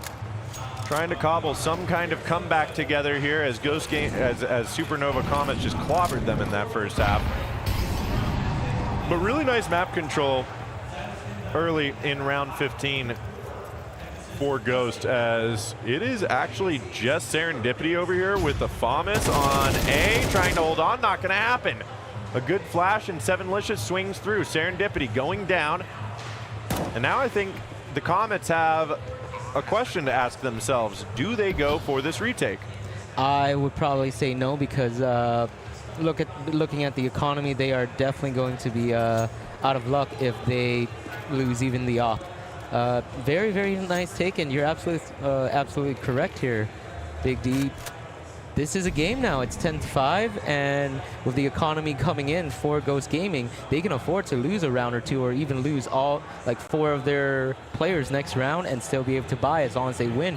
Very, very nice comeback. Oh yeah, I mean, Anubis is a very T-sided map. I mean, I don't know how many times I've watched like 11-1 or 12-0 halves turn into overtime or a loss. Like, nothing is written in stone on this map, even if you have a huge lead on T-side. That being said, okay, there's a pause coming through. This would be a tech pause, right? Correct? Not a called pause from the... That is correct. We have a pause coming through here for just a moment. You can see on the screen we've got the correct sides here, and that's, I think, what is being fixed right now as we cut to our beautiful faces here for just a moment. But how do you feel about this comeback so far? You're saying they've made a game out of it. Do you think they can continue? Honestly, I was very, very shocked when you said that, you know, they had a chance. I was like, no, there's absolutely no way. And then they proceed to win Piss round, Eco round, Gun round, forced 2 saves, or I believe it was 3 players to save on Supernova. Yep. Ellie here finally getting the kills. Mira getting very good entry kills. Piggy coming through. The team's starting to wake up, and I'm very shocked and very happy that this is going to go a lot longer than just a 13-1 or a 13-2. Yeah, I'm happy to see that. We always want to see some good competitive Counter-Strike, no matter what, but especially on the mainstream. So we do have that full buy from the Supernova Comets off the back of the saved weapons from last round. They've got full utility, but another awesome nade here to open things up, and half HP, it's Raven. Ghost Gaming, they're nasty with these nades in the last couple of rounds. Looks like smoke is coming through onto House. Does block off Fox's field of vision there, yeah, she's just gonna back away. I think the Comets might have to start respecting Ghost here a little bit. As much fun as they were having just sprinting right out there and taking whatever they wanted from Ghost in that first half, that is certainly not the case here in the second half. And as a matter of fact, it looks like they cannot find good footing to hold on to these sites. This utility from Ghost has been strong so far. Yeah, Supernova Comets here not really using their utility correctly. They are lower on flashes, nades, mollies than the Ghost Gaming team, which is surprising because normally you want to wait. As I say that, Ellie takes out STX, Raven takes out Piggy Kiki, and it's a straight 4-man pick. Well done, Ghost Gaming. Yeah, blink if you blink. Well, it's probably Supernova Comets. The Supernova Comets won that one. Yes. Unless you were being sarcastic. No, not at all. No, I'm just kidding. I don't think you were. But yeah, nice job for the Comets there. And I mean, blink and you would have missed it. That was a clean hold there. I think that was it. Raven in the corner getting the double on E-Box, and then the 2 kills coming through from Fox. That B split just falling apart for Ghost Gaming late into the round. So that was the round that was the big question for me off the back of the save and being able to full buy again into the next round with those guns plus utility. That's where, you know, once the playing field economically and firepower-wise is leveled, Supernova Comets definitely feel like they're still going to be in charge of these rounds. The question now is that timeout that was just called by Supernova Comets, wondering what they were discussing, if they're trying to swap off any particular placements, or if they're just trying to pause on the flow of the game, kind of get it back, you know, into their kind of mentality. They are winning very heavily right now. They only are 2 rounds away from the match or the game win. So you got to ask yourself, what can they change right now to ensure those 2 wins before it gets way too close for comfort? I'm not sure. I mean, they've got that full buy. It's definitely not out of their hands completely quite yet, but like I said, again, having that kind of utility on the side of your CT, I say that Mira gets that entry, opening mid wide up, and that means these players on these sites have to turn their attention. They can't just give that up and let them have their way into camera or palace yet again. Serendipity is going to get the flash, but another kill coming through for Mira. STX is finally able to trade out just a little bit here, and now the numbers advantage is for Ghost Gaming. The problem here is Empathy, one of the biggest fraggers for Supernova. Comments going down. It's going to, oh, wow, Piggy Kiki taking out STX as well. Now it's down to a 3v2 on the side of Ghost Gaming. Fox here having to hold all of Ace. That gets the no scope, or is that a quick scope? No, that was a quick scope there. Well done. Gets it, but makes it a 1v2. And all that time, Bot gives Raven an opportunity to get in here on a main. Okay, gets that first kill, and the second as well. Raven, the animal, moves into map point here for the Supernova Comets. Raven coming up huge there with the double kill clutch. Well done. That very first pick on the player at Pillar was a very, very nice one. I did not expect her to get that one. No, I really didn't either. Fox getting that second kill after missing the initial shot. Just a masterclass in opping, and what a huge round for the Comets to take as well. You see that Ghost Gaming has full utility across the board, but there's 2 MAC-10s, a Galil, and a Tech 9. They've got armor and utility, like I said, but a single AK to try to save the round, where you need to start winning these and try to push up to match point, or try to push yourself to overtime. But that is going to be tough to fight through 7 match points to do such a thing.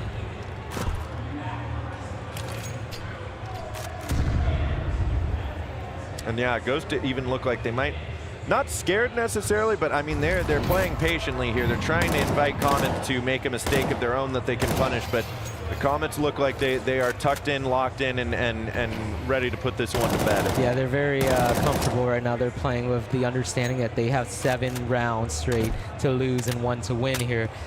They know no mistakes need to be made. They have a very strong understanding, it seems like, that everyone's on an eco on the Ghost Gaming, a forced buy kind of situation. So yeah, no need to push, no need to take any unnecessary risks. Okay, hold on though, swinging through. Serendipity is going to take 2 of them down. There's help from Empathy, and now it's just Emilite last alive here to try to fight through 4. Strong Comets, and that will be it. Comets take 13-5 on their opponent's map pick. Ghost Gaming getting clobbered in map 1. Well, very, very strong showing off of Comets. You're absolutely correct. They played like they've been at LAN for years and years together. They had a lot of strong synergy, players doing the 1-for-1 trades here. So everything you called pregame was absolutely correct, Big D. Yeah, well, I sometimes I'm right, not usually, but that was really, really strong showing from the Supernova Comets. Hey, yeah, strong opening match from the Comets. That is no surprise, and we're going to be going into Nuke here in just a moment. But for just a moment here, Otto, I'm going to see if Mr. Bonnement will come take my spot for just 2 seconds, since Big D's got a tiny bladder. Thank you so much, dude. Big D. Andrew, thank you so much, dude. Yeah, you're good. Wow, I've never seen a man that big run that fast before. I know, man. He takes off. It's crazy. It is crazy. But yeah, luckily enough, it's actually, our location's really cool. You can actually see the bathroom. Look, there he goes. You can see him in the screen. Who's he going to say hi to? Don't. Oh, no, he's like don't fist bump. Go wash your hands. There he goes. He's running off to the bathroom. You can see him in the upper left. That was a very screen. quick, very, very effective jaunt. Yeah, a stroll. Yeah, yeah. He's making his way downtown, walking fast. But so, Jerry, I actually, I interviewed both teams before the map started, Do you remember what their predictions were? Yeah, 13-6, 13-5, right? It's 13-6, 13-6 from both teams. It was close. Very close. It's a close, but one team fibbed a little bit there. But yeah, Comets taking that one pretty convincingly. Yep. The hope is that Ghost Gaming gets is now a bit warmed up. Near the end, they were getting very, very nice trades, 2-for-1, things like that. It was just, oh, there's the bread shot again. Thanks, Sal. Hopefully this time around they're a bit more warmed up, able to land their shots, and are a bit more comfortable on nuke. Yeah, so I didn't get to see the vetoes in the map picks. Was the first map was the first map picked by Comets at all, or? I believe it. So first map was Ghost Gaming. Okay. So they did lose their pick. So this is going into a game where it sounds like Comets want nuke. Now I was speaking with Big D. If Ghost Gaming wins this game, if the upset happens, there is a much larger chance of Ghost Gaming actually winning the entire match, because Ancient is more of a 50-50 game. Now it can be. Yeah, it can be. Yeah, it's a very Ancient to me is a very momentum-based map, so it's very streaky. So you'll see teams like they could take like 5 rounds, and then all of a sudden they lose the next 7. Yeah. Like it's so crazy the way that the momentum swings and things like that. Absolutely, kind of a crazy map to have around, man. Can I tell you how much I love your tech team? Honestly, to me, this just looks like the tech team is having a stroke and is trying to tell us with all the map coloring here. For the guys at home or for the viewers at home, you can't see it, but they are just messing with the map setup. Our tech side, our observers are having the time of their lives here. Oh yeah, that's Sal. Sal is, so you can see actually at the bottom left, so the Z key is actually where he changes the colors. And so he's would you like? No.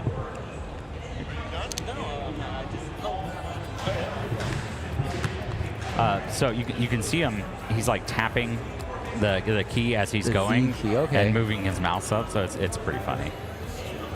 Guys, He's a funny guy. He's had quite. Oh, I'm muted right now. Probably can we unmute mic 3? Hello. Okay, here I am. There you go. Yeah, but, Sal is quite talented, especially especially since he's been doing this business where he is slamming the Z key while he draws. You get some very colorful art here. See, I told you, Big D would get it. I've been saying how I'm just enjoying watching what they're posting on here, because the viewers at home can't actually see what they're putting out. Yeah, it's unfortunate for them. Shout out to the venue as well for these camera shots too. Yeah, we've got a lot of really cool cameras set up here. It's been nice to watch. We were able to see you take a jaunt to the restroom. Oh yeah, my sprint in there. Mm-hmm. Yeah, we got you. Oh my God, the feeds. Look at this. Oh, actually, okay. I really like that camera shot because I can see Osu in the background. Yeah, and we got the faces of chicken coop right there. And their coach from Kazakhstan. You can see him above the word map. He's also there as well. Where? Oh, duh, the word map right there on the screen. Yeah, that one. Monument, I'm a little slow, come on.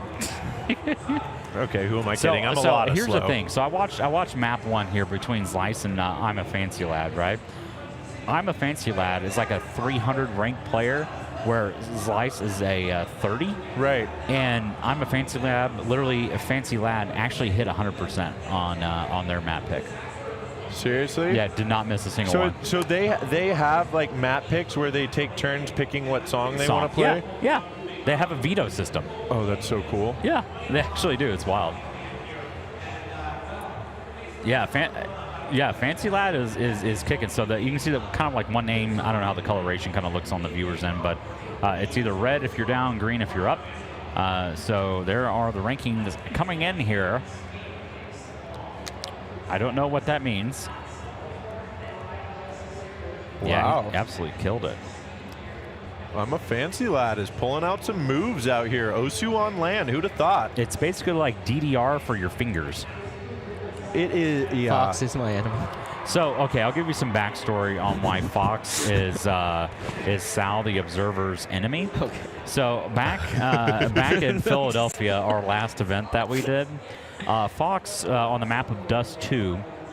I was actually casting the match at that time too, so I was actually one of the casters on that match. Sal had a momentary lapse of judgment and missed Fox running out from the CT position out towards long A and hit a scout 3K one shot through a smoke. Oh, I would be absolutely upset as well. I would be yelling at Sal. I get it. Oh, look at that. See, look at what you don't know here. These shots that you're actually seeing on the stage are actually our PTZ cameras, the Tiny 2s from ObSpot. Oh, wow. So those are actually set up on the stage there, are facing the players. So this is actually kind of like a hashtag ad going on here as well. Well done. We love those. I just realized I just put 2 and 2 together. I'm sorry, I'm a bit slow here. You guys are from Philadelphia. The event's from Philadelphia, right? Yes, I am not from Philadelphia. Big D is not from Philadelphia. I am not from Philadelphia. I'm actually quite cold here in this desert weather right now because I'm from the desert myself, and it's not quite up to the warmth that Big D loves it to be daily. Generally, about half of our volunteers are actually located in the Philadelphia-ish area. Shameless plug, but I work for a company that has a bunch of restaurants in Philadelphia or in the East Coast. Next time you guys are up there for an event, please swing by and let me basically feed you. It's a Chubby Cattle, Chubby Group over there, and we do have a restaurant called Chubby Cattle out in Philadelphia. More than happy. I don't make it out there often. It's very cold on the East Coast. We love food. Yes, please. We do love free food. Hey, free food with a bunch of nerds. Yeah, always, not necessarily always even free. Even if it was like discounted, we love discounted food. Yeah, like we will take a discount. Like we're good with that. Hey, but I mean, ask me what my favorite kind of pizza is. What is it? Free pizza. I get it. It's the best. Every time. 100%. And the real answer is actually Costco pizza. Costco hot dogs are great. I don't know about the Costco pizza. I'm more of a Red Baron, the pepperoni fan. Yeah. It's like $4 and you pop it in the oven. No, so Red Baron, a little backstory. I'm from the Midwest. Red Baron is owned, you can even Google it. This is just coming off the top of my head. Interesting segue. Red Baron is actually owned by the Schwann's Corporation. Schwann's used to be like a door-to-door delivery service. I remember what back they in were. the Midwest. Oh my They would goodness. literally drive around to your house. They were everywhere. They were national. Yeah, they were national, but So- they were notoriously in the Midwest, based, I think, out of either Minnesota or Wisconsin. I'm born in Chicago. I've heard of that. Like, You've heard of Schwann's? Okay. Yeah, I that's miss seeing wild. those trucks drive around. You knew delicious So- food was coming through Yeah, your neighborhood. They got bought by somebody, and I think they ended up changing the name or something like that, but Schwann still owns the rights to like Red Baron. Also, Tony's is also part of the same umbrella of pizzas. These are all not sponsors, just reading these. But, just banter. Just literal banter. So, yeah, so Red Baron also, by the way, Jerry, one of my favorite frozen pizzas. You can't go wrong with like a $4 pizza that you just can pop in the oven for about 20 minutes. I am going to run to the restroom. Okay, yeah, we'll do a hot swap. Go ahead and set it down there. Yep, you're good. Big D, come over here and get your headset back as well. I'm getting my headset. 1 second. We're all switching headsets momentarily. Okay. All right, and it looks like we are actually enough of the frozen pizza talk. It looks like Jerry might have stepped away just as we are getting back into this one. We're here. Maybe we're here at least. Okay, yes, we are ready for Nuke. Bonneman, here we go. Ghost Gaming backs up against the wall. They need this one to stay in. Now, is this an elimination match? It is. It is an elimination match, so Ghost Gaming needing this to get into to stay in the tournament, and Emily is going to help just that as she gets one, but quickly traded out by... Oh. Okay. Oh, okay. All right. Empathy finding that kill onto Ellie. And it was Raven. I couldn't figure out what name I was looking for there, by the way. I didn't mean to just Shout trail out TV off. show, That's So Raven, but Empathy going to get the bomb plant down on the B-bomb site. Mirror taking some damage as well, but oh wow, Raven finds 2 just left on the 1 player in hell, and that is Piggy Kiki, and that is going to be a grenade, Kobe, for you onto Kiki, and that's going to be yet another round secured by Supernova. So that's obviously not going to work well for Ghost in this one. They've got to get these rounds together, and it all starts with the pistol, but not in this half. It's not. No, and I mean, Ghost Gaming have got to lock in here for Nuke. I mean, we talked a lot about the fact that Supernova Comets are definitely favored in this series to come out on top. Obviously, they've played each other before, and Supernova Comets have come out on top. Season 7 Impact, they didn't even drop a single map, 14-0 across their 7 series. They drop a series. They drop one map to... Nope. Nope. Did they correct it? Production right. looked it up. 14-0. W-Prod. Yeah, they are absolute beasts out here. So Ghost Gaming is going to have to do something. You've got to find those kind of kills with the back turned to you, but still a big spin. And Empathy gets so much information. She goes down. She doesn't find out that 3 players are sitting there in secret. Meanwhile, she does get that kill, gets that information. Now the Supernova Comets can just play around it. Yeah, that was an incredible movement, and that flick all the way back around, took a shot. Yeah. I was just like, you know what? Hey, I'm here, ready to party. But yeah, incredible movement there from Empathy, be able to turn around, at least find that kill. Does unfortunately fall to a few players there in secret, but Bomb making its way downtown, down B ramp, gonna find the bomb plant. And I want it, and they need it, and now they've got a bomb plant down, so they buy in the next round. Oh my! That was so good. Somebody's gonna clip that. When you set them up, I'll knock them down, baby. Yeah. Well, here, Jerry, come take back over here. You're good, buddy. Thank you, Bonnement. Yes, we are here for map number 2. Otto, Jerry, come and sit back down. Piggy Kiki looks like she will be getting a Galil out of this round. Maybe. We'll see. Looks like Supernova Comets might actually go on the hunt, but it's a quick 2-0 start here for the Supernova Comets here on Nuke, and as we were discussing, definitely a must-win map for Ghost Gaming. Tournament life on the line here. Yep. If Ghost Gaming manages to win this round or pull up an upset, they are much higher chance of winning that 50-50 toss-up over on Ancient. But it does look like we're moving into the first gun round here. Oh, the timeout called by Supernova Comets. I don't know if they do this on purpose, but I'm a big fan of when the team that is up utilizes their timeouts to like kind of maintain that tempo control in the match, because there's nothing more frustrating than losing those first 2 rounds. All right, we got our gun round, we're ready. Oh, another 30 seconds, I gotta wait. They pump themselves up. Yeah. The counter-terrorists are pumping themselves. We got this, and all of a sudden, pause. Just iced. That is actually the biggest form of just, honestly, gaslighting possible right there. It's pretty rough, yeah. Well, we'll see what Ghost Gaming can do now as we come out of the pause. We do have 5. Okay, no. One of those rifles sold. 7licious is going to opt for extra utility. The MP9 is still a very strong weapon despite its recent minor nerfs, so you're probably going to see it heavily in this round because there's a couple of Galeos. One headshot will actually kill Piggy Kiki from a Galeo versus having that head armor. Normally you don't buy head armor when it is a full buy round because AKs are one shots. We'll see if that plays off. All right.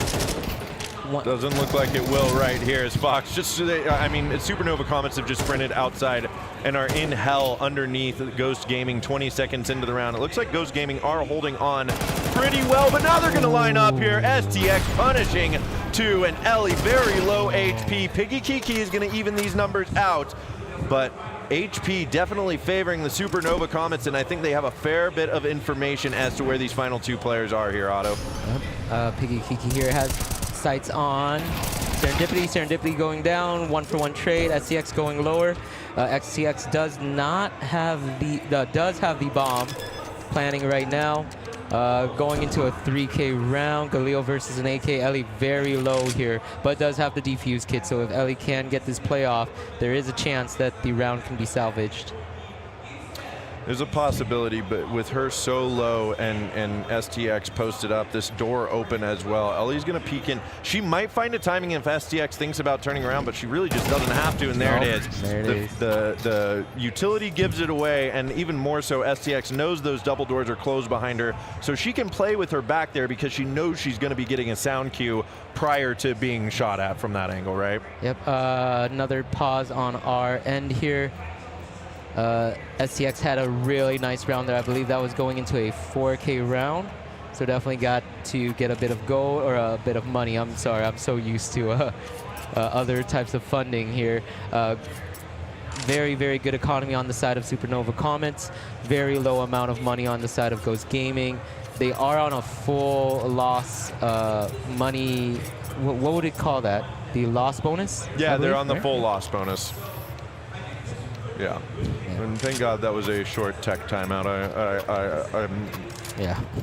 I'm having flashbacks every time that thing pops up on screen, and I'm wondering how long we'll be waiting for the tech pause to be over. Hardcore PTSD. Sir, do you need a hug? Because it sounds like it's brutal. No, I mean, it's all part of the magic. Like I've said so many times, these things are not just magically put on. It is a ton of hard work and so many things that can go wrong. So, oh yeah, full shout out to the production crew. 1 for 1 with the nades outside. That was a very good decision by Ghost Gaming. Just taking any gun off the hands of the terrorists are a good decision. Maybe they can get another one. No, 2 picks from STX. Going on 7-1 right now. Very nice shots. Very good spray control from the STX Galileo there. Yeah, and this is a save round for Ghost Gaming, so it's expected that Supernova Comets probably take this one. But Sticks? Oh, it is pronounced Sticks, by the way. I do apologize. Yeah, I have been casting her for a while, and it turns out that STX is not what she goes by. It is Sticks. So thank you, production, for correcting me on that, because I hate saying players' names wrong. I feel so bad every single time. I'm just thankful we have the voice of God to back us up and fact check us. Could you imagine if we were out here by ourselves? Raw dogging life? No, not at all. Just pissing in the wind. All right, so it does seem like the player to watch right now is Sticks. Going into 8-1, going into round 5. She's done very, very well. There is an op on Emily's hands here. Hopefully she can do something here and pull off some magic. It seems like they are preparing for a inner take. Things may change, but there are flashes, nades coming out of Squeaky.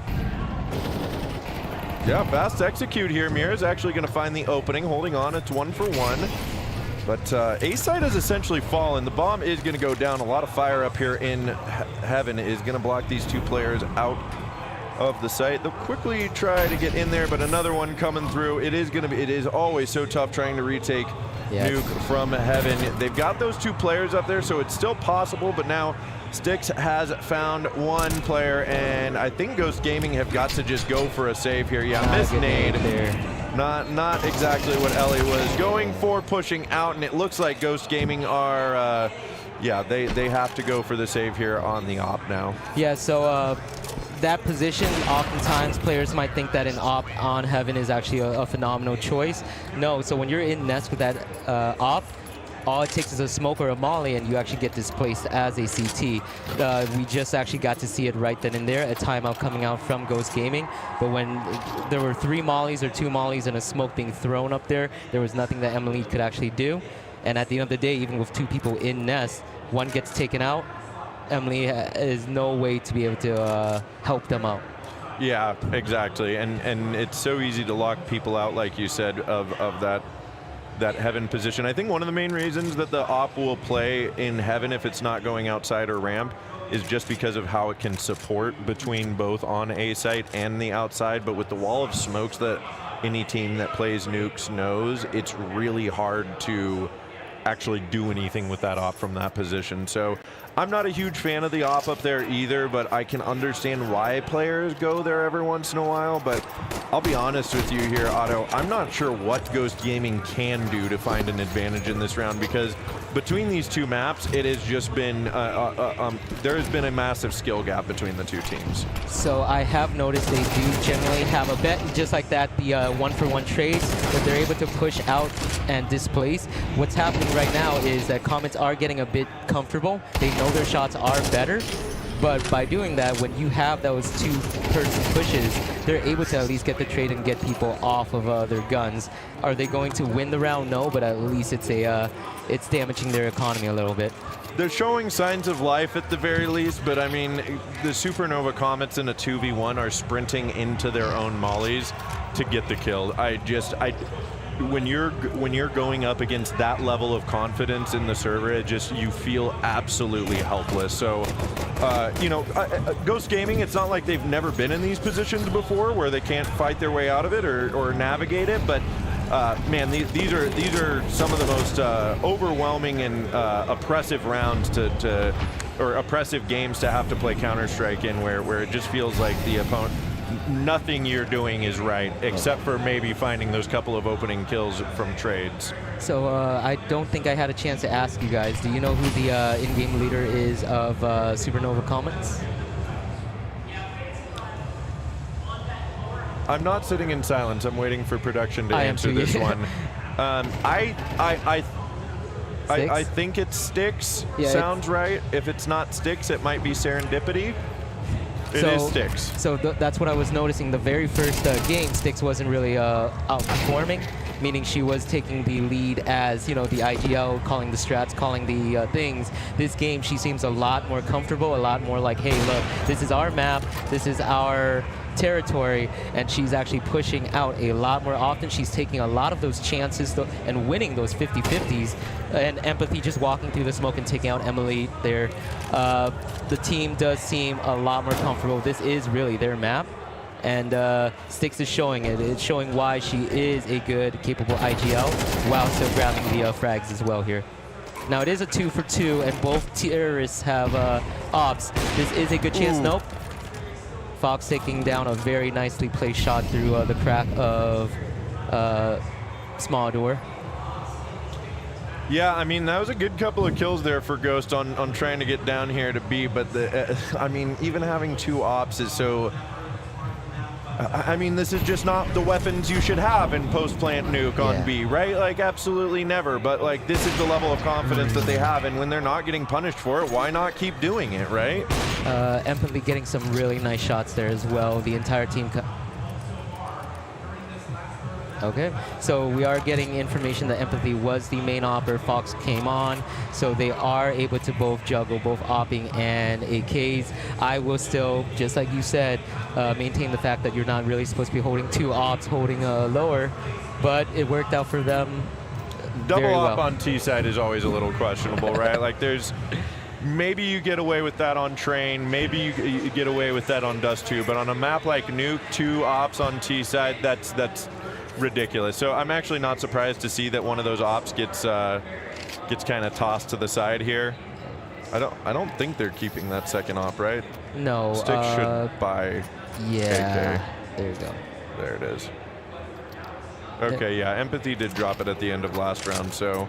Yeah, we are seeing a lot of ego choices from, you know, Supernova Comets. Rightfully so. They are 7-0 going into on T side this first half. You are seeing them take challenges or ego chows, as we like to call it, where it straight up is a 50-50, where they could honestly lose it and severely affect their team. Yeah, you never know. And we're back to another buy round, if you can call it that, as Ghost Gaming have got the auto shoddy MP9 and a couple of FAMASes here. Is that an auto shotgun on Piggy Kiki? Yep, that's the auto shoddy there. And I mean, it's a very strong weapon in this game. There's a reason it had to get a little bit of a nerf. That's a nice boost. Ellie getting Raven down, but now not jumping down quite yet. Emily lets them know that she's here to support from hell. The flash comes down. Styx goes ahead and just backs away, and there's going to be more openings from the Comets on the other side. Empathy and Serendipity opening things up here, and... So I will take a moment to kind of point that's out huge. that very nice shots from Mira. 2-for-1 trade here, Serendipity planting the bomb. Just like we spoke about Molly's on Heaven and Nest, kind of just shutting off the person upper. It is a 2v2 situation. Emily here trying to make a play or jumping outside along with her teammates. Kind of just let go that there's at least one outside, so they are prepared for it. The trade, the one pick from Ellie, this is looking very, very promising. Nope, 1-for-1. Emily here, one flash and a kit. She's tapped the bomb, but Serendipity isn't falling for it one iota. Tapping the bomb again, but yeah, that's time running away, and that is Emily not able to secure the 1v1. Supernova Comets 8-0 start here on their map pick of Nuke, already up 1-0 in the series. 5 rounds away from shutting this one down. Ghost Gaming look a little lost out here. It's the nerves, Big D. It's needing yourself in Ven. It's the knowing what you should be doing but not being able to follow through with it. They are not bad players, as I'm seeing the shots being taken, or some of the shots like Piggy Kiki or Sevenlicious are pulling off. But for example, right, just for those at home who are getting into Counter-Strike as a game or getting used to high-end play, when you are a terrorist, a 1 AK shot will actually kill you regardless of if you have head armor or not. Now picks off of Piggy Kiki and Empathy. It's a 2-for-1 so far. It's 3v4 in the positive side for Supernova Comets. Yeah, still holding on to number. I mean, even when Ghost Gaming go aggressive and try to find some kind of early map control or get some trades going against the Comets, they're just instantly rebuffed, or the Supernova Comets know what's going on and immediately coalesce into each other to help push back that kind of initial aggression. So it just feels like nothing is going in the favor of Ghost Gaming. That's another big pick coming out for Fox. 2 players left alive, and it's looking like Supernova Comets are very likely to go up 9-0 here. So that's actually a very, very nice shot. I know we saw it from the side of the CTs, but from the side of the CTs. Fox's shot to CT spawn right there. You have so many angles you have to cover that it's very hard to consistently guess correctly where the enemy team is. So that was a very impressive shot if you watched on the side of Fox. Yeah, absolutely. Well, 30 seconds remain here too, and still no bomb plant coming through. That Molly is gonna block them off. That should be, they're still clearing out all of these angles right now, which is mildly questionable, as Styx is all the way up in heaven. Let's see if they get that shot from Mini. Yeah, no, that's a terrorist up there in heaven. They've split the site. I'm not sure why they're taking so much time here to get the bomb down. Maybe they're just toying with Ghost Gaming right now, but yeah, there's gonna be the spot. Styx should be able to remove Emily, baits out the shots. Well, just knowing that those shots that Styx is taking, very good gameplay from Styx. So I do apologize, I meant to finish it, but then the round got really fun.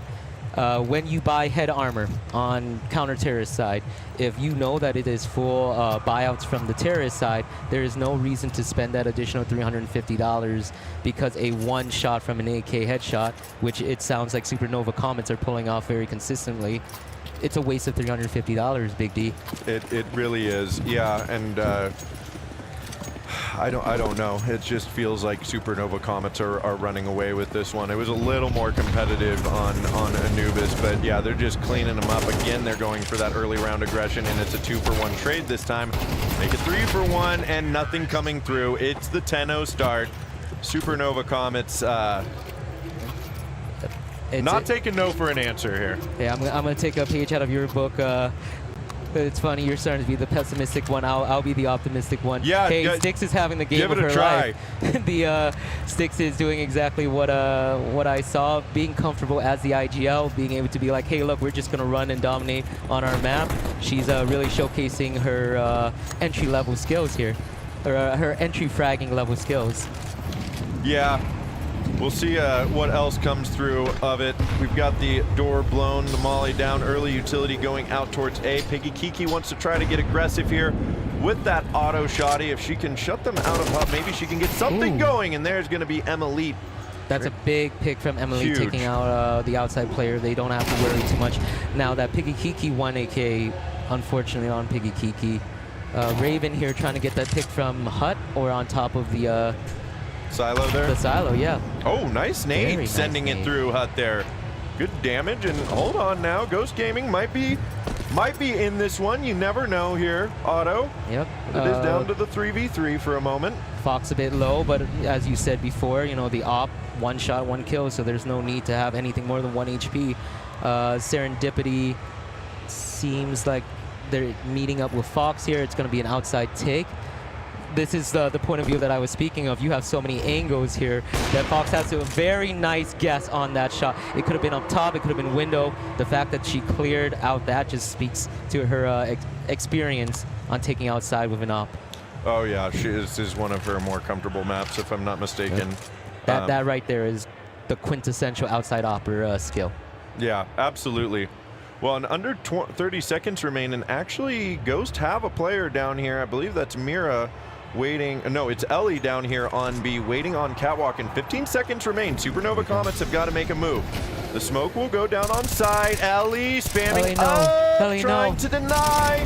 Oh, but nothing coming through. Ellie not able to get anything, giving her spot away at just the wrong moment, and now 2 players very low for the Supernova Comets, but Mira eating that damage with no utility of her own, no kit to speak of as well, and there, the headshot through the corner. Fox shuts it down one more time, and Supernova Comets are 1 round win away from a flawless half here on their map picks. Yeah, Supernova Comets just putting on a clinic on how to play terrorist side here. Honestly, other than the ego challenges or the running through mollies, they really have executed a lot of the strats perfectly. This is the ego timeout that you call, right? This is the last round. We're gonna make you wait. Yeah, Ghost Gaming is like pumping themselves up. Hey, we're gonna do it. We're gonna win this, or we're gonna go down in flames trying. And then Comets just say, hey, we're gonna take a timeout so we can use the restroom and come back. Yeah, we will. We'll see what happens. Maybe Ghost Gaming get 1 round. I mean, I just don't know. I mean, Ghost Gaming just kind of look like they've given up out here. It looks like some very flat Counter-Strike, and I'm not at all trying to be pessimistic. As a matter of fact, if people know me, I work really hard to always kind of focus on the positive of anything, but it's just sad to watch when you know all these players have invested so much time, energy, and out here, yeah, to get out here to see this kind of performance from them. So hey, you really hope they learn something from this. Sometimes when you're the 10%, let me be the 90%. You're looking a bit down. I'll be the optimistic, delusional one. If they get 1 here, I have seen 11-1 comebacks from many online tournaments or many LAN tournaments. You never know. Hopefully this just doesn't force them to implode on themselves. There's no arguments going on in the team. As long as you're locked in, there is always a chance, especially with an MR13 kind of game. There you go, 1 pick from Emily. Very low utility, but being used very effectively at least. There's a 3-pick game. Fox and Serendipity here might pull it out. Okay, so it's now... Oh! It is 3v2, 3v1. Serendipity does have a chance here. Let's see what she can do. That's a nice shot from Sevenlicious coming out of the molly, getting that. Yep. Fox should have had that, and this should have been a 2v3, but now it's a 1v3 with Serendipity last alive. Obviously, she has to go for this. I'm not quite sure where the bomb is tossed away on this map, or if perhaps it looks like it's down over at the red box. I think Serendipity is about to secure it. Yep. I don't think I've seen 1 clutch round off of Serendipity even from last half, so let's see if she can put off. Nope. Piggy Kiki coming in big. Very big round for that last one. Like we said, there is a chance, not a large chance, but a chance, and maybe that this is all they need to spike up their Super Saiyan mode here. So you're saying there's a chance? There's always a chance. It is Las Vegas. All you need is a chip and a chair, but in this case, a mouse, a keyboard, and a screen. Yeah, well, and they've got all those things. We'll see what happens. I mean, some people would argue that this map is supposed to be CT-sided, so Supernova Comets coming up 11-1 on T-side still feels like a just monumental task to try to overcome here for Ghost Gaming. But like you said, anything can happen here, and I'm not just saying that to be optimistic. that's why we love these competitive esports, and specifically Counter-Strike, is you can have these kinds of score lines and get these huge comeback upsets that push into map 3, and you know, you never know what could happen. But it does all come down to this pistol round, and Emily goes down to 1 HP early on. That's going to be Styx collecting the first headshot. It's all going to matter how many picks Styx here can, or I'm sorry, no, how many picks Ellie can actually get helping this team, because it seems like she's the one that's bought armor, is heading outside if I'm not wrong. Oh, Piggy Kiki, it's Piggy Kiki here with the Glock. All it takes is this one random pick, and it might actually work out. There it is. There's the headshot on Styx. Plus the ramp control. Fox does hear Ellie. No. Okay. Thankfully, Ellie doesn't get picked off. Ellie does get the pick from the person wrapping around from ramp.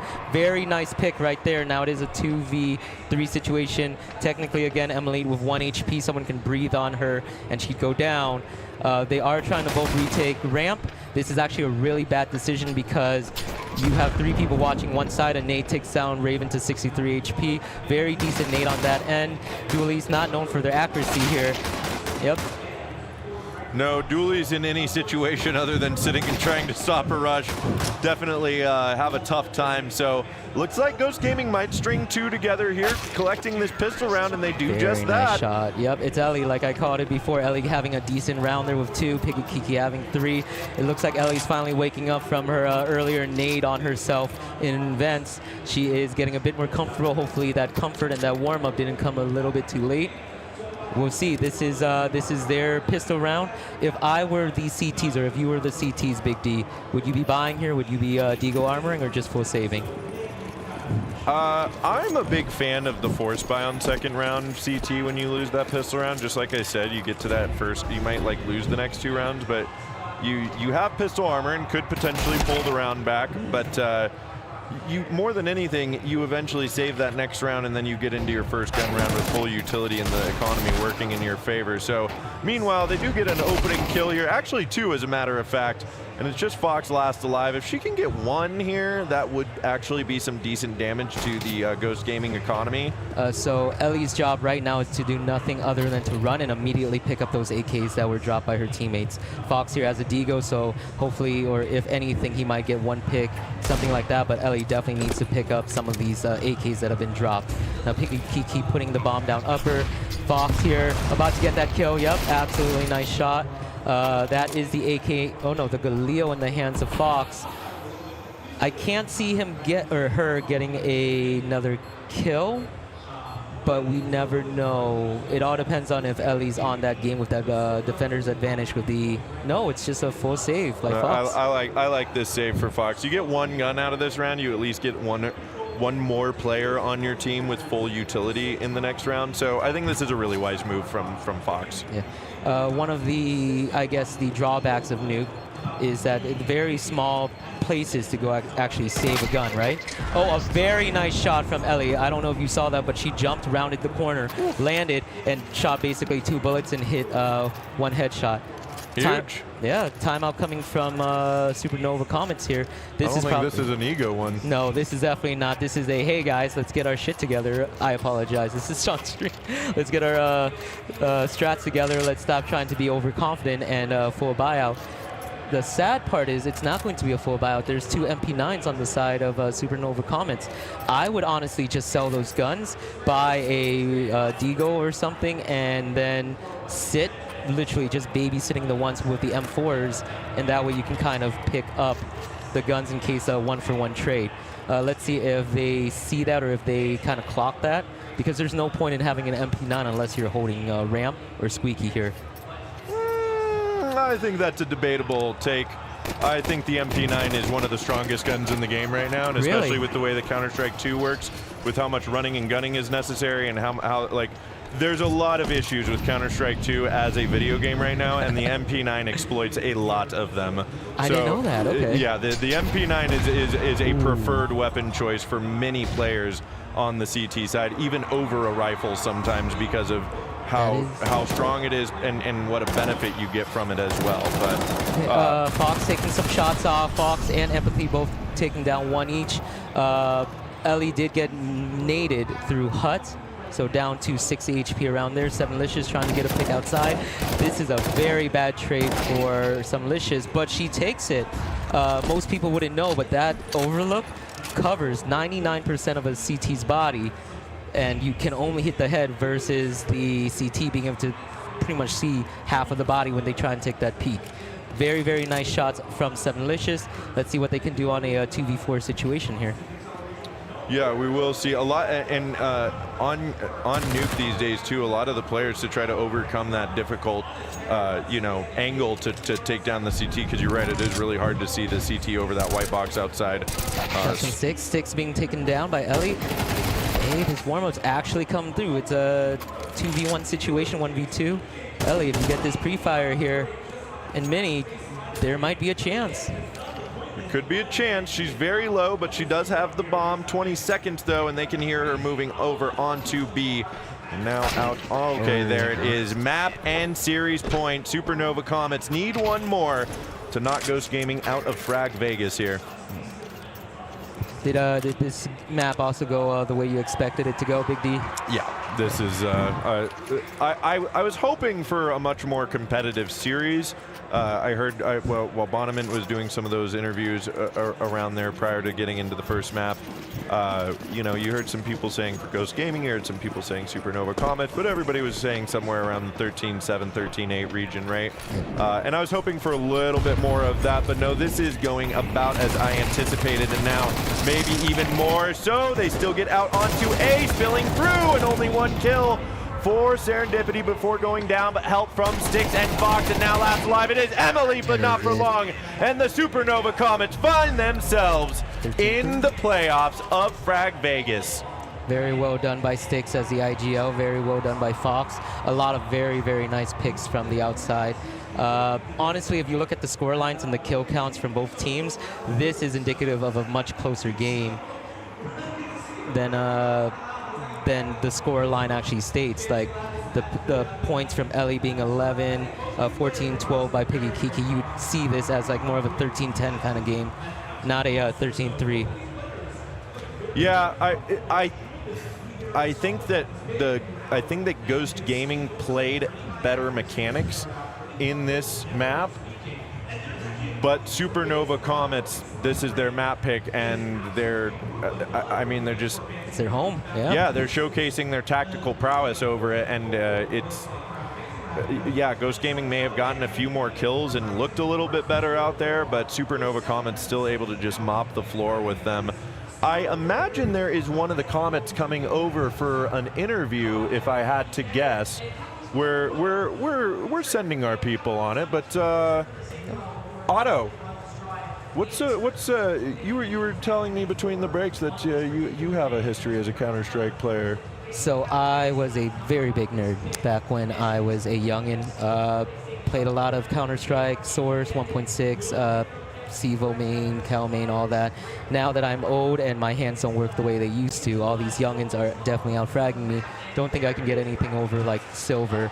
I'm learning by just talking to everyone here at the event. There's a lot new leagues out. There's a lot more, just like Impact, there's a lot more of a gamer base.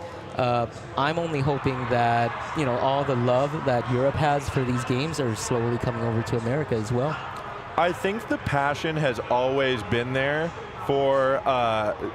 We're getting Ink feeling good over there as we just saw coach of that's the coach of the Supernova Comets there. That just he's happy. By. Oh yeah, he's thrilled with that. I think that the passion has always been there for North America in Counter-Strike specifically. But what I think has not worked for North America is the amount of ego that it has, and the amount of roster switching that comes through. But before we continue.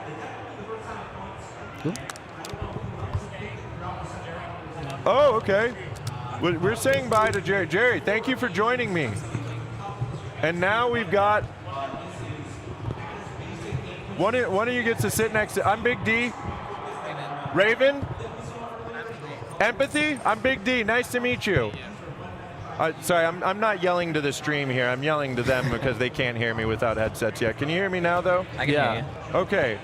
I have got Raven and Empathy here. You guys have made playoffs now. How are you feeling? Good. Good, good. I saw Coach walk by. He was looking pretty happy, too. Yeah, Ink's happy. I mean, we played them in the Impact season, and we, like, 2-0'd them. They're always fun to play against. You guys 2-0'd everybody in the season. We did 2-0 everybody, yeah. But that was, we played our game. We played it well. Everybody played well, so. Did that go about how you guys expected, or was that even better than you hoped? I thought we were going to 13-4 on Anubis. Fox said 13-6. It was 13-5. We lost the CT pistol, so if we didn't, though, it would have been like 13-3. I thought we were going to 13-0 them both maps, to be honest. It was looking like that for a moment. Well, it was, yeah. Well, you guys find yourselves in playoffs now, right? So do you know who your first playoff matchup is? I think we play Sharks, but I'm not 100% sure. How's the confidence level there? We're confident. I'm confident, but they're a good team, but yeah. You guys should be. You guys are playing lights out Counter-Strike. I had so much fun following you guys in OSS. I know I talked to Ink a little bit about that, and there's some things you guys wish you did differently there, but you guys have been playing so phenomenally. It's been really fun to watch. Are there any teams here that do actually make you nervous, or do you guys feel like if you can play at the clip that you were just now, that you can make it to the grand finals? I mean, Blue Jays, Energy. NIP, of course, yeah. Chicken Coop's a good team. Chill Guys or LFO, they're good. I wouldn't say we're scared, though. We just need to play our game. I always feel like that's kind of a stupid question because, of course, you're never going to say, like, yeah, I'm terrified of this team coming up, right? But, yeah, I think it's good to keep a level head and know what you're going into so you don't, have the wrong mindset going into it. You guys have Dallas coming up here pretty shortly, right? In a month. Are you excited for that? Yeah, very, very excited. When do you guys get to head out for that?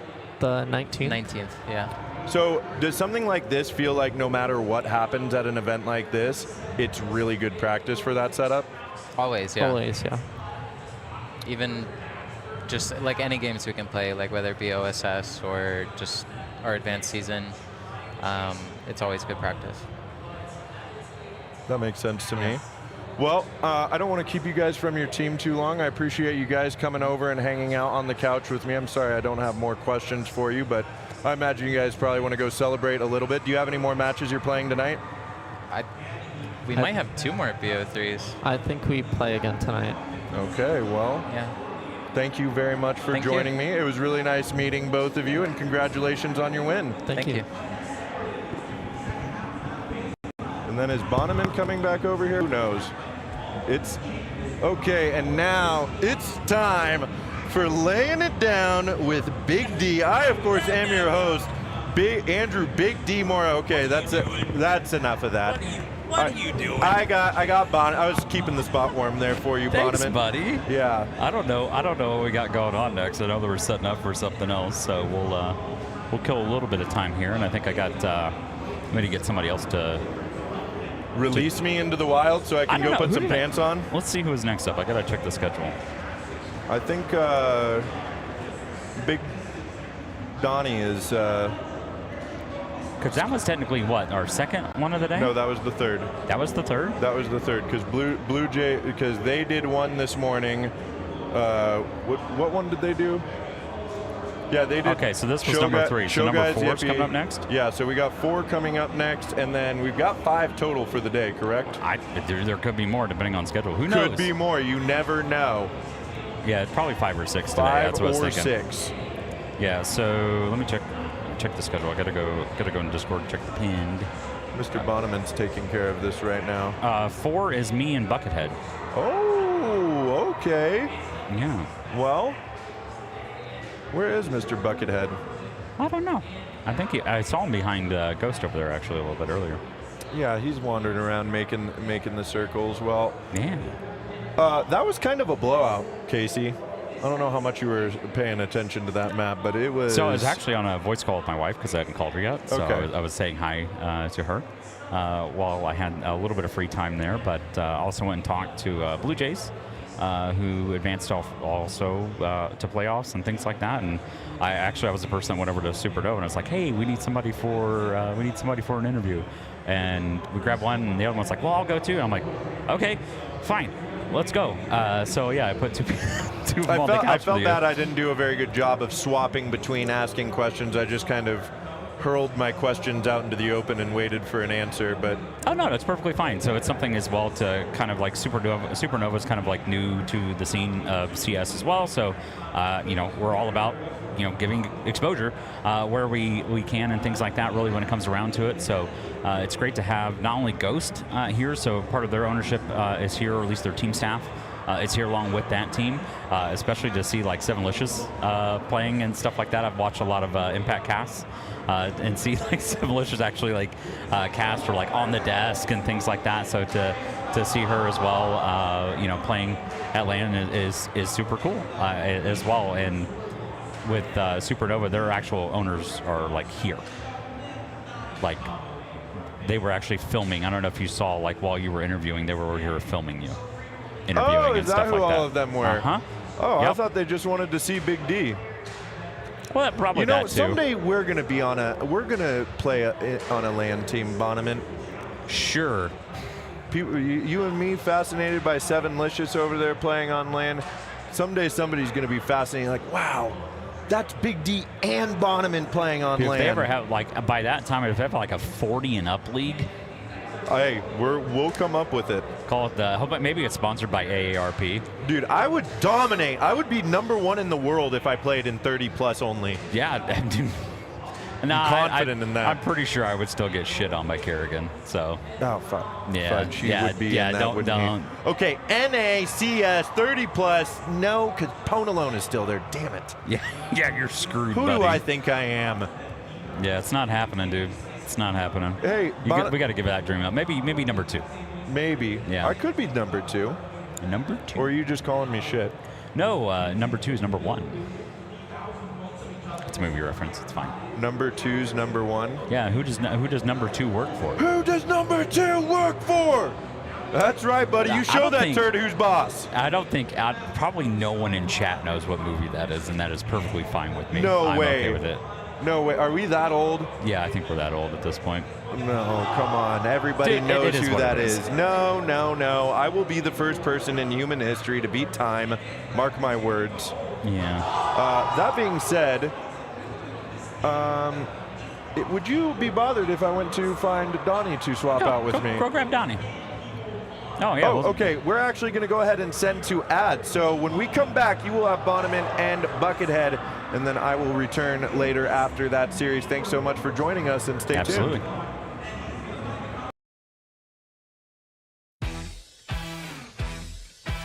Introducing OBSBot Tail 2, a powerful new camera that enhances your live production with AI power. With built-in auto leveling, Tail 2 sets up perfectly every time. Tail 2's stunning 1/1.5-inch CMOS sensor is paired with an advanced neural engine. Together, they lets Tail 2 capture breathtaking 4K at 60 frames per second. With the upgraded AI Tracking 2.0, human tracking is now more intelligent and responsive to rapid movements. Experience Tail 2's 5x optical zoom, expandable up to 12 times, delivering remarkable clarity from close-up to long range. Thanks to Tail's new integrated pan-tilt-zoom-rotate structure, enjoy seamless vertical 4K video shooting. Control OBSBot Tail 2 wirelessly with exclusive apps right from your mobile device. With PDF technology, every movement stays perfectly focused. We crafted an advanced 12-piece optical system for unparalleled clarity. As well, Night View mode delivers stunning clarity in darkness. This new generation of AI now extends double-click tracking beyond humans to objects and animals, with an expanded database for enhanced recognition. OBSBot Tail 2 takes your multicam setup to new heights. The smart remote controller brings seamless switching between cameras, while tally lights provide instant visual feedback for your production. Use OBSBot Talent for comprehensive monitoring and seamless switching between OBSBot devices. With various professional connection interfaces, Tail 2 adapts perfectly to diverse video production scenarios. Tail 2's free D and NDI compatibility enables seamless integration into virtual production, while AI features expand your creative possibilities in the virtual realm. Tail 2 supports up to 5 hours video shooting. For group settings, Tail 2 expertly manages multiple subjects, maintaining all participants within the tracking frame. Supporting NDI connection, multiple video sources can be integrated seamlessly. Plus, the 360 degrees rotation base enables full rotation and 5-hour extended shooting. Additionally, Visca and Pelco DP support ensures smooth control through universal pan-tilt zoom keyboards for preset positions and image adjustments. Ready to revolutionize pan-tilt zoom cameras with cutting-edge AI, exceptional image quality, and robust compatibility. Start your new Tail with the new OBSBot Tail 2. Created by OBSBot.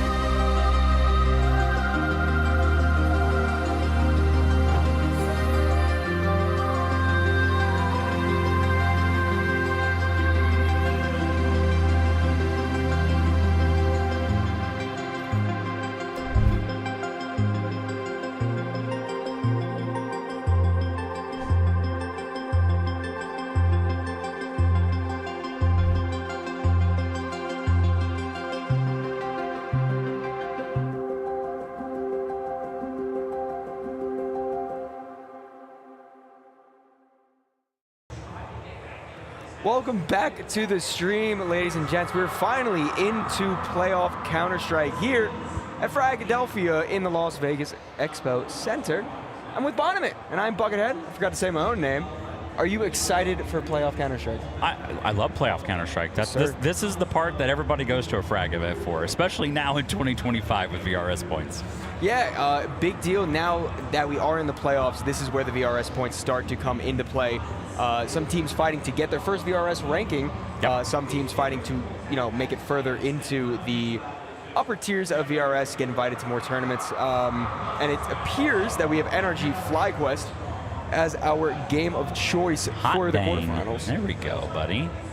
I mean, this is what the time's for. We're gonna, everybody shows up. This is the point of the match that everybody cares about. We're on HLTV, so welcome aboard. Hi, HLTV. If you're watching from HLTV, hi, nice to see you. Things of that nature. So yeah, unfortunately, I don't think we're going to have any of the other games on broadcast due to network limitations. So we had a few community casters lined up that we were essentially going to VPN in, give them secured IPs, so that way they don't get out to the world, and things like that. Unfortunately, some network issues may have played a little bit of a role in that, so we're not really going to get any games else besides the one you'll see here. But if we do want to look on the bright side, we at least still have the mainstream going. We do have playoff Counter-Strike to bring you. And this is one of probably the games that I'm more excited for. Energy we haven't had the chance to see on the mainstream yet. I had a chance to cast them at FRAG18. It's always a pleasure to watch them. They're one of the the best teams that are consistently coming to these FRAGxLVLUP tournaments. Yeah, our FRAG18 champs. Yeah, and honestly, probably 1 or 2 in contention for odds of making the finals this year. Yeah, it's well, the other part is like this is still technically like this is a smaller event for us. If we have the caliber of teams that we have here, which is just crazy. To be honest, we're still kind of in shock about all of that. But I don't know, like we're at this point now, especially kind of getting 2 storied like NA teams against each other here with FlyQuest and NRG. Yeah. Like. It should be good. FlyQuest Red, we got to cast last night, me and All In, I believe it was, and they played good Counter-Strike. They beat Hispanics. It was a 2-0. They kind of stomped them, in all honesty. And the second game, they lost to Fisher College. But yeah, that was a close one, yeah. Yeah, it was a close one. It was also an elongated one, so a lot of fatigue set in there. Yes. But I'm excited for them to, have the chance to finally punch maybe a little bit upwards. They're looking at competition that they can knock off. They can make a big impact if the cards play out right. Dude, I'm not going to lie. I'm going to probably cheer if FlyQuest beats NRG. Like, you would be a fool not to at this point. I mean, just the talent that's on the FlyQuest roster, I mean, from just a player standpoint, not only like impact is still like... Yeah, they're still really good, guys. Like, it's not even just necessarily an impact team at this point. But yeah, all the ladies over there on FlyQuest, well, plus Shake for this one. But Shake dusting off the good old Triumph and Bad News Bears days. Playing in the land. I mean, we get Shake Zula on land. That's crazy. Historic return, honestly. Yeah. And of course, he's standing in for Marie. The new Danish player couldn't make it to the tournament, so unfortunate that. But Jake Zula's honestly been really fun to watch. It is kind of like jumping back in a time machine a little bit, and he's put up some good performances so far. Yeah, absolutely. Yeah, he's not a rollover sort of guy. I mean, he can still frag out. It is what it is. How do you kind of feel about this matchup here? Do you think FRAG18, right? Right. Best of 5 against Sharks, one of the better Brazilian teams that are out there. Come in, they 3-0 them. Yeah. And they did it pretty heavy-handedly from what I remember. Yes, there was only like one decently close map in that 3-game series. I think Energy right now are at a very weird phase in terms of like bouncing between tiers. They're in constant contention to, qualify to these tier 1 events. They're playing in Pro League, still in ECL, however. Yeah. So it's these types of events mean a lot to Energy because this is the final hurdle that they need to get past. Yes, they've got to get those VRS points, man. That's how you get invited into all the qualifiers now. Yeah, nowadays because no one runs open qualifiers like FRAGxLVLUP. Hey, FRAGxLVLUP, shout out FRAGxLVLUP. If you ever want to volunteer, step foot into esports, this is one of the best places ever. I will say, for me personally, coming in, being a little silly guy that put buckets on his head, and now I get to travel. And so that's where that came from. I never asked. Because I've never actually casted with you before, which is kind of like cool. I was like, yeah, I want to cast with you while you're here. Do you remember when they did the tournaments in New York? Yeah. In 2019, the last one before COVID, the grand finals, EG was up 2-1, and I had one popcorn bucket on my head. I broke it by accident. Oh. So I just went around asking people for buckets, and then it got really out of hand. I had 58 on my head. So it's like I see in like all the baseball games where the guys are stacking like beer cups out in the outfield. Yeah, it was that, but my head. But your head and popcorn buckets? Yeah. I have them all like at my setup at home. Is there a picture of this somewhere? Yeah. You know what? Oh, you could show me. You don't have to show me now, but I do want to see the picture because I never have seen it, so that would be great. But yeah, no, FRAGxLVLUP gave me the chance to really step my foot into the right direction and pursue my dream. So if you ever want to step foot in production, casting, anything that helps, look here, doors wide open. Yeah, absolutely. Well, the proverbial door. There are no doors here. Yeah, it's a good point. Expo. We're in a very large arena. We are such a little tiny part of the entire expo. Like, people didn't realize like how big this actually is. We have a very, very small, all things considered, area compared to everything else going on around us. When I saw what Level Up Expo was, I was like thinking it was like Comic-Con, because I used to go to that at the Javits Center in New York. And then when I got here and I stepped foot in and I realized it was 5 times the size as that, I immediately was like, oh no, this is really big. And then there's a bunch of other games, Smash Bros, a bunch of fighting games. Osu's having their finals right behind us on the stage as well. Honestly, one of the coolest events that I've been to in a while. It's just cool to see everyone very passionate about their own little niche communities and coming together to make something special. Yeah, this is all the marbles at this point here for Frag. So it is great to see like teams show up here. The other part is like everyone's like, oh, you know, Impact teams are weaker. We got 2 of them in playoffs, guys. Like, hello. Also, this isn't even Supernova Comet's first time in playoffs. No. They were at playoffs at Block, right? Yep, absolutely. They actually got second place in the Big L as well. Yeah, so they're a team that consistently is a contender against, you know, the best of the best in NA. And FlyQuest Red, a very storied and tenured team, completely ran Impact for the first 6 seasons. And then this season, there was a little bit more competition afoot, but they still did pull it through, made it to those LAN finals, along with Supernova Comet. So, yeah, checks out. It indeed does check out. I mean, it's great to see like Comets performing well. Yeah. FlyQuest has kind of been like, you know, they've been around, right? Yep. They have their moments. You know, it was something. Unfortunately, they didn't make the finals at Impact stage. They didn't make it through this time? No, at the Impact stage last year. Last year. And unfortunately, this year for the Impact scene, there is not really going to be a stage until the grand final. Which I will be there. I'll probably be in the front row. So, you know, say hi if you come on down. I'll be there, probably dressed up as something at this point. But unfortunate that they've kind of canceled the... Well, they normally have like a show match before, but now like the Impact Grand Final is like the show match. Yeah. So, you know, if you're out there, ESL, good decision for stage, bad decision overall. Yeah, you're limiting access to the entirety of the finals except for one game, which, you know, like, it is really cool to see the girls get a chance to actually play on a stage in front of the crowd. Indeed. And like, I'm very happy for them for that. Gigantic reason. Step forward.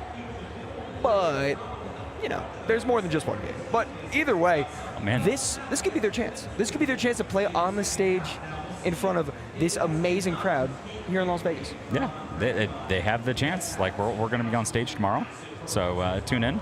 We'll actually have the stage set up. They will be on stage. You will see them on a stage. So, hey, FRAGxLVLUP once again bringing you content that ESL can't. Hey. It is what it is. And they also take ours, so it's fine. Listen, I mean, I might be a little biased, but I think we're pretty freaking cool. Yeah. Yeah. Yeah. Are you gonna dress up as like Halzerk again? Oh yeah, Halzerk's coming bits. out. Yeah, Halzerk's coming out at least one point. I dressed up. Heroic had the jersey that was kind of like infamous, looking like a KFC bucket with the red and white. Yep. So I got a white suit from Amazon, wore that at Impact, and then put the Heroic jersey over the top of it, and walked around like a Heroic Colonel Sanders. Unfortunately, the sticky like mustache fell off. It wasn't great. No. It was really budget cosplay after that. Hey, but I mean, listen, at least you're committed to it, you know? That you got to take some craftsmanship to really pull that off. Yeah, you guys are asking us to speed up. We do have to give, like, people time to set up because the stage is on a specific server in a specific area, so the teams have to go to that area to set up. So we are not holding up anything. There's not a technical delay. They're literally setting up PCs at this point. So and also, we're just here. Like, yeah. So you can complain as much as you want in Twitch chat. Fine. As long as you guys are having fun, that's really all that matters to us. Shout out Notorious in chat once again. Shout out Nut mentioned. The Nut Hut. But yeah, if you are tuning in here, there are no other streams except for this one, so stop asking. And not going to happen because we are limited by straight up bandwidth. Yeah, it's So- it's not a thing of like, you know, us choosing to not want to have other games played. We're dealing with the cards we're dealt. And you know what? I will say, I think today has been a very, very good day, all things considered. Oh, I got White Howdy in chat as well. Shout out. Good to see you, buddy. What is going on with the TV? I don't know. Someone's trying to pair to one of our TVs. It's crazy. Stop. Okay, you know what? It's fine. It's fine. If it goes out mid-cast, we got 2 TVs. Yeah, that's fine. I We're good. will ask you a question about playoffs. I mean, I think the obvious choices for teams to make it through to the finals are like your NIPs, your NRG, Blue Jays. Do you have a sort of dark horse team in the playoffs that you're like really keeping your eyes on? Getting info. Yeah. Would be the one. Vagrants can also pull that out of nowhere. I'd have to pull the bracket back up to see exactly, because it is public now. Yes. So on like we do HLTV. actually have like the public bracket on HLTV. So you know, the other part is like Sharks is still in there, but you know, I kind of expect Sharks. You know, some people mentioning that there may be a little bit of a competitive integrity play there that they may have done. We can neither confirm or deny any of that information, but you know, looking at the bracket and things like that, obviously I would expect, you know, everybody would expect a Blue Jays Sharks final based on like how that kind of looks for seeding. But if Getting Info is going to have to go up against Sharks, pretty much the way it looks like. Unfortunately, I love the Anti-Eco Club. I don't think that they're going to be able to beat Sharks. But, you know, the other part is Getting Info is going up against Super Evil Gang. Yeah. Also, not a pushover. So that bottom part of the bracket is a little scary considering the teams that are in it. Yeah, and you know what? You brought up Super Evil Gang. I want to give credit to them and to Revel. That was the first game that we got to cast yesterday. And for my money, it's the best game that I think I've got to watch this tournament so far. Like, both of those teams care so much about every game that they perform in. And Super Evil Gang did end up losing it, but they came back with a vengeance today against Revel and 2-0'd them in their way to the playoffs. I said it yesterday, I still want to keep eyes on Fisher College. They're playing Regain right now. Last I checked, they were up a decent bit. I don't know if the map is still on or not, but I think they're a team that people maybe sleep on because of the whole collegiate esport team thing. But those players are passionate, they're good. Thor, their new pickup, has been absolutely tearing it up recently. They're fun to watch too. Yeah, absolutely. They've always been fun to watch though. Yeah. Like that. I casted. Oh gosh, it was the Holiday Cup with Floopies. Yes. With Fisher there and like shout out Limitless. I don't know if anybody's in chat from them, but and funny enough, like Vivid Dark's actually like here, things like that. So shout out to everybody who put that on and Blub and all the people who designed the HUD. It was a fun cup to cast as well. So once again, another volunteer thing. So you know we do a lot of volunteering. Sometimes people get paid, which is nice and appreciated. But you know, nobody would be anywhere without the work of volunteers. So the game that we will have on this stream for you once again is, I saw some people asking in chat, is going to be NRG versus FlyQuest Red, more like FlyQuest Pink. Got the pink jerseys on. Yeah, they look good too. I think FlyQuest is one of the like graphic design wise, one of the best organizations. They always put out some great stuff. All their stuff is banger. Yeah, all of it's awesome.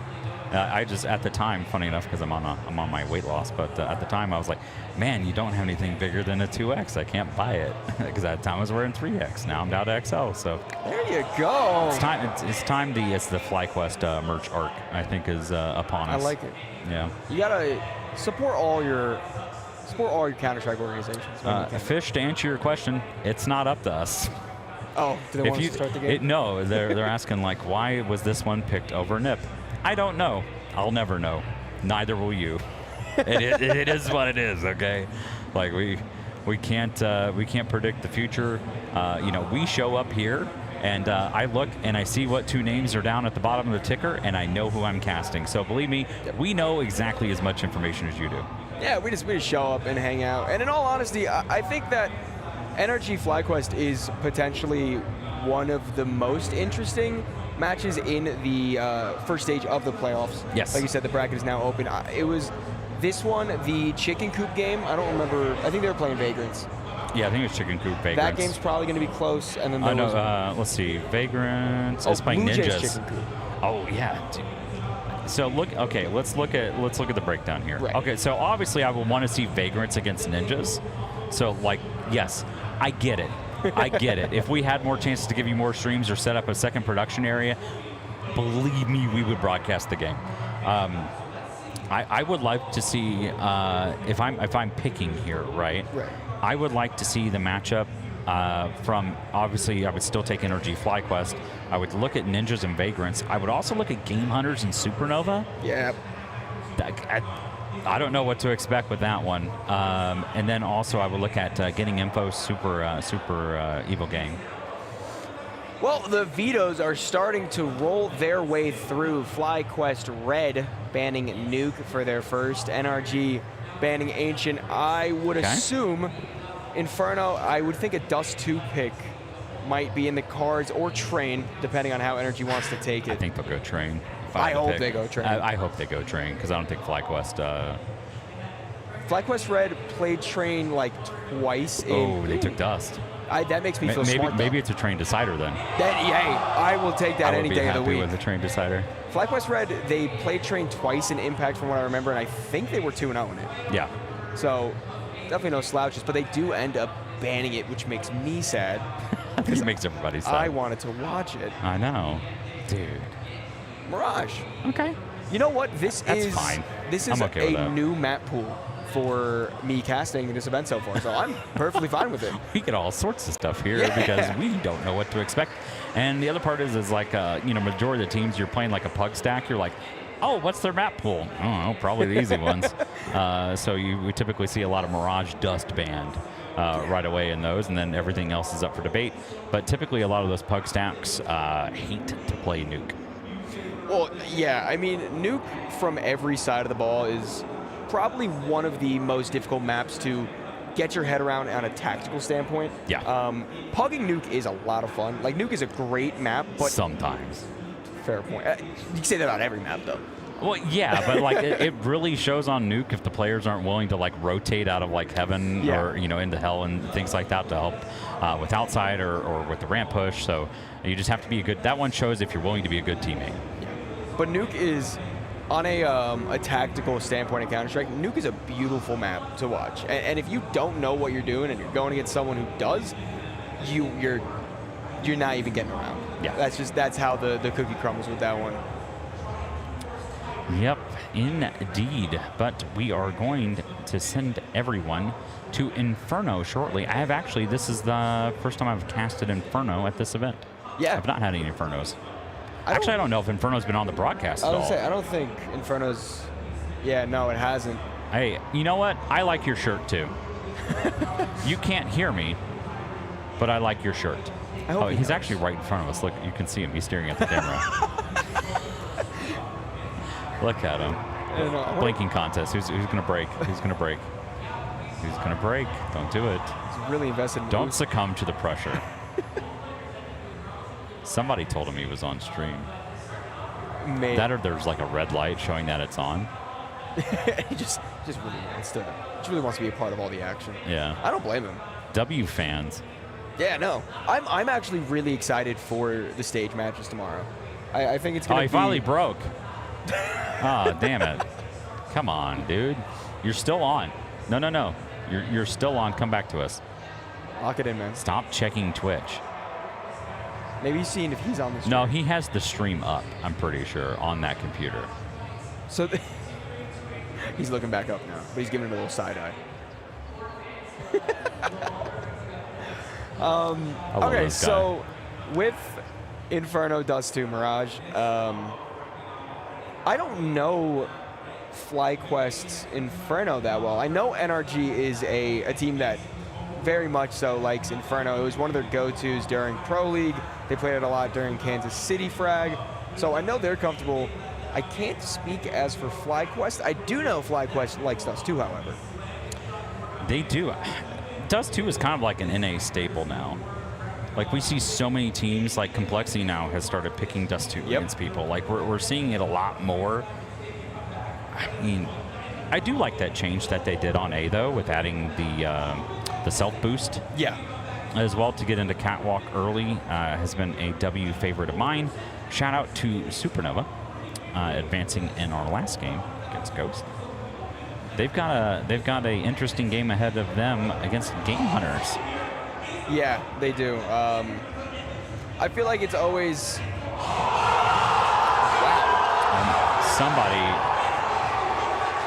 somebody in Osu just went ham. I don't know what's going on. There's a banner behind me. I can't say anything. We don't know, Corn. We don't know what's going on either.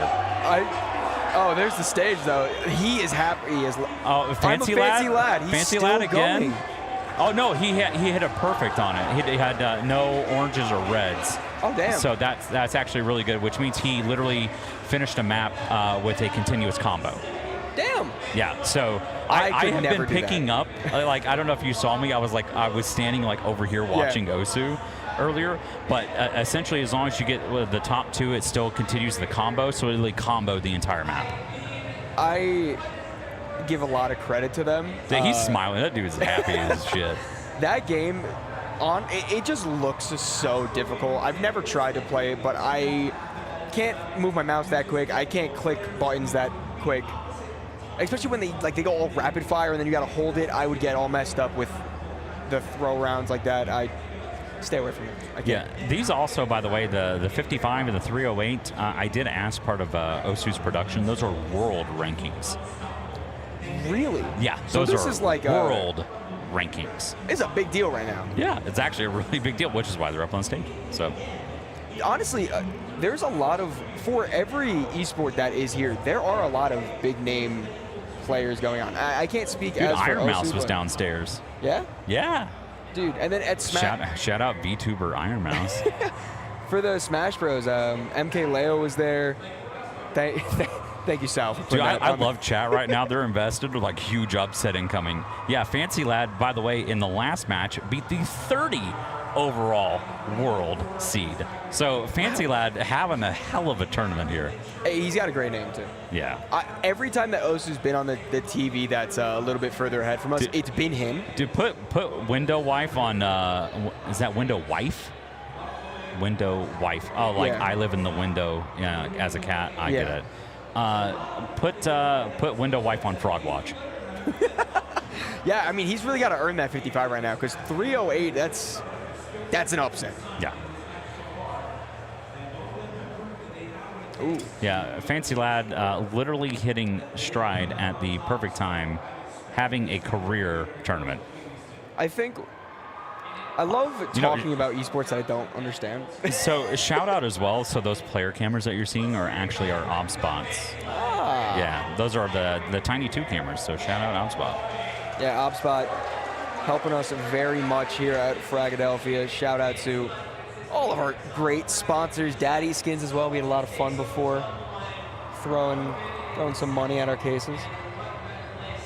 Dude, this is so good. Look at this. So you can't see the you can't see the counters. So on the stage, underneath the players and things like that, they have the bar. That's their overall points. But do you see where the blue and the green is? You can see it on the left-hand side. Right. That's the ones that they have to keep in blue and greens in order to combo. If they go orange and red, that's bad. You lose the combo. Kind of like missing notes in like Guitar Hero. Right. So that sort of philosophy there. Yeah, honestly, this is like the most complicated game of Guitar Hero. I really like that analogy.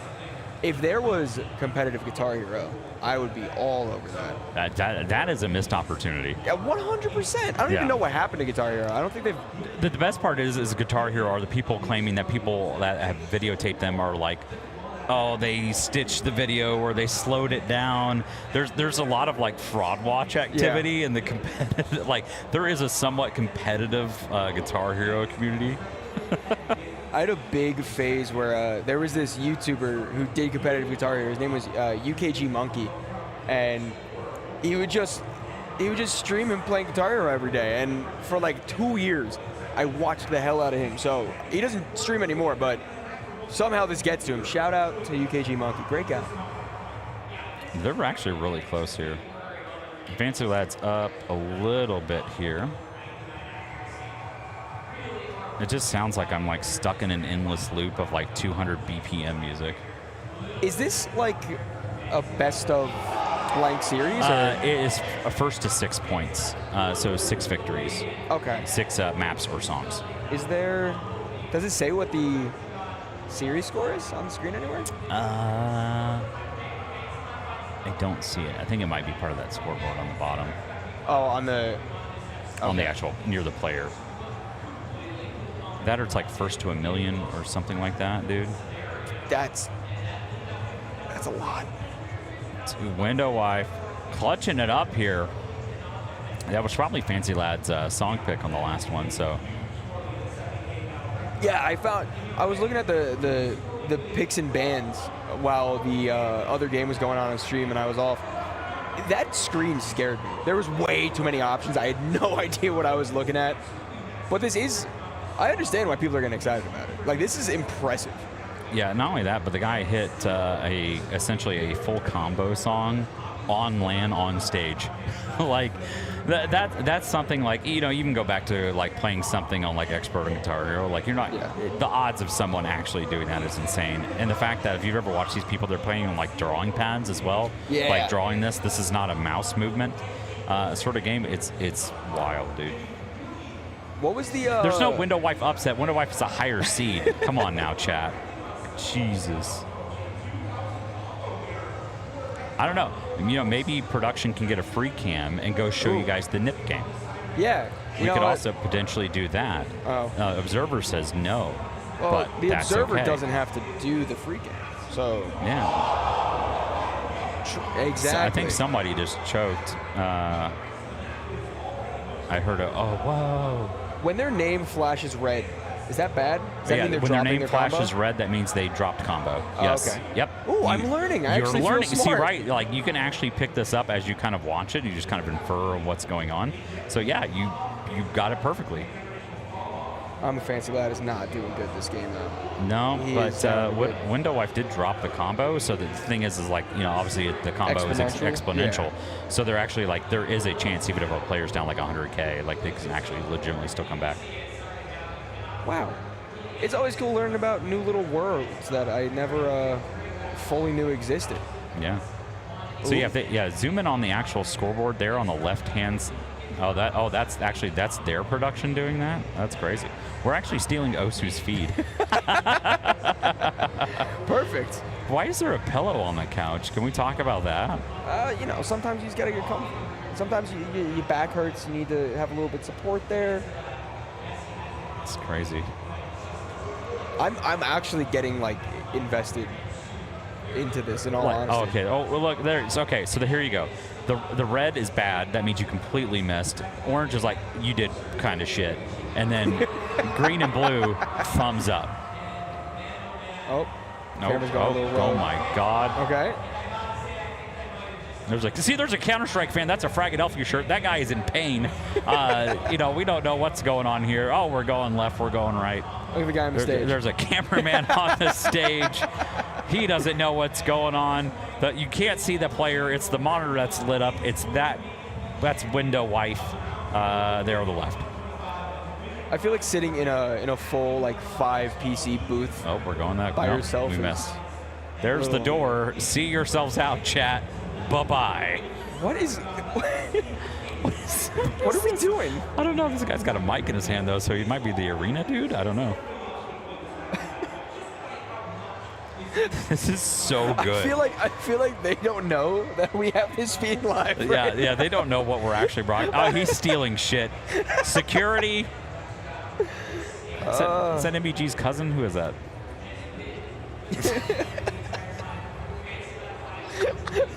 Look, yeah, security coming over. Security.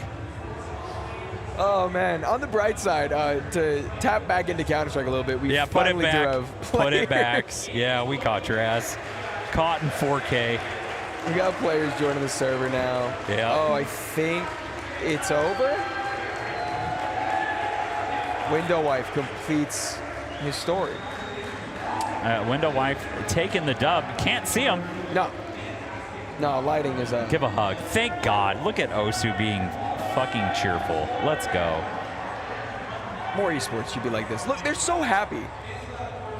Yeah, the guy does. Is that? Yeah, that's got to be Corn's cousin, dude. Hey, it's those genetics, man. Esport prowess runs in the family, apparently. I would just be happy to be there. Like, imagine that Cinderella story. Obviously, a shame that he didn't win, but like 308 in the world and you're competing in the finals against... knocked off a 30 to get to the final. Like, well, that's wild. That's like LeBron not flopping in an NBA game. Oh, man. I haven't watched basketball in a while. I'm a Raptors fan, and it's just... Oh, that's the trophies. Okay, he wasn't stealing it. Why is it in the box? You're supposed to, like, have it present. Come on now. This is so cool. Yeah, I'm happy for them. I'm like, come on down. Look, step into the light. Step into the light. I wonder, you know, the other part is, I wonder, it looks to be pretty sweaty. Like, there's some shimmer available there. I mean, think about how fast you got to be moving your arms. Yeah. Honestly. I don't know, like, what? My man's pants are, like, hella wrinkled. Well, he was on stage for the past, like 3 5 hours? Like, yeah, he's been up there for, like, 3 hours, 5 hours, something like that. Yeah, he's been up there for a while. Well, a sad conclusion, or a happy conclusion, but sad that it is over. Osu at Level Up Expo. I think they also were like another 10K tournament too. So like that guy probably just got a... Yeah, I'm pretty sure he just got hella pocket change. Good for him. He's going to be buying a ton of Big Macs for everybody. Ooh, dinner. That sounds like a good idea. Did you have any of the fine pasta that was given? Did I have any what? Of the pasta from before? I did. I had mac and cheese. Ooh, I had when you guys were sitting here, I had to go. I didn't get any of the new pasta, but I had like the prepackaged pasta. Right. But like I needed to go eat, so thank you guys for like sitting in while like doing that, because I was like, dude, I gotta eat something. Yeah, no, I was just. In my stomach. It was me and Anthony sitting over there, and then he went on, and I was like, well, I can't even hear them now, so I'm gonna put this headset on. And then it is what it is. We It don't worked care. from there. It was fun. Yeah, and like this is literally like our area is like the hangout area, so we'll just chill out. Thank goodness. It was nice. I got to lay on the floor. I think all in took about a 30-second power nap during map 2 of the Chill Guys game. Yeah, guys, by the way, don't blame the expo. It's the venue. Don't tell anyone though. Secrets. I'm really excited to get into Counter-Strike. I gotta say, this is so far maybe been my favorite tournament that I've been able to cast at. It's just the vibes have been really good. I feel like, you know, us as a talent and production team, we've been in a pretty good flow state. Indeed, very and much it's so. just we're having fun out here. We are doing the best that we can, giving the circumstances that we are given. With everything. Monster, also not a sponsor, but shout out energy drinks for keeping us awake. Thank God. Oh my God, I've had like... Is he drawing Among Us? That's sus. Yes. Yeah, King, if you want to come out here, come on, dude. Yeah. Just make sure you unmute yourself before you come out here. Guys, we're having a very special guest walking towards us. If you know Ball, you know who he is.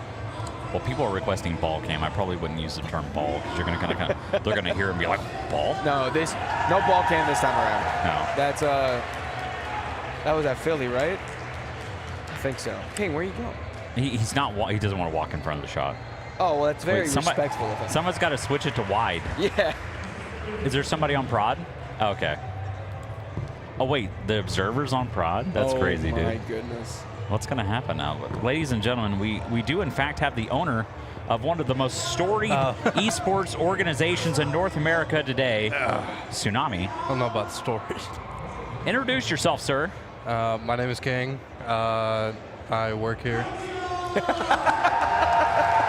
Dude, they're going, wow, what a fucking intro. They're clapping for me. Yeah. Welcome to the couch, buddy. I push buttons.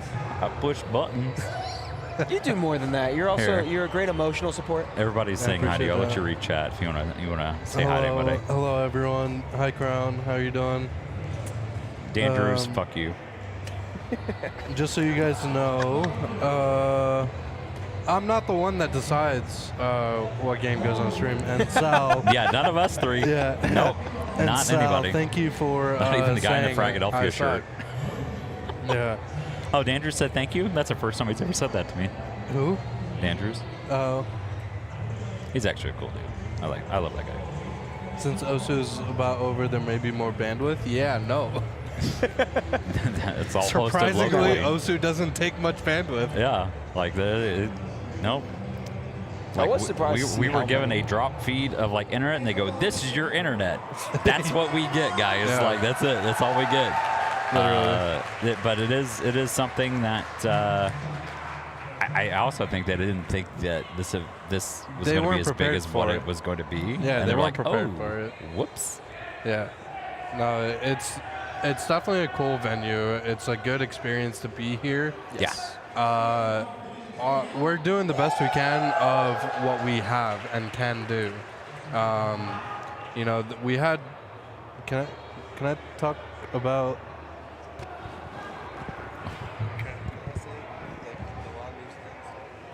I probably wouldn't. Huh? I wouldn't. Okay. No, I wouldn't. All right, never mind. But we don't want to curse ourselves. Just the event's not over. No, I just want to like similarity-wise. Oh yeah, okay, yeah. If you want to do it that way, that's fine. Yeah, I'm okay with that.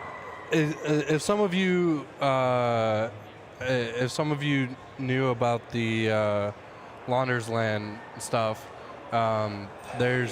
we had similar technical difficulties to what the Launder's Land had, and so that's the fact that we were able to provide all of this with the same technical difficulties, I think is a great feat.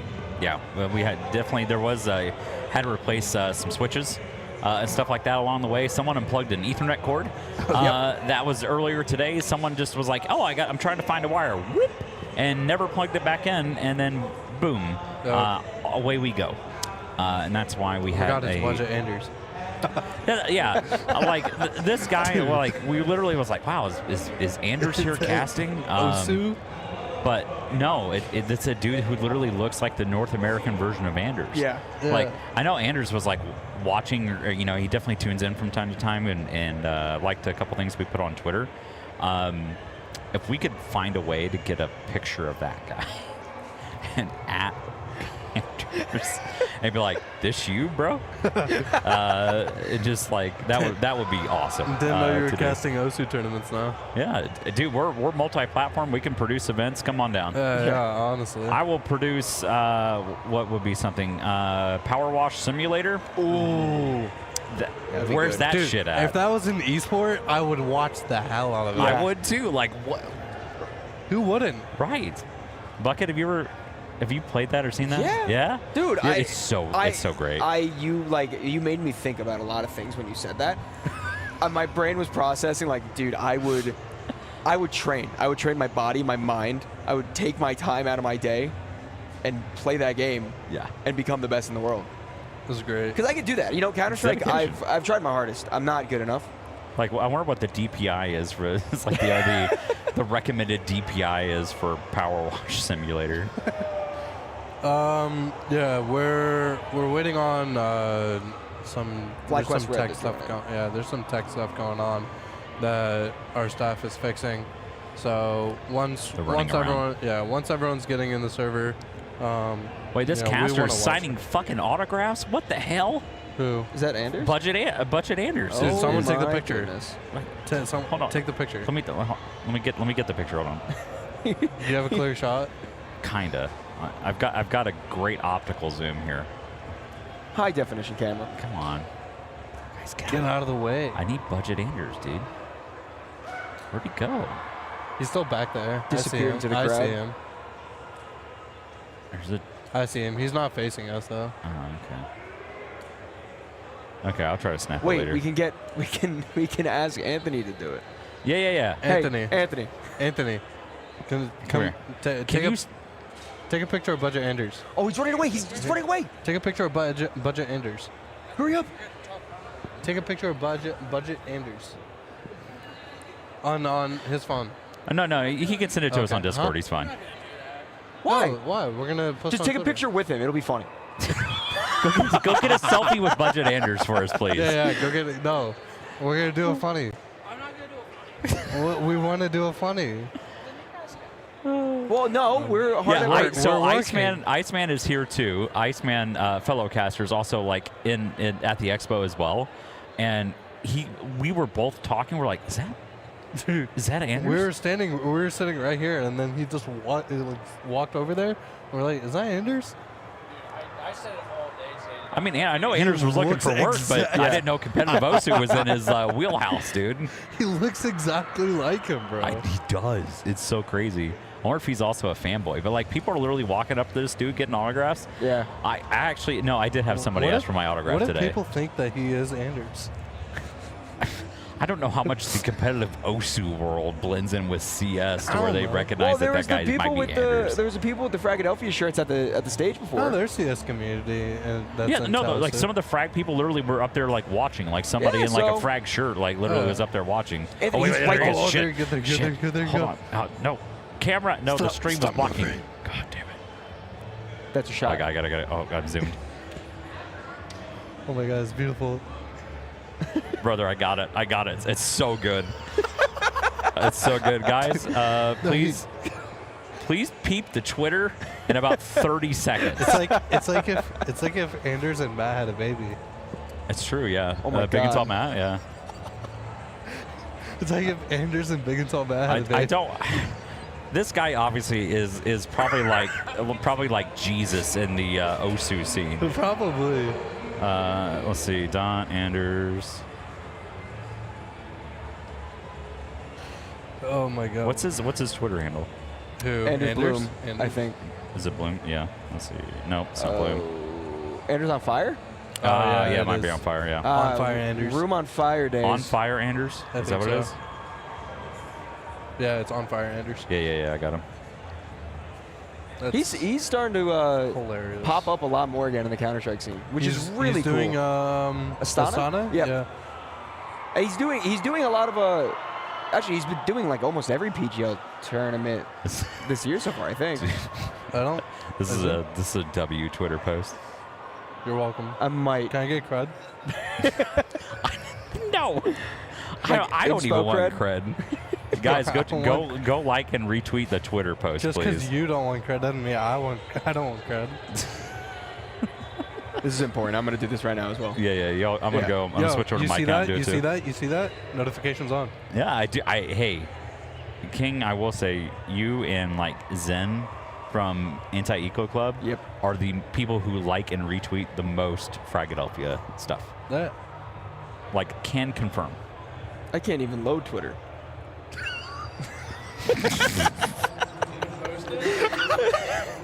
Yeah. Oh my God.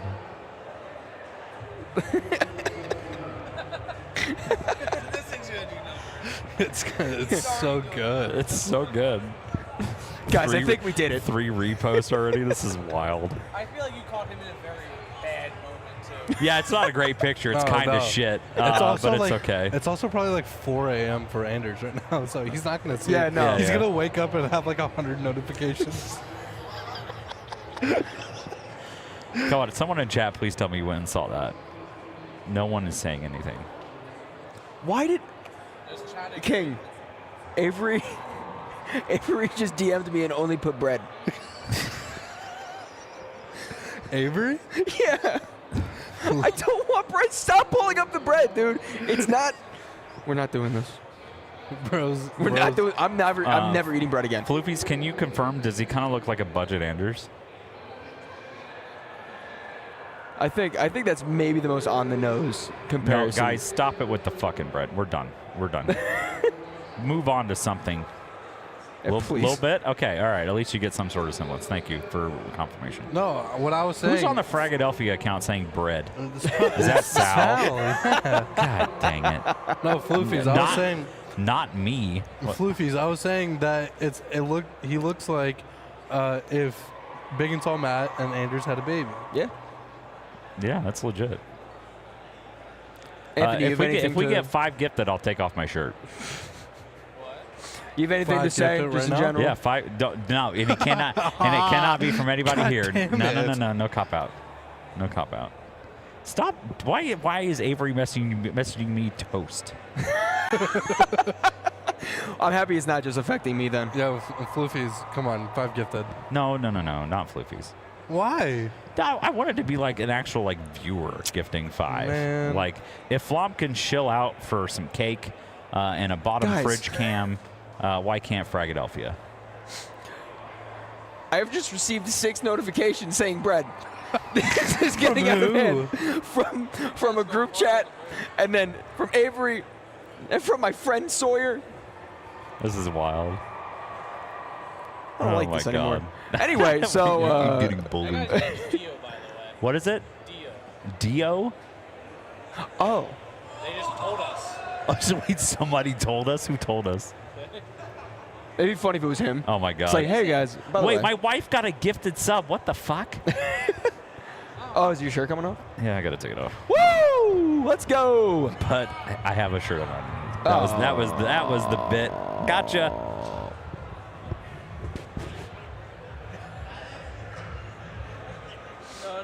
No, don't do that. I have a shirt on underneath. Yo, can we get him on? Can we ask him to get him on? How many followers does he have? Who? That guy? Yo, do we know who he is?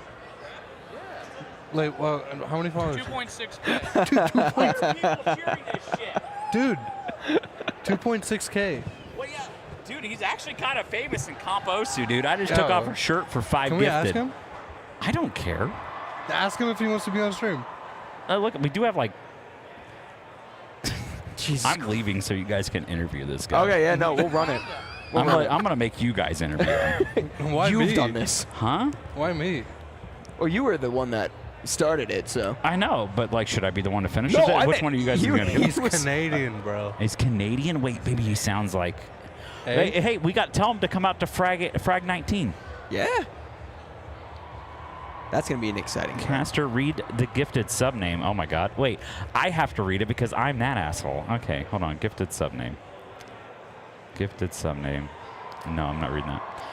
Mushy Forest, by the way, thank you for your 5 gifted. 1 to Melon, 1 to Bosketball. He's coming over. Jesus Christ. And Floofies, thank you for the gifted sub to Bread. Okay, you're leaving? Okay. Where do you want me? Right there. Thank you. Hello.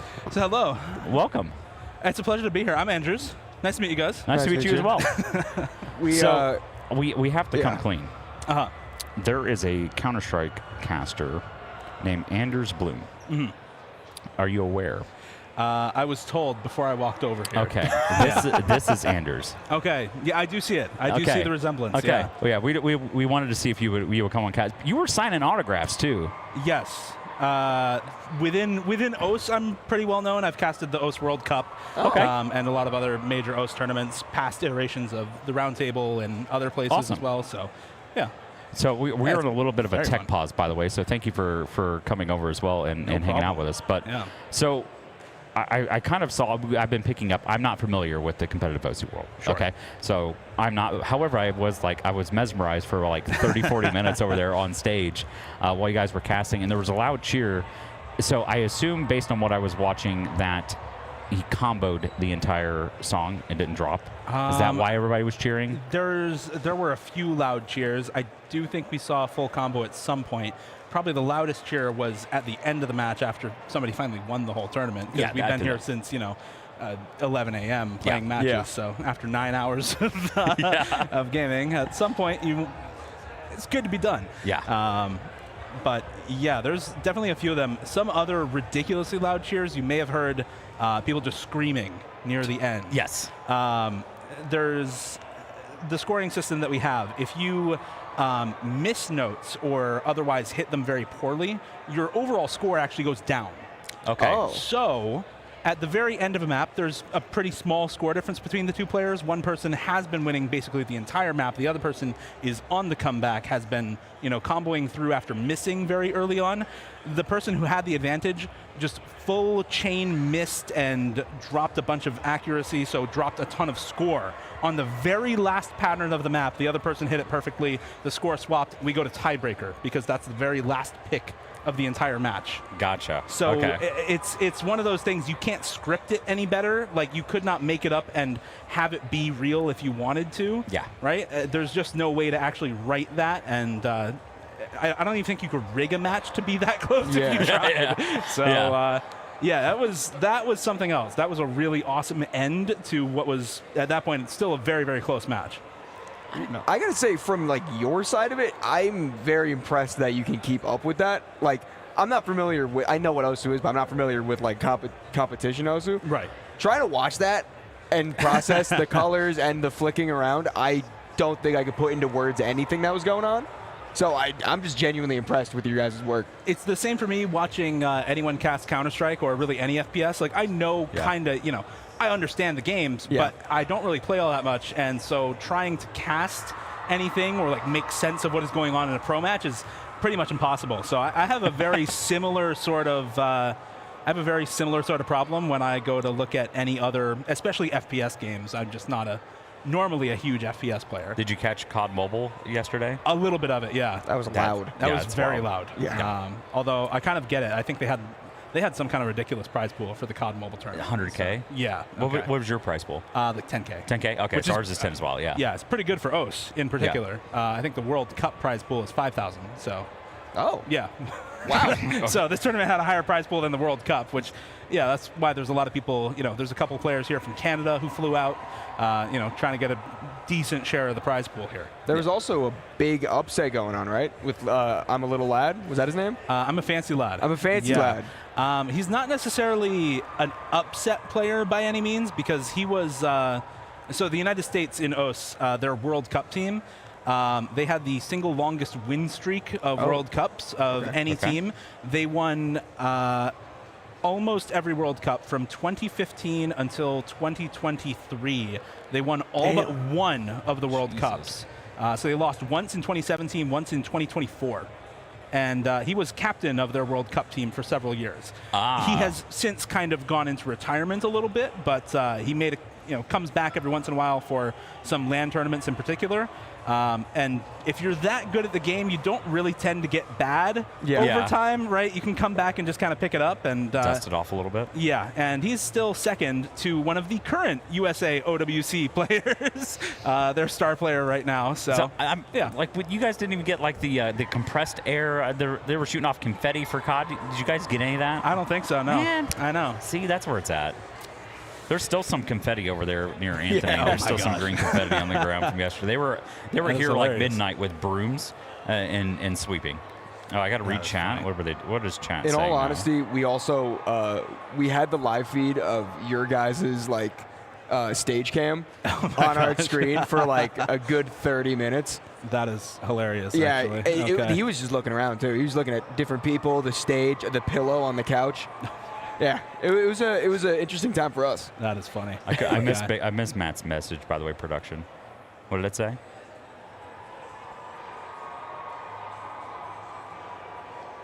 Oh, okay. Oh. So we have a comment. So there's two casters that we have. So Anders Bloom and the other one is called Big and Tall Matt. Okay. Okay. Matt is a very, very tall individual. As the name, yeah. Yes, so that is actually true to name. So, so that's kind of what Matt's MO. But we will have to find. I don't like using AI, right? But we may have to find an AI generator tool if you are okay with it, and we will merge you two together. And then, like, if they had a baby, like they used to do with celebrities. I don't know if you've seen that. I have. Yeah. Okay. Like we could do that and see if it legitimately works. If you want to do that, you have my permission for that. It's on the VOD. Yeah, Okay, it's on the VOD. Yeah, if you want to do that, you have my permission. We'll tag you in it too. Okay, awesome. Yeah, I'll give you my contact then afterwards. You can tag me in it. Well, someone actually mentioned you on our I see. on our Twitter post. I got mentioned on the Twitter post. Yes.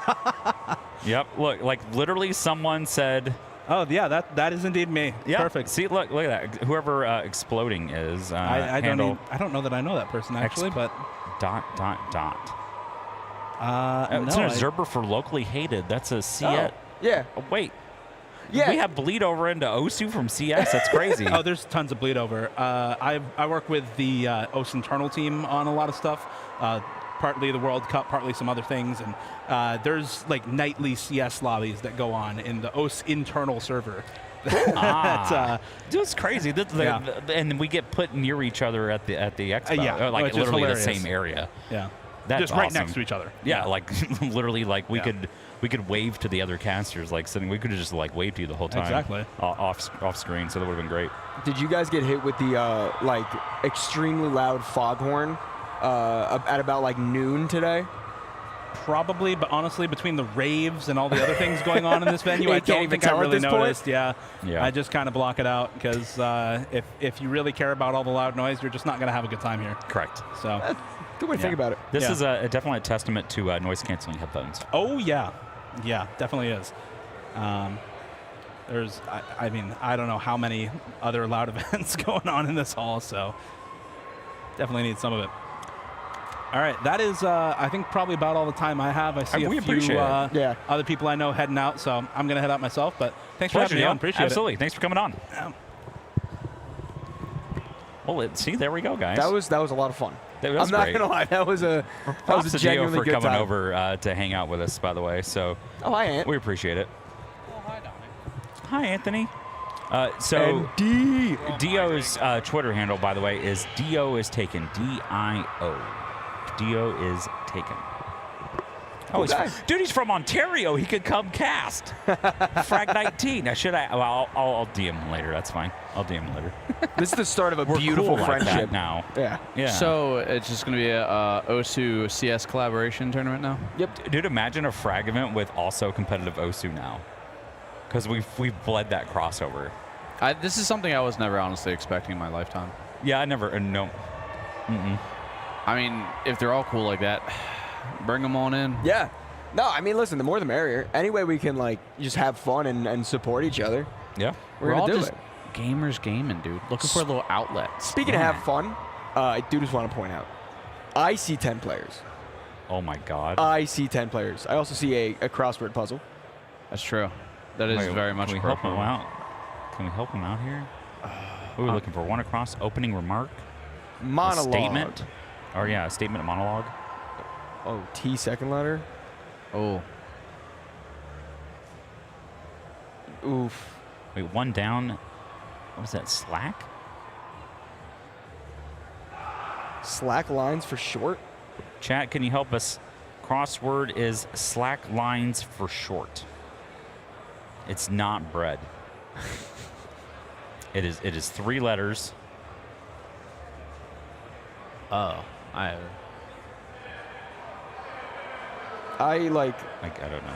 Sometimes I read the clues for crosswords and I just don't understand the words I'm reading. They worded so weirdly. Yeah, like in that combination of like order, I don't even know what you're trying to ask me. Like when I read that, I think like Slack, like the company program for talking to people. Oh yeah. That's how I read it, and it's like for short. Sleeve extenders? Like, what are we talking about? Kind of a sleeve. What? Sleeve extenders. Sound from a lazy boy, perhaps? Is a slack line a fly? Fly? Yeah. It could be a. No. No, that doesn't. Yeah, because FT wouldn't really.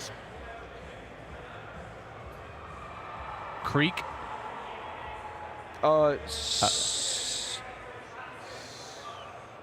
Vlad, welcome back, dude.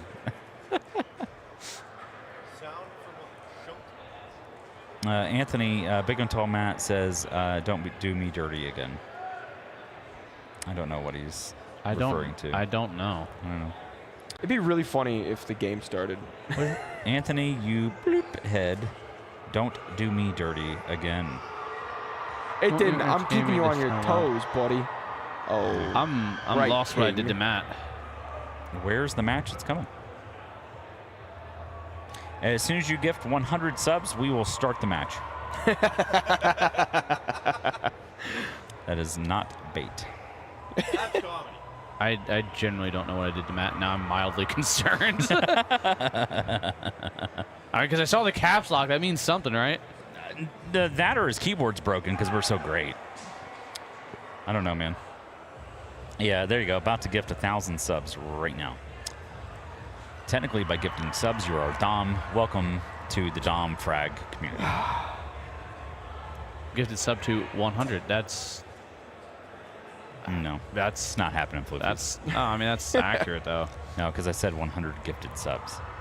I mean... So you just wasted We like $6. loopholes, though. Loopholes are fun. Yeah. Will the tournament still end tomorrow? Well, yeah, it kind of has to. Yeah, because I'm flying home on fucking Monday, so they could continue on. I don't care, but yeah, it's ended I mean, yeah, if they want to run some 10-mans and call it the tournament, that's fine, I guess. Yeah. I'd partake in that. Land 10-mans, just for the hell of it. Landmans. Landmans. 100 gifted for ball cam, bro. How did we come back? You know what to would that? be great if we just on the fly one time, like if someone is, we can make a rule, okay? If someone ever gifts 100 subs to the FRAGxLVLUP channel, that production and casting has to switch. Oh my God, that would be comical. So the casters have to go produce, and then, well, the other part is so. Production said they don't trust us. We don't trust you either. You don't trust Sal The on problem is that broadcast? they would be so much better at doing casting than I can't produce, man. Yeah, they can talk. I would break the stream. I mean, in all honesty, casting's easy compared to what they have to do. Like as much as I shit on production, I appreciate the hell out of them because, like, in all honesty, Donnie understands this. Anytime I do it with anybody, I'm like, I don't want to do production. I'm here to talk. Sal actually has casted. We can. Sal and I casted the show match. Oh, true. King also casted at Philly. True. Yeah. So this would not be a fair trade at all. But if you want to donate 100 subs, Did Matt call me or something? The I'm lost. answer to the crossword is IMS. IMS. What? Sure. I don't know. Put it in. Try it out. Like it is. Then what is one across? Oh, Matt's calling me. You're gonna answer it on stream? Yeah. What's up, Matt? Oh my God, Matt. What's up? What are you doing? Can you kiss Bonoma for me? No. Yeah, you have him on FaceTime. He's too far away. You can blow a kiss. You want to kiss Bonoma, man? Can you give him? Like, can you do it for me and say it's for me? No, he's so far away, dude. I can't do it. This is why you caps locked me and said I hate you. Bro, just do me a solid. Go over there, grab his face, and give him a smooch. I don't care where. Just give it He's to going to grab him in the face? What the No, hell? because I know what this is going to turn into, and I don't have the financials to fight this case. So I don't. Yeah, it's game sorry, time. Matt. It's Game game starting. Oh no, signal's dropping. All right. So thank you for bearing with us through that endearing pause time, we'll say. It is finally time to kick off playoff Counter-Strike here on the FRAGxLVLUP stream. Fly Quest Red starting on the CT side. And NRG slowly start to approach their way up alt mid. Bomb staying back towards the bottom of Banana. I like this setup from the CTs. Very heavy bracket control. Yeah, you don't normally expect an apps pop here, especially on a pistol round with lighter utility generally available across all players. But they've set up, they've only left Vanessa over at B. So I think this is a little bit of an anti-strat. I'm going to be honest with you. I like this. I like the kind of old school mentality of double lane. Usually it's triple, but I do like the one playing anti-flash and contact play there. It's going to be a quick play there from NRG as they absolutely... Is that Pikachu on a skateboard? Yes. Okay. Anyways. NRG 5-1... Energy win the pistol. Sorry, I got really distracted. I wasn't expecting skateboarding Pikachu. Yeah. That's, I mean, that's I don't honestly blame a W. Yeah. What am I? Well, FlyQuest Bread not able to hold anything on their CT side. Unfortunately, all 5 players fall, but all 5 alive for NRG. Yeah, very strong start for the boys in orange. And they upgrade 3 rifles, 2 MAC-10s. Those MAC-10s are going to want to get as much money as possible. Try to farm up the advantage early on. Keep that flow state going. I gotta say, I feel like Inferno defaults are not necessarily one-dimensional, but I feel like there's only so many things you could do with an Inferno default. Yeah, you know? Absolutely. It's one of those maps that there's not a lot of tricks left up the sleeve, and when you find a trick, generally they take it away. Yeah. Kind of like they've had some self-boost spots that have been kind of trimmed up over the years. Smoke in. Mosi's got one behind him. It's BB able to get that first kill, but that looks to be potentially all that they will see in this one. 2 on the board for NRG. Hopefully they've had some rest. Bring the NRG back to this one. Honestly, when I was walking to the bathroom, Emmy was like, yeah, we got to play NRG. And then she looked me dead in the eye and said, I need your NRG. And just like fist, I'm like, oh God, that was cringy, but all right, you got it. That's good. That's good. All right, what are you guys thinking here? So, like, we've got the maps. Production, whose map pick was this? FlyQuest pick. Okay, so Inferno is the FlyQuest pick. What are you guys' thoughts? Interesting. I know FlyQuest do like this map, but I think picking Inferno into NRG is kind of a risky move. It's not their mainstay map as it once was. It used to be like their go-to map, but it's still a top 3 for them. As Vanessa somehow burns bro alive up at top of Banana. Not exactly sure what happened there. You can kill people with a CT molly. I'm so unaware. I just thought it did. On Inferno I thought it did Banana? 18 and 9. That's maybe I'm just using them wrong, I guess. Well, yeah, I mean, you're not known for your utility, I think, to be honest. NA's not known for any utility. Good point. Oh, another player dies to fire? What is going on? He was being shot as he jumped in the flames. It doesn't matter. That's the kill that happened. Well, either way, somehow it's devolved into a 3-on-3 as the bomb is starting to get planted. Hex punches those digits. All of FlyQuest Red coming in through bracket slowly but surely. Emmy heading that force. It's gonna take a peek into OC here in just a moment. OC trained on this angle, not ready for the peek though. Emmy gets the headshot, and now they begin to approach even faster. George MAC-10 gets a nice shot down. Vanessa's Sheikh Zula all that remain, and now only Vanessa's FAMAS. Long range battle won, but can't get them both as Hex picks up that round for NRG. I mean, granted, that was close. First real rifle round that FlyQuest could even really get themselves into on that one. So it's, I mean, if that can keep that momentum going, I feel like all things considered, depending on, this is a T-side map, but not too far off from a pretty even split. So if FlyQuest can even get 3-4 rounds, I think it's still doable for them. But NRG are looking comfortable, and they're not throwing something overcomplicated at FlyQuest. It's just out aiming them right now. All I know is Bro is eating so many grenades at this point here. Just doesn't care. You know, don't forget Bro is known for his days on Astralis. And you know who was really good at Inferno back in the day? Astralis. Yeah. Good old Astralis stuff. It's really good to see Bro recover from his serious sickness. Yeah. It's great to see him, you know, able to brave the elements and make it out to a LAN. As you know, he had to fight through that a majority of his career. Did you guys see the news about Astralis, since we're on the topic? No. Yeah, I saw it. Yeah. So go ahead. I mean, basically, they're trying to sell off their entire CS division. Oh, so that's why I saw Ryan from Dust 2. Like, together we can buy Astralis. I've just seen so many differing opinions on, like, That's weird. I tried to take a screenshot of it. It was one tweet, it was Darth Mike, like, you know, hey, Astralis was really important to the scene, and it's sad to see such a influential team and a historic team, you know, drop out. And then the tweet right below it was Fi, and he's like, guys, we won finally. Finally NA able to take down our Skrulls.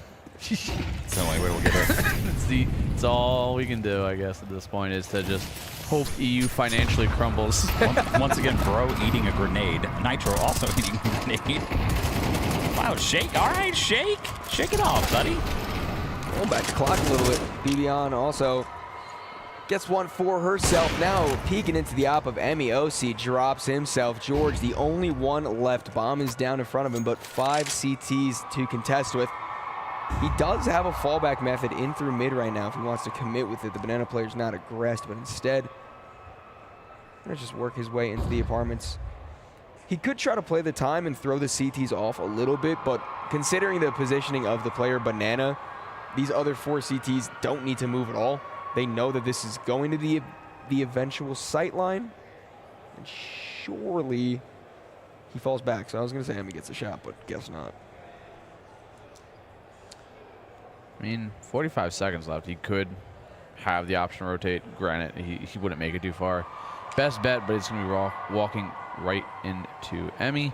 Scoped in, posted up, easy kill, just one left click away, but not before he could potentially get more. He obviously spots one out, so he's going to maybe buy his time. Good swing. And what the hell just happened? What, hold on. Were they lined up, or did he just spray transfer over towards? No, he just transferred because there was a player in pit. Oh, he just did like a 3-bullet spray transfer. Yeah, he transferred from the player in pit to the player in grave. No.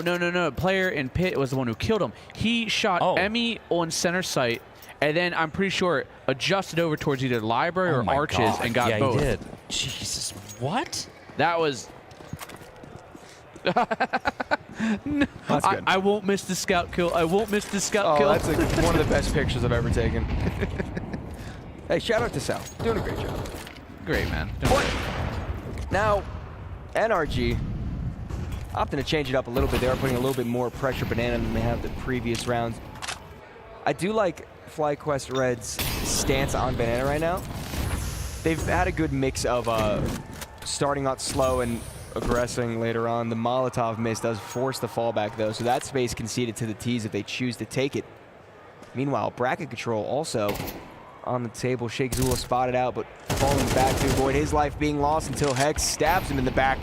Emmy trades back. And we're in an even 4-on-4 as the smoke drops in front of the Opper. Yeah, I don't know. This is exactly what FlyQuest needs to get done here. They need to establish some rounds here on the CT side, as Allen was mentioning. 3 or 4 would be fantastic, but he's going to be forced out of the pit position, able to find one. Goose Breeder with 2 actually in towards Arch, but actually finds Emmy. So once again, George onto a clutch situation here. Had an insane transfer as we saw the last time with this one, but is going to be a 1-on-2 post plant. Bomb is down. Both players making their way in towards lane. George definitely knows one player is there. He swings into the first, almost keeps the spray going, but Vanessa is there to swiftly put an end to his life. And FlyQuest Red continue to slowly start to come back on this side midway through the first half. Yeah, I mean, picking up 2 rounds there. We thought it was something where they're kind of run away with it here a little bit, but now they've kind of stifled the economy of NRG. They're probably going to upgrade a few pistols here. They've got to keep about 1900 in the pocket in order to get a full buy in the next one. And that's exactly what we're going to get here. And I don't know. Do you think Bro will eat another grenade in Banana on this one? I want to see how much util damage has been done to just him. Like, no one else on the team. That'd be a hell of a stat. Well, it is going to be Emmy. Long line of sight there towards the halls. George may not need the nade, but it actually is going to be Molly. It's going to say maybe not a nade, but instead he actually comes out better off because taking that peek probably would have given Emmy that early pick.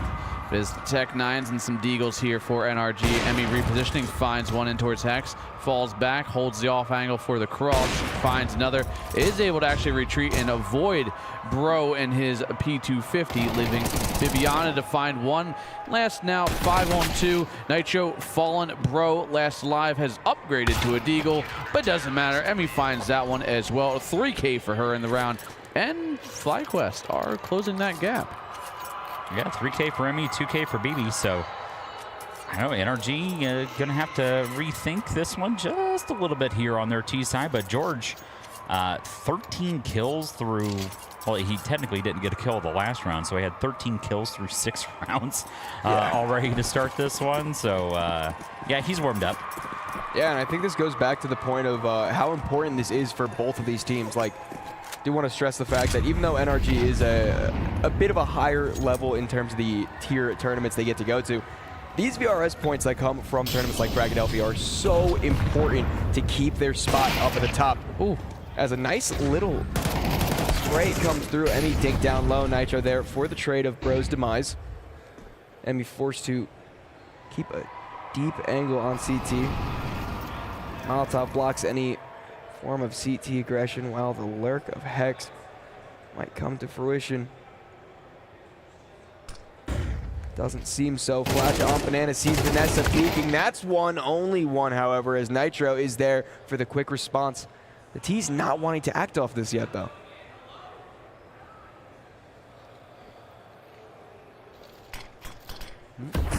X making his way out, but quickly shut down. Man advantage back for FlyQuest, but all just a little bit of a ruse. Pulls off a rotate, so now we are going to see Emmy have to uncomfortably get back in towards site. Maybe should hear the jumping Nitro plant. She might be able to hit a spam shot through, and just to the right, but giving away her position now. But FRAGxLVLUP might have a time on the smoke. No, just avoids it, can't really find the damage, and the re-smoke again towards Coffin. And this is actually going to be a fairly hard retake, even with the advantage for FlyQuest. You have 2 flashes and an HE available on the FlyQuest side. The only flashbangs left for NRG here. But there is potential here to take this one, but Ali, with the timer kind of ticking down here, they've got to go. But Nitro able to find Emmy and Shake it popping out as well, but just going to be left here one-on-one. Nitro, BB, they're going to try to go for a little bit of a ninja here, try to bait the pick out of Nitro, but he is going to be able to clutch that one up. Captain America with another 4K. Oh, well, everybody dies. Okay. That was a really good play out from NRG there. Hex waited just enough time to activate on that lurk, so the CTs have thought that the banana presence fell back because it was complete radio silence for about 20 seconds there. NRG, very smart play. Nitro, I mean, like one of, if not the greatest NA IGL of all time. It's really cool to see him back competing again. We've missed him dearly.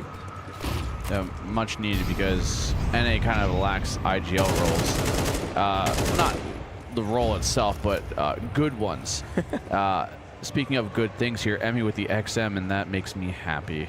In the worst way possible, most likely for NRG. Hopefully she can find something. She'll put that, leaf blower to use, right? Surely against this boost with Hex, the perfect, actually, weapon for her to contest with the MAC-10. And there it is! Emmy decapitates Hex with the shotgun.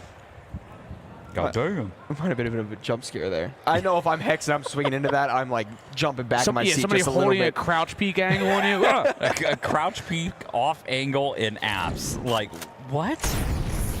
But it works. Now I'm going to go play Premiere later, and that's exactly, I'm going to get somebody crouch peeking that crap. Well, this is the right read from FlyQuest Red to set up towards this B bomb site as NRG starts to flood in. Vanessa doing a great job of keeping her site unoccupied for the time being, although the T's do eventually break away. OC, the only one remaining, switches out for the AK. Gonna try to plant the bomb. He should be able to get it just in time, but the XM is there to Best way to spray another one. smoke right there, honestly. Well, not only that, that's more money. Yeah. It's true. It does. See, this is why, Donnie, next time we're pugging together, you see me force that XM, shut up. Just let it happen. Yeah, I know you won't actually say anything. In your mind, you're saying something, though. Anthony, I make Anthony pug, and I won't say anything bad. Don't worry. But I'll still judge you, proudly. That's fine. Another save out for NRG. Only a few pistols to be upgraded, a smoke and a flashbang as well. I would like to see another fast play out from the T's potentially. Although it seems like a little bit of a slow start, just sitting back towards the ramp. Now slowly peeking towards Banana. A few players start to march their way up.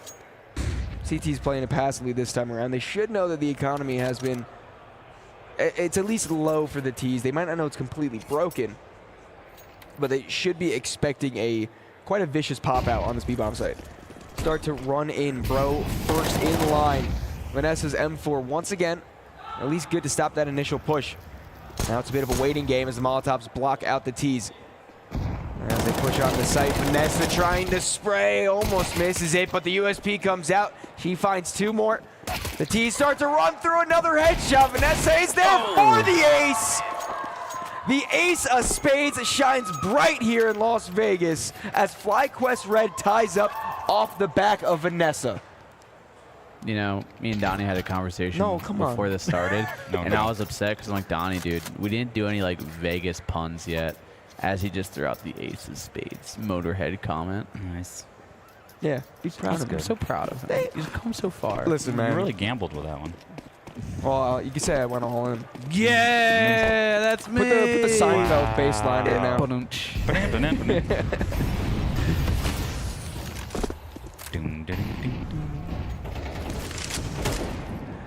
Cue transition. Yeah, cut somebody like clip and stitch that, please. That would be great.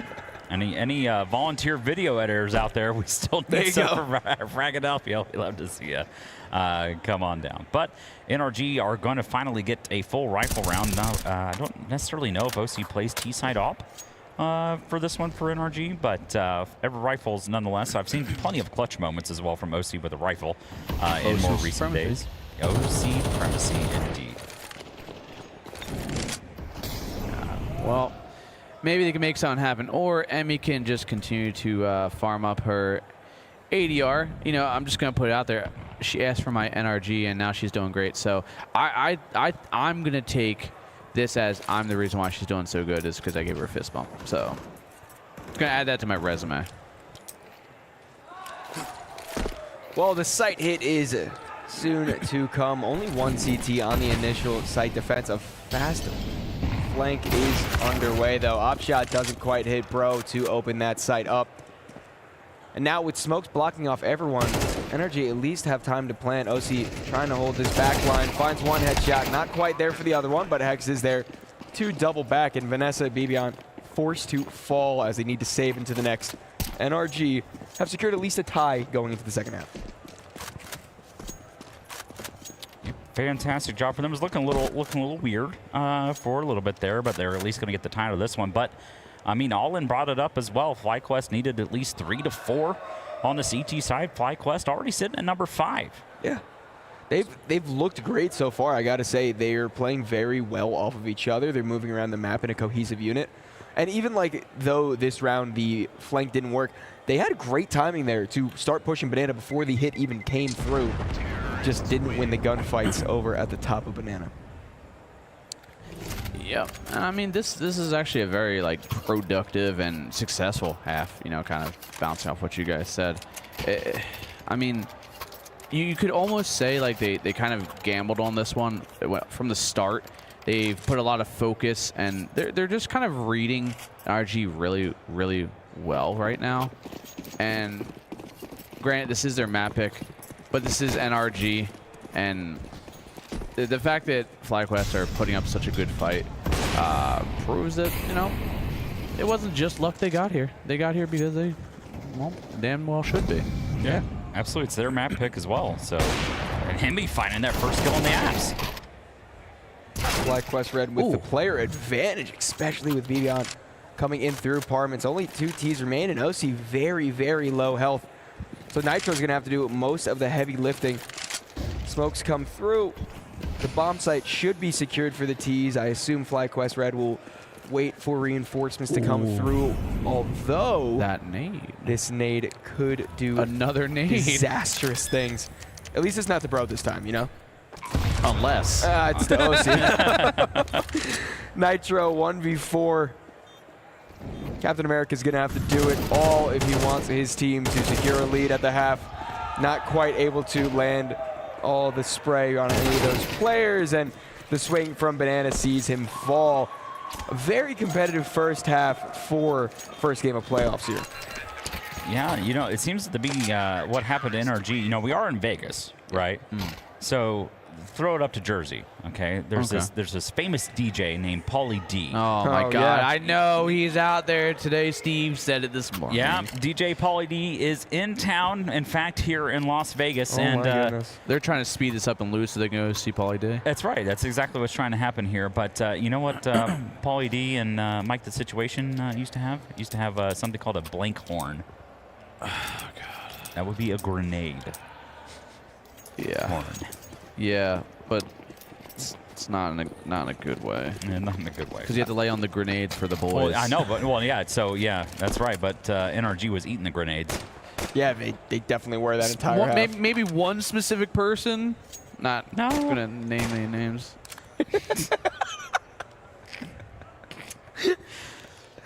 Either way, Bro actually gets the opening kill of the round. FlyQuest Red didn't really even get much space before Emmy lost her life.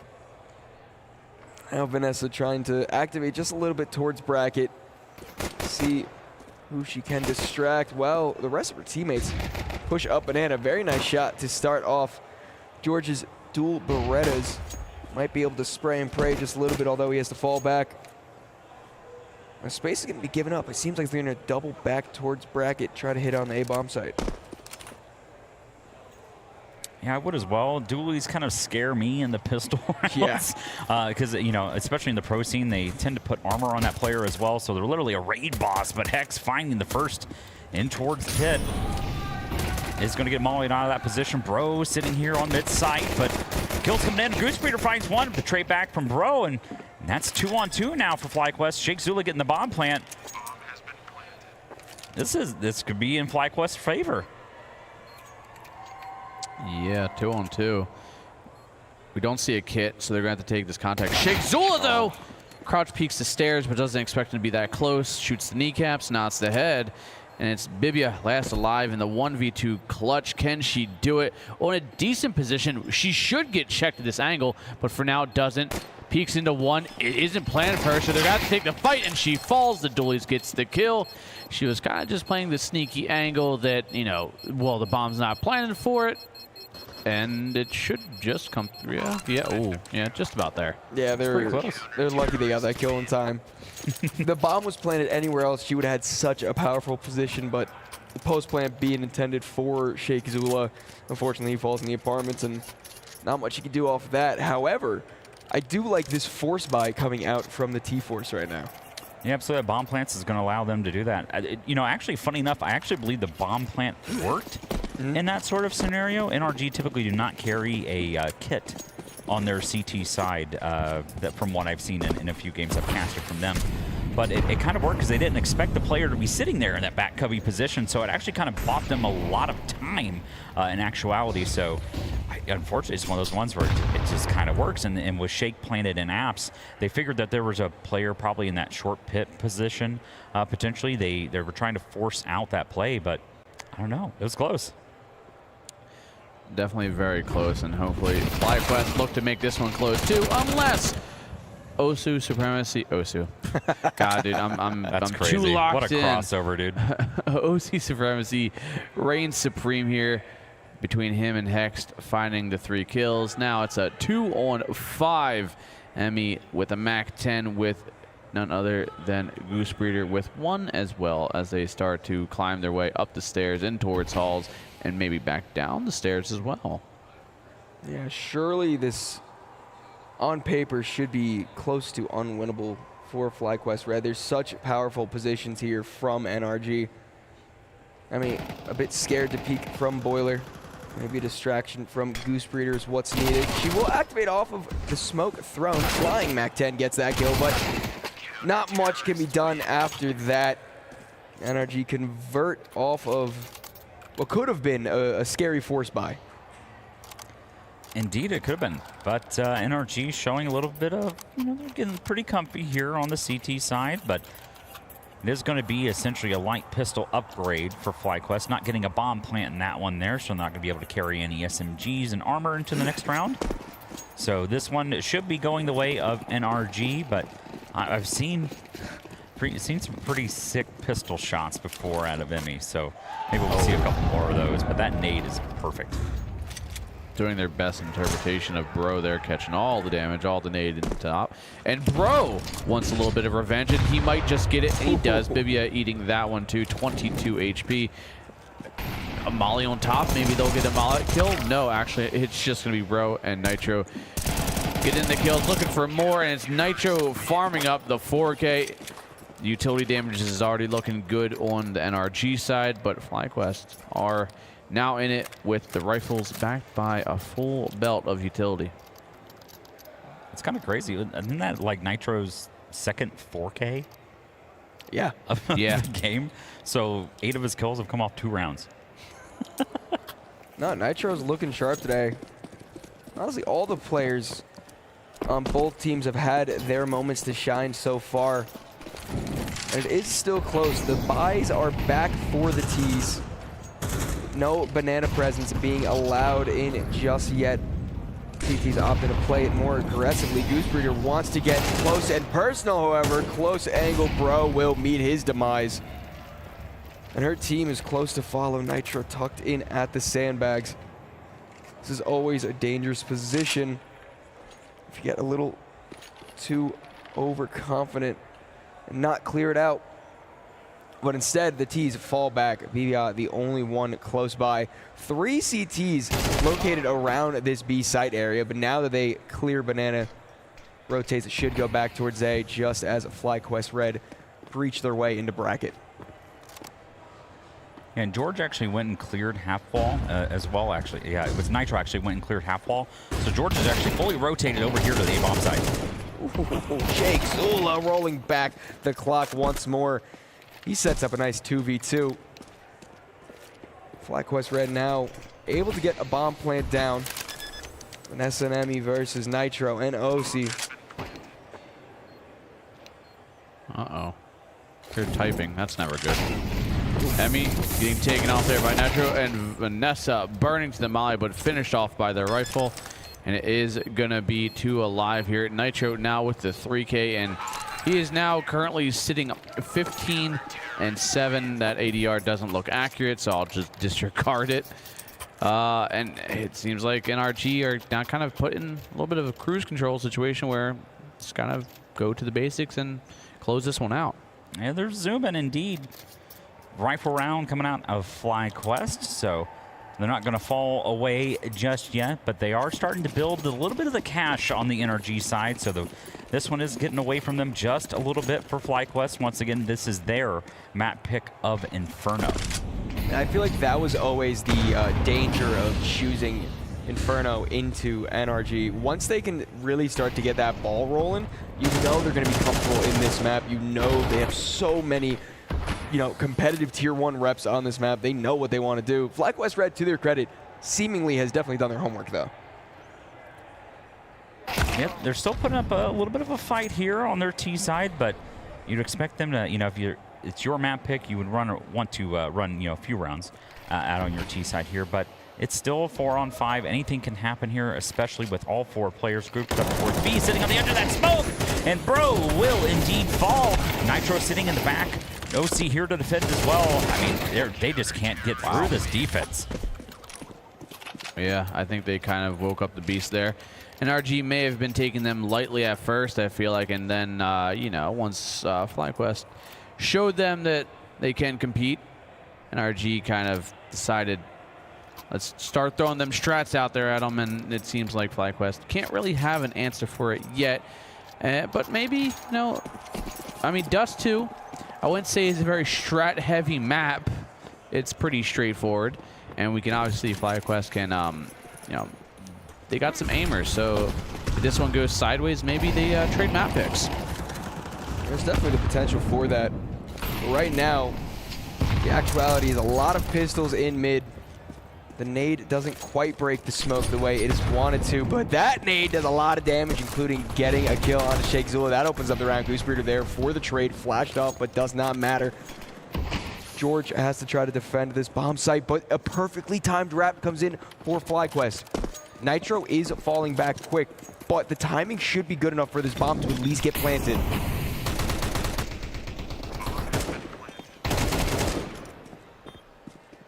Nitro able to find the first on the Goosebreeder. 2 Ts left, and they actually are kind of isolated by the smoke and CT. They're going to have to try and push through. They can't give them the information.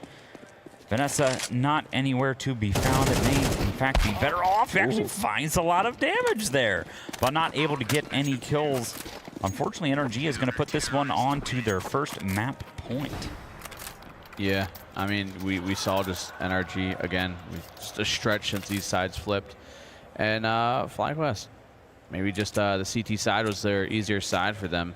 You know, all the utility damage they seem to do across most of those players definitely helps soften up, but NRG finding a simple solution known as, well, known as winning. Yeah, winning. So just wins, silly. Oh, there's still a chance for the comeback to happen. Realistically, 6 rounds isn't that much, especially in MR12. Emmy opens up the round. Not sure where Hex falls, but it was through a wall. Bro doubles up at Banana through the smoke. Honestly, now FlyQuest Red are finding themselves in quite the awkward situation. Banana is completely in control of the CTs, and 3 players rotate on to A. With plenty of time to try to thwart what incoming hit will be there. Emmy slow peeking with the op. OC should see the kneecap. There it is. Elbow spotted, shot down. Vanessa close by. The swing in from mid. Nitro collects what is his. FRAGxLVLUP, the stand-in, the coach, needs to do it all to keep FlyQuest Red in for this first map of the quarterfinals here at FRAGxLVLUP, Las Vegas.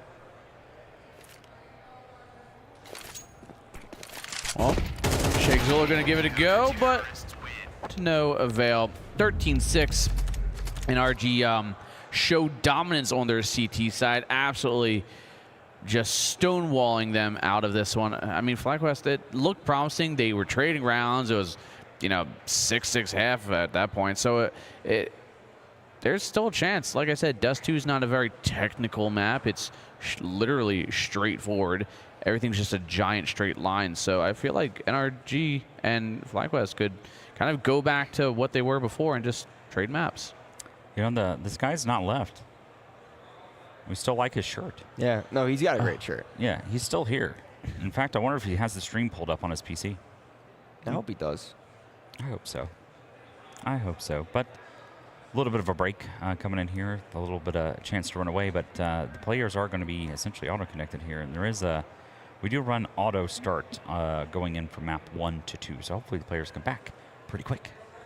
Yeah, it would be a bad time to take a pee break and have it last a little too long. That happened to a team at Frag 18. Speaking of that, I'll be right back. See, that's the advantage of having 3 casters. Yep. That you know, generally you don't see even a lot of broadcasts getting like 3 casters actually like into anything. And shout out Metal, I did see your comment in chat as well, saying like, wow, this like 3 caster setup isn't bad. Like, well, we all like each other and work together like, you know, a decent amount and stuff like that. So we you know, same thing with a lot of the other folks. I'm sure they do a lot of casting, but generally they're kind of like hard stuck in pairs. It seems like on a majority of their casts. And while we can do that on the FRAGxLVLUP side, sometimes it's better to, you know, change it up a bit. Yeah, you know, you got to keep everyone on your toes, and I feel like that just provides a better product as well. If you have the same consistent patterns, not that they necessarily will be bad, but, you know, it's not as fun if you don't spice it up every once in a while. And as long as you got a good vibe going on our side, you guys will be feeling good because we'll be having fun, and we'll make you have fun whether you want to or not. Yeah, absolutely. I believe the expo is essentially closed for the evening, so we're still here. That's why it got so quiet. Yeah, the roll-up, it's so much quieter now. I'm sure, like, wow, they fixed the mic issue. No, we didn't. Everyone else just left. I didn't realize, because yesterday the lights dramatically turned off one by one throughout the entire arena at like 7 p.m. So I didn't realize it's actually 9:30 here on the West Coast. Are you gonna celebrate your time in Las Vegas at all? Hit the strip? No, not really. No, I got married here, and I got married here in 2013. Shout out wifey, if you're still watching there. But we got married at a little white chapel over near a gold and silver pond, Pawn Stars. Got married over there, and we actually came back here a couple of years ago, 2023, our 10-year anniversary. We went and finally did the things we were a newlywed couple. Funds weren't generally available. Didn't do a lot of gambling or anything like that. Yeah. Didn't really do it the second time either. But we're big show people. Okay. I genuinely enjoy Cirque du Soleil. Awesome. And there's also Spiegelworld or Spiegelworld. I don't know exactly how it's pronounced, but they've got they had a couple of shows. One at the Cosmo. They run a couple other ones now. There's one called Absinthe that I really want to go see, and that they kind of do. It's kind of like more of like the I would necessarily call it like an off-brand Cirque du Soleil, but a more intimate version of Cirque du Soleil. So it's a pretty cool productions company that they have there as well. Nice. I have to. I promised my father I would get him a $1 poker chip, so I have to do that. Huh? Are you just gonna take it back? No, I mean like he I guess he collects them. I never knew about this until like 3 days ago, and he was like, "Hey, Donnie, do me a favor, get me a poker chip." So no, that's my plans for tonight. Anthony, what are you gonna do? You can't say anything right now. Oh, well, this is awkward. Anthony's not even here, guys. You have no idea. Oh wow, that guy got something. He's really excited about his PC. Hey. Oh, your mic was muted. That's why you couldn't. Oh, that's why I had no idea what was going on. I was like, oh, he can't speak. My fault. I'm sorry. What am I doing tonight? You're eating McDonald's? Probably, and honestly, going back to what me and Bonamont do best when we get back to the hotel, watch house renovation shows till we fall asleep. Yeah, that's literally what we've done the last 2 nights. It's kind of crazy. Yep. What was that one called? Zombie something? Zombie Flip. Zombie Flip. And then there was bar budget flips or what was it? Beer budget. Beer budget flips or something like that. Yeah. Beer? No. Beer. 1 beer. Yeah. What? 2 beers. Like they just started like making stuff up. 3 beers. What? And it is like in the one we were watching too, the people were like, we have to live out of our RV. Mind you, their RV was located inside their plane hangar, so like it was really, really rough in it, dude. Let me tell you, dude. It was awful. Christ. That's like the ones where you like they watch like it's like beachfront bargains, and they're like, yeah, I'm a grasshopper farmer and I'm unemployed. But our budget, $1.2 million. Dude, it's just hell. Like whatever you guys do, like get me in on the lowest level, please, so I can make this money doing absolutely nothing realistically. I'm not gonna lie, it kind of hits. We're staying over at, and I'm not gonna dox myself. I don't want anybody coming to my hotel. Nope. But I will say we've gotten McDonald's bucket the last couple nights. Bucket has the worst McDonald's next to him, apparently. Yeah, dude. This McDonald's, like, godsend. It's so busy that it's fresh. Like they don't have time to let things sit. If that. It's actually Fair like enough. if McDonald's and top tier like early days of Chick-fil-A had a baby, that's what this McDonald's is. You're lucky. I migrated from. I know. I migrated from the hotel to Airbnb with a bunch of my friends that live out on the West Coast, and I begged my friend who was picking me up to stop at McDonald's on the way there. First of all, it was a gas station McDonald's, so that one might have been on me. Apparently, I didn't know that we have until I lots showed of gas up. station McDonald's. Are they like drive-through only? Really? Yeah. No, like it's literally like think of a gas station. There's just like a McDonald's on the corner. Yeah, it was disgusting. Yeah, they're not clean. They're not great to stop at. Yeah, so lesson learned, Donnie. Yeah, I'm never gonna do that one again. There's a lot of Burger King gas stations up by me. I don't know if they're down by you, but we don't have that combination. When I would, we have 7-Eleven or just Wawa's. When I was that's it. Yeah, Wawa supremacy, dude. In the southeast, we have Buc-ee's. Okay, I've heard good things about that. I also heard that. Well, for one, I should be jealous, but like, dear God, 2 things. First off, get that man some caffeine. I think he's dying. Okay. Which one? The guy saying I need fuel and caffeine. Oh yeah. And 2, Buc-ee's pays very well. They do. Like starting pay as a cashier is like 20-something an hour. Yeah. What? Yes. Yeah. Yeah, it's not a joke. You ever think about your former life choices? Yeah, all the time. Sadly. Oh my goodness. Well, map 2 is here for the first quarterfinal of Las Vegas FRAGxLVLUP. FlyQuest Red choosing to start on the CT side. FRAGxLVLUP taking a few shots through the long doors, but to no avail. The T-Force do fully push out of him, except for Bro, who might get some contact here in mid. The Cat player dinked a great shot. No kills quite coming in yet, though. As the T's kind of want to play it slow for all things considered. Yeah, Shake's going to be put into a little bit of a rock and a hard place. He's the only player on the A-bomb side. He's going to get ran down here, and that is indeed George finding that kill.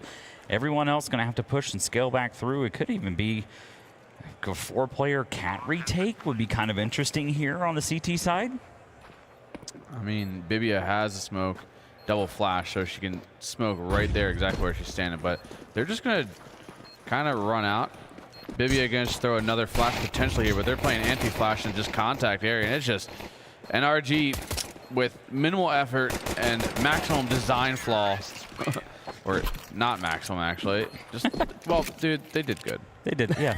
W, they won the round. Yeah, literally. Uh-oh. I do hear typing in. It's furious typing. Either that's like, dear God, nice shot, or I spilled water on my mouse. Water, yeah. Oh. Not a lot of water available out here in Las Vegas, though. Nope. But if you would like to follow All In's Twitter, if you love this guy like we do, !Wooder in chat. W-O-O-D-E-R. Yes. This the CT's going to be pushing down mid to try to counteract the failed pistol round. Very quick round, and actually 3 kills going their way.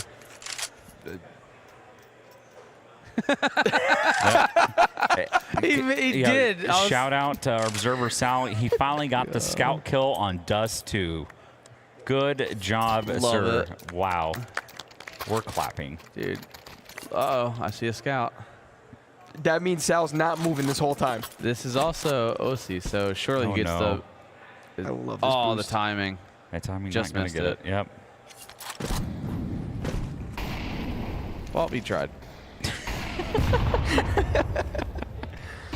Well, I mean, this does at least set up pretty nicely for the T side to get a good default in. There is some aggression out towards long doors, but that's not really a sign of concern for NRG as they've stamped their mark in Cat, keeping that space up. And now the B players decide to get aggressive. This could turn out bad if George is able to hit a nice spray connection. That's 2 going down. And now a double back from the T's. They know the B-bomb side is open.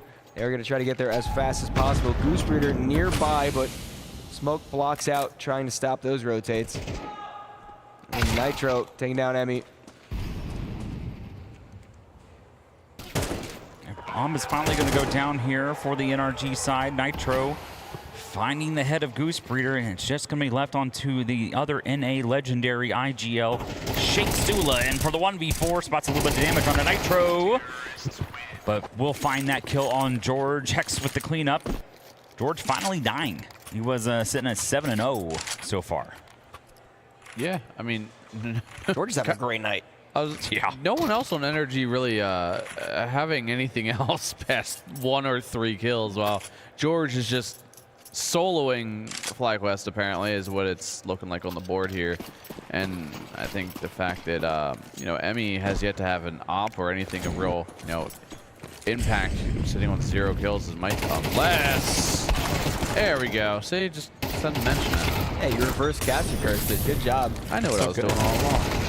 Oh, and actually, this devolves into a 3-on-3. Granted, the B-bomb site is completely taken over. Nitro in a aggressive position, try to stop the rotates. He spots a shoulder, gets 1 clean spray down. Actually, George stealing that kill. Maybe that's why he gets so many kills. He's just coming in to collect. You gotta see the assists for everyone else. Let's just rename George to IRS, because he's coming in to collect. Oh my The tax God. man. He is the tax man. You can't evade him. You know, back in Back in the 90s, there was a wrestler. And his Named name IRS? was, yeah. Yeah. Oh, yeah. Yeah, he was Did he come in with a business just a suit tax too? man. Yep. Came in a full business attire. His partner Briefcase. was a really rich guy. He was $1 million man. Yeah, Ted Yeah. DiBiase, man. Anthony, I'm going to make you a wrestling fan one day. You know, IRS's kid wrestled too. Both of us did. Yeah, both of his kids. Yeah. Fortunately, yeah, You know, Bray did- Wyatt. Yeah, he- Bray passed, but yeah. There's been so much wrestling talk at Frag. Mostly it's my fault, but Well, I mean, we were literally watching wrestling. we did. We got to see. I don't even know what Oh was yeah, going there's on. a Spider-Man was there's wrestling. a wrestling ring Yeah. over here too. I didn't talk about that earlier about all the crap that's near us. Not Yeah. crap, but like all of the things that are near us. There's just literally a squared circle. In fact, they're not here. Let's go shoot some content. Oh my God, Donnie. This Let is me our show chance. you my moves. Whoa. Show you your moves. As I do a backflip off the Land the top directly on ropes the and top of land your on my head. neck and die. Like, how do you go out?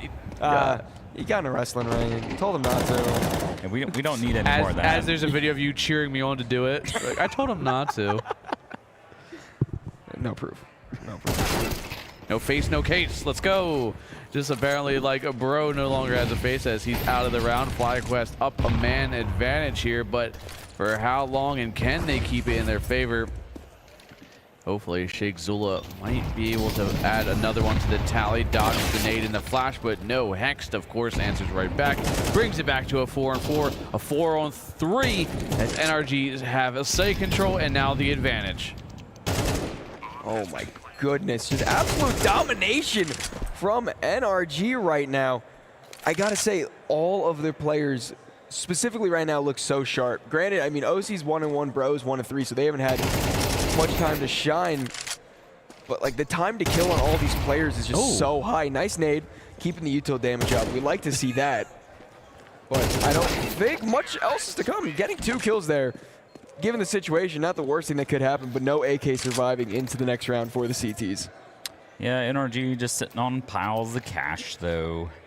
But FlyQuest, I think they should be able to finally get the AWP out in this one, and indeed we do. Do we get the double AWP?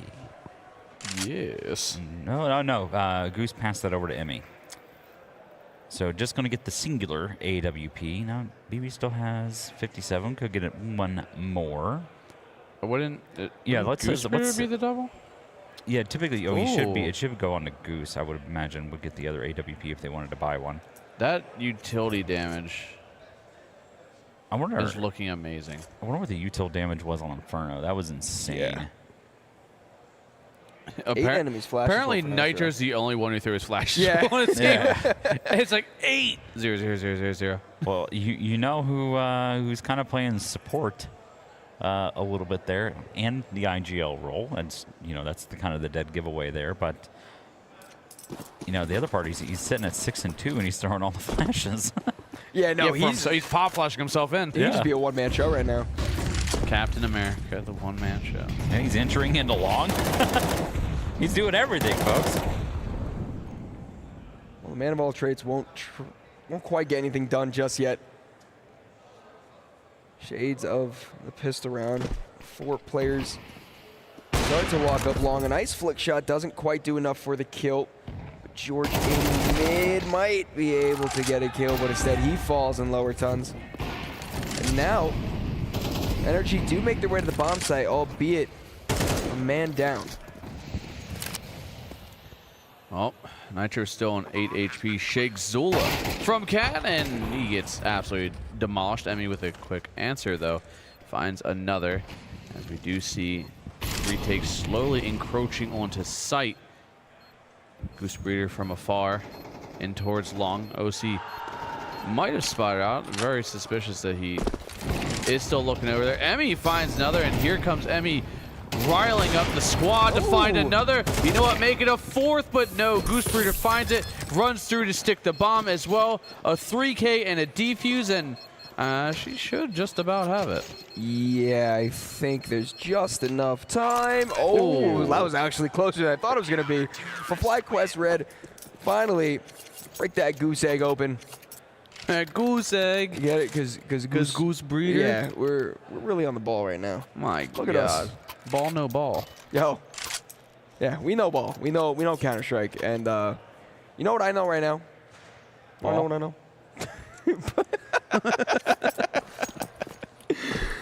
I don't even know where I was going to go with that. I was like, all right, what do you know? No, I have no idea. Is this a B rush? This could work very well in favor. George, actually, the one on the up. He's had the best. Oh, and a nice little flick. Takes Vanessa out of the round. BBOut has to trade back. A nice double through the smoke, but it won't be enough to stop the slew of T's that are coming through. Emmy's up will be blocked out by the smoke as the bomb makes its way through, and Nitro, the perfect place at the perfect time. FRAGxLVLUP, all you can do is fall back and save your rifle into the next. Yeah, FRAGxLVLUP having all that long control, but can't really do much with it. B is the sighted choice, and Nitro. I'm not sure if he heard the steps. I think he did, because he has OC running up quick here, so they definitely know he's around there. OC spraying, gets the kill, and apparently Goose Breeder might have hurt FRAGxLVLUP just a little bit there to help push him over the edge, but it is going to still be a 5-round lead again for NRG. NRG's been favoring Dust 2 a lot recently. I don't know if you've seen the like clip compilations of them in the MRQ and other various tournaments, but it's always, there's just so many clips of them playing on Dust 2 and Bro screaming. Oh, yeah, the NRG one they posted, and it's just incoherent screaming a lot of times. And it's all from Bro. And, then Hex is like, yeah! Yeah, and then Nitro's like, all right, good job, guys. Yeah. And Bro's like, bro! It's honestly, the top comment was hilarious. It was like, Bro's not even calming anything. He's just literally screaming. Because he is. He's out there just like so happy to be there. And, you know, nice kill for him there as well, putting in some impact as the CT is now down 2 players compared to the 5 on NRG. Op shot from Emmy, not quite there to hit, but will be able to fall through that smoke. A safe escape. As the T's slowly start to back out from long. Might try to regroup, although with kills falling all around, Emmy is the only one left. And Hexed, not wanting that to last for a very long time, finishes the round out. Did we shout out Dudley yet? No, I did not. I was just going to say thank you, Dudley, man, for the raid. Appreciate Dudley? you. The Dudley, man. Hey, Dudley, that's my guy. A Dudley Dumpy. He apologizes for not being here to shake ass, apparently, so. Well, you know, always next time. Or my DMs. Or you know, preference. No, don't worry. He can do it at Wildwood. Wildwood? Wildwood, yeah. New Jersey? Yeah, what? You're coming. We'll talk about this after. we mean Rowan? I'm not privy to it. No, I mean... Bro, am I lost? Yeah, I was invited to something I didn't realize? You better be showing up now. Either way, it's fine. I don't even care, honestly. But you know what FlyQuest probably care about? Losing 3 of their players early on in the round. Bro, ticking the Molotov. Players know he's close, and that's a nice headshot to take him out of the round, but the rest of his team is there to trade back. Indeed, 8-1 for NRG over FlyQuest. Once again, this is NRG's map pick. They were able to take the first one of Inferno, 13-6. So they're able to secure this one. That will be our first quarterfinal finished of this evening. Well, does seem like this one is starting to run away from FlyQuest. OC just missing the timing once more. Blocked by a nade, sadly. Bro wants to return the favor. He still seems pretty spiteful from map 1 with all the utility damage he had to take. Pop flash over top, get some access in towards lower mid, maybe double doors. Good molly in towards the right side, and able to cross on over to Xbox.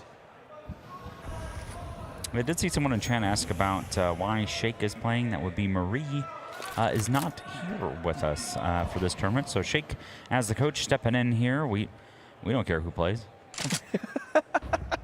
Did you show up? Show out. Let's go. Yeah.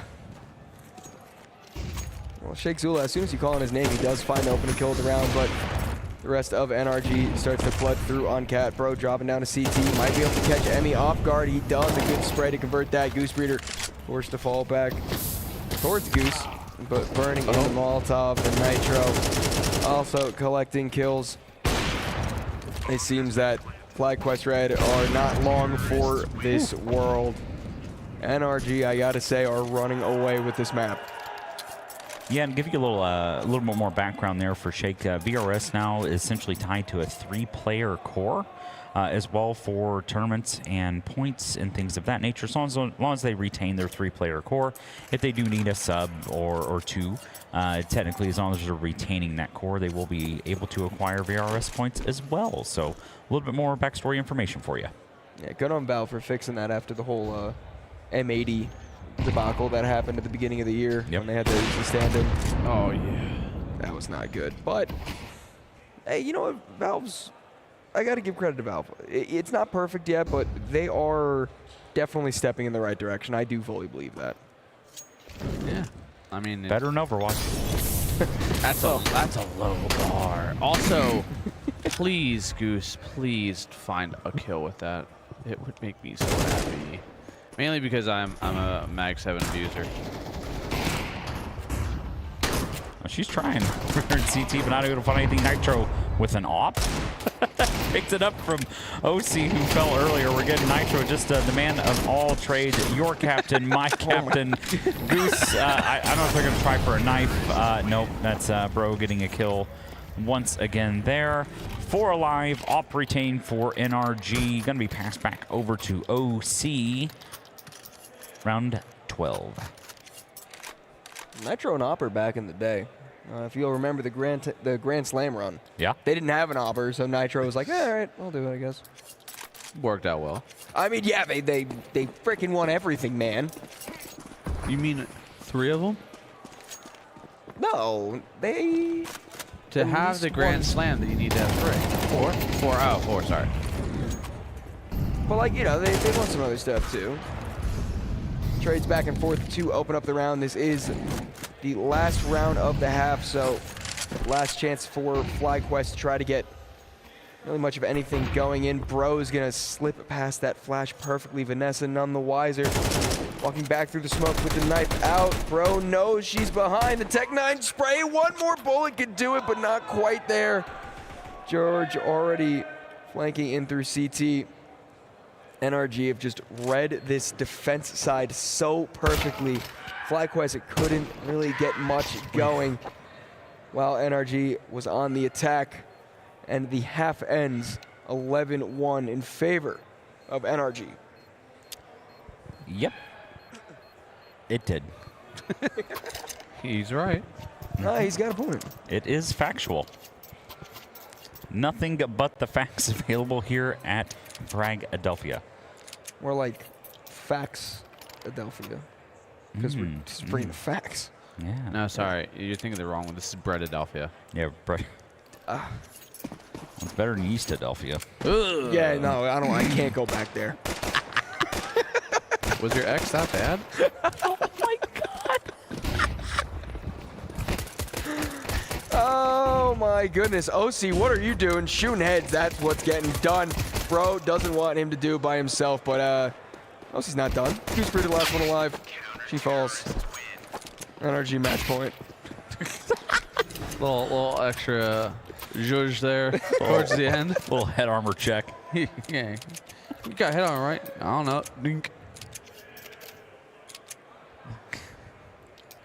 Yeah, Dudley, I know what Wildwood is. I know all that. I don't remember having this conversation that I'm going to Wildwood. It's not that deep. Like, genuinely, we'll talk about it after. I'm not doxing my vacation plans.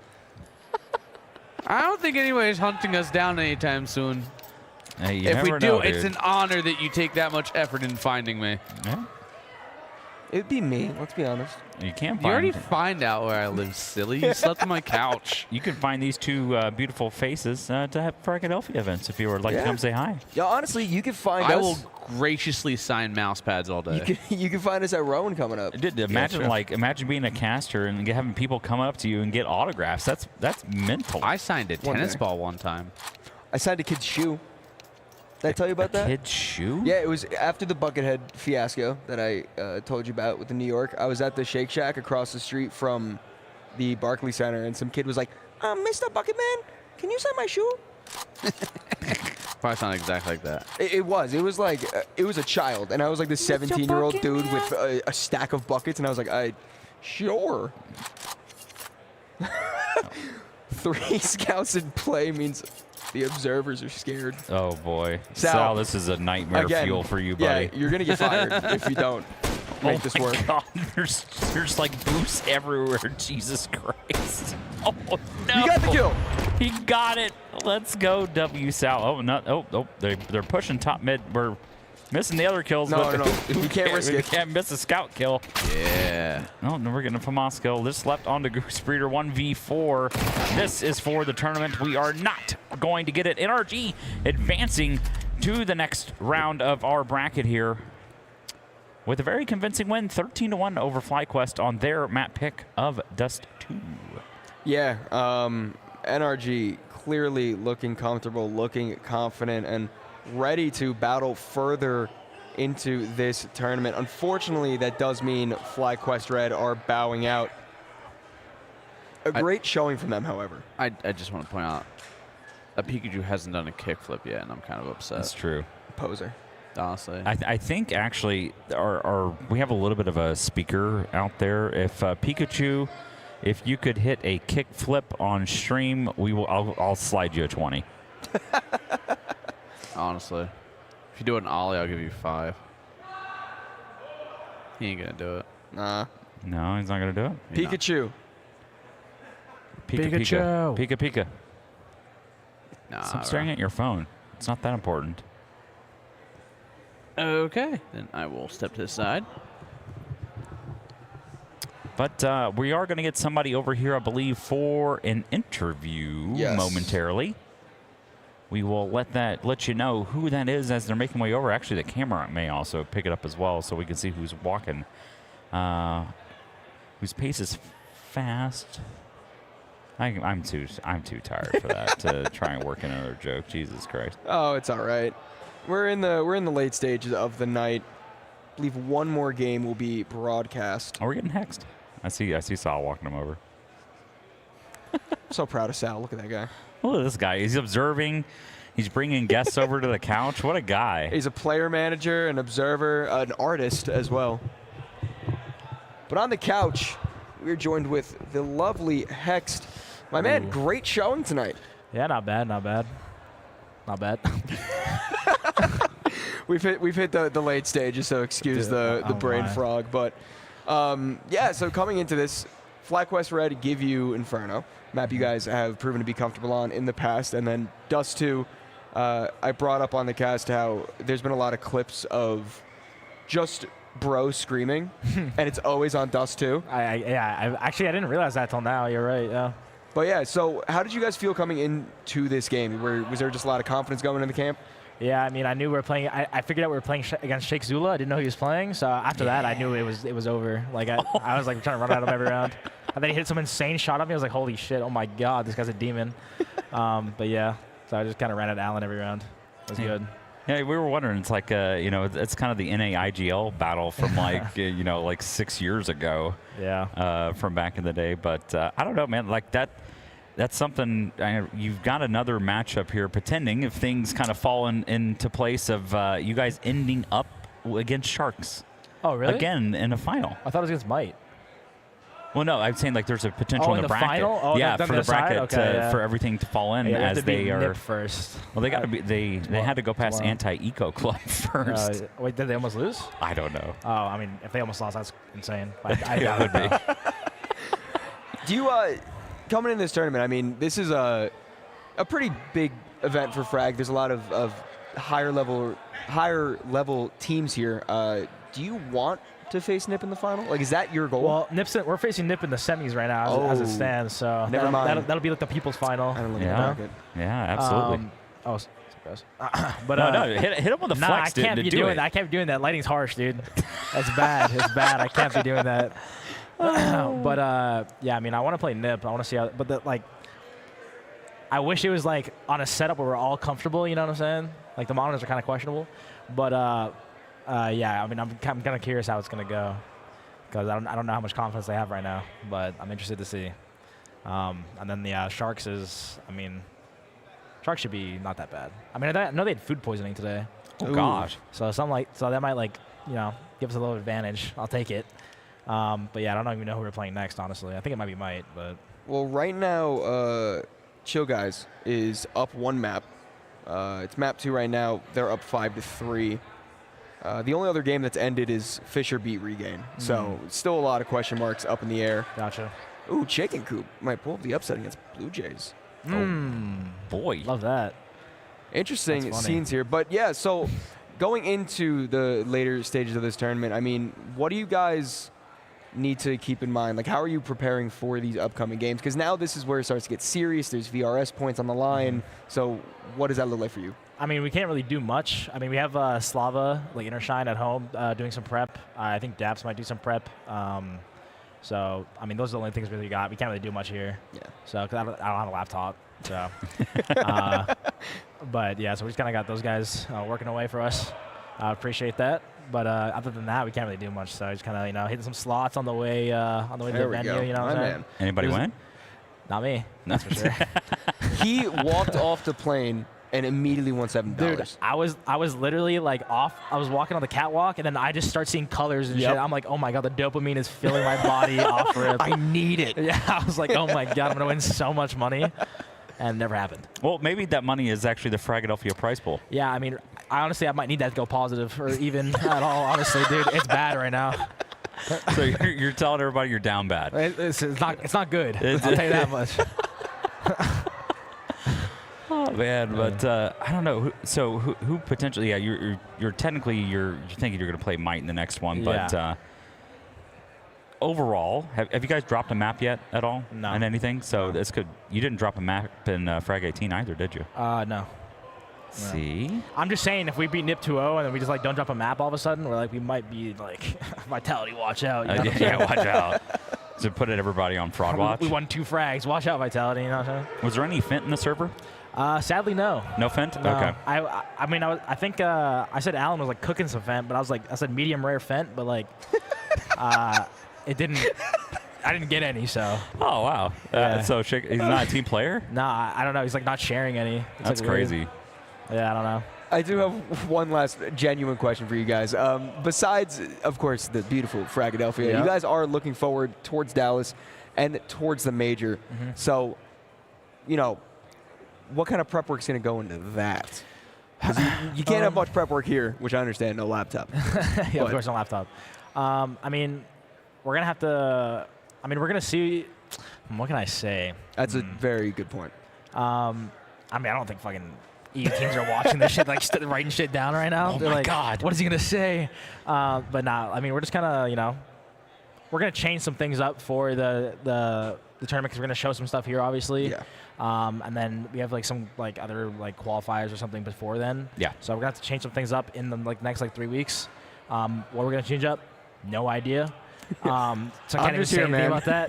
But yeah, we're probably going to change a lot of our shit up and make sure that we're not like too readable going into the games because we have to, those games are pretty important for our VRS points. Yeah. And any win is good. So plus I'd love to go to playoffs in like any NA event, especially an event like that. Like that'd be insane. That'd be pure dopamine just rushing through my body. Just like the slots. Oh yeah, exactly. Maybe honestly a little worse. Honestly, the slots kind of are hitting a little bit. A little too much? I don't know. But yeah, you've got LFO is up 6-4 right now over Might and also hold a map advantage. Oh. So, Nightblade? Getting a little scared. I know. We saw some moments, dude. Him and Burl are acting a little crazy. They're farming? Yeah, it's crazy. All right, we'll see. We will see. I got nothing else. Yeah, I got nothing else either. That's cool. I appreciate the honesty, man. I got no questions for y'all, so. Oh, man, see, I thought we were going to get interviewed by Hacks. This is crazy. Really I was misled. Yeah. My bad. No, it's fine. So disappointing. But genuinely, thank you for spending your time talking to us, and best of luck with the rest of the tournament. Thank you very much. Thank you. See ya. See ya. What a guy. What a What a guy. I also got to interview him in Frag 18 too. So and look, now we just get the couch. Good job, production. Production? Hello? No, never mind. No, leave it on the couch. No, but we're good. Ignore us, production. Don't worry about it. It's fine. Ignore it. See, this is my favorite part of every FRAGxLVLUP cast is when it hits like the wee hours and everyone's just not all right. Yeah, it's like we start the day off so strong. We're like, oh, we're going to have the best cast of our lives. We're going to do so good. And then it's just like, and now it just evolves into now chaos. We're talking about bread again. So no, we weren't talking about bread. He just brought it up. How many times did bread get brought up? Well, bread has been brought up, but it hadn't been brought up for a little bit, and you just kind of let us back into it. So this is on you. Hey, I'm done for the night after this, so it's not my fault. Hey, D, what's up, man? Hey, what's up, everybody? Just vibing. Yeah, did you get a chance to watch what just ensued? Oh man, it's nothing but heavy hitters left right now in the tournament, and it's just the energy is electric over there in the PC gaming area, right? Especially in the row where Blue Jays are playing Chicken Coop, and Super Evil Gang is playing Getting Info. Yeah, and they're all in the same row. It is a oh my god, it's a very electric row over there right now. I mean, like we've seen some little bit of upsets potentially occurring as well. Chicken Coop just 12 forward, or 13 forward Blue Jays on Mirage. Now guess what map 3 is though? What? Train. So all right. Okay. But I mean, like Chicken Coop is good on Train. It is so good to see like all the passion and the potential upsets that are happening because, as I've said like 5 times already, VRS here, there's teams in the playoffs that still are trying to get their VRS rating. You know, they need to have the amount of matches to get a rating in the first place. And everyone here is going to benefit from a single win. You know, like this is the time to put boots to asses. And everyone's feeling the same energy right now. That's a great reference. Hey, listen, man, I love the wrestling references. It's great. So boots to asses? Boots to asses, baby. Is that a wrestling? No. Yes, it is. It is. I lied to you. I'm sorry. Who says that? When you like to know what I would. Lay it on me. Is that another wrestling reference? Am I getting clowned on over here? What? No, I'm really tired. Can you smell what The Rock is cooking? Oh, that's an easy one. Jabroni. Woo! Oh, God. Everybody at home just lost a left eardrum. Someone just wooed out there. Did you hear that? No, I didn't. So woo, if you can hear us in the crowd, woo.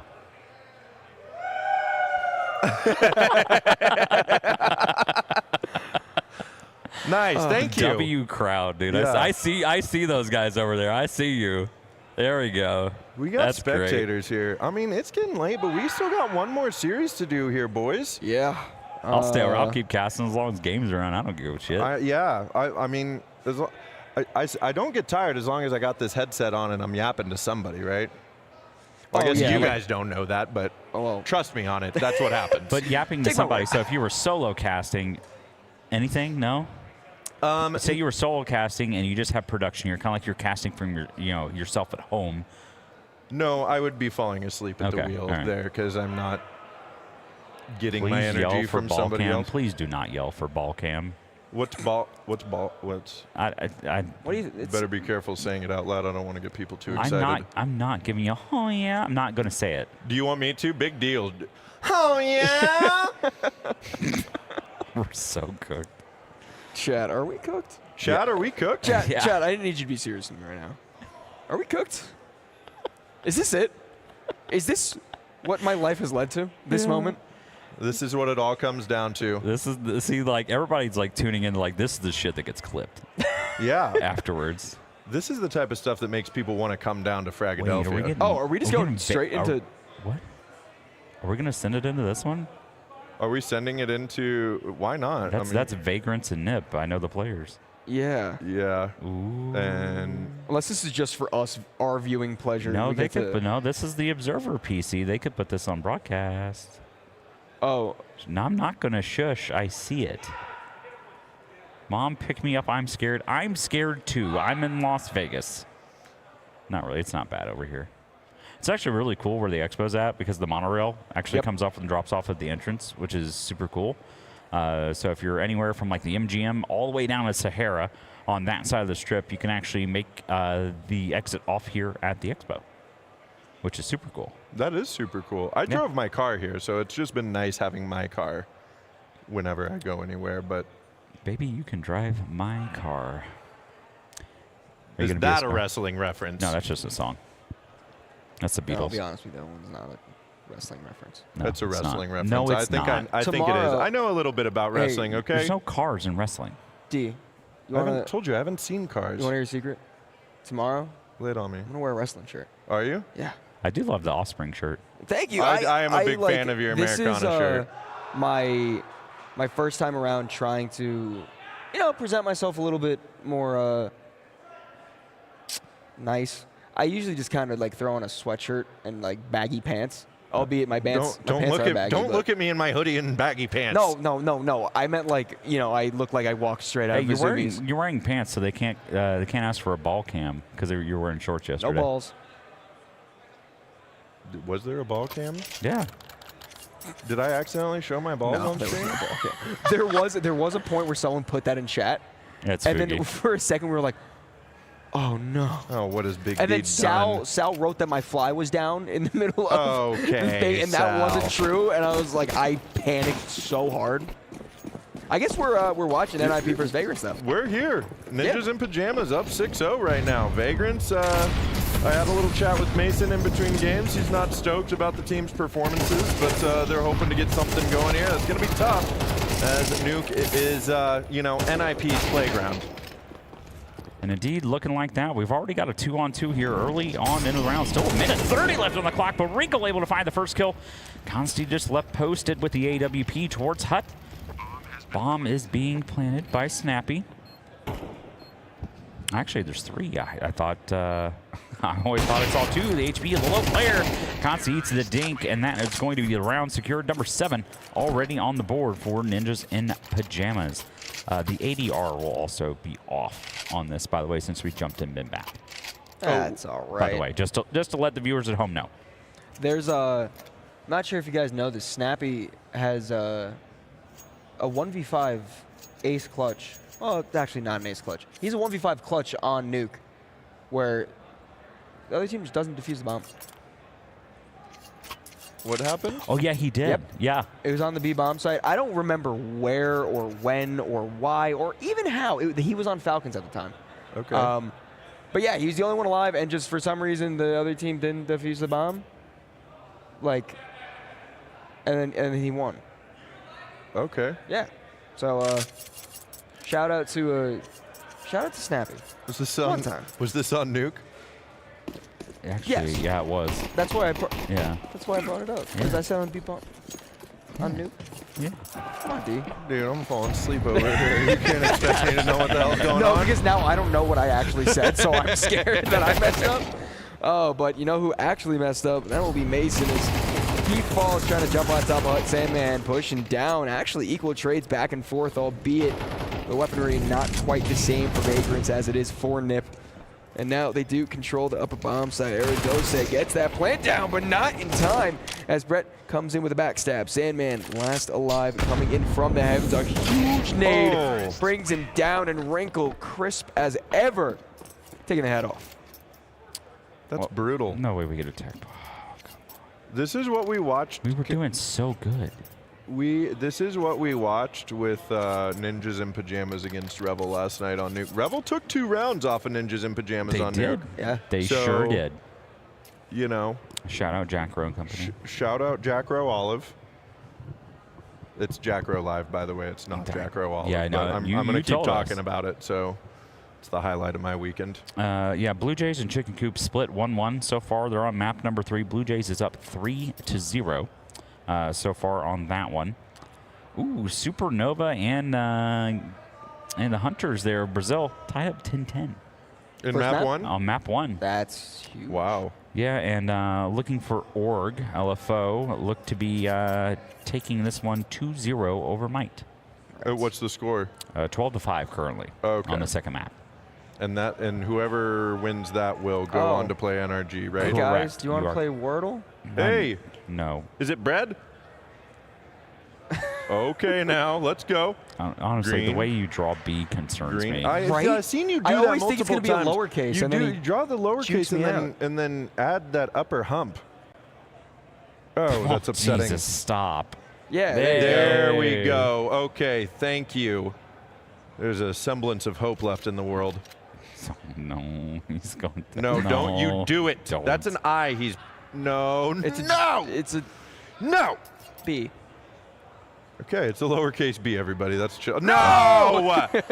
No! Not like this. Anything but this. I hate it here. I have to sit through pain. I'm not even paid to sit through pain. Pain Gaming's here? No. Like. But you didn't think I had that kind of energy this late at night, now did you? Chad is asking where does this guy learn to write? That's the North American school system for all School. On the bright side, U-Jerks is back in the server, so seemingly this tech pass will be done very soon. You guys think Vagrants have what it takes to claw back into this one? Yeah, if people like ketchup on steak, I think Vagrants have a chance to take this one. That you've upset me. If they catch up on steak? No. If they... You guys put ketchup on your steak? Why'd you call it ketchup? Why'd you say ketchup? It's ketchup. Ketchup? We're not having a That's a dialect quiz. mistake. Ooh, bum. Are we doing steak puns over here? That's a medium. Hey, that's a rare medium. Well done. I got beef with steak buns. Okay, don't start with me. Be careful. There's going to be a movement. A movement. There you go. Yeah. There you go. See, don't. I got so many dad jokes. I thought that's an upside down no. No. No, absolutely it's not. Unfortunately, bread. We saw that. That bread looked a little girthy in the upside down manner. I didn't see what was happening on I'm screen. picking up what you're putting down right now. Like, think about it. Just really imagine it. Guys, it's like, so like, okay, so Bucket and I, we are East Coasters. Yep. So for us, it's 1 a.m. currently. Yeah, my body's not at close adjusted. Yeah, like, it's 1 a.m. for us. Big D, this is normal. Yeah, this is normal for me, although Big D wakes up at like 5 a.m. and is in bed by 8. So this is late for Big D, but I'm also old. Let me, let's go and update everybody. Nope. That's a match medic. That's exactly what happened right there. So Game Hunters actually took map 1 over Supernova Comets. Okay. Is where we are at there. I'm not seeing a lot of the scores updating here just yet. I'm going to hit refresh again for you guys. Blue Jays still sitting up 3-0 on map number 3, which is Train. Sharks sitting at 8-4 over the Anti-Eco Club. On map 1 or map 2? Map 1 is what it's showing. Okay. Fisher and Getting Info have both advanced out of the lower part. Yeah, Not the lower bracket far, itself, but the lower part of our bracket. So far, no upsets, but still potential. Still potential. Ooh, Mason potentially getting a shot through the smoke, but not quite. Snappy there. Right, ready to reply. Brett, what do you got? 1 headshot. That's good enough for now. But a little more damage is going to have to come through if Vagrants want to crack open the scoreline for themselves. Seb, they're not ready for Wrinkle to peek out. Constantly trades back, but man, Wrinkle is so good. Like, I feel like everything I've seen from him so far this tournament has been outstanding.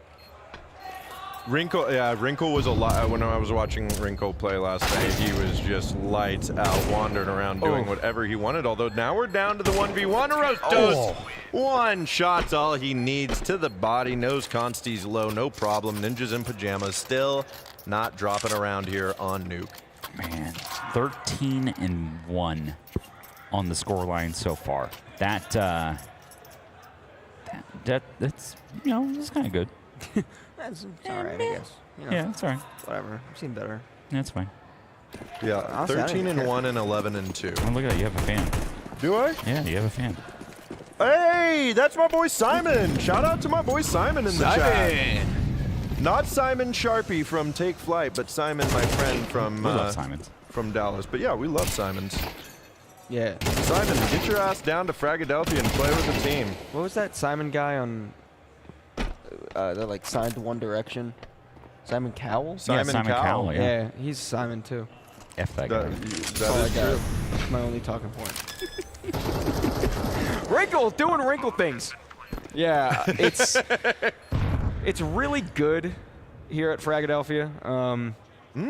Go on. Yeah, Consti, you know what he's gonna do? He's gonna hide behind the box because this isn't doable. Simon says leave the box. Well, I mean, if it worked. There you go. Good job. Another 3K for Wrinkle. But Consti, at the end of the day, he did win that because he listened to Simon. You know. That's true. Because if Simon didn't say that and he moved out, then that's a lose-lose. So Vagrants can at least take away that if they're playing Simon Says, they're winning right now. Oh, for sure, dog. I do want to cue you guys in that Zinsters did put Nip on Fraud Watch. Did they? Yeah. Before the game started, they absolutely put Nip on Fraud Watch. It was 0-0, so they did have it in a tie. Oh, wow. You know what? That was really good. Yeah. That made me happy. But you know what else makes me happy? 3 more kills out of the Ninjas in Pajamas. Just left on a 7 Consti, finding one outside, but just going to be left 1 and 9. We're going to need to bring that up just a little bit.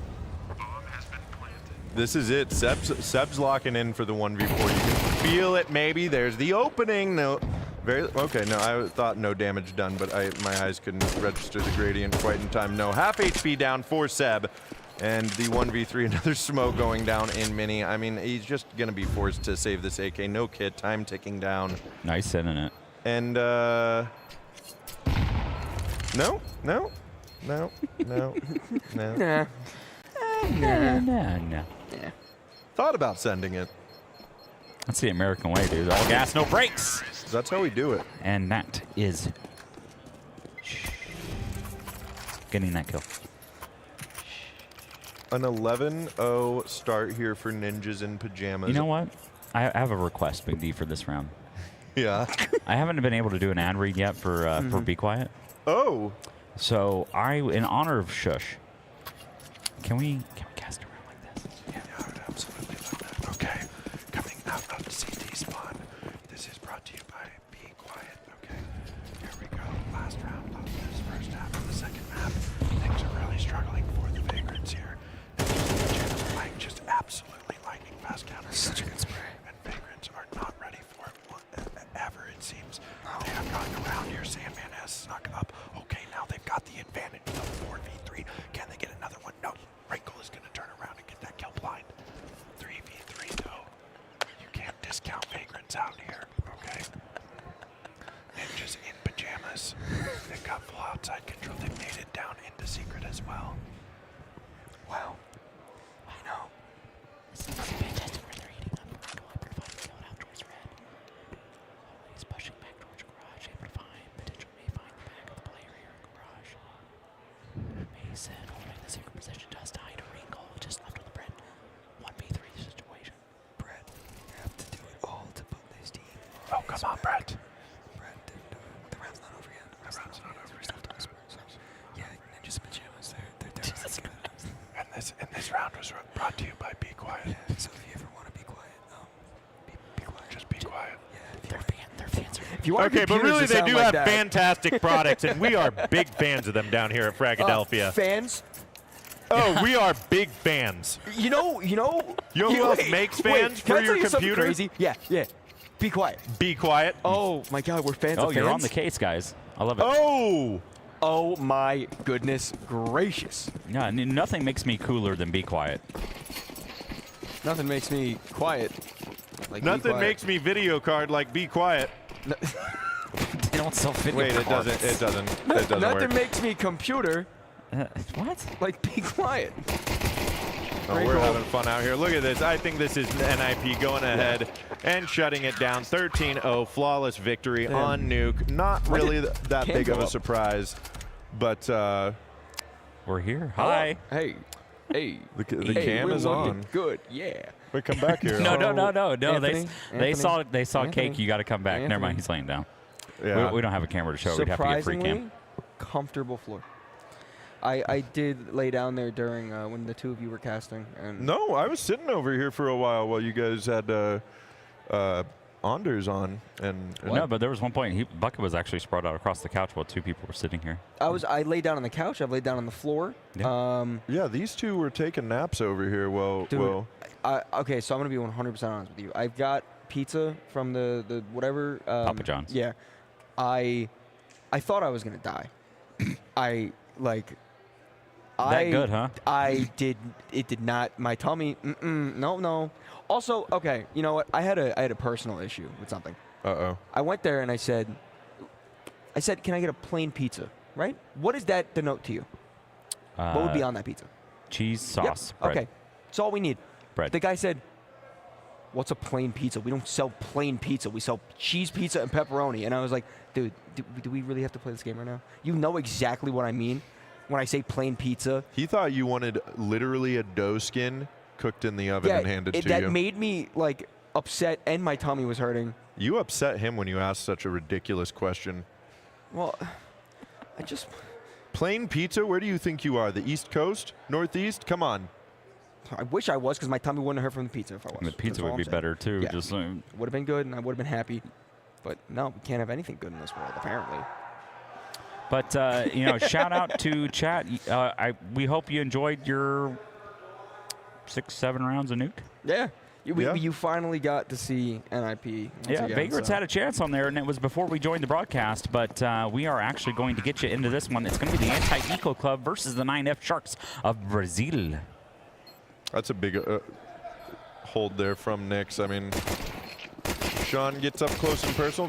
They have the bomb down right now. Anti-Eco Club might be able to get something. No, Sean last alive is going to get traded out. A nice hold there by Sharks, or nice retake by Sharks. I shouldn't say hold.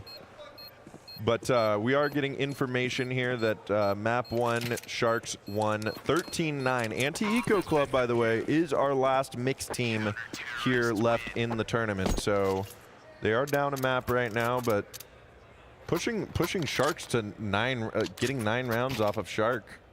Not too bad. Do we know if Nuke was their map pick or Mirage? Oh, it says right there, Mirage is the pick of Anti-Eco Club. So who knows what could happen here? Yeah, all I know is, Tisky, one of the GOATs of NA Counter-Strike.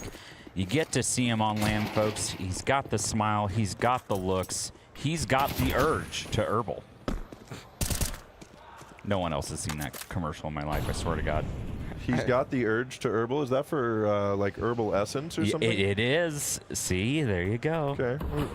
Big D's got a strong power of deduction.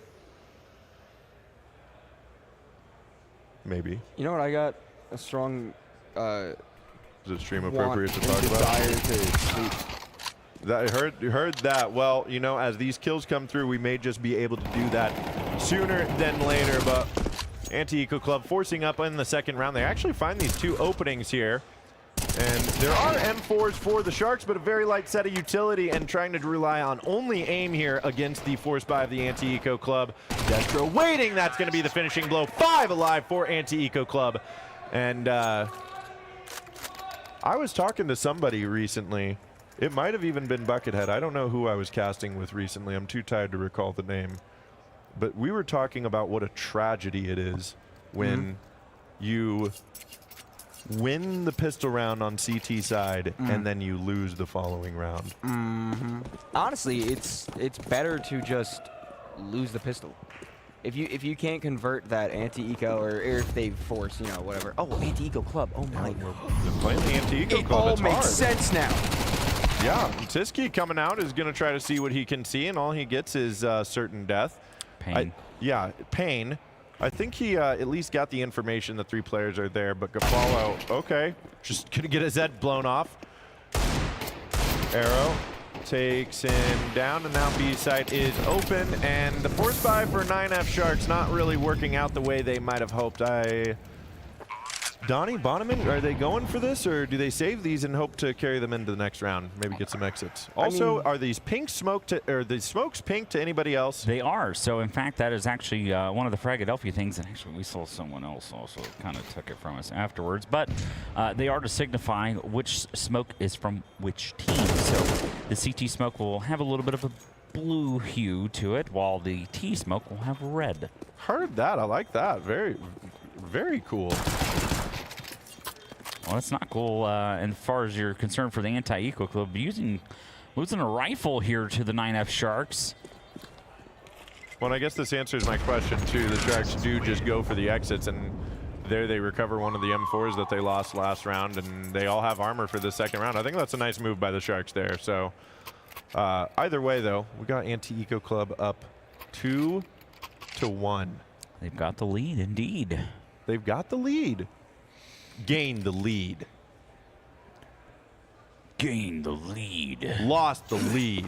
Tied Lost the leader. The lead. That's my childhood. Okay, we'll be seeing you later, Buckethead. It was nice having you. Buckethead has to pee. Buckethead has got to go. He's having a good time. You know who else is having a good time right now? It's the Anti-Eco Club ripping out up from top mid. And there's the trade. Okay, Destro goes down. And okay, big round here for the Sharks on the save. Save round, last round, or they force buy into the last round. They save 4 of those guns, including that M4, and they pull ahead and get round number 4. That actually does not quite do the damage to the Anti-Eco Club's economy that maybe Sharks were hoping for with Anti-Eco Club at winning that second round with 5 alive. But still a little bit of damage and getting that round back. I think we might get a little back and forth here on Mirage, perhaps. Yeah, I mean, this is that map. You know, we kind of look at it as more of like a pug style map.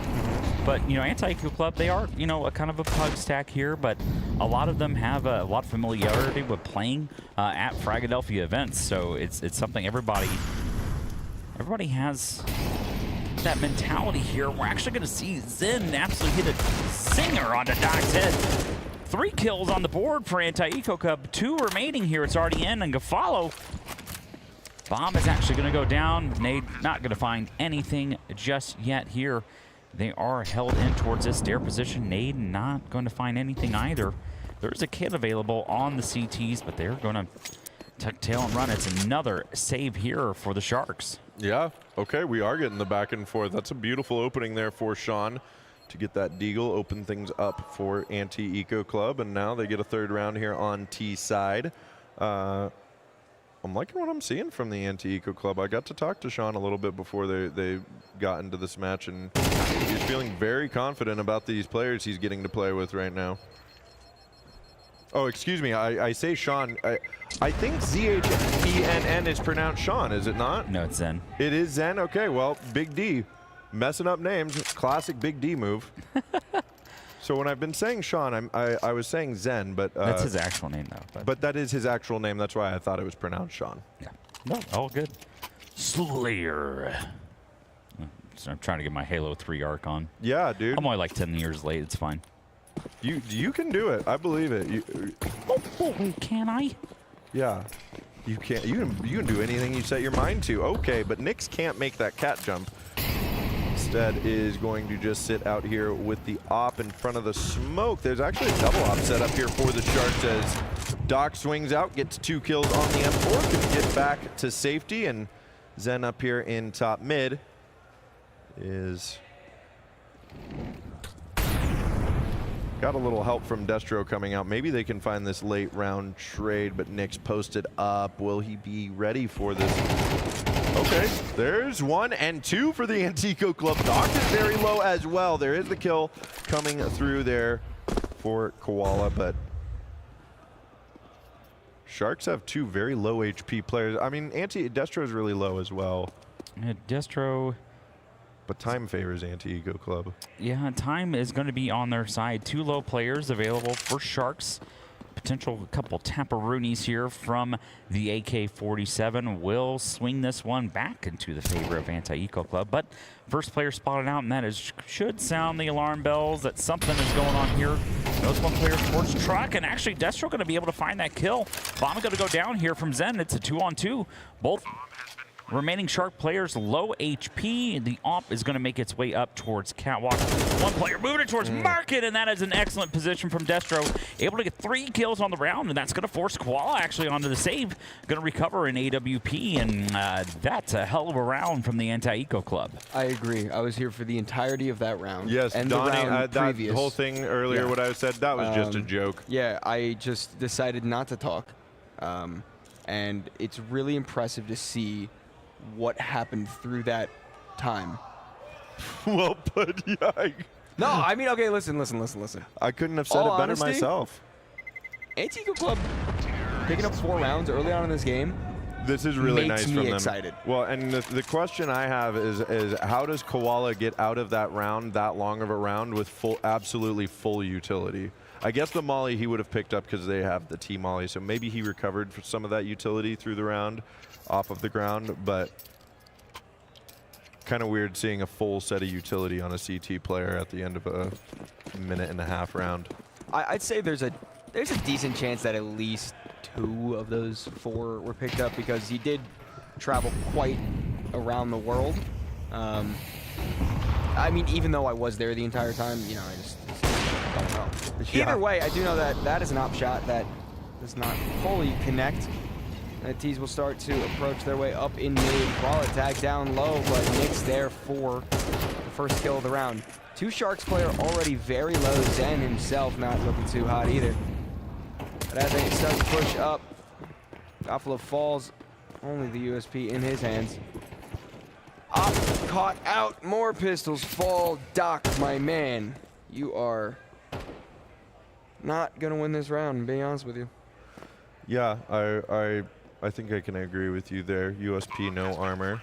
It is the full save for the Sharks, so they'll be moving into the next round. But it looks like Anti-Eco Club has made it so that the Sharks are battling their economy right now. I mean, the Sharks won that pistol round, lost the second round, or lost the next 2 rounds, got the round back, and then haven't been able to get anything back since. And now Anti-Eco Club's going to find a 5th here on T-side Mirage.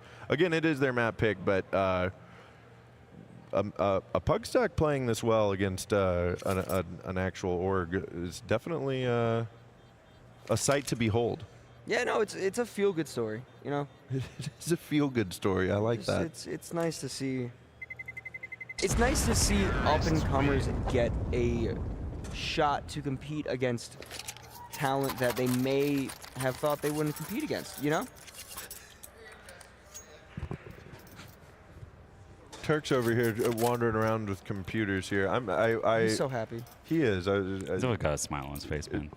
I wish to one day find the joy that he has. You already have. It's been inside you this whole time. Oh my God! You just cured my depression. I thought be chicken happy. jockey. I thought chicken jockey cured your depression. See what I did there? Because he threw the Molotov. Okay, I do see what you. Easy for me to say. Let's move on here. Now back to the action. The Sharks do find that opening here on their buy round. But look at the utility, very low. They've got 4 smokes and 3 HEs, but no flashes, no mollies. They are going to do a 1-for-1 trade against. They maintain their numbers advantage here, at least in round 8. But I think the question mark will come down to this Palace push, and they do hold on. Nick's shutting it down. It's a 4v2. Anti-Eco Club. They still have a minute to work with here and can take their time. Yeah, plenty of time still available. They are going to make their way into one of the safer positions against the opposing opposition of Sharks, and that's going to be Palace. So they're going to be able to push in here through Palace. One player is already aggressed towards the ramp position, but if they're able to spot the back... Oh, nope, Nyx is actually touching that corner. They're going to have to make their presence known here. It's going to have to be soon. 35 seconds left on the clock. The Anti-Eco Club may actually be forced into a potential eco here in a few rounds. I'm not able to get a bomb plant on this one, but First player spotted, that is Zen by Nyx, and that should allow the player from ramp, that is Koala, should be able to clean up this last kill on the Zen, and that is exactly what we are going to see here. Sharks find it in round number 3 into their pockets, but the money is mostly available on the Anti-Eco Club. You'll see a few players, maybe Zen forced potentially down to a MAC-10, but no, he's going to be able to full buy that rifle, so all guns available for the Eco Club. Nyx able to get the AWP on their side. Well, Destro's got 7.2K still after it's all said and done, and everybody is still pretty close to 2K as well, so Anti-Eco Club's not too worried about things right now. That's a nice dink. The arrow's going to go down to 1 HP immediately. The op finishes the job now, re-peeking. Nyx gets smoked off. Doc is going to have to pull up. He does just that, finds 1 and 2. No, that's help from Nyx with the op through the smoke. And there, Gafalo to make Tiski the last player alive. Yeah, Tiski, I mean, stuck in a really awkward position right now. Potential to be spotted in just a moment if that calf can just reach around the box, but instead walking up the ladder. Spotting the player in jungle. Nyx falls, but the trade right there. 2 players were there. I was only expecting 1. It's like a magic trick. Yeah, not bad from Anti-Eco Club. I was going to ask you guys as well. At this point in the match, I mean, obviously Anti-Eco Club want to win every round that they can, but do you think that they're feeling pretty good about this 5 that they've got on T side? Oh, for sure. I mean, I think that Mirage is probably the only map in the map pool that I would say isn't really sided. I think it's entirely team-based at this point. So, like, Anti-Eco Club almost running away in a positive round difference at the end of the half. That's got to put some good confidence in their hands. I'm very tired. Yeah, we all are at this point. I tried to say that sentence and it kept falling apart. I just wanted to make it known that's why it didn't come out good. It was beautiful. It came out perfect. You think I'm beautiful? You think I came out perfect? I did not say that. I said the sentence was beautiful. Wait, but what? The fact remains that I do think That's you're crazy. beautiful. That's wild. Yeah, I did not say you're beautiful. Whatever. Oh, what? Fine. Big D. That was rude, huh? Yeah, but just a skosh. Yeah, just a skosh, you know. Listen, I'm tired. No. No, you're Big D. Yeah, you're Big D. How does it feel when the dad jokes get turned around on you? Probably not too good. But Feels you know, pretty great. You know what's gonna not also feel great? The smoke hitting you in the face and still. Oh, it actually works really well in his favor. Getting a headshot in that little one-way. But Destro seemingly wants to get boosted up, sneaks his way in, but since that smoke landed so awkwardly, not able to make the wiggle room behind it. An Anti-Eco Club seemingly completely fall apart. A little bit of deja vu. Tiski last alive. Slightly different positioning, but much of the same expectation. Yeah, Shark's going to be able to tie this one back up 5-5. Unless Tiski is going to show us the clip of an absolute lifetime. 45 seconds left on the clock. Still some time to work with here. Don't necessarily have to force your way into this one, but he is going to run into a little bit of opposition here very shortly. Already posted in towards jungle. Spots the head of the player on catwalk. Not able to find any sort of kill. Backs away very smartly here.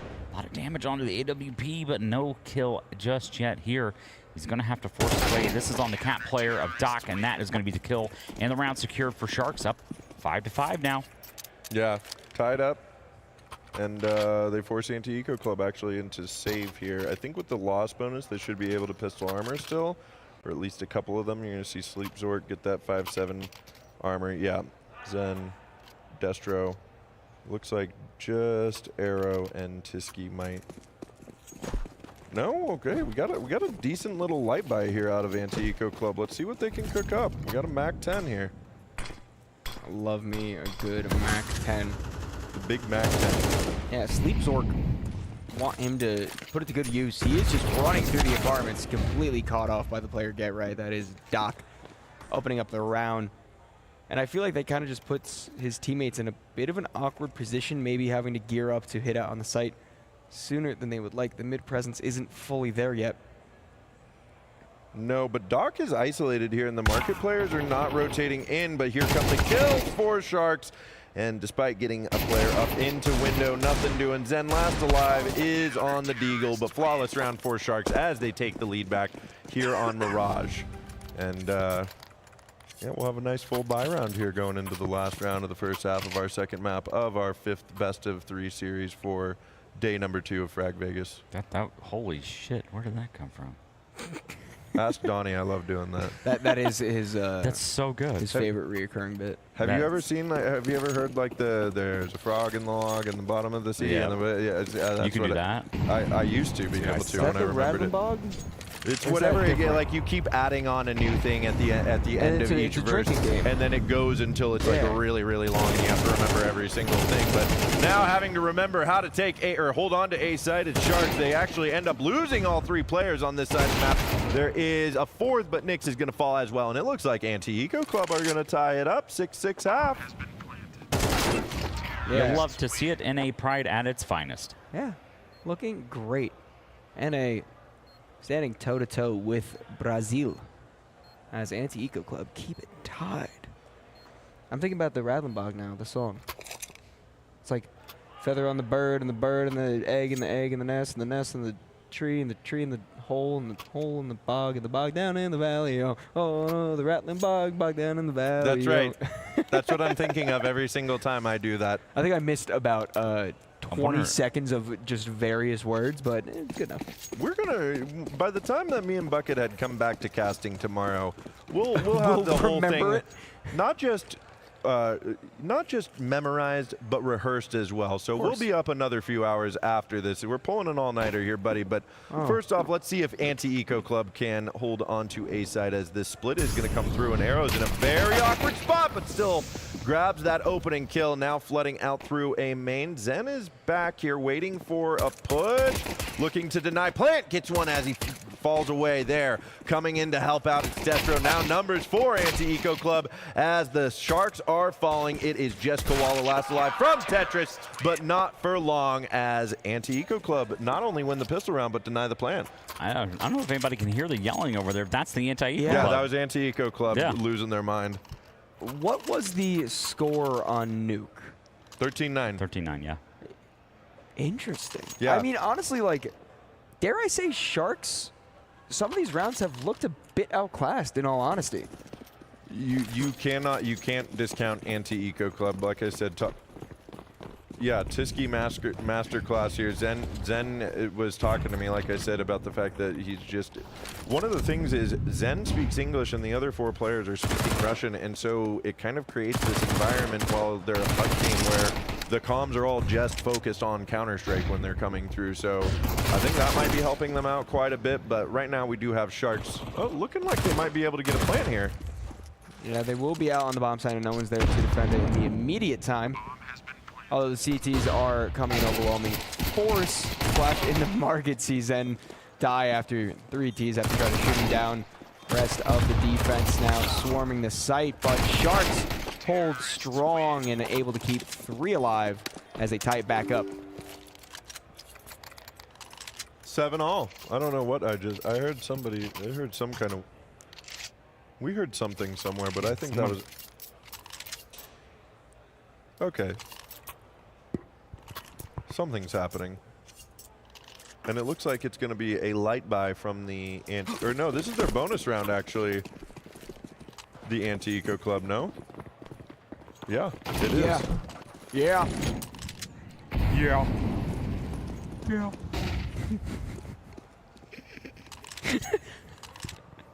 Why is the firepower so low for Anti-Eco Club? They just won the last 2. No, it was a 1-for-1 trade. Yeah. They lost the last round, that's why. Yeah. Big D, pay attention. Come on. Yeah. Okay. This is just devolved into wrestling bits. I'm sorry. I'm sorry, D. I don't want to keep you out of the loop too much. L.A. Knight. Yeah. Yeah. Huh? What? 2 beers? What? 3 beers? What? What? Oh man, you guys better. We haven't even been drinking. Yeah, this is, you guys this better is hope good. I'm not on the Beer Philadelphia cast because I'm just doing a Stone Cold impression the entire time. Well, you know what? Wait, guys, I might be cooking. I have an idea. Lay it on us. I get drunk and pretend to be stone cold. Could be an idea. I'll put a bald cap on. I'll get a biker jacket. I'll get knee braces. Yep. Those knee braces have to be expensive. He wore like the full, like the metal, like. Yeah. Yeah. I can't afford that. I'm broke. But it's okay. You know because who you else know is broke, what? Donnie? Who? Anti-Eco Club. Ooh, good transition to talk about what we're actually supposed to talk about as these pistols try to do something, pick up some of these kills. Doc opens up the round instead as a majority of Sharks focus towards mid, start to crawl up connector. Sleep Zork playing at Apex might be able to catch off Koala as he walks up, but no. MP9 way too powerful for any of that nonsense. Tisky all of a sudden is the only one left on Cat. Tries to get shots out, but instead gets shots inside of him. And Sharks now start to pull away just a little bit. Yeah. Maybe. Maybe not. I think this gun round is gonna dictate how the rest of the game goes. If Anti-Eco Club get it right here, I think they can take the rest of this map and start to cook here. But if this slides away, I think Sharks are gonna start marching towards that finish line in those quarterfinals. Yep, they are sending their way. It's going to be a mid and B split. Technically, they could still swing A if all the players would like to go lower. All depends on how they'd like to play this one, but follow posted towards apartments, but Tisky's already gotten here. He's in this kind of counter position. The flash is going to sound a little bit of alarm bells. Tisky got huge, getting one, not getting any more, but that indeed is the M4 of Destro available. They're trying to force him out of this position. Is going to eat that headshot there from Nix. That is not the North American Nix. That is the Brazilian Nix. Yeah. North American Nix is currently looking for a Fenty Freeze, if I believe I'm correct in that. Yeah, delivery available. Not on DoorDash, unfortunately. No. Not yet, at least. I feel like it's up and coming. Oh, just like Zen is. I know this last player's on catwalk. He's already been spotted out by Sleep Zork, and they're going to secure this one. That's the defuse coming in. Zen absolutely crucial and massive on the B bomb site defense. I don't think they expected him to be there, but he's going to get the full 10-second defuse. And Big D, you kind of hinted at it. This had to be the round for Anti-Eco Club, and it was. I think what will hurt them though is the fact that Sharks got the plant and got 3 kills there. So this is the do or die round now for Anti-Eco Club. If they can win this round convincingly, this is where they really have a good shot. But Sharks still full buy, full utility. They even have another full buy behind this one on top of that. So they don't have to fight against their economy anymore. And I feel like that's really what hurt Sharks in that first half until they started cooking and made it 6-6. But yeah, I mean, Anti-Eco Club, they could tie it up here. They've got the firepower for it. They do. But they're going to have to keep headstrong. They can't let the nerves get to them this late into the game. You're in the position to honestly take a map off quite the opponent. The previous finalist, excuse me, at FRAGxLVLUP 18. Yes. Yes, very good.